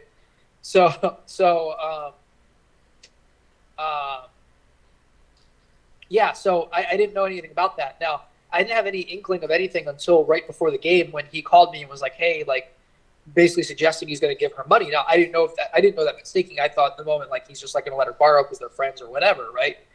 Look, they're great for the game. I'm not going to ask any questions. Like, I don't have any knowledge of staking. If I knew that, I would never let them play. I would never, ever let two players play in the game if I knew that, like, one was taking the other or one had a piece of the other or anything like that. That is not allowed in our games whatsoever. It's never been allowed. And I've never had any knowledge of anyone ever doing that in our games, and I never would allow anyone. If I ever found out anyone was doing that, they'd be instantly kicked out of our games. So I didn't know that, but I just was like, whatever, maybe he's just letting her borrow. I don't know. Once he reacted like that after she gave the money back to Garrett and like went nuts, that's when I was like, wait a second, like something's weird here, right? So after the game, I talked to them privately. I'm like, listen, I just have to ask you guys questions. It's just between us, but I need to know the answer. What is your financial situation? And I just pressed them on it until he basically said, like, yeah, I'm staking her. I gave her the money to play 50%. I'm just like, okay. So that was the first time I ever knew about that, was after the game. Mm-hmm. But you don't have, that's not, because people were saying about, I remember earlier, right, they're talking about you or Garrett or you or any other player. Do you guys don't have a staking? You're not backing people. You're not you're not putting people in the game. Are you kidding me? Like, okay. You don't have a piece of them or anything like that. Yeah. I know that like a lot of people just don't know how the streams work or production, whatever. Like literally zero. I would never ever do that. Man, that would have been so nice if I had a piece of Garrett for all these years, huh? But no, that's just not how I work. Agree. I never would ever want to have that feeling of like having to root for someone or having tight interest, knowing that I'm the producer and like the optics of that. Like hell no. Me and Nick have never ever ever had a piece of a player before in a game. If a player ever tried to like even tip me after a game or something, I refuse it. One time a guy tried to give me like $80 after a game one time. They're like, hey, thanks for getting me in. And I was just like freaked out. I was like, no, I can't touch chips. And I was like, just give it to the floor, man. You know, it's not my thing. Like, especially, you know, now that I'm like, I'm fairly well off now over the last few years since the pandemic. My situation's way, way infinitely better than I was back in the bike days. But in the bike days, like there was a few times when, you know, after a stream, some player would give me like a tip or something. But I never, ever would ever charge someone to play the game. I would never, ever take a piece of someone. Like hell no. Like me and Nick talked about that, made that specific that could never happen. And I remember even one time, that like Nick was like, hey, like, you know, he's thinking about like staking this player in like a 10-20 game. I don't want to say who, but like somebody that like just didn't have a lot of money, but he like wanted to give a chance to play. And I was just like, no, absolutely not. You can't do that. I was like, we can't. And he's like, you're right. I shouldn't even have like, he's like, glad we talked about that, but like, you're right. Like we can't ever do that. So hell no, that's not something we would ever do. We've never had a piece of anyone. We've never got tips from anyone. We've never had a free roll, like literally nothing. I've never had a piece of Nick. I've never made anything off Nick. If me and Nick ever played a game together, which we did, like I played in the stream, like 3 or 4 times ever. I think 1 or 2 times I played with him, and we always battle, always have. There's no arrangement with us. We never ever like share money. We never like have pieces of each other. We never get money back. Literally 0%. Yeah, swear to God, like no financial ties to anybody in the show ever. Mm-hmm. Well, I don't think you can be much more clear than that. Chat basically talking a little bit more about Rippy and Rob. Yeah, I'm just trying to think. I mean, it's been so much that's happened. I've done this for 110 hours. As you said, right, you hit me up and said, hey, this will be a big story. And then obviously I started investigating it, looking into what's happening, exploring different theories. Not everybody's going to be happy about that as well. And some of the theories people have on here as well, too. So, you know, a lot of people are asking questions. A lot of people are wondering what's going on. And I think they're trying to hold Hustler Casino to a high standard because you guys are putting yourself at a high standard and you're putting on big shows. You're inviting the legends of the game out there to play. And I think, you know, people just look at the situation. They see the chips happen with Brian and they just feel like it's all suspect. Garrett came out and I guess, what are your thoughts on Garrett, the way Garrett's handled the situation and just the accusation that he made?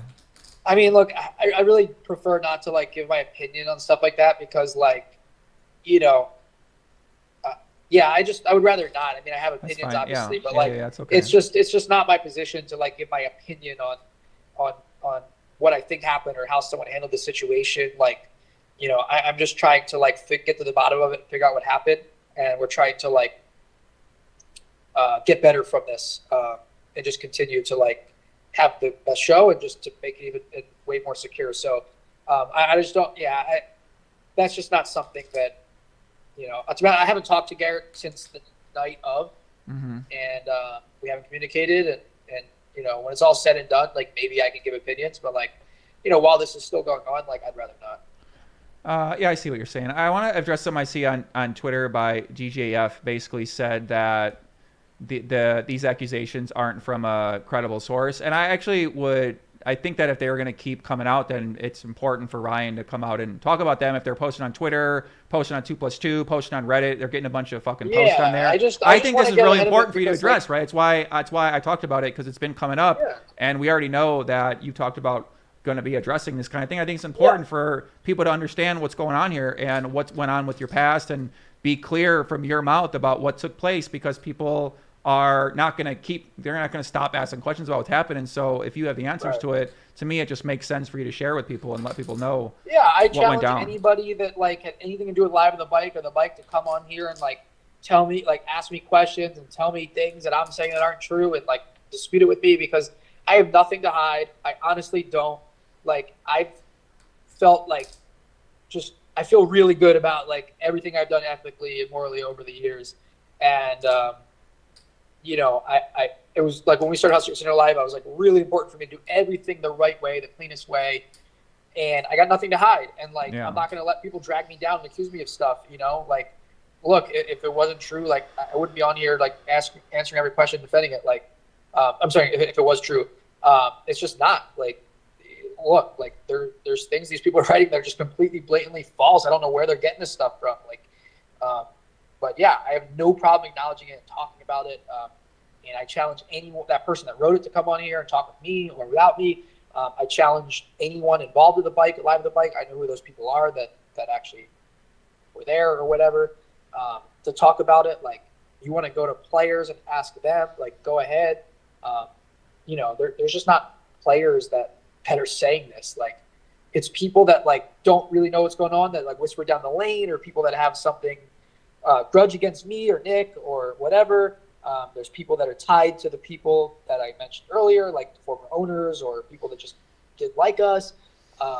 Yeah, I mean, that's just what it is. Like, you're never going to see any evidence of anything because nothing happened. And I will like literally, if you, like Joey, if you find evidence, provable evidence of anything that I ever cheated a hand, that like the bullshit they just said about TeamViewer and RFID cards, like any of that, like I'll give you $100,000. Like, you have my word, it's yours. Like, you do whatever you want with it. Like, I have nothing to hide. I didn't do any of that stuff. Like, the only thing you can ever accuse me of is like letting people that I'm close with, that I'm friends with, play in the games for whatever reason. I decided that they're good for the show and good for the games, and because, you know, players ended up wanting to play with those players, and I thought they were entertaining and whatever. But literally, that's it. Like, there was no actual anything that ever happened in terms of cheating, in terms of anything shady, in terms of anything like that involved me. Never, ever, ever, never have, never will.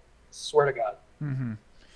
Yeah, I mean, I guess, yeah, you know, we kind of went through Garrett's stuff. Garrett came out with the accusations he wrote on 2+2. He came out with his theory about his ideas on who was involved and why they did what they did or whatever. He put the information in there. We've been doing the investigation here on the stream.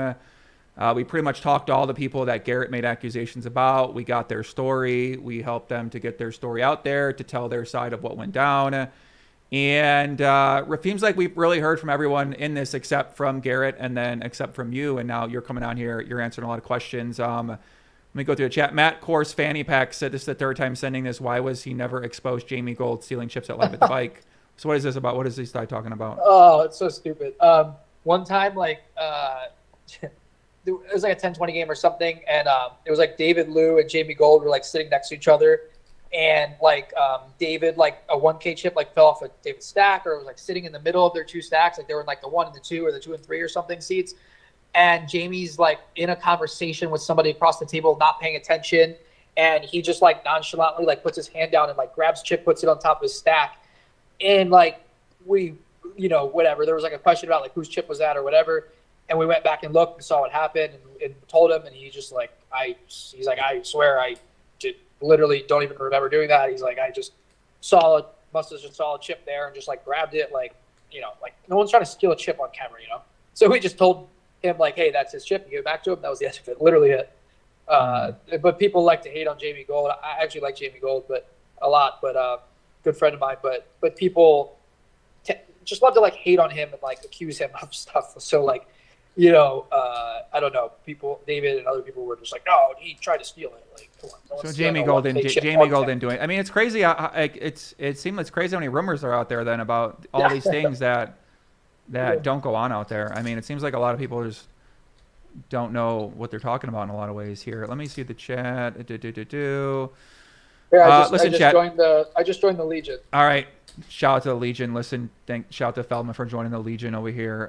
Yeah, I saw Nick Vertucci. He's on a crusade right now. There's something to do with this Poker Karen account. I don't know who this account is. This account is unique. It's so dumb. Like strange account. I don't know what the account Poker Karen account problem dude, is. Who cares? Like it's like some troll account that's like hating on us and stuff. It's not. I don't really care that much. Me personally, like there's like so many people out there saying just bullshit, and I ignore most of it. The only time I really want to like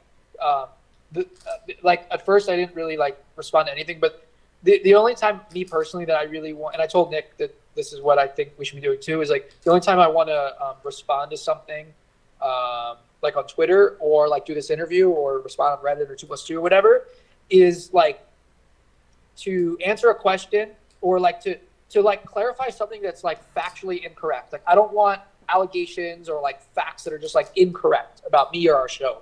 And so if someone says like, oh, like, you know, the theory is that the 6 and the 4 were switched before this hand or whatever, I'm going to respond and explain to like why that's like not relevant and that's not true. Right. Or like, you know, if you want to say something about me, live the bike, whatever, like here's the facts, you know? So I'm going to respond when there's facts. I'm not going to respond to random trolls or, you know, whatever. That's how I feel. And, it's very easy to get caught up in like all the haters out there and the people that want attention on Twitter that have like 12 followers and people creating these fake accounts and stuff. I mean, like, you know, hide their names or whatever. But listen, if you know, if someone legit like asks me a question that's like reasonable, I'm gonna answer it. If there's something not factual out there that starts getting traction, I'm gonna answer it. And that's why I came on with you today. Yeah. I mean, I appreciate you coming on here answering the questions. I mean, we talked about this some days ago, and I said, yeah, I mean, it's probably best to get your voice out there, whether you do it with Nick, you do it with somebody, you just get your answers out there, let people know where you're coming from, because it doesn't seem like these people, whoever are making the attacks against you and from your Live at the Bike history, have any, right? It seems like they're just keeping that up. So, and then what we're talking about with the hand, guys in the chat. What's funny, by the way, is just one more thing, and I'm done talking about that. The Chris thing is that, like, among like what is so stupid, but like if someone accused him of something, like among like the other people working in the control room, like Ryan, Patrick, me, like I would be the last person possible to do anything because like 90% of the time I was on the floor playing poker during the shows, so I'm not the one seeing the hole cards. It was very rare that I was ever in there seeing the hole cards. There were times when I was commentating, like I commentated once or twice a week, but other than that, I was rarely ever like in there. So like, you know, it's, yeah, like I'm not the person who sees the whole cards. And so it would be very hard for me to be involved in something. So I just think it's funny that, like, you know, not funny, but I get it. But like, it's just, I just want to clarify that, you know, Brian was the director. He's the person who got the cards. He's the person who set up the stream. He's the person that got the actual physical cards. He's the person who had the password of the computer, the team viewer, like all that. Like, I didn't even know how to direct. I didn't even know how to get into his computer. Like, I didn't have access to that room when he wasn't there. Like, you know, I didn't have a key, I don't think. Like, but I get it. Like, I was friends with him. They want to connect me, whatever. Anyway, that's the last I want to say about that. Okay. Grit Poker, Nick Airball said on your stream that Ryan would have Nick do loans. Can you comment By on the that? way, just to clarify, that's a different Brian we're talking about. We're talking about Brian A. Brian A. from Live at the Bike, Yeah, not Brian. Brian Saul, not Brian Yeah. S. from. We're talking We're about both Asian, but not the same person. Just to clarify. right. Boston Jimmy with donation 999 said Ryan has been nothing but a gentleman. Thank you, Boston Jimmy. Nice seeing What's you. up, Jimmy? Me and Jimmy used to play a bit back in the Foxwoods days when I worked at ESPN in Connecticut in like 2012 and 13. So I just saw Jimmy in Vegas this summer. Shout out to Jimmy. Yeah, Benjamin said, I really appreciate how Ryan seems to understand that as the owner, when security is in question, you will obviously be open to a certain amount of scrutiny and is open to responding. Please thank him on behalf of the Legion. Yeah, thank you, Benjamin, for that comment. Obviously, people appreciate hearing from you. Grit Poker said, Nick Airball said on your stream that Ryan would have Nick do loans. Can he comment on that? I don't know if he said that specifically, that he would have you would do loans, but he did say he loaned a lot of people money. That, though. That's fine. Like, listen, Nick Airball has been known in this community for whatever reason. Nobody ever like asked him to do that. Like, no one's asking anyone to do loans. Like, Nick Airball loves to be that guy who, like, for whatever reason, I told him before, like, dude, I don't think this is a good idea. Like, you should be more careful with some of these people. You don't know them. But he's just like, oh, whatever, it's fine. Like, and he just likes to keep the games going and offer people, like, hey, like, you need 30K here. Like, It has nothing to do with me. He's not selling anything for me. I'm not like, if he asks me, like, hey, do you trust this person or whatever, I'll give him my opinion. But, like, I don't, most of the guys, he just gets to know himself, and he just, like, I don't have anything to do with that. Me and Nick have nothing to do with loaning.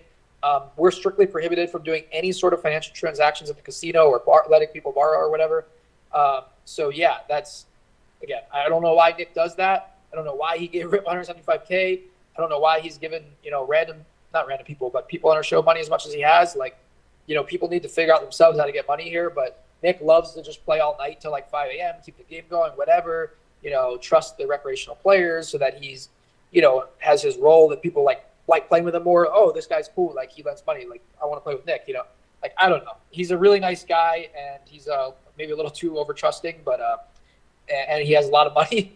We're talking about Nick Airball. We're not talking about Nick Vertucci. We're talking about Nick Airball. Nick Airball. Sorry, not Nick Vertucci. Right. Nick Airball. Right. Nick Airball, I think, is like peaking in life right now, from what it seems to me. I think he's doing really good in work. He's doing really good in poker. He's crushing, and I think he's just like a very nice guy who just likes to help people. And but that has nothing to do with me and Nick Vertucci. We would never like condone that or ask him to loan for us or anything like that. Like, that's all on him. I'm aware that he's doing it, but I don't have anything to do with those transactions, and it's literally just him trying to like keep games alive. Why couldn't the casino do that? I mean, I guess the casino can't loan on credit, right? But shouldn't the casino be able to handle people if they need money, right? Like, why wouldn't you guys be able to give people money? Like, why wouldn't you guys be able to help people with money if you guys are running the game? Then why couldn't you do that? It's because we work there, and because we're like, it's just like the way it works. Like, we're called promoters, and it's just like not, it's like not allowed. It's maybe a gray area or worse, but it's just we can't be involved in like financial stuff with players. It's just how it works. Can like, make sense. We have to follow the rules. Right, makes sense. Yeah, I mean, I guess from here, right? Where do you guys go? I've been saying we got to really wait for the investigation to kind of come out.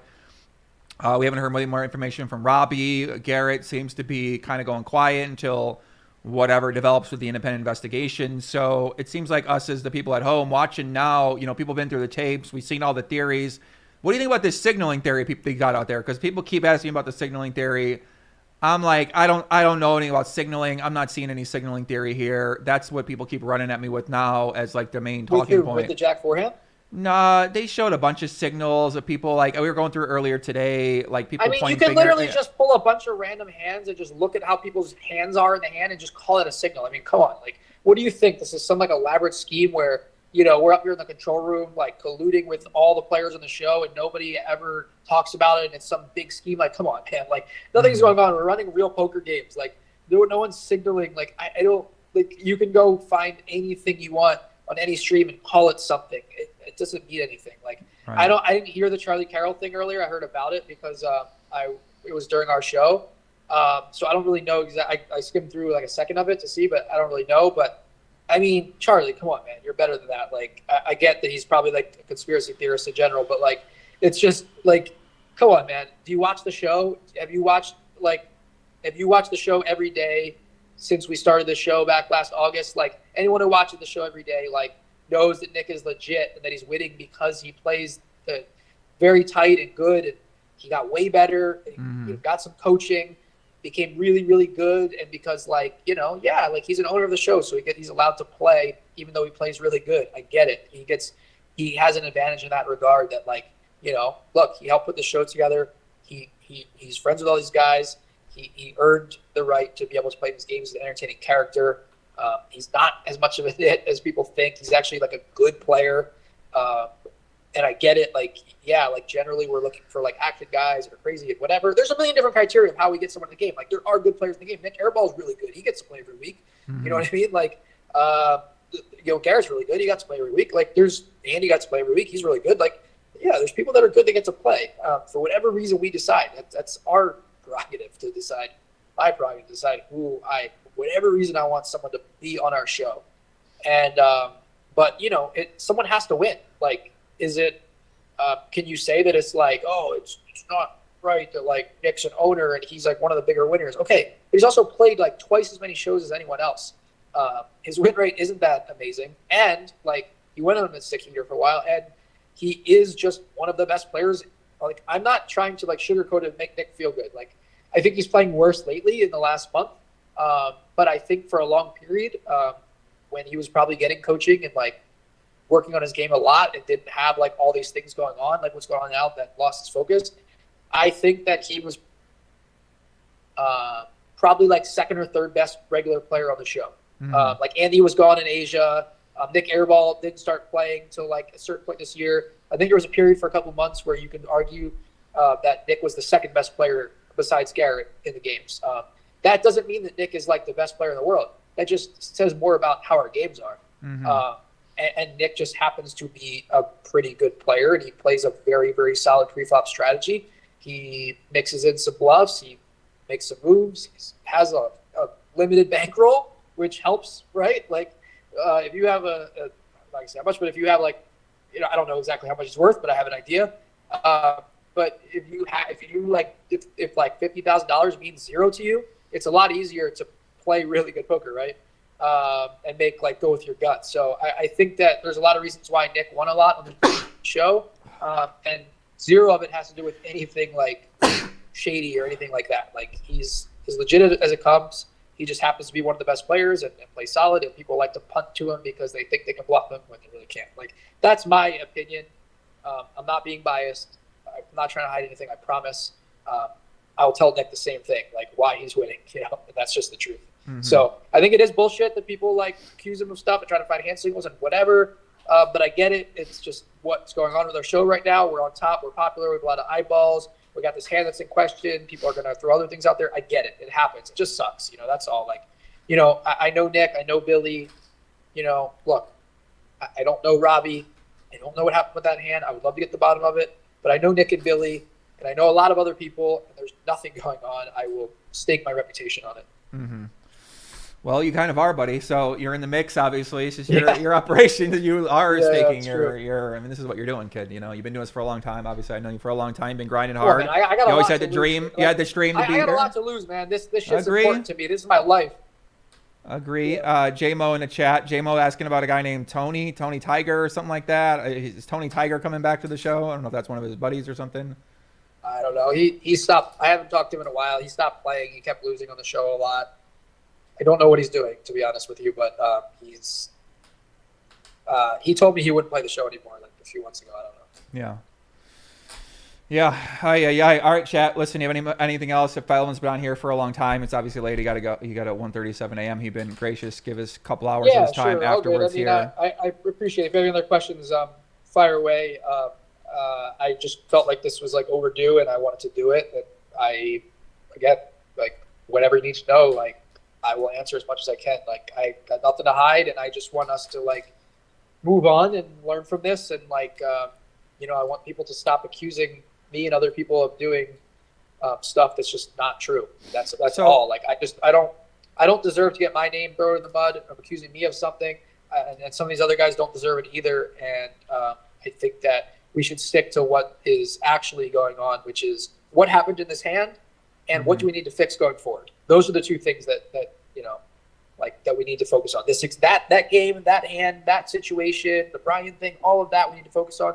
And like, how do we take the things that were like not perfect, like fix them and get better in the future so that we are the most secure stream possible. Mm-hmm.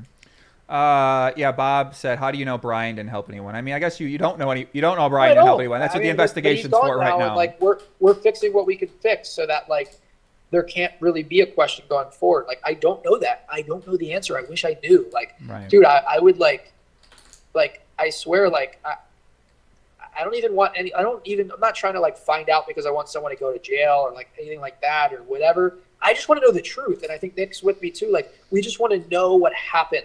I don't care about anything else. I don't even want anyone to get in trouble, like in terms of like legal or whatever. Like I just want to know the truth so I can sleep easy at night knowing what happened. And if the truth is that nothing happened and this is the weirdest situation ever, or if the truth is that like this person did this and this and this, I just want to know, and I would like do whatever it takes to find out the 100% truth. But I don't. How do I? Unless someone confesses something, like how will I ever know the 100% truth? And that's the problem. Is that even if we say we checked everything and we couldn't find anything, and we're like, we think nothing happened, like no one's ever gonna like. I mean, a lot of people are never gonna think it's 100% that nothing happened. Like they're just not gonna believe it, and that's the problem. That's a big problem. Yeah, I mean, that's what I've been wondering. You know, how can you guys prove the innocence, and what else can Robbi do? What else can you guys do? In your situation, I mean, Robbi's been taking a lot of steps with the lie detector stuff, and people have been questioning that, and she's been taking steps to have 5 interviews, right? She basically said, I mean, she been pretty straightforward about everything with herself, and people are still doubting Robbi, and you know, obviously they take Garrett's word very, very strong to heart. So until Garrett maybe comes out and says, you know, he doesn't believe what happened, then maybe people are going to still believe that something did happen. It's kind of just a unfortunate part of the situation. Dave asks Ryan estimated time frame on the investigation being complete. I believe earlier you said about maybe 2 weeks to 4 weeks or something of that nature. Yeah, I don't know, to be honest, but that sounds reasonable to me. But we're trying to go as fast as we can, but we also are trying to get everything done thoroughly and also keep the show going. So, I don't know. Nick probably has a better idea. There's still so many things that we want to do that we haven't done yet, and I'm just like waiting on Nick to like figure out how to do those things because he's kind of like figuring things out, delegating them, who we hire and all of that. What can we do? And I'm just so busy doing the show and doing all this other stuff that like I only have so much time to deal with that stuff. Like I'm kind of just like waiting for answers on a lot of things, and I trust that Nick is like making sure everything is handled the right way. I do trust that he's like doing his best and like working his ass off to like make sure that we do this the right way. But we're probably going to stop like putting out little updates, and we're just like, so there's a lot of things like Berkey talked about or other people talked about, like they should be doing this, why they do this.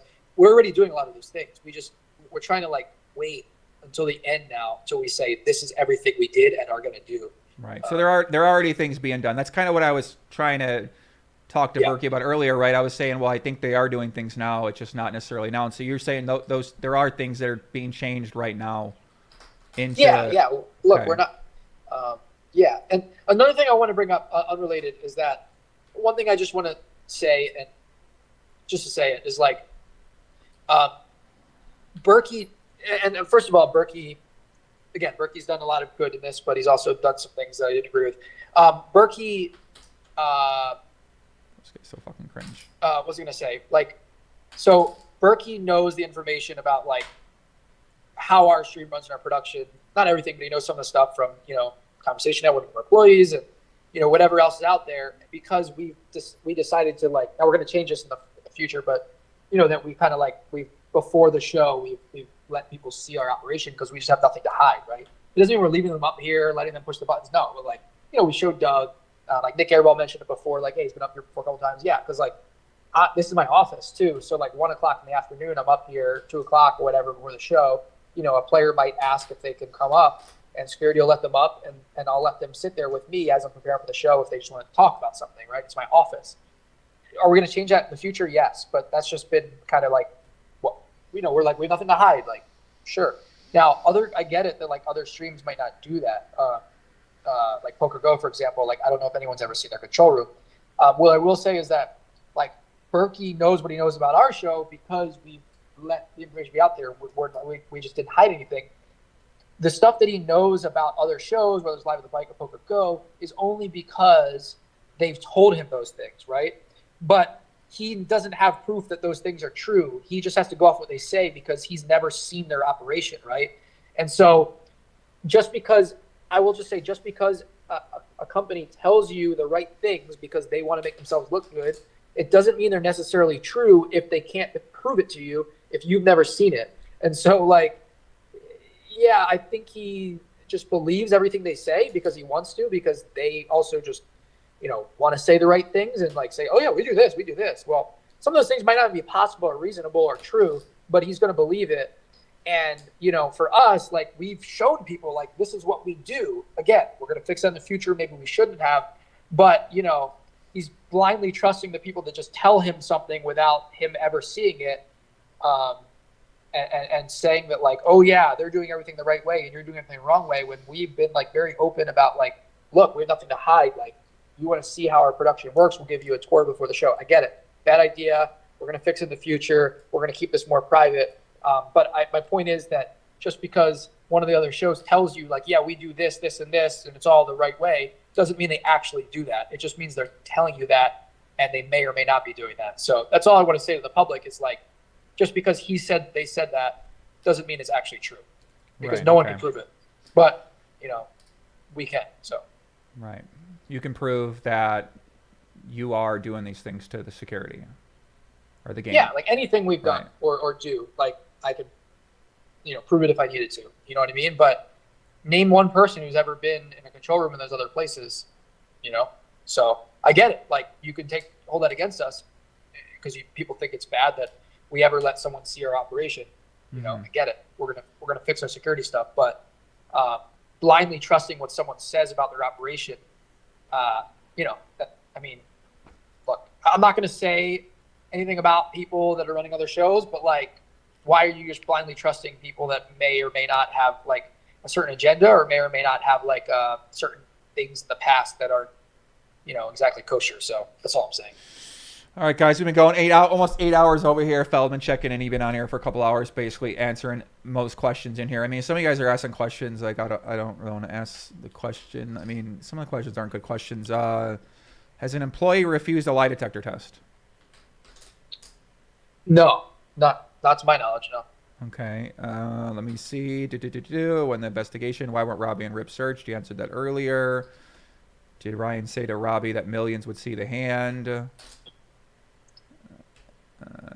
Yeah, I guess that does that even, I mean, I don't know if that matters that much, but did you ask Robbi if millions of people would see the hand? I mean, obviously millions of people would see the hand.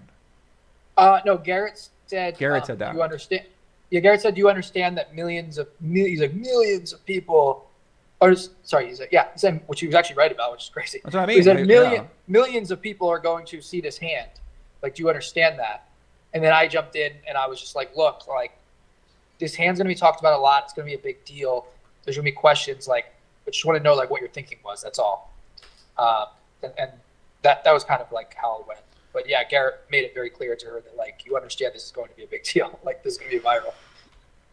And it was, Ryan. I mean, I guess, what are your thoughts about how the community and people outside of poker have sort of seen the hand? I mean, the clip's got 8 million views on Twitter. Everybody's seen the hand. Everybody's kind of seeing Hustler. And I don't think this would be the kind of press that you want on the show. You don't want people to accuse your show of that. But obviously a lot of people have been seeing it and a lot of people have been watching it. So to me, it kind of seems like something where if this investigation can figure out results on either direction and you guys show people that you're taking this other shit seriously, then you guys should be able to keep putting out good games and be able to keep doing what you've been doing and for the foreseeable future. Yeah, so I think there's some positive from this and there's some negatives. I think the positives are that a lot more people know about House of Casino Live. A lot of people that aren't even in the poker world are talking about this hand and they're aware of it and all of that. Our views are up, like all that. Yeah, I get it. There's some positives about it. The positives also are that, like, we're going to learn from this and be more secure and improve, right? The negatives are that this isn't the kind of attention that I want, even if it leads to, like, better long-term views and all that. Like, no, that's not what I'm doing this for. I'm not trying to, like, produce a show to create controversy or anything like that. Like, want to run a straight up show where no funny business ever happens and everything's legit and there's no questions about integrity or anything like that. And so the fact that a hand even happened that, caused people to like question me or Nick or this person or that person or whatever, our show, like, I hate that. I wish this never happened. It sucks. It also costs us a shit ton of money to like now do a lot of different things to like investigate and do different things or whatever. But the silver lining is that it's going to be better for us long term if we get through this, which I think we will. We're going to be more secure. We're going to improve a lot of things, and I think that's the most important thing in all of this. So, yeah. So nothing's going on at the shows lately. I saw people in the chat were asked about. I think the Friday show didn't go on last time, and then Keating and the All In Bros were going to play their game with Mr. DoorDash, Stanley, and I think Helmuth was going to be there too. Yeah. So obviously I'll explain, but they're both kind of coincidences that I honestly think have nothing to do with anything. To my knowledge, I don't think any players are like not playing because of this or anything. First of all, I'll say as far as the Friday show is like. Garrett's not playing, obviously, because of it. We know that. But, like, Andy went back to – or is in Korea right now. He's coming back, I think, and then going back to Asia again or something. But so he's gone, right? Now 2 key players from our Friday game are gone. JR decided to, like, semi-retire from poker. So, like – He'll be back. He'll be back. He'll be back. No, he said he'll be back. But, like, so I'm not asking him to play right now because he wanted to take a break. He was also in Chicago last week. And then, those are key members. Like, there's not a ton of Friday players, right? So we had like a pretty good game last Friday scheduled. It was gonna be 100, 200 with 400 Annie. I had Hanks coming. I had Aaron Zhang. I had it was like Mike X. Like Ludacris was gonna play. I had who else in the game? Bill Klein, and I had originally Haralbos was gonna play, right? Mm-hmm. So Haralbos day before or 2 days before maybe day before I forget. He just told me that like his plans changed and like he had to go to Dallas, so he was out. I scrambled to try to get players in. I ended up having 7 players. It was like a pretty good group of like action players, but I only had 7. I was maybe gonna fill it with like an 8th, but I was even having trouble like getting, anyone decent. I don't want to put like some boring player in the game. But I was like, I also was obligated to Hanks because Hanks I think deserves like action players. He's kind of like a poor man's Keating in a way. And I think that I don't want to throw some like really tight pro in the game with Hanks. I want the game to be as good as possible for him. And the game already was like pretty good, but it wasn't like incredible, right? And so then the night before, Dustin, who was playing, texts me, "Hey, I'm sick. Like I don't think I'm gonna make it." Like he's like, "But I can let you know in the morning if you want." I'm like, "Yes, please try to make it. Like let me know how you feel in the morning." The morning of, I have 7 people. We're gonna be fine. And then he texts me, "Hey, I'm really sick. Sorry, I can't make it." I'm like, "Oh, shit." Trying to scramble, get more people. Then Bill Klein texts me, "Hey," so like Bill Klein, I hit up like 3 days before that, right? And he was in. And then he texts me Friday morning. He's like, "Oh, shit, I'm so sorry." He's like, "I totally forgot that I committed a while back to Live at the Bike for today." And he was like, "I got confused. Like, I'm so sorry." And I'm like, "Oh, my God. Dude, is there any way you can still make it?" And he's like, "No, I can't. Sorry. Like, I told them first." And I'm like, "Okay, fine." So I had 5 people. I tried to drop the stakes to 5,100 and get some other recreational players. Nobody was available. Again, I didn't want to put pros in the game to make it too hard of a game because I just felt Hanks doesn't come that often. He's an action player. I wanted the game to be soft. And so we were down to 5 people, and like I couldn't get anyone. And I'm never going to run a show with 5 people. I need to have at least 7, 6 in some extraordinary circumstance, but I need to have 7. Or else I just don't think it's okay to do a shorthanded stream. So I only had 5. I couldn't get anyone. In the meantime, we had this the guys here doing the.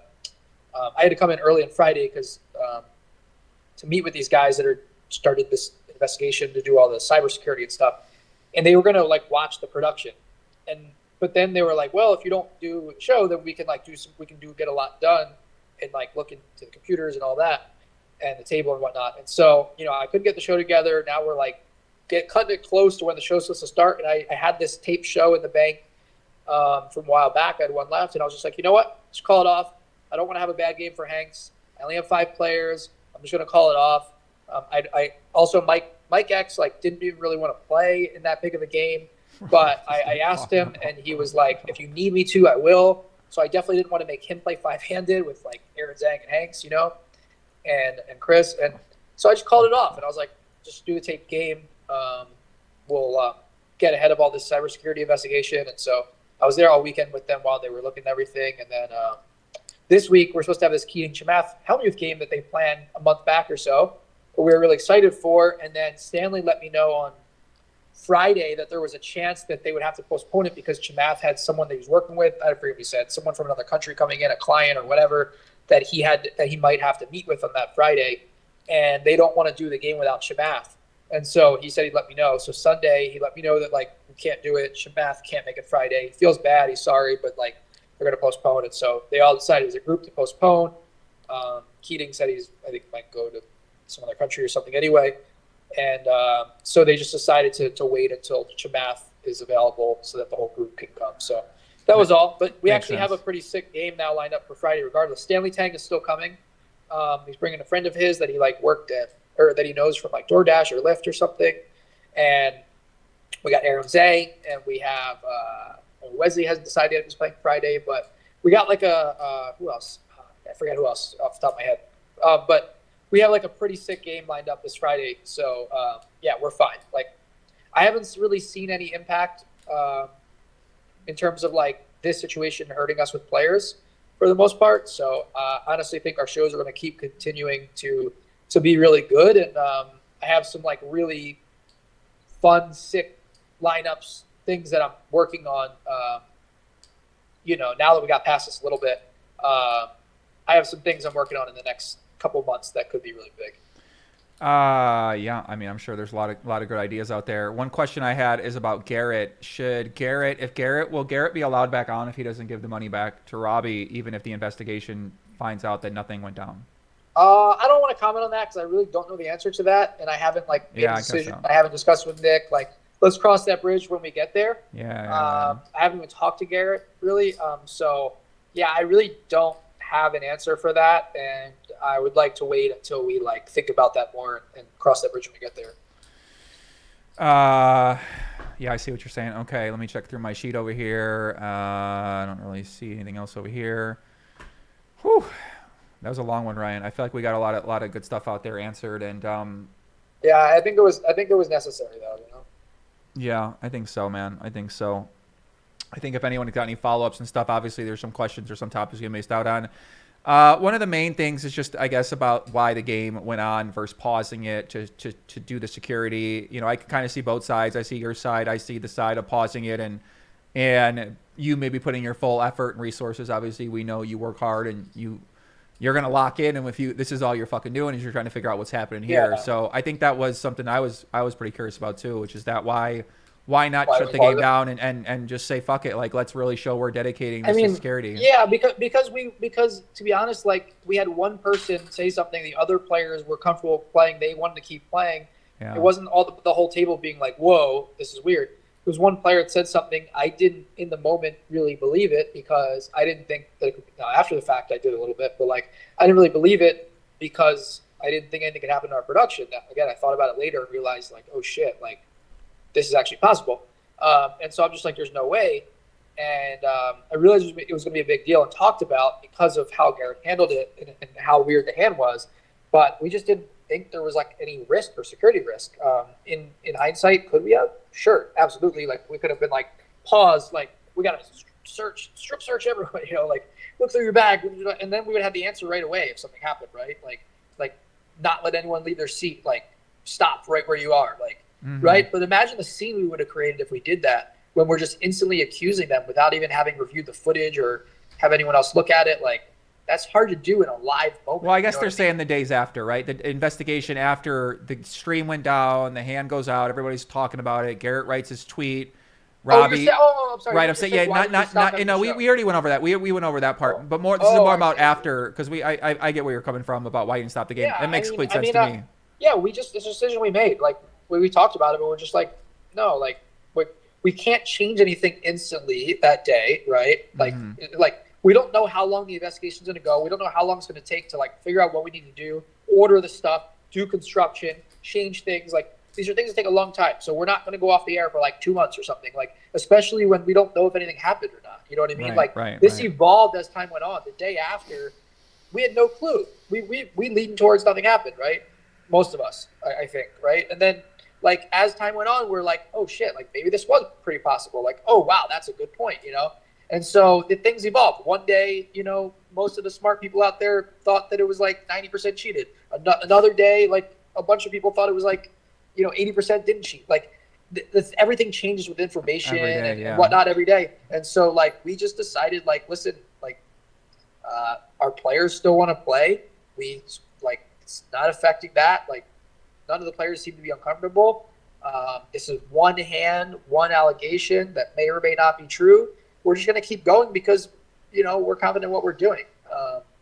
And this is all it was. Like, I certainly can see arguments on both sides, but, you know, like I can give you analogies, obviously, like did this company shut down their business when this happened? You know, we decided that we feel safe, and we felt after that happened that we were safer than we ever have. Now, were we as safe as possible after that? No, like we're working on those things.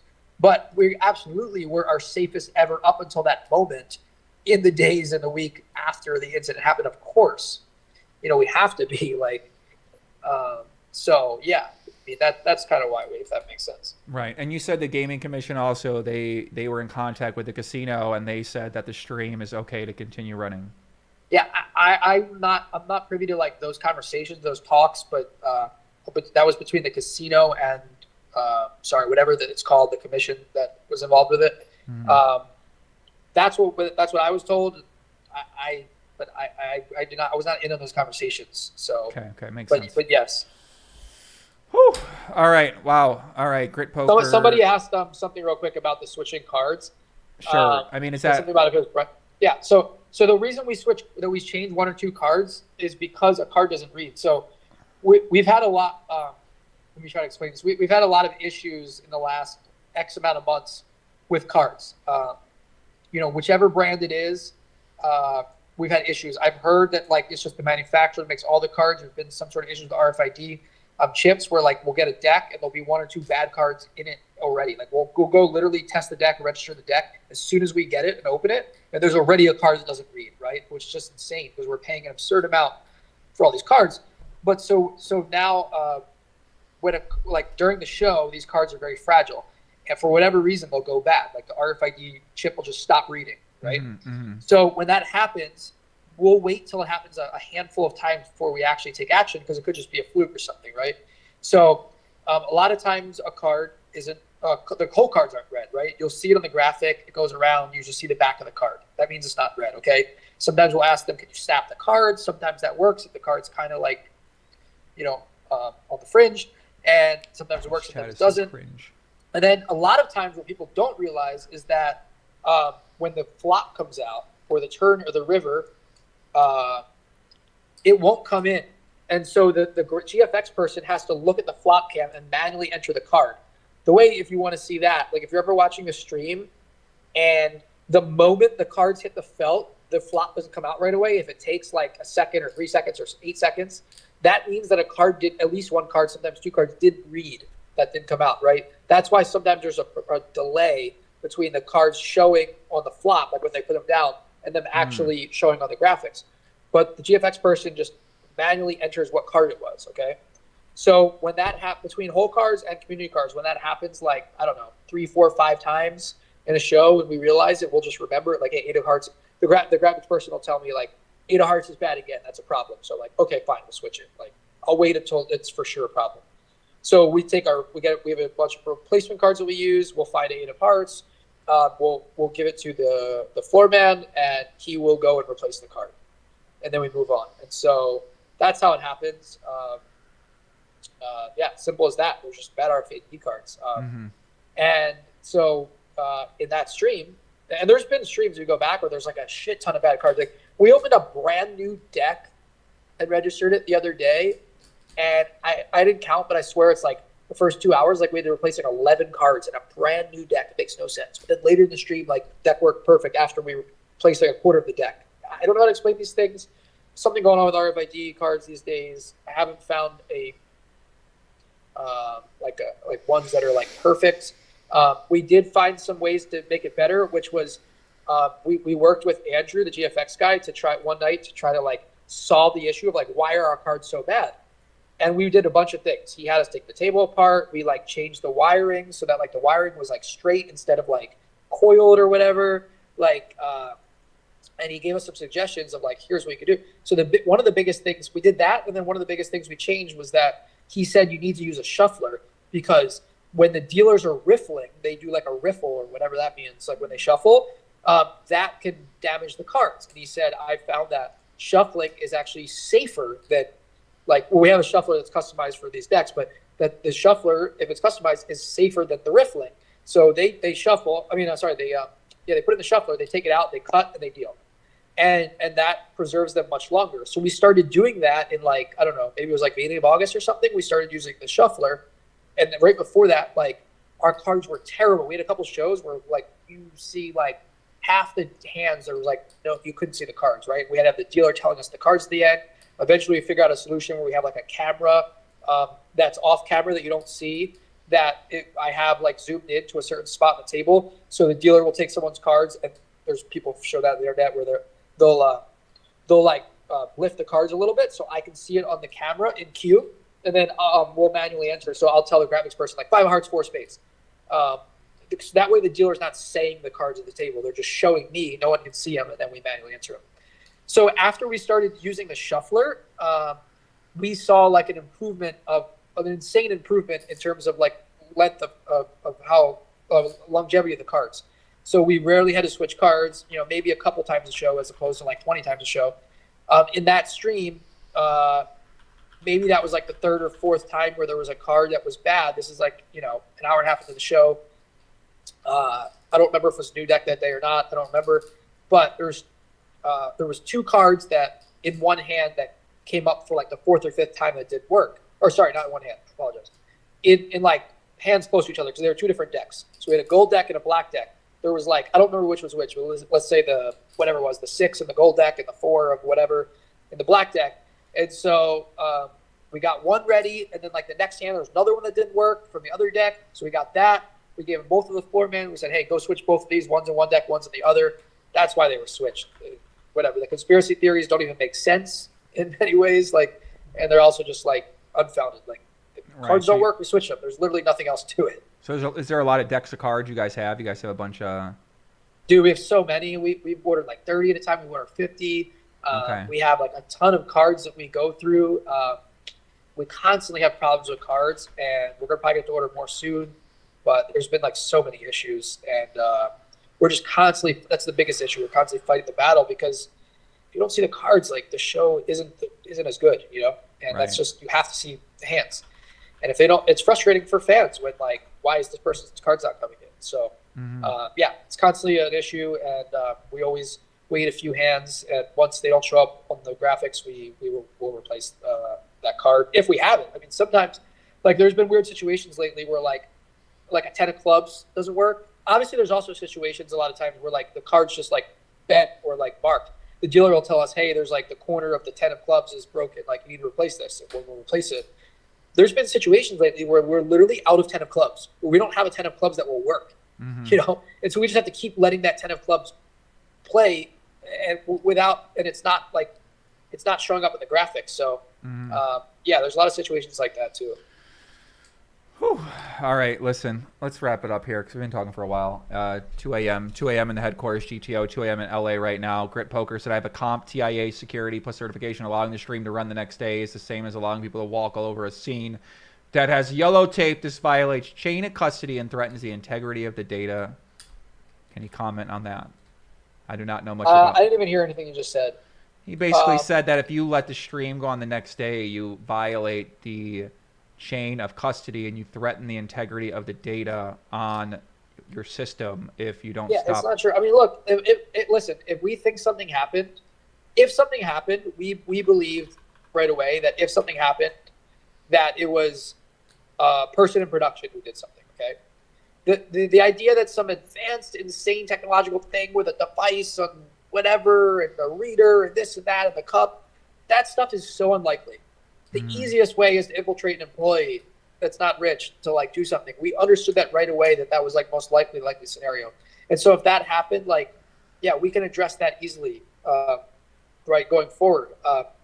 But to suggest that, like, and there's other things we did too. Like, we said, okay, nothing on the table anymore. Bags are in the corner. Like, we tried to, like, right away, instantly the next day, we tried to, like, do whatever we could to make it so that things are so much less likely. And so that's what we did going forward. We just believed that it was reasonable. There was reasonable ways for us to, like, make players feel safe and by making some changes instantly. But we believe still that, like, anything's possible, but it's most likely that it will either happen with an employee or nothing happened. Can't say that for sure, but that's just like the easiest way in our opinion. And so, yeah, we decided that there was no like technological security, or I shouldn't say no, but there was not much technological security risk like the next day, and the players felt safe. So that's kind of why we decided. I want to answer one thing someone said about like Nick's win rate or whatever. People say that about Billy, other players. Like, listen, if you're some online poker nerd who thinks in big blinds per 100, then you're probably never going to be able to play on our show. These are private games with fun players. There's very, very few players that could ever beat any stakes online game in our games. That's not what we are. We're a home game at a casino. We're a show. We're entertainment. Look at this Monday game. There's like people that don't even know how to play poker that are playing like cringe, bro. Like that. We're not some online Zoom whatever, like, 5-10 game on stars. Like, that's not what we are. We're not any casino game like that's on the floor. We are a special thing. Big blinds per 100 means nothing. The blinds don't even matter. These people don't give a fuck about the blinds. It'll be 25-50. They'll open to 400 or they'll straddle 500. Like, look at today. Jay Boogs was straddling 1,000. The blinds aren't 5-5. This is a 50-100 game and a 100-200 game a lot of the time. The 10-20 game isn't a 10-20 game. It's like a 30-60 game. Like, these games are not what you think they are, and people are losing absurd amounts. Like, people will put in 500 big lines with one pair. Like, I mean, look at today. Eli put in, like, I don't even know how much it was. I can't remember how big it pot. I think it was like 60-something K pot with bottom pair. A guy 3-bet king 9 off and barreled off on an air board. Like, these guys, the blinds don't matter. Big blinds per 100 don't matter. Get over yourself. Like, you're an online player. That's not how these games work. Like, people win 10, 20K in the Monday game all the time. That's normal. People win 50K, 80K in the Tuesday, Thursday games all the time. That's normal. And the Wednesday games, 100K. The Friday game, people win 200K all the time. That's normal. Like, these swings aren't the same as what you're used to in an online game. So just get over it. Like, your theories of win rates and how it's not sustainable, it doesn't make sense, are completely irrelevant. Just watch the show and judge for yourself. If you watch the show every day, you'll know if something's legit or not. All right, let's wrap it up, kid. I'm chat. I'm just tired of the same comments. They've been saying the same thing 3 hours. They just repeat the same thing. They're over me anyway. Yeah. All right, guys, listen, thank Ryan for coming on, at Ryan Feldman on Twitter. If you have any more questions, I'm sure people will. If we didn't ask any questions, there's a lot people want to know, a lot of follow-ups people have. They have follow-up to everything. Yeah, if you have anything that's like actually reasonable and not like absurd or something that I would never answer, then there's like a 2+2 thread. Like, I don't care. You want to ask me in there. You want to tweet at me. You want to ask Joey to ask me something on the side, like whatever. I'm an open book. I'm happy to answer anything that's like legitimate that deserves to be answered.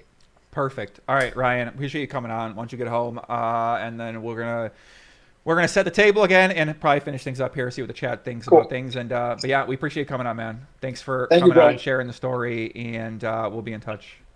All right, man. See you soon. All right, see you, Ryan. All right, see you. Whew.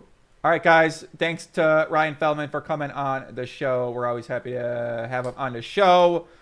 What'd you guys think? Obviously, the chat. The chat would have been too crazy. I couldn't read that thing for hours, so we had to do the membership on there. All right, that means turn up the Twitter, get off the phone, stop gossiping, get off the corner, put the blunt down, lock in. You feel me? That means, yo, you wanna go? No, I can't. I gotta stay here. I gotta lock in.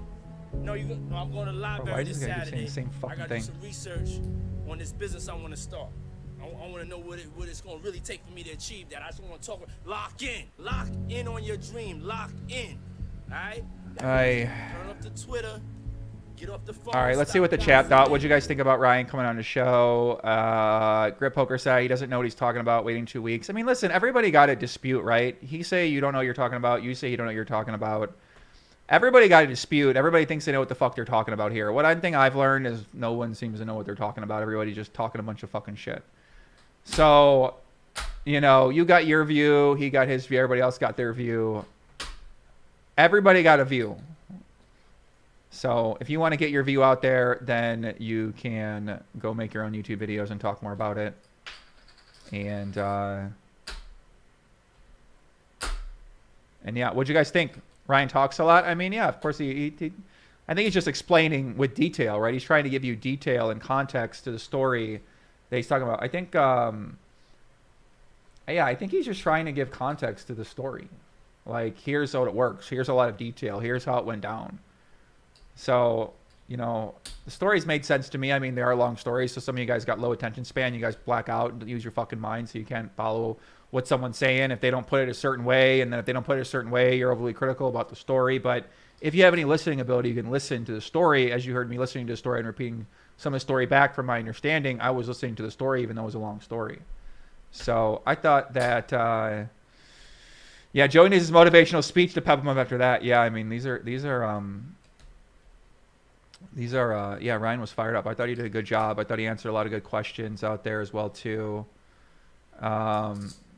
Daniel White, is the observation, Joey, no one knows anything. Yeah, I mean, everybody's going to have their own opinion on these things, and everyone's going to have their opinion on how things should be done. If you think things should be done a different way, then you know, you got to start your own fucking stream, right? You got to start your own show. You got to get your voice out there. You got to go start your own Hustler Casino. Like, you got to go start your own YouTube channel. You got to go make your own tweets. You got to go make your own arguments out there too. So if you want to follow up with some of the things, then you can, you know, you can follow up in your way, right? I mean, I'm here. I'm one person. I can only ask a number of questions. Everyone's gonna have a different opinion on how everything should be handled. So, Oi, Joey, what's your percentage as of today? My percentage. I mean, I don't know what the fuck went on here, guys. This is like, I never want to hear about this story again, honestly. I mean, I think I'm just like over the story now. I wouldn't say I'm over from wanting to know the answer, but I'm over from being so fucking closely involved in the story, having to hear all these things 10 times, and yeah. What'd you guys think of the interview? I thought it was pretty good. Ryan was fired up though. He answered every question. He went through the fucking thread. I mean, like, what else do you guys want these guys to do? Nick Vertucci's making YouTube videos out there. He's talking about it. Robbi's talking about it. He didn't explain anything. What are you guys talking about, dude? He definitely explained things in his version of the story, for sure. Like, I understand what he's saying. How Mike can understand, you can understand what he's saying then.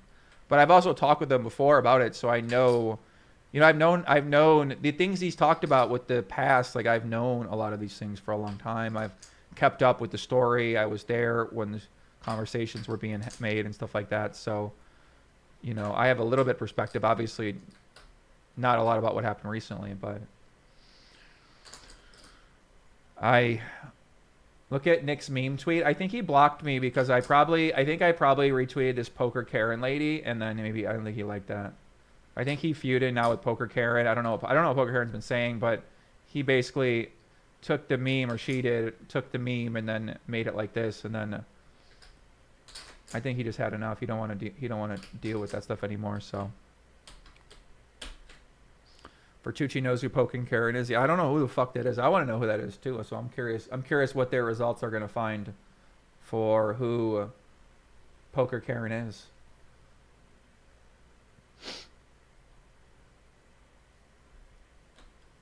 Let's see. Chris said, I think Ryan is very honest, and I think the interview questions were strong, especially the beginning and middle.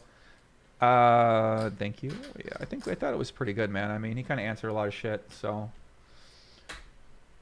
everybody got their own version. They're going to have their disputes, and yeah, was there anything new this stream worth knowing that I should go back and watch? I mean, I guess it's all relative. I've heard so much information right now that I don't even know how to answer that question. Maybe someone in the chat can help you out with that. So, What was there anything actually worth knowing? I mean, I guess it depends on what your definition of worth knowing is. So, let's see what Vertucci did here. We made a tweet. What did he say? I think he still wanna go with Berkey or something like that, right? He fired about Vertucci, or he fired about Berkey. I don't know what these guys are fucking doing, man. These guys need to go box or something like that. Vertucci and Berkey. Alice said I should interview the videographers. Yeah, I could do that. Yeah, Nick just made his tweet. He said, I sat on my hands on Matt's show to keep my word, sticking to a narrative we agreed upon prior. You will hear my responses to the know-all on my show. And he put Conrad and the great all-knowing. Dude, come on. That's so fucking funny. I mean, the guy is funny with some of these tweets, I gotta say. Like, I want to know who cooked it up. They like...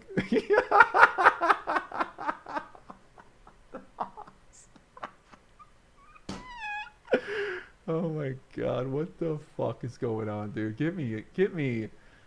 Ay. I thought they were just friends. Now they're not friends? I don't know. I don't even know if they're friends or if they're not friends right now. I don't know what these guys are up to. What timeline are we in?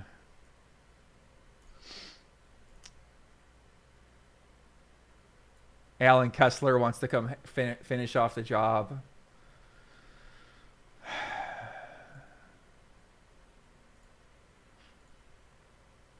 What does Alan Kessler got to say? I'm so tired, guys. I've been going 8 hours right now. Alan Kessler. I can only be on with someone that doesn't talk a lot right now. So Alan Kessler is not qualified for that. He loves to talk. So I just can't sit here and go a 5 to 95% talking conversation again. That's what's great about my podcast is I actually get to talk when I have guests on. Whereas here, then I don't always get to talk. I just basically end up sitting here and nodding my fucking head to 3 people or 4 people and stuff like that. So how do you feel about Berkey's Twitter being so barren? What does that mean? What does that mean? Doesn't even make sense. Daniel White. Daniel said, to me, I hate talking. Yeah, I could see that for Daniel. Yeah, Alan Kessler. I mean, I just don't think... I think the guests down here, they just talk so fucking much that I really got to, like, Jersey Joe. You know, shout out my guy Jersey Joe. I miss that guy. He just yelled at me the entire time. Told me I was a fucking idiot for not seeing it his way. So. Jersey Joe. Where's Jersey Joe? Shout out to the legend Jersey Joe. K-Option said, shame that you let Feldman spew garbage and silence people with legitimate questions. I mean, you just basically kept repeating the same fucking thing, dude. You know, you kept saying the same comment over and over and over and over and over again. You know, I mean, I don't know. What am I supposed to do? Just we get what you're saying, right? You got a viewpoint. You don't agree with the viewpoint. You're not agreeing with anything that people are saying. Like, if you want to post those things and spam them, go on Twitter, go on Reddit, go on 2+2, go somewhere else and have your fucking heart out and spam all you want. But you come on here, right? Like, you're not... Anyone can do... Like, it doesn't make sense, right? One time, I got it. Okay, you asked a question. Great. You asked the same fucking thing 12 times, 15 times. You think they're legitimate questions, and... obviously, we asked a lot of questions. We talked for 3 hours, 2.5 hours. So, of course, there's going to be more questions. If you got a question, going to go fucking ask someone the question, right? Like, we try to get to most of the questions here. If you got a question, then get to work, right? Get in the grind. Get out there, get your question asked, man. Make the question happen. So... Grit Poker, he's not answering the question. He's deflecting the important collection of data. I don't know about the answer. I don't know about the data for the question. I'm not the best person to ask the question. So if you don't think he answered, then you go do something else about it, right? Go, right? Go try to get a fucking follow-up, guys, right? Like, you know what I'm saying? Like, get in the mix, man. Go make something happen. So go get the questions asked. The chat putting Joey on tilt. The chat is like, they're just like, they don't know what they're talking about sometimes. It seems like they just keep repeating things over and over and over again from like I'm just curious how much they even know. It's like we get some people on here and they don't even know like the current status of the questions and everything like that. Or current status of what's said or you know, what's being disputed or what the current ideas are or anything like that. And since this is my stream, I can talk about these things because these are all important topics that I'm curious about your thoughts as well too. So, but yeah, I feel like we did that. We watched the show. Her All About got crushed again. Her All About really donating to the show. Her All About lost 20K. Caitlin lost 20K. AK, he crushed it. DJF, another crushing session. Sashimi did well. Rampage did well. Margot did well. Everybody won except DK and Siaku and Caitlin Comeskey and Her All About. So ML said this guy's tapping Joey out with how much he talks. It's insane. What does that mean? Kessler said, everyone check the contest on my Twitter. Dinner on me. Let's see what Kessler is doing here. Yeah, I mean, somebody said like that I should maybe like filter out some of the topics and that people are going to talk about, but at least like they should probably have the theories well researched, where like if they just come on here and like spit a theory, then they probably should have the theory pretty well thought out. But it kind of takes away the idea of calling people up and getting them on here, because then we want to get people on here. We don't know what their takes are. We're coming on here, they're going to get takes, but you know, it is kind of interesting if they're coming on here and then they're, you know, kind of giving theories that aren't really well researched, in my opinion. Like then the question is, how much do you want to entertain those theories? How much do you want to entertain a conspiracy theory, or how much do you want to entertain a, you know, one of these theories about the signaling or about the card switching, about these sorts of things. Michael said, don't get defensive. They want to ask you relevant questions. Yeah, I could see that too.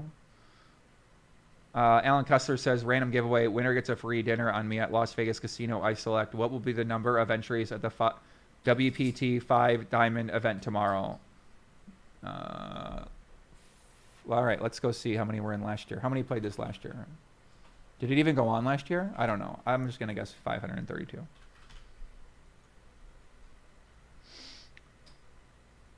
Bluff says, hey, Joe, I can tell that Ryan has too much heart and trusts people a lot. Until that trust is broken, you can't assume the worst on anyone. That makes sense. Alice said, Joey deserves a vacation. I mean, I'm ready to find something out there going on, so. Oh, man.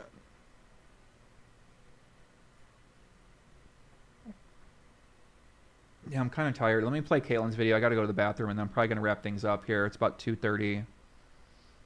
I want to play Caitlin's impression video one more time, show her some love. It's about 11 o'clock at night, so it's time. So this is supposed to be an impression of me with the mustache.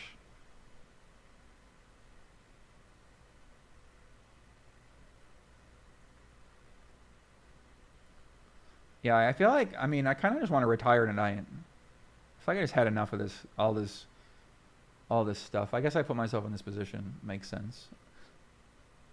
Doing the community service, trying to figure out for Ryan, for Garrett. Dun,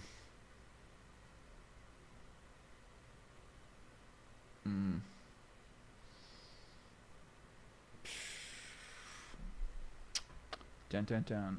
It's about 11 o'clock at night, so it's time to start our broadcast. Totally non-offensive white bread.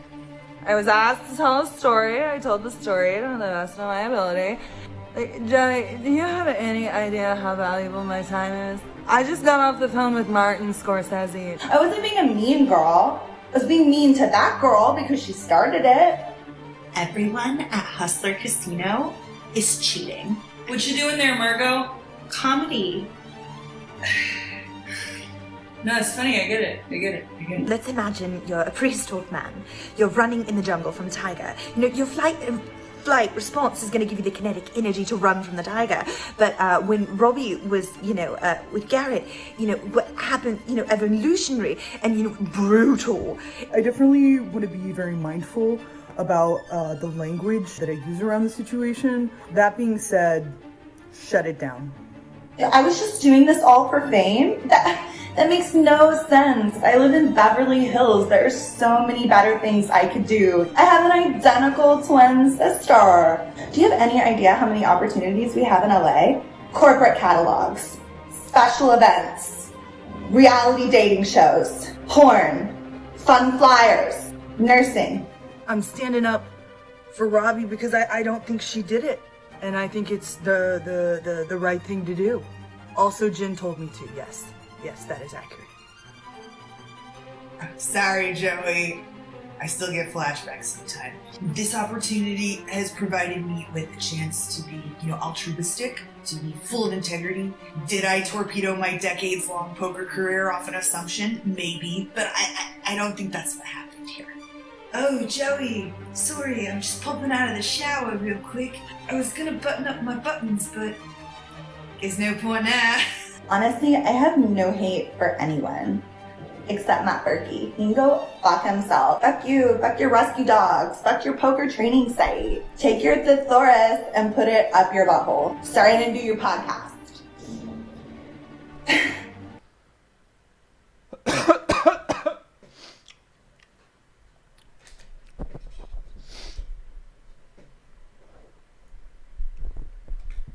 Kessler loves the video. All right, I'm gonna cool down with a little bit here, guys. We still got people watching. Let me check what people are watching on YouTube, watching on Twitch. Yeah, we still got a bunch of people watching on YouTube. Shout out to everybody out there watching still. It's late night, 2:30. We got 2,700 people watching. Make sure you guys smash the like button if you guys are enjoying the show. Always appreciate it. Helps me out on the channel. K option Feldman just casually claims that it makes perfect sense for Nick to have a higher win rate than Phil Ivey and Andy by 50 big blind. It goes unchecked by Joey. What in the world, bro? What are you fucking talking about, dude? Right? I don't know if it's 50 B per 100, right? Phil Ivey's played on the show 1 or 2 times or 3 times or something like that. Andy, I don't think he's played on the show that much. I guess I have to check how many. Maybe he's probably one of the more popular players. But the Nick guy's played on the show 157 times, dude. So Andy played on the show 30 times. So, I mean, I see what you're saying, but I mean, I just disagree with what you're saying. It goes unchecked by Joey. I literally asked him about it for 2.5 hours. That's what I'm saying.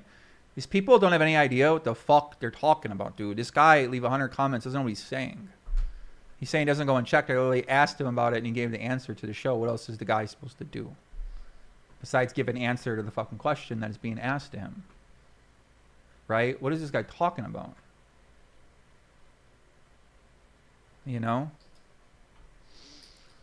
Yeah, bro, I'm gonna leave you guys with, you guys get Kessler and fucking all these characters. Shout out Kessler, man. Kessler, I kind of like Kessler. He's kind of growing on me a lot, actually. Christian said Nick plays with all the whales and just plays like a nit. The BB 100 isn't real because the game plate's much bigger than the posted stakes. Yeah, I think that, I haven't gone through the games. I can't say that. I actually don't know if that's true. So I haven't gone through the games. I mean, maybe I gotta watch the games. I don't know. I don't want to watch that. I don't really want to watch those games, but I guess I gotta watch some of the games.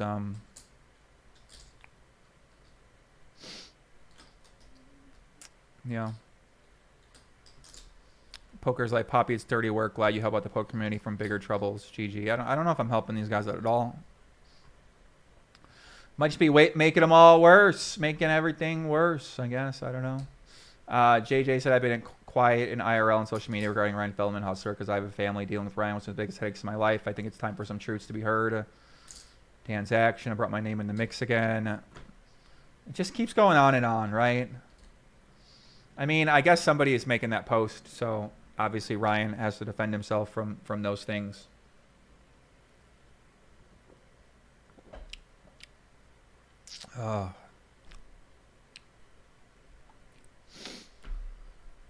Let's see. Hypno King says, stop crying, man. I mean, I'm allowed to say whatever I want to say on my stream.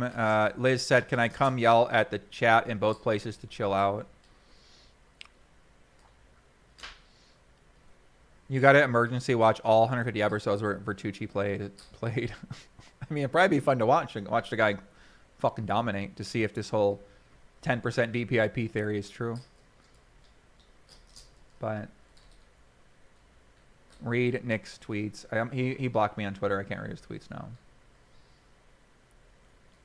Shout out to my man Burko. He worked for the Great Pudgy Penguins. He community lead. Met him at NFT NYC. He actually did a real good job.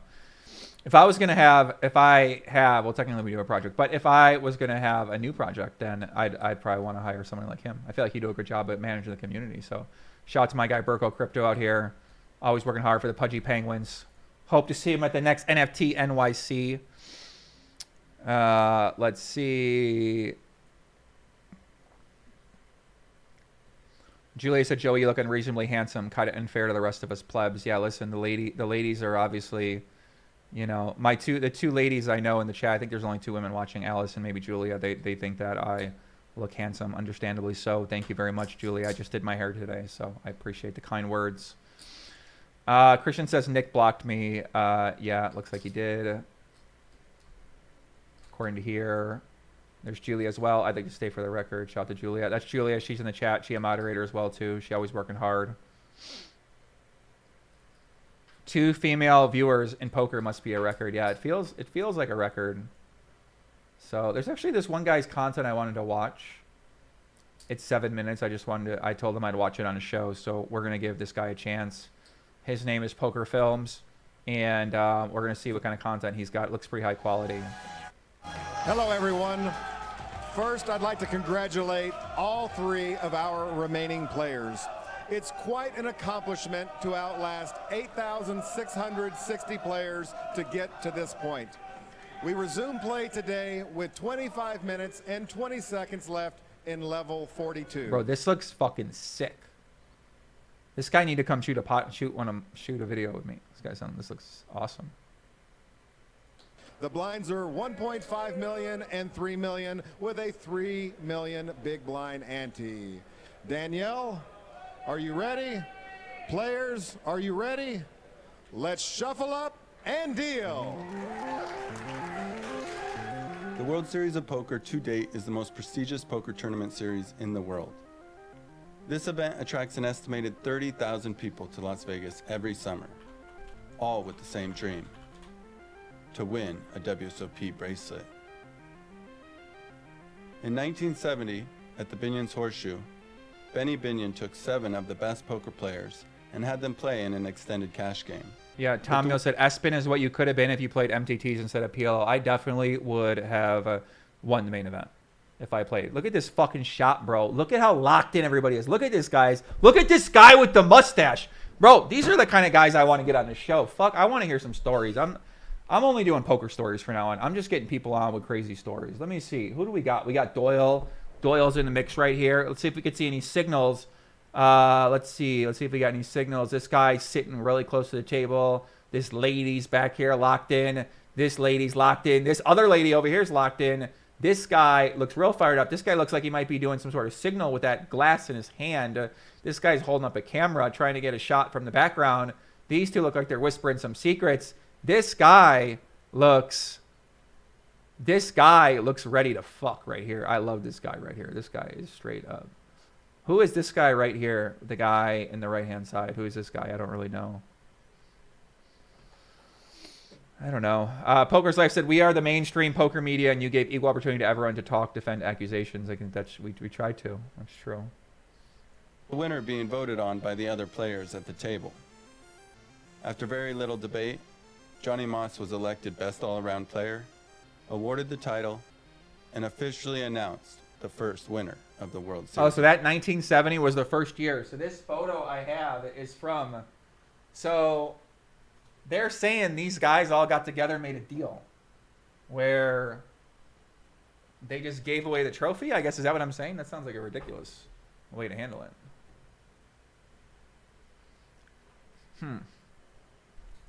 Poker. For the first time in history, we would like to present you on the Las Vegas Strip this beautiful Johnston 2022 World Series main event bracelet. Congratulations from all of us at Sears Entertainment.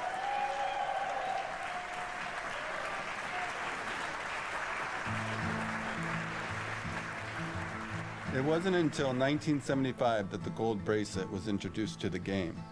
Brian Sailor Roberts was the first person to win a physical gold bracelet, followed shortly after by the one and only Doyle Brunson.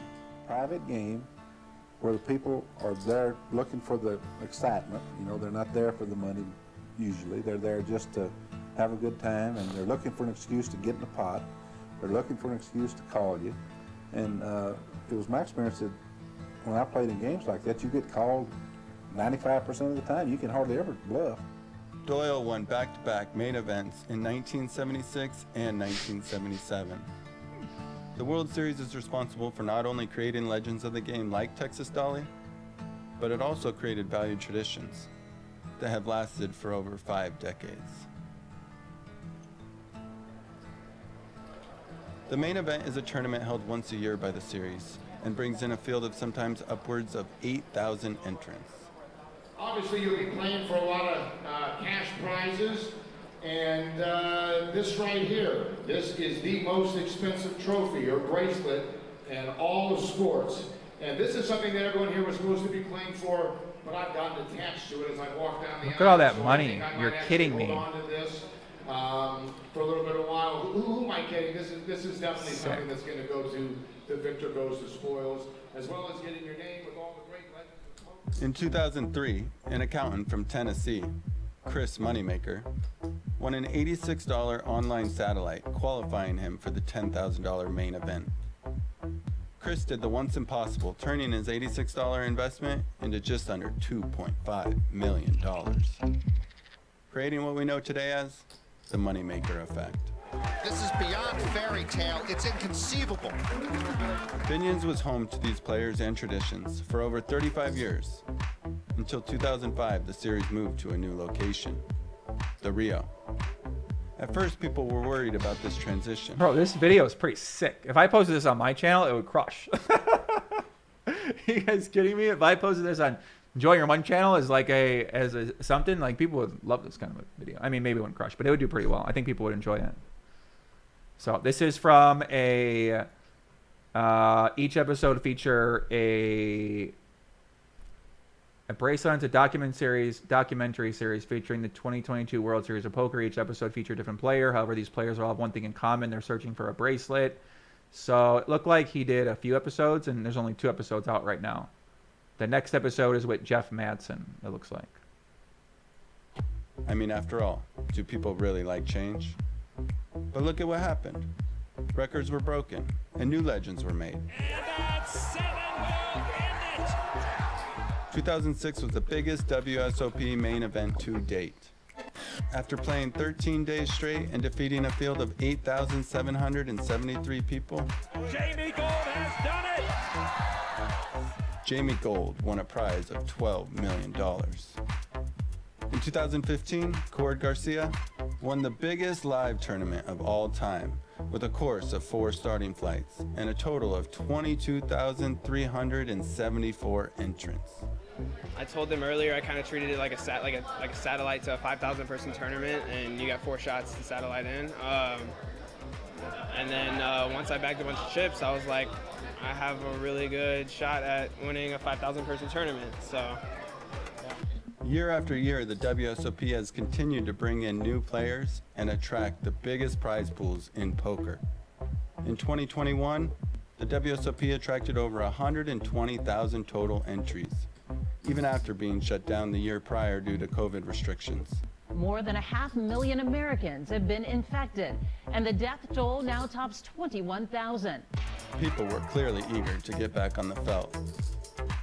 After 17 years of carrying on the WSOP tradition, it is time to once again say goodbye and say hello to a new future. This year, the WSOP has come to the Las Vegas Strip.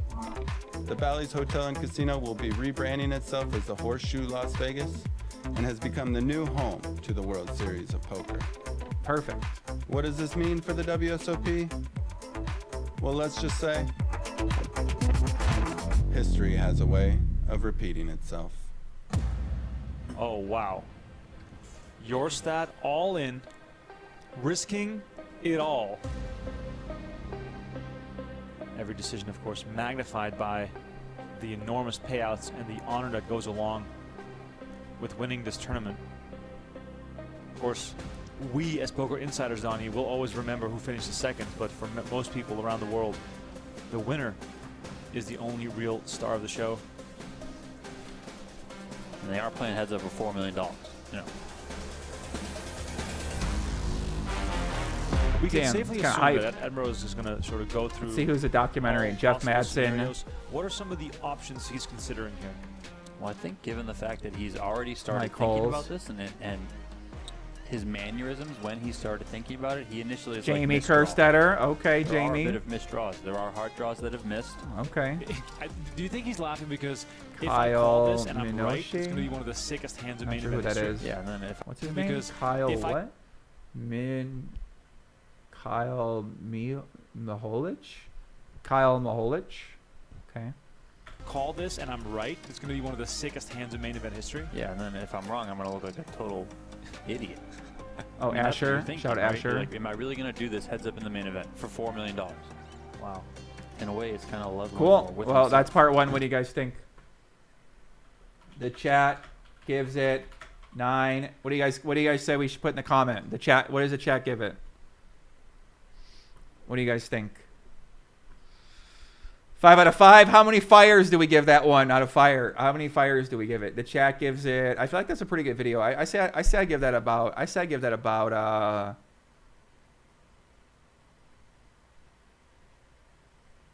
give it about 4 fires. I give it about 4 fires. It looks pretty good. I give it about 4 fires.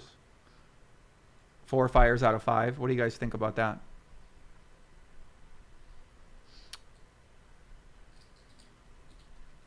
Nine to 10, 9.5, 2 thumbs up. It's on fires, guys. We're on a fire rating. It's 5 fires, right? Either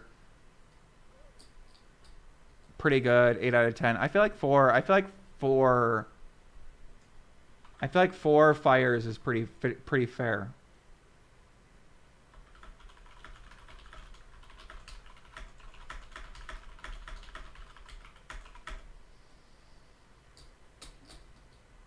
I feel like it did get me pretty hyped up. I kind of want to give it a 4.3 fires. 4.5, 8.5. Everybody got their own. Everybody got it. I say we give it 4.3 fires. We'll go with that. What was the thing with Brian where you said the other day that the police told you that they had evidence that he had been stealing from other people too? Was that something that you heard from Brian or something that you heard from Nick or the police? Who did you hear? What was that? Because I think there's like a lot of people are like, oh, what's that about? Yeah, you kind of missed that in the beginning of this. It's just speculation as to what is happening, and they said that it might be the case that there might have been other incidences that they cannot convict him of. I love it. I wish more people post clips like this. Look, you got 60,000 people watch this clip. Make my job easy. Damn, they make my job easy. You kidding me? They just posted, give me 60K like that? These guys are so generous. Damn, bro, what a generous guy. Are you kidding me? 60,000? The fuck? Maybe I should have posted it. Thank you, Pocket Zeros, for doing that. That guy could have seen the cards in their hands, the guy that told you that? No, I don't know. Really? Oh, I heard he could have. Who?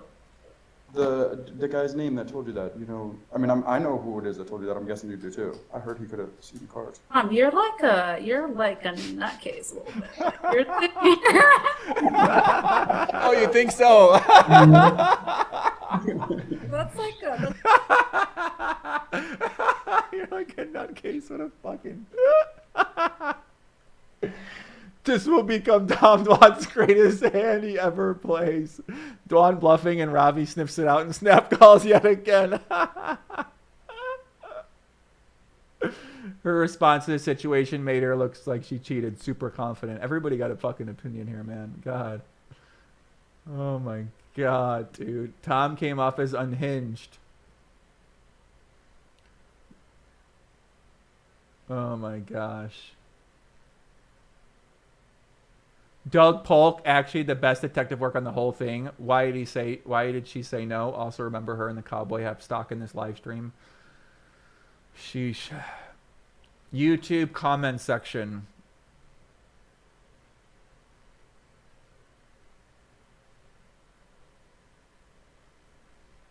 I love it. What's up, guys? Doug Polk here, and today we're going to be looking at the worst bad beat I've taken in my entire life.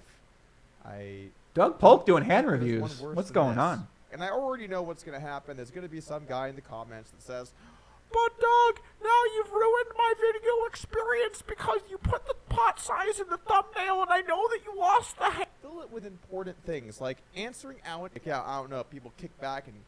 What's the hand? What happened? On over to upswingpoker.com. I want to let everyone know about Upswing. Oh, he had a course. I knew. I was like, why is he making a video? It doesn't make any sense. He's got a course.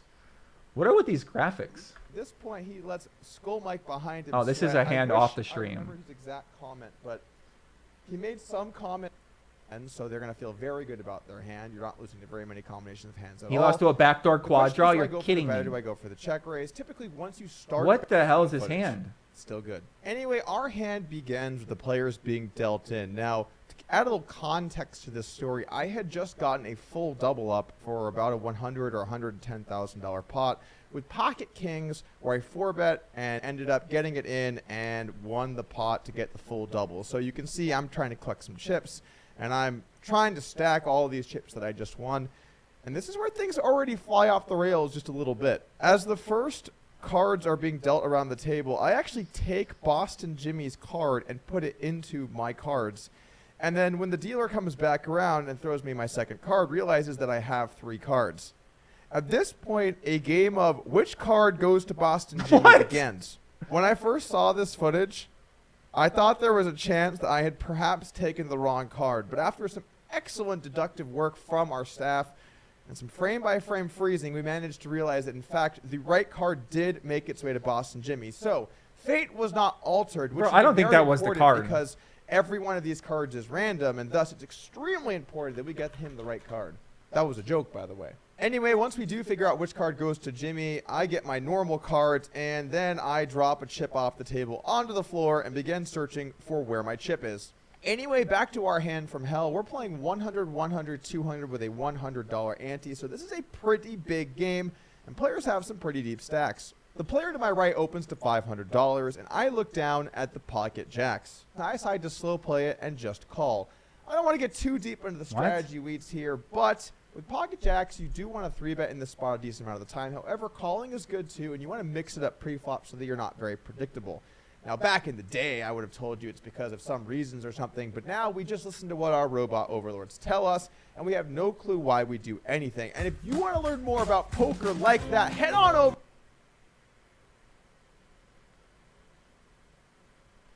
I knew this was coming. To upswingpoker.com. I want to let everyone know about Upswing Poker's new course, Smash Live Cash. Smash Live Cash has over 40... Bro, he changed the tank top. No affiliate link now in the description for this one. We should have got it. We should need an affiliate link. Heads to call, and at this point, he lets Skull Mike behind him sweat. I wish I remembered his exact comment, but he made some comment pre-flop that was like, "Let's get him," or "We're going to win a big one here," or something like that.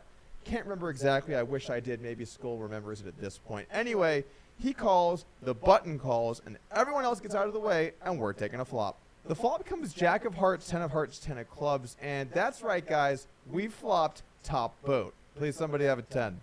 Please.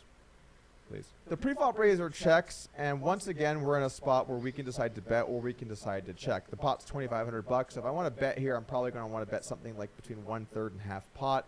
However, I do think in some of these situations, it's nice to trap because if someone has a 10, they're probably going to start betting anyway, so we're going to have a good chance to raise them. And also, you allow your opponents a chance to catch up, which, in retrospect, seems foolish. Anyway, I decided to check this time around, and everyone checks behind, and let's take a turn. The turn comes to the deuce of diamonds, and at this point, it's time to start building a pot. We can't wait forever, guys. Pre-flop raiser checks once again. I would say every now and then you should trap it, but typically when you have good hands, you want to be betting and raising. So we bet $1,500 into $2,500 for a 60% pot bet. Jimmy goes ahead and makes the call. The button folds, the pre-flop raiser folds, and we're taking a river. The river comes the deuce of clubs, so this is a pretty nice card. If someone has a 10, they now chop with strong 10, so they're going to feel very good about their hand. You're not losing to very many combinations of hands at all. The question is, do I go for the bet or do I go for the check raise? Typically, once you start betting, you want to keep betting, trying to build that pot. The pot is roughly $5,500. So we decided to go for about a 60-ish% pop bet. Again, $3,500 into $5,500. We bet. Why is this pot so Austin small? Jimmy thinks about his options for a little bit, and on? he decides to bump it up to $21,000. Now, most people in this pot would be salivating at the thought of raising again, or maybe just calling, but knowing they're going to win all the money. But I'm known for my big folds, guys. You've seen it What? before. When I played Phil Hellmuth. What kind of rigged hand is this? When I played versus E and got set ever said in the first month of the watch. What did I do? Sometimes you gotta think, what is my opponent representing exactly? And this might seem like a standard spot to put your money in. But I want you Bro, to what watch the fuck footage is this and guy what- talking about? He's never folding here, dude. Get out of here. He's not calling. He's definitely going all in. There's no chance that this guy is just calling the guy's raise here. There's not a fucking chance. Watch how close I am to just letting it go. Say he just called. Oh, he did call. He didn't go all in. He just called. That was at least 1.5, 2 seconds, at least. You know, if I had a third second, I might have been able to find a fold. What happens now is the best part of the clip. Just watch the reactions from people as this hand goes down. You know who's seen a lot of poker just in general? Dealers. This was the dealer's reaction when we showed our cards. This. Some truly phenomenal reactions to this at the table when it happens. I mean, this guy's on his phone. I mean, is he sending like a signal or something like that? Let me look for some signals here. This guy looked like he eating like a burger. Maybe that's like a sign of something like that. This Dylan got his hand over his mouth. The dealer, I mean, was she put up 2 fingers? I mean, looked like she got 4 fingers on the table. Maybe that's something. Let me just see if I can see Doug maybe showing off like a number or something like that too. I mean, she got 3 fingers there, and what does that mean? Does that mean like the backdoor quad draws come in and you know, this guy texting somebody? I mean, who's he talking to? Let me see. Doug's got 3 fingers right there. I don't know if that's calling for like a signal or something like that. Maybe calling to the back. She got a whole palm down there. That could be something as well too. Let me just make sure I'm checking this right. I don't even know which fucking guy Jimmy is, but it looks like he's up to no good. This guy might be eating a food that way. That might signify that he got an ace or something like that. No. No. I mean, he faced the raise. Go. He waited for the... Oh, he didn't wait for the signal that time. Okay.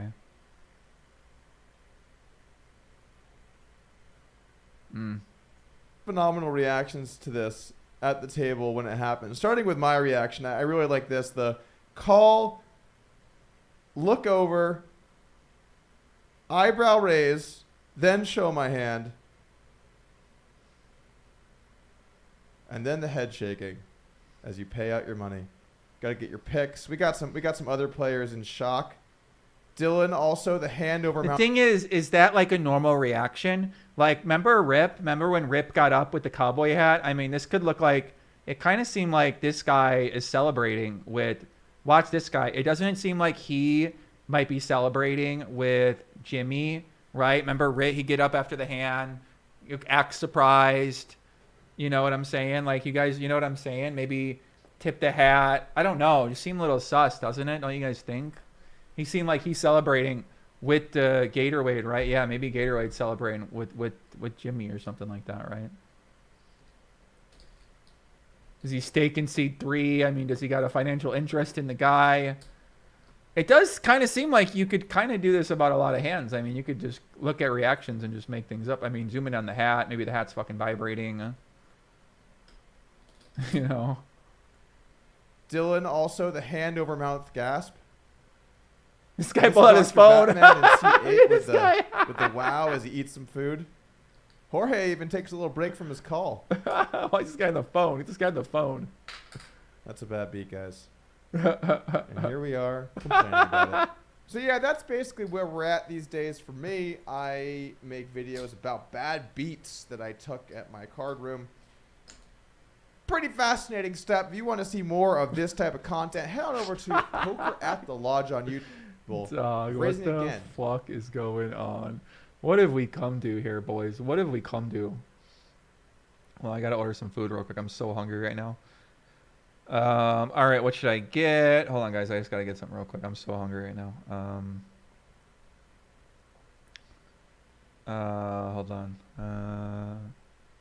I think the hand was a real hand. I don't think that was a stage hand. I feel like you could just pick any hand like that and just say that there's cheating if you think about it more. Hold on a second. Let me order this. Gotta get some food real quick. Gonna get a little bit of this, a little bit of that. There's another tweet I wanted to actually talk about today. I remember the groupie made a tweet. It's kind of funny. She said that. Well, I guess she deleted it. Oh, no, she didn't. I don't know what's worse for poker: ridiculous live stream cheating scandals, or shameless grifter like Annie Duke, who continues to milk being a famous poker player to secure paid appearances where she peddles junk interpretations of academic decision science to lay people. I was like, damn. So she's comparing a ridiculous live stream. To my knowledge, only a few people are doing a live stream cheating scandal, which would be me. I'd be one of those people.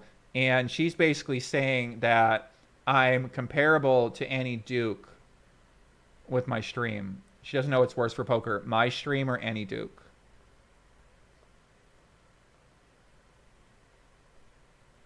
I feel like if you call out my live stream, you got to come on a show, and you got to call out the live stream to me on the show. Just seemed like a fair thing for everybody. You bang the live stream, you come on the live stream, and we talk about the position. But yeah, Annie Duke, I don't really know much about this lady. I don't know what this lady does. I don't really even know what she was involved in. I think she was involved in like Epic Poker or something like that. Oh my God, she in a poker. She do a virtual poker tournament with Maria Konnikova and $2,500. You're kidding me. For what? For charity? Oh man, maybe we should do a charity. GM of the Rams, GM of the Browns, Gary Kasparov at Chess God. $2,500, bro. We're doing it all wrong. We got to start our own charity tournament around here. She on TV, WGN News. She seems like she's doing a pretty good job.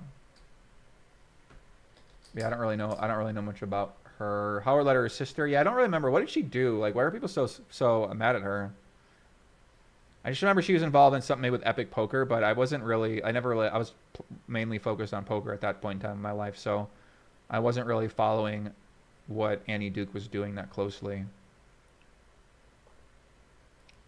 Night to Alice Mermaid out there. See you soon, my friend. Avi said, hope all is well. If you could have a look at my IG when possible, I will take a look at it for you, my friend. She married a billionaire. That sounds like a good fucking idea.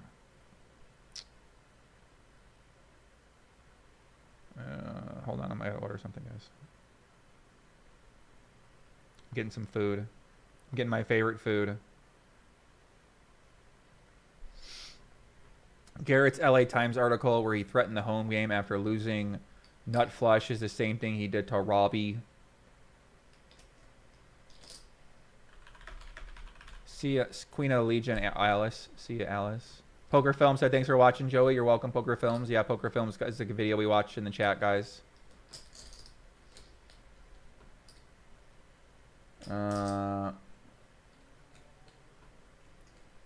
Annie Duke was involved with UB. Oh yeah, I remember. Yeah, I don't really remember too closely, but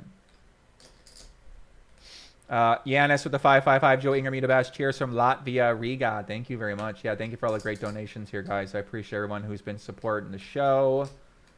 And yeah, it's been great. It's been fun doing these streams, trying to get to the bottom of what the fuck's going on out there. It's a whodunit. It's a whodunit. So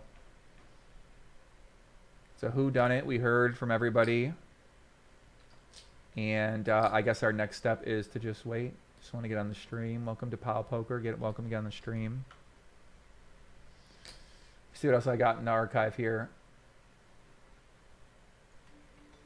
There have been more major developments in the Robbi Lou drama, which she spoke about during Joey-Ingram's latest podcast. For one, she took and passed a lie detector test asking about whether she cheated during the HCL stream. We should note that lie detector tests are not admissible as evidence in jury trials because they are not 100% reliable. Also, lie detector tests do not work on sociopaths. However, in the court of public opinion, voluntarily taking the test and passing it should weigh heavily in her favor. She also turned over her phone to the police to verify the DMs sent by Brian, and based on this, according to Robbi, he will be arrested. She also addressed the rumors that she was possibly contacting Brian using a separate burner phone. Robbi claims that she sometimes uses a different number when her friend blocks her. And as someone that regularly blocks his girlfriend when we get into a fight, I can verify that using alternative methods of stalking someone, including by using a different number, is very commonplace for LA girls. The notion that she's some type of Jason-born supervillain that used a burner phone to call Brian to set up a sophisticated con, to me, is not very likely.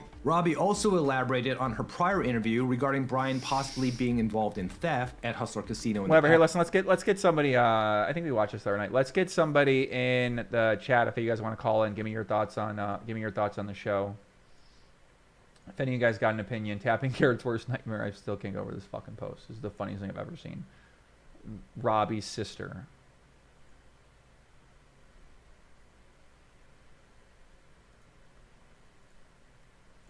We did that. We did that. We did that. Oh, that's my girl's schedule. Let me see what my girl said in that.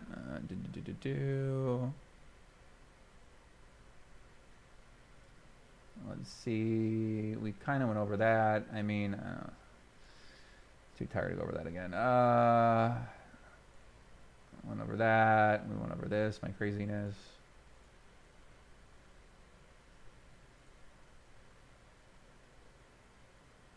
Got my headphones. At 7, immediately asked if I'm getting ready. Jeez. We went over this. Went over that. Went over that. Went over that. Went over that. Went over that. We just went over everything, I think. I think we're all done. Did that. Did that. Scott said, I don't chat on here, but have a question, keeps overlooking. If she cheated, she must have known the outcome of both hands. Otherwise, why call knowing the hands? Even now, without the run out, I wouldn't call. I see what you're... Do I see what you're saying? I don't really see what you're saying. You say that... I don't chat on here, but I have a question. Keep looking. I wouldn't call. I mean, she did call, so I guess it doesn't matter what you would do in that situation. Kevin said Annie Duke works for a company that teaches people how to manipulate VCs into giving them investments. I mean, that sounds like how that business works, so I'm not surprised by that. I don't know if that's true or not, but I'd have to follow up with that. Jameis Robinson says, yo, what's up, yo? What's happening? I feel like we're done. What else do I have? I feel like I got everything, if nobody wants to call in. I'm kind of tired. It's been 9 hours anyway, so. Listen, guys on YouTube, let's wrap it up. I feel like I seriously got everything here. I covered most of the stuff today, what I've been up to. I already talked about what I did last night. I mentioned earlier I went to the Meetup game with Brad and Andrew today. That was a good time. Played some 2-card at Bellagio. Shout out to those guys. I got my Meetup game coming up next month. We got the WPT stuff coming up in December. For streams on here, what do you guys think? Do you guys think I should do more streams during this week? Or do you think I should do a stream once a week? Or what do you guys think is GTO for that? I'm curious to get your guys' thoughts on YouTube and on Twitch, because I don't mind doing more streams. It's just that if we do an 8-hour stream, then, you know, obviously if I did one tomorrow, there really isn't anything to talk about poker-wise tomorrow. You know, what would we talk about tomorrow if we did a stream? So I'd basically have to do shorter streams, or I'd have to just talk about something else, and then yeah. So that could be an option I could do for tomorrow. I just don't know what I would react to or what I would stream. So what do you guys think? Pete says more streams. Twitch chat says we hanging and banging. What makes you happy? I kind of like doing once or twice a week. I just don't know what I would talk about. You know, I could watch games and stuff like that. I don't really mind that, but more streams with better content and different guests. Yeah, I could do that. Narlin said Joey was a good stream. You should start interviewing non-social media personalities twice a week on different topics and different personalities. Yeah, I could do like a theme. I guess I could do a theme, something like that. I mean, I guess there's a lot of options to go with it. I could be playing poker. That's true. More frequent streams, only a few hours. That's definitely an option. Once a week, and then exception for breaking news. I kind of like the once a week thing more. There's just not much that happens in poker. So every other day, Monday, Wednesday, Friday, do what's convenient for you. Yeah, I think I'll do what's convenient for me. So, like, I would do something tomorrow. I just don't know what I would talk about. So maybe if I come up with an idea to talk about, or if people on Twitter ask for a stream, they want to have call-ins or something like that. But kind of at this point, we're just, you know, we just need other topics versus like the same thing, right? Like speculation on who did what at Hustler. You know what I mean? I feel like it's just, we got to wait till more develop, and after a week, maybe more things develop. So, not much happens in poker. Doug got cooler. Yeah, that's true. I mean, yeah, I'm just not thinking right now. I'm kind of tired. It's been 9 hours, so. All right, guys on YouTube, I'm going to wrap it up here. I appreciate everyone on YouTube for tuning in. I'm going to keep going on Twitch a little bit for some Twitch after hours. We had Charlie, Carroll, Ryan DePaulo, Beans, Jungleman, Berkey, Feldman on the show. I think it was a great show tonight. I had a lot of fun. Hope everybody enjoyed watching it on YouTube. If you guys enjoyed it, please smash the like button, and appreciate all the support, all the donations, all the comments, all the questions, everything like that. And yeah, now it's to interview people that you're interested in, try and get like gamers, investors, educators, source out topics interest you. Your audience will follow. Fucks this scandal thing. Yeah, I mean, that's kind of what I want to do, man. I kind of want to go away from all this stuff. But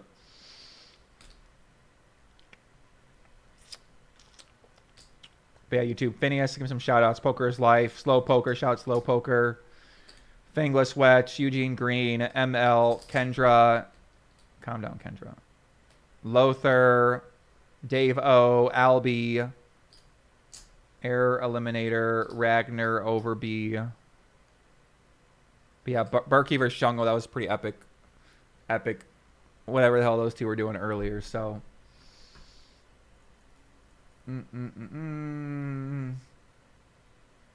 Jim Calms want to weigh in. Yeah, I lost the energy to weigh in here right now. Let's see. What did this guy call in?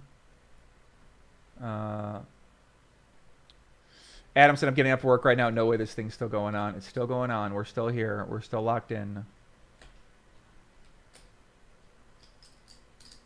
We're still getting after. But yeah, I'm probably going to go play some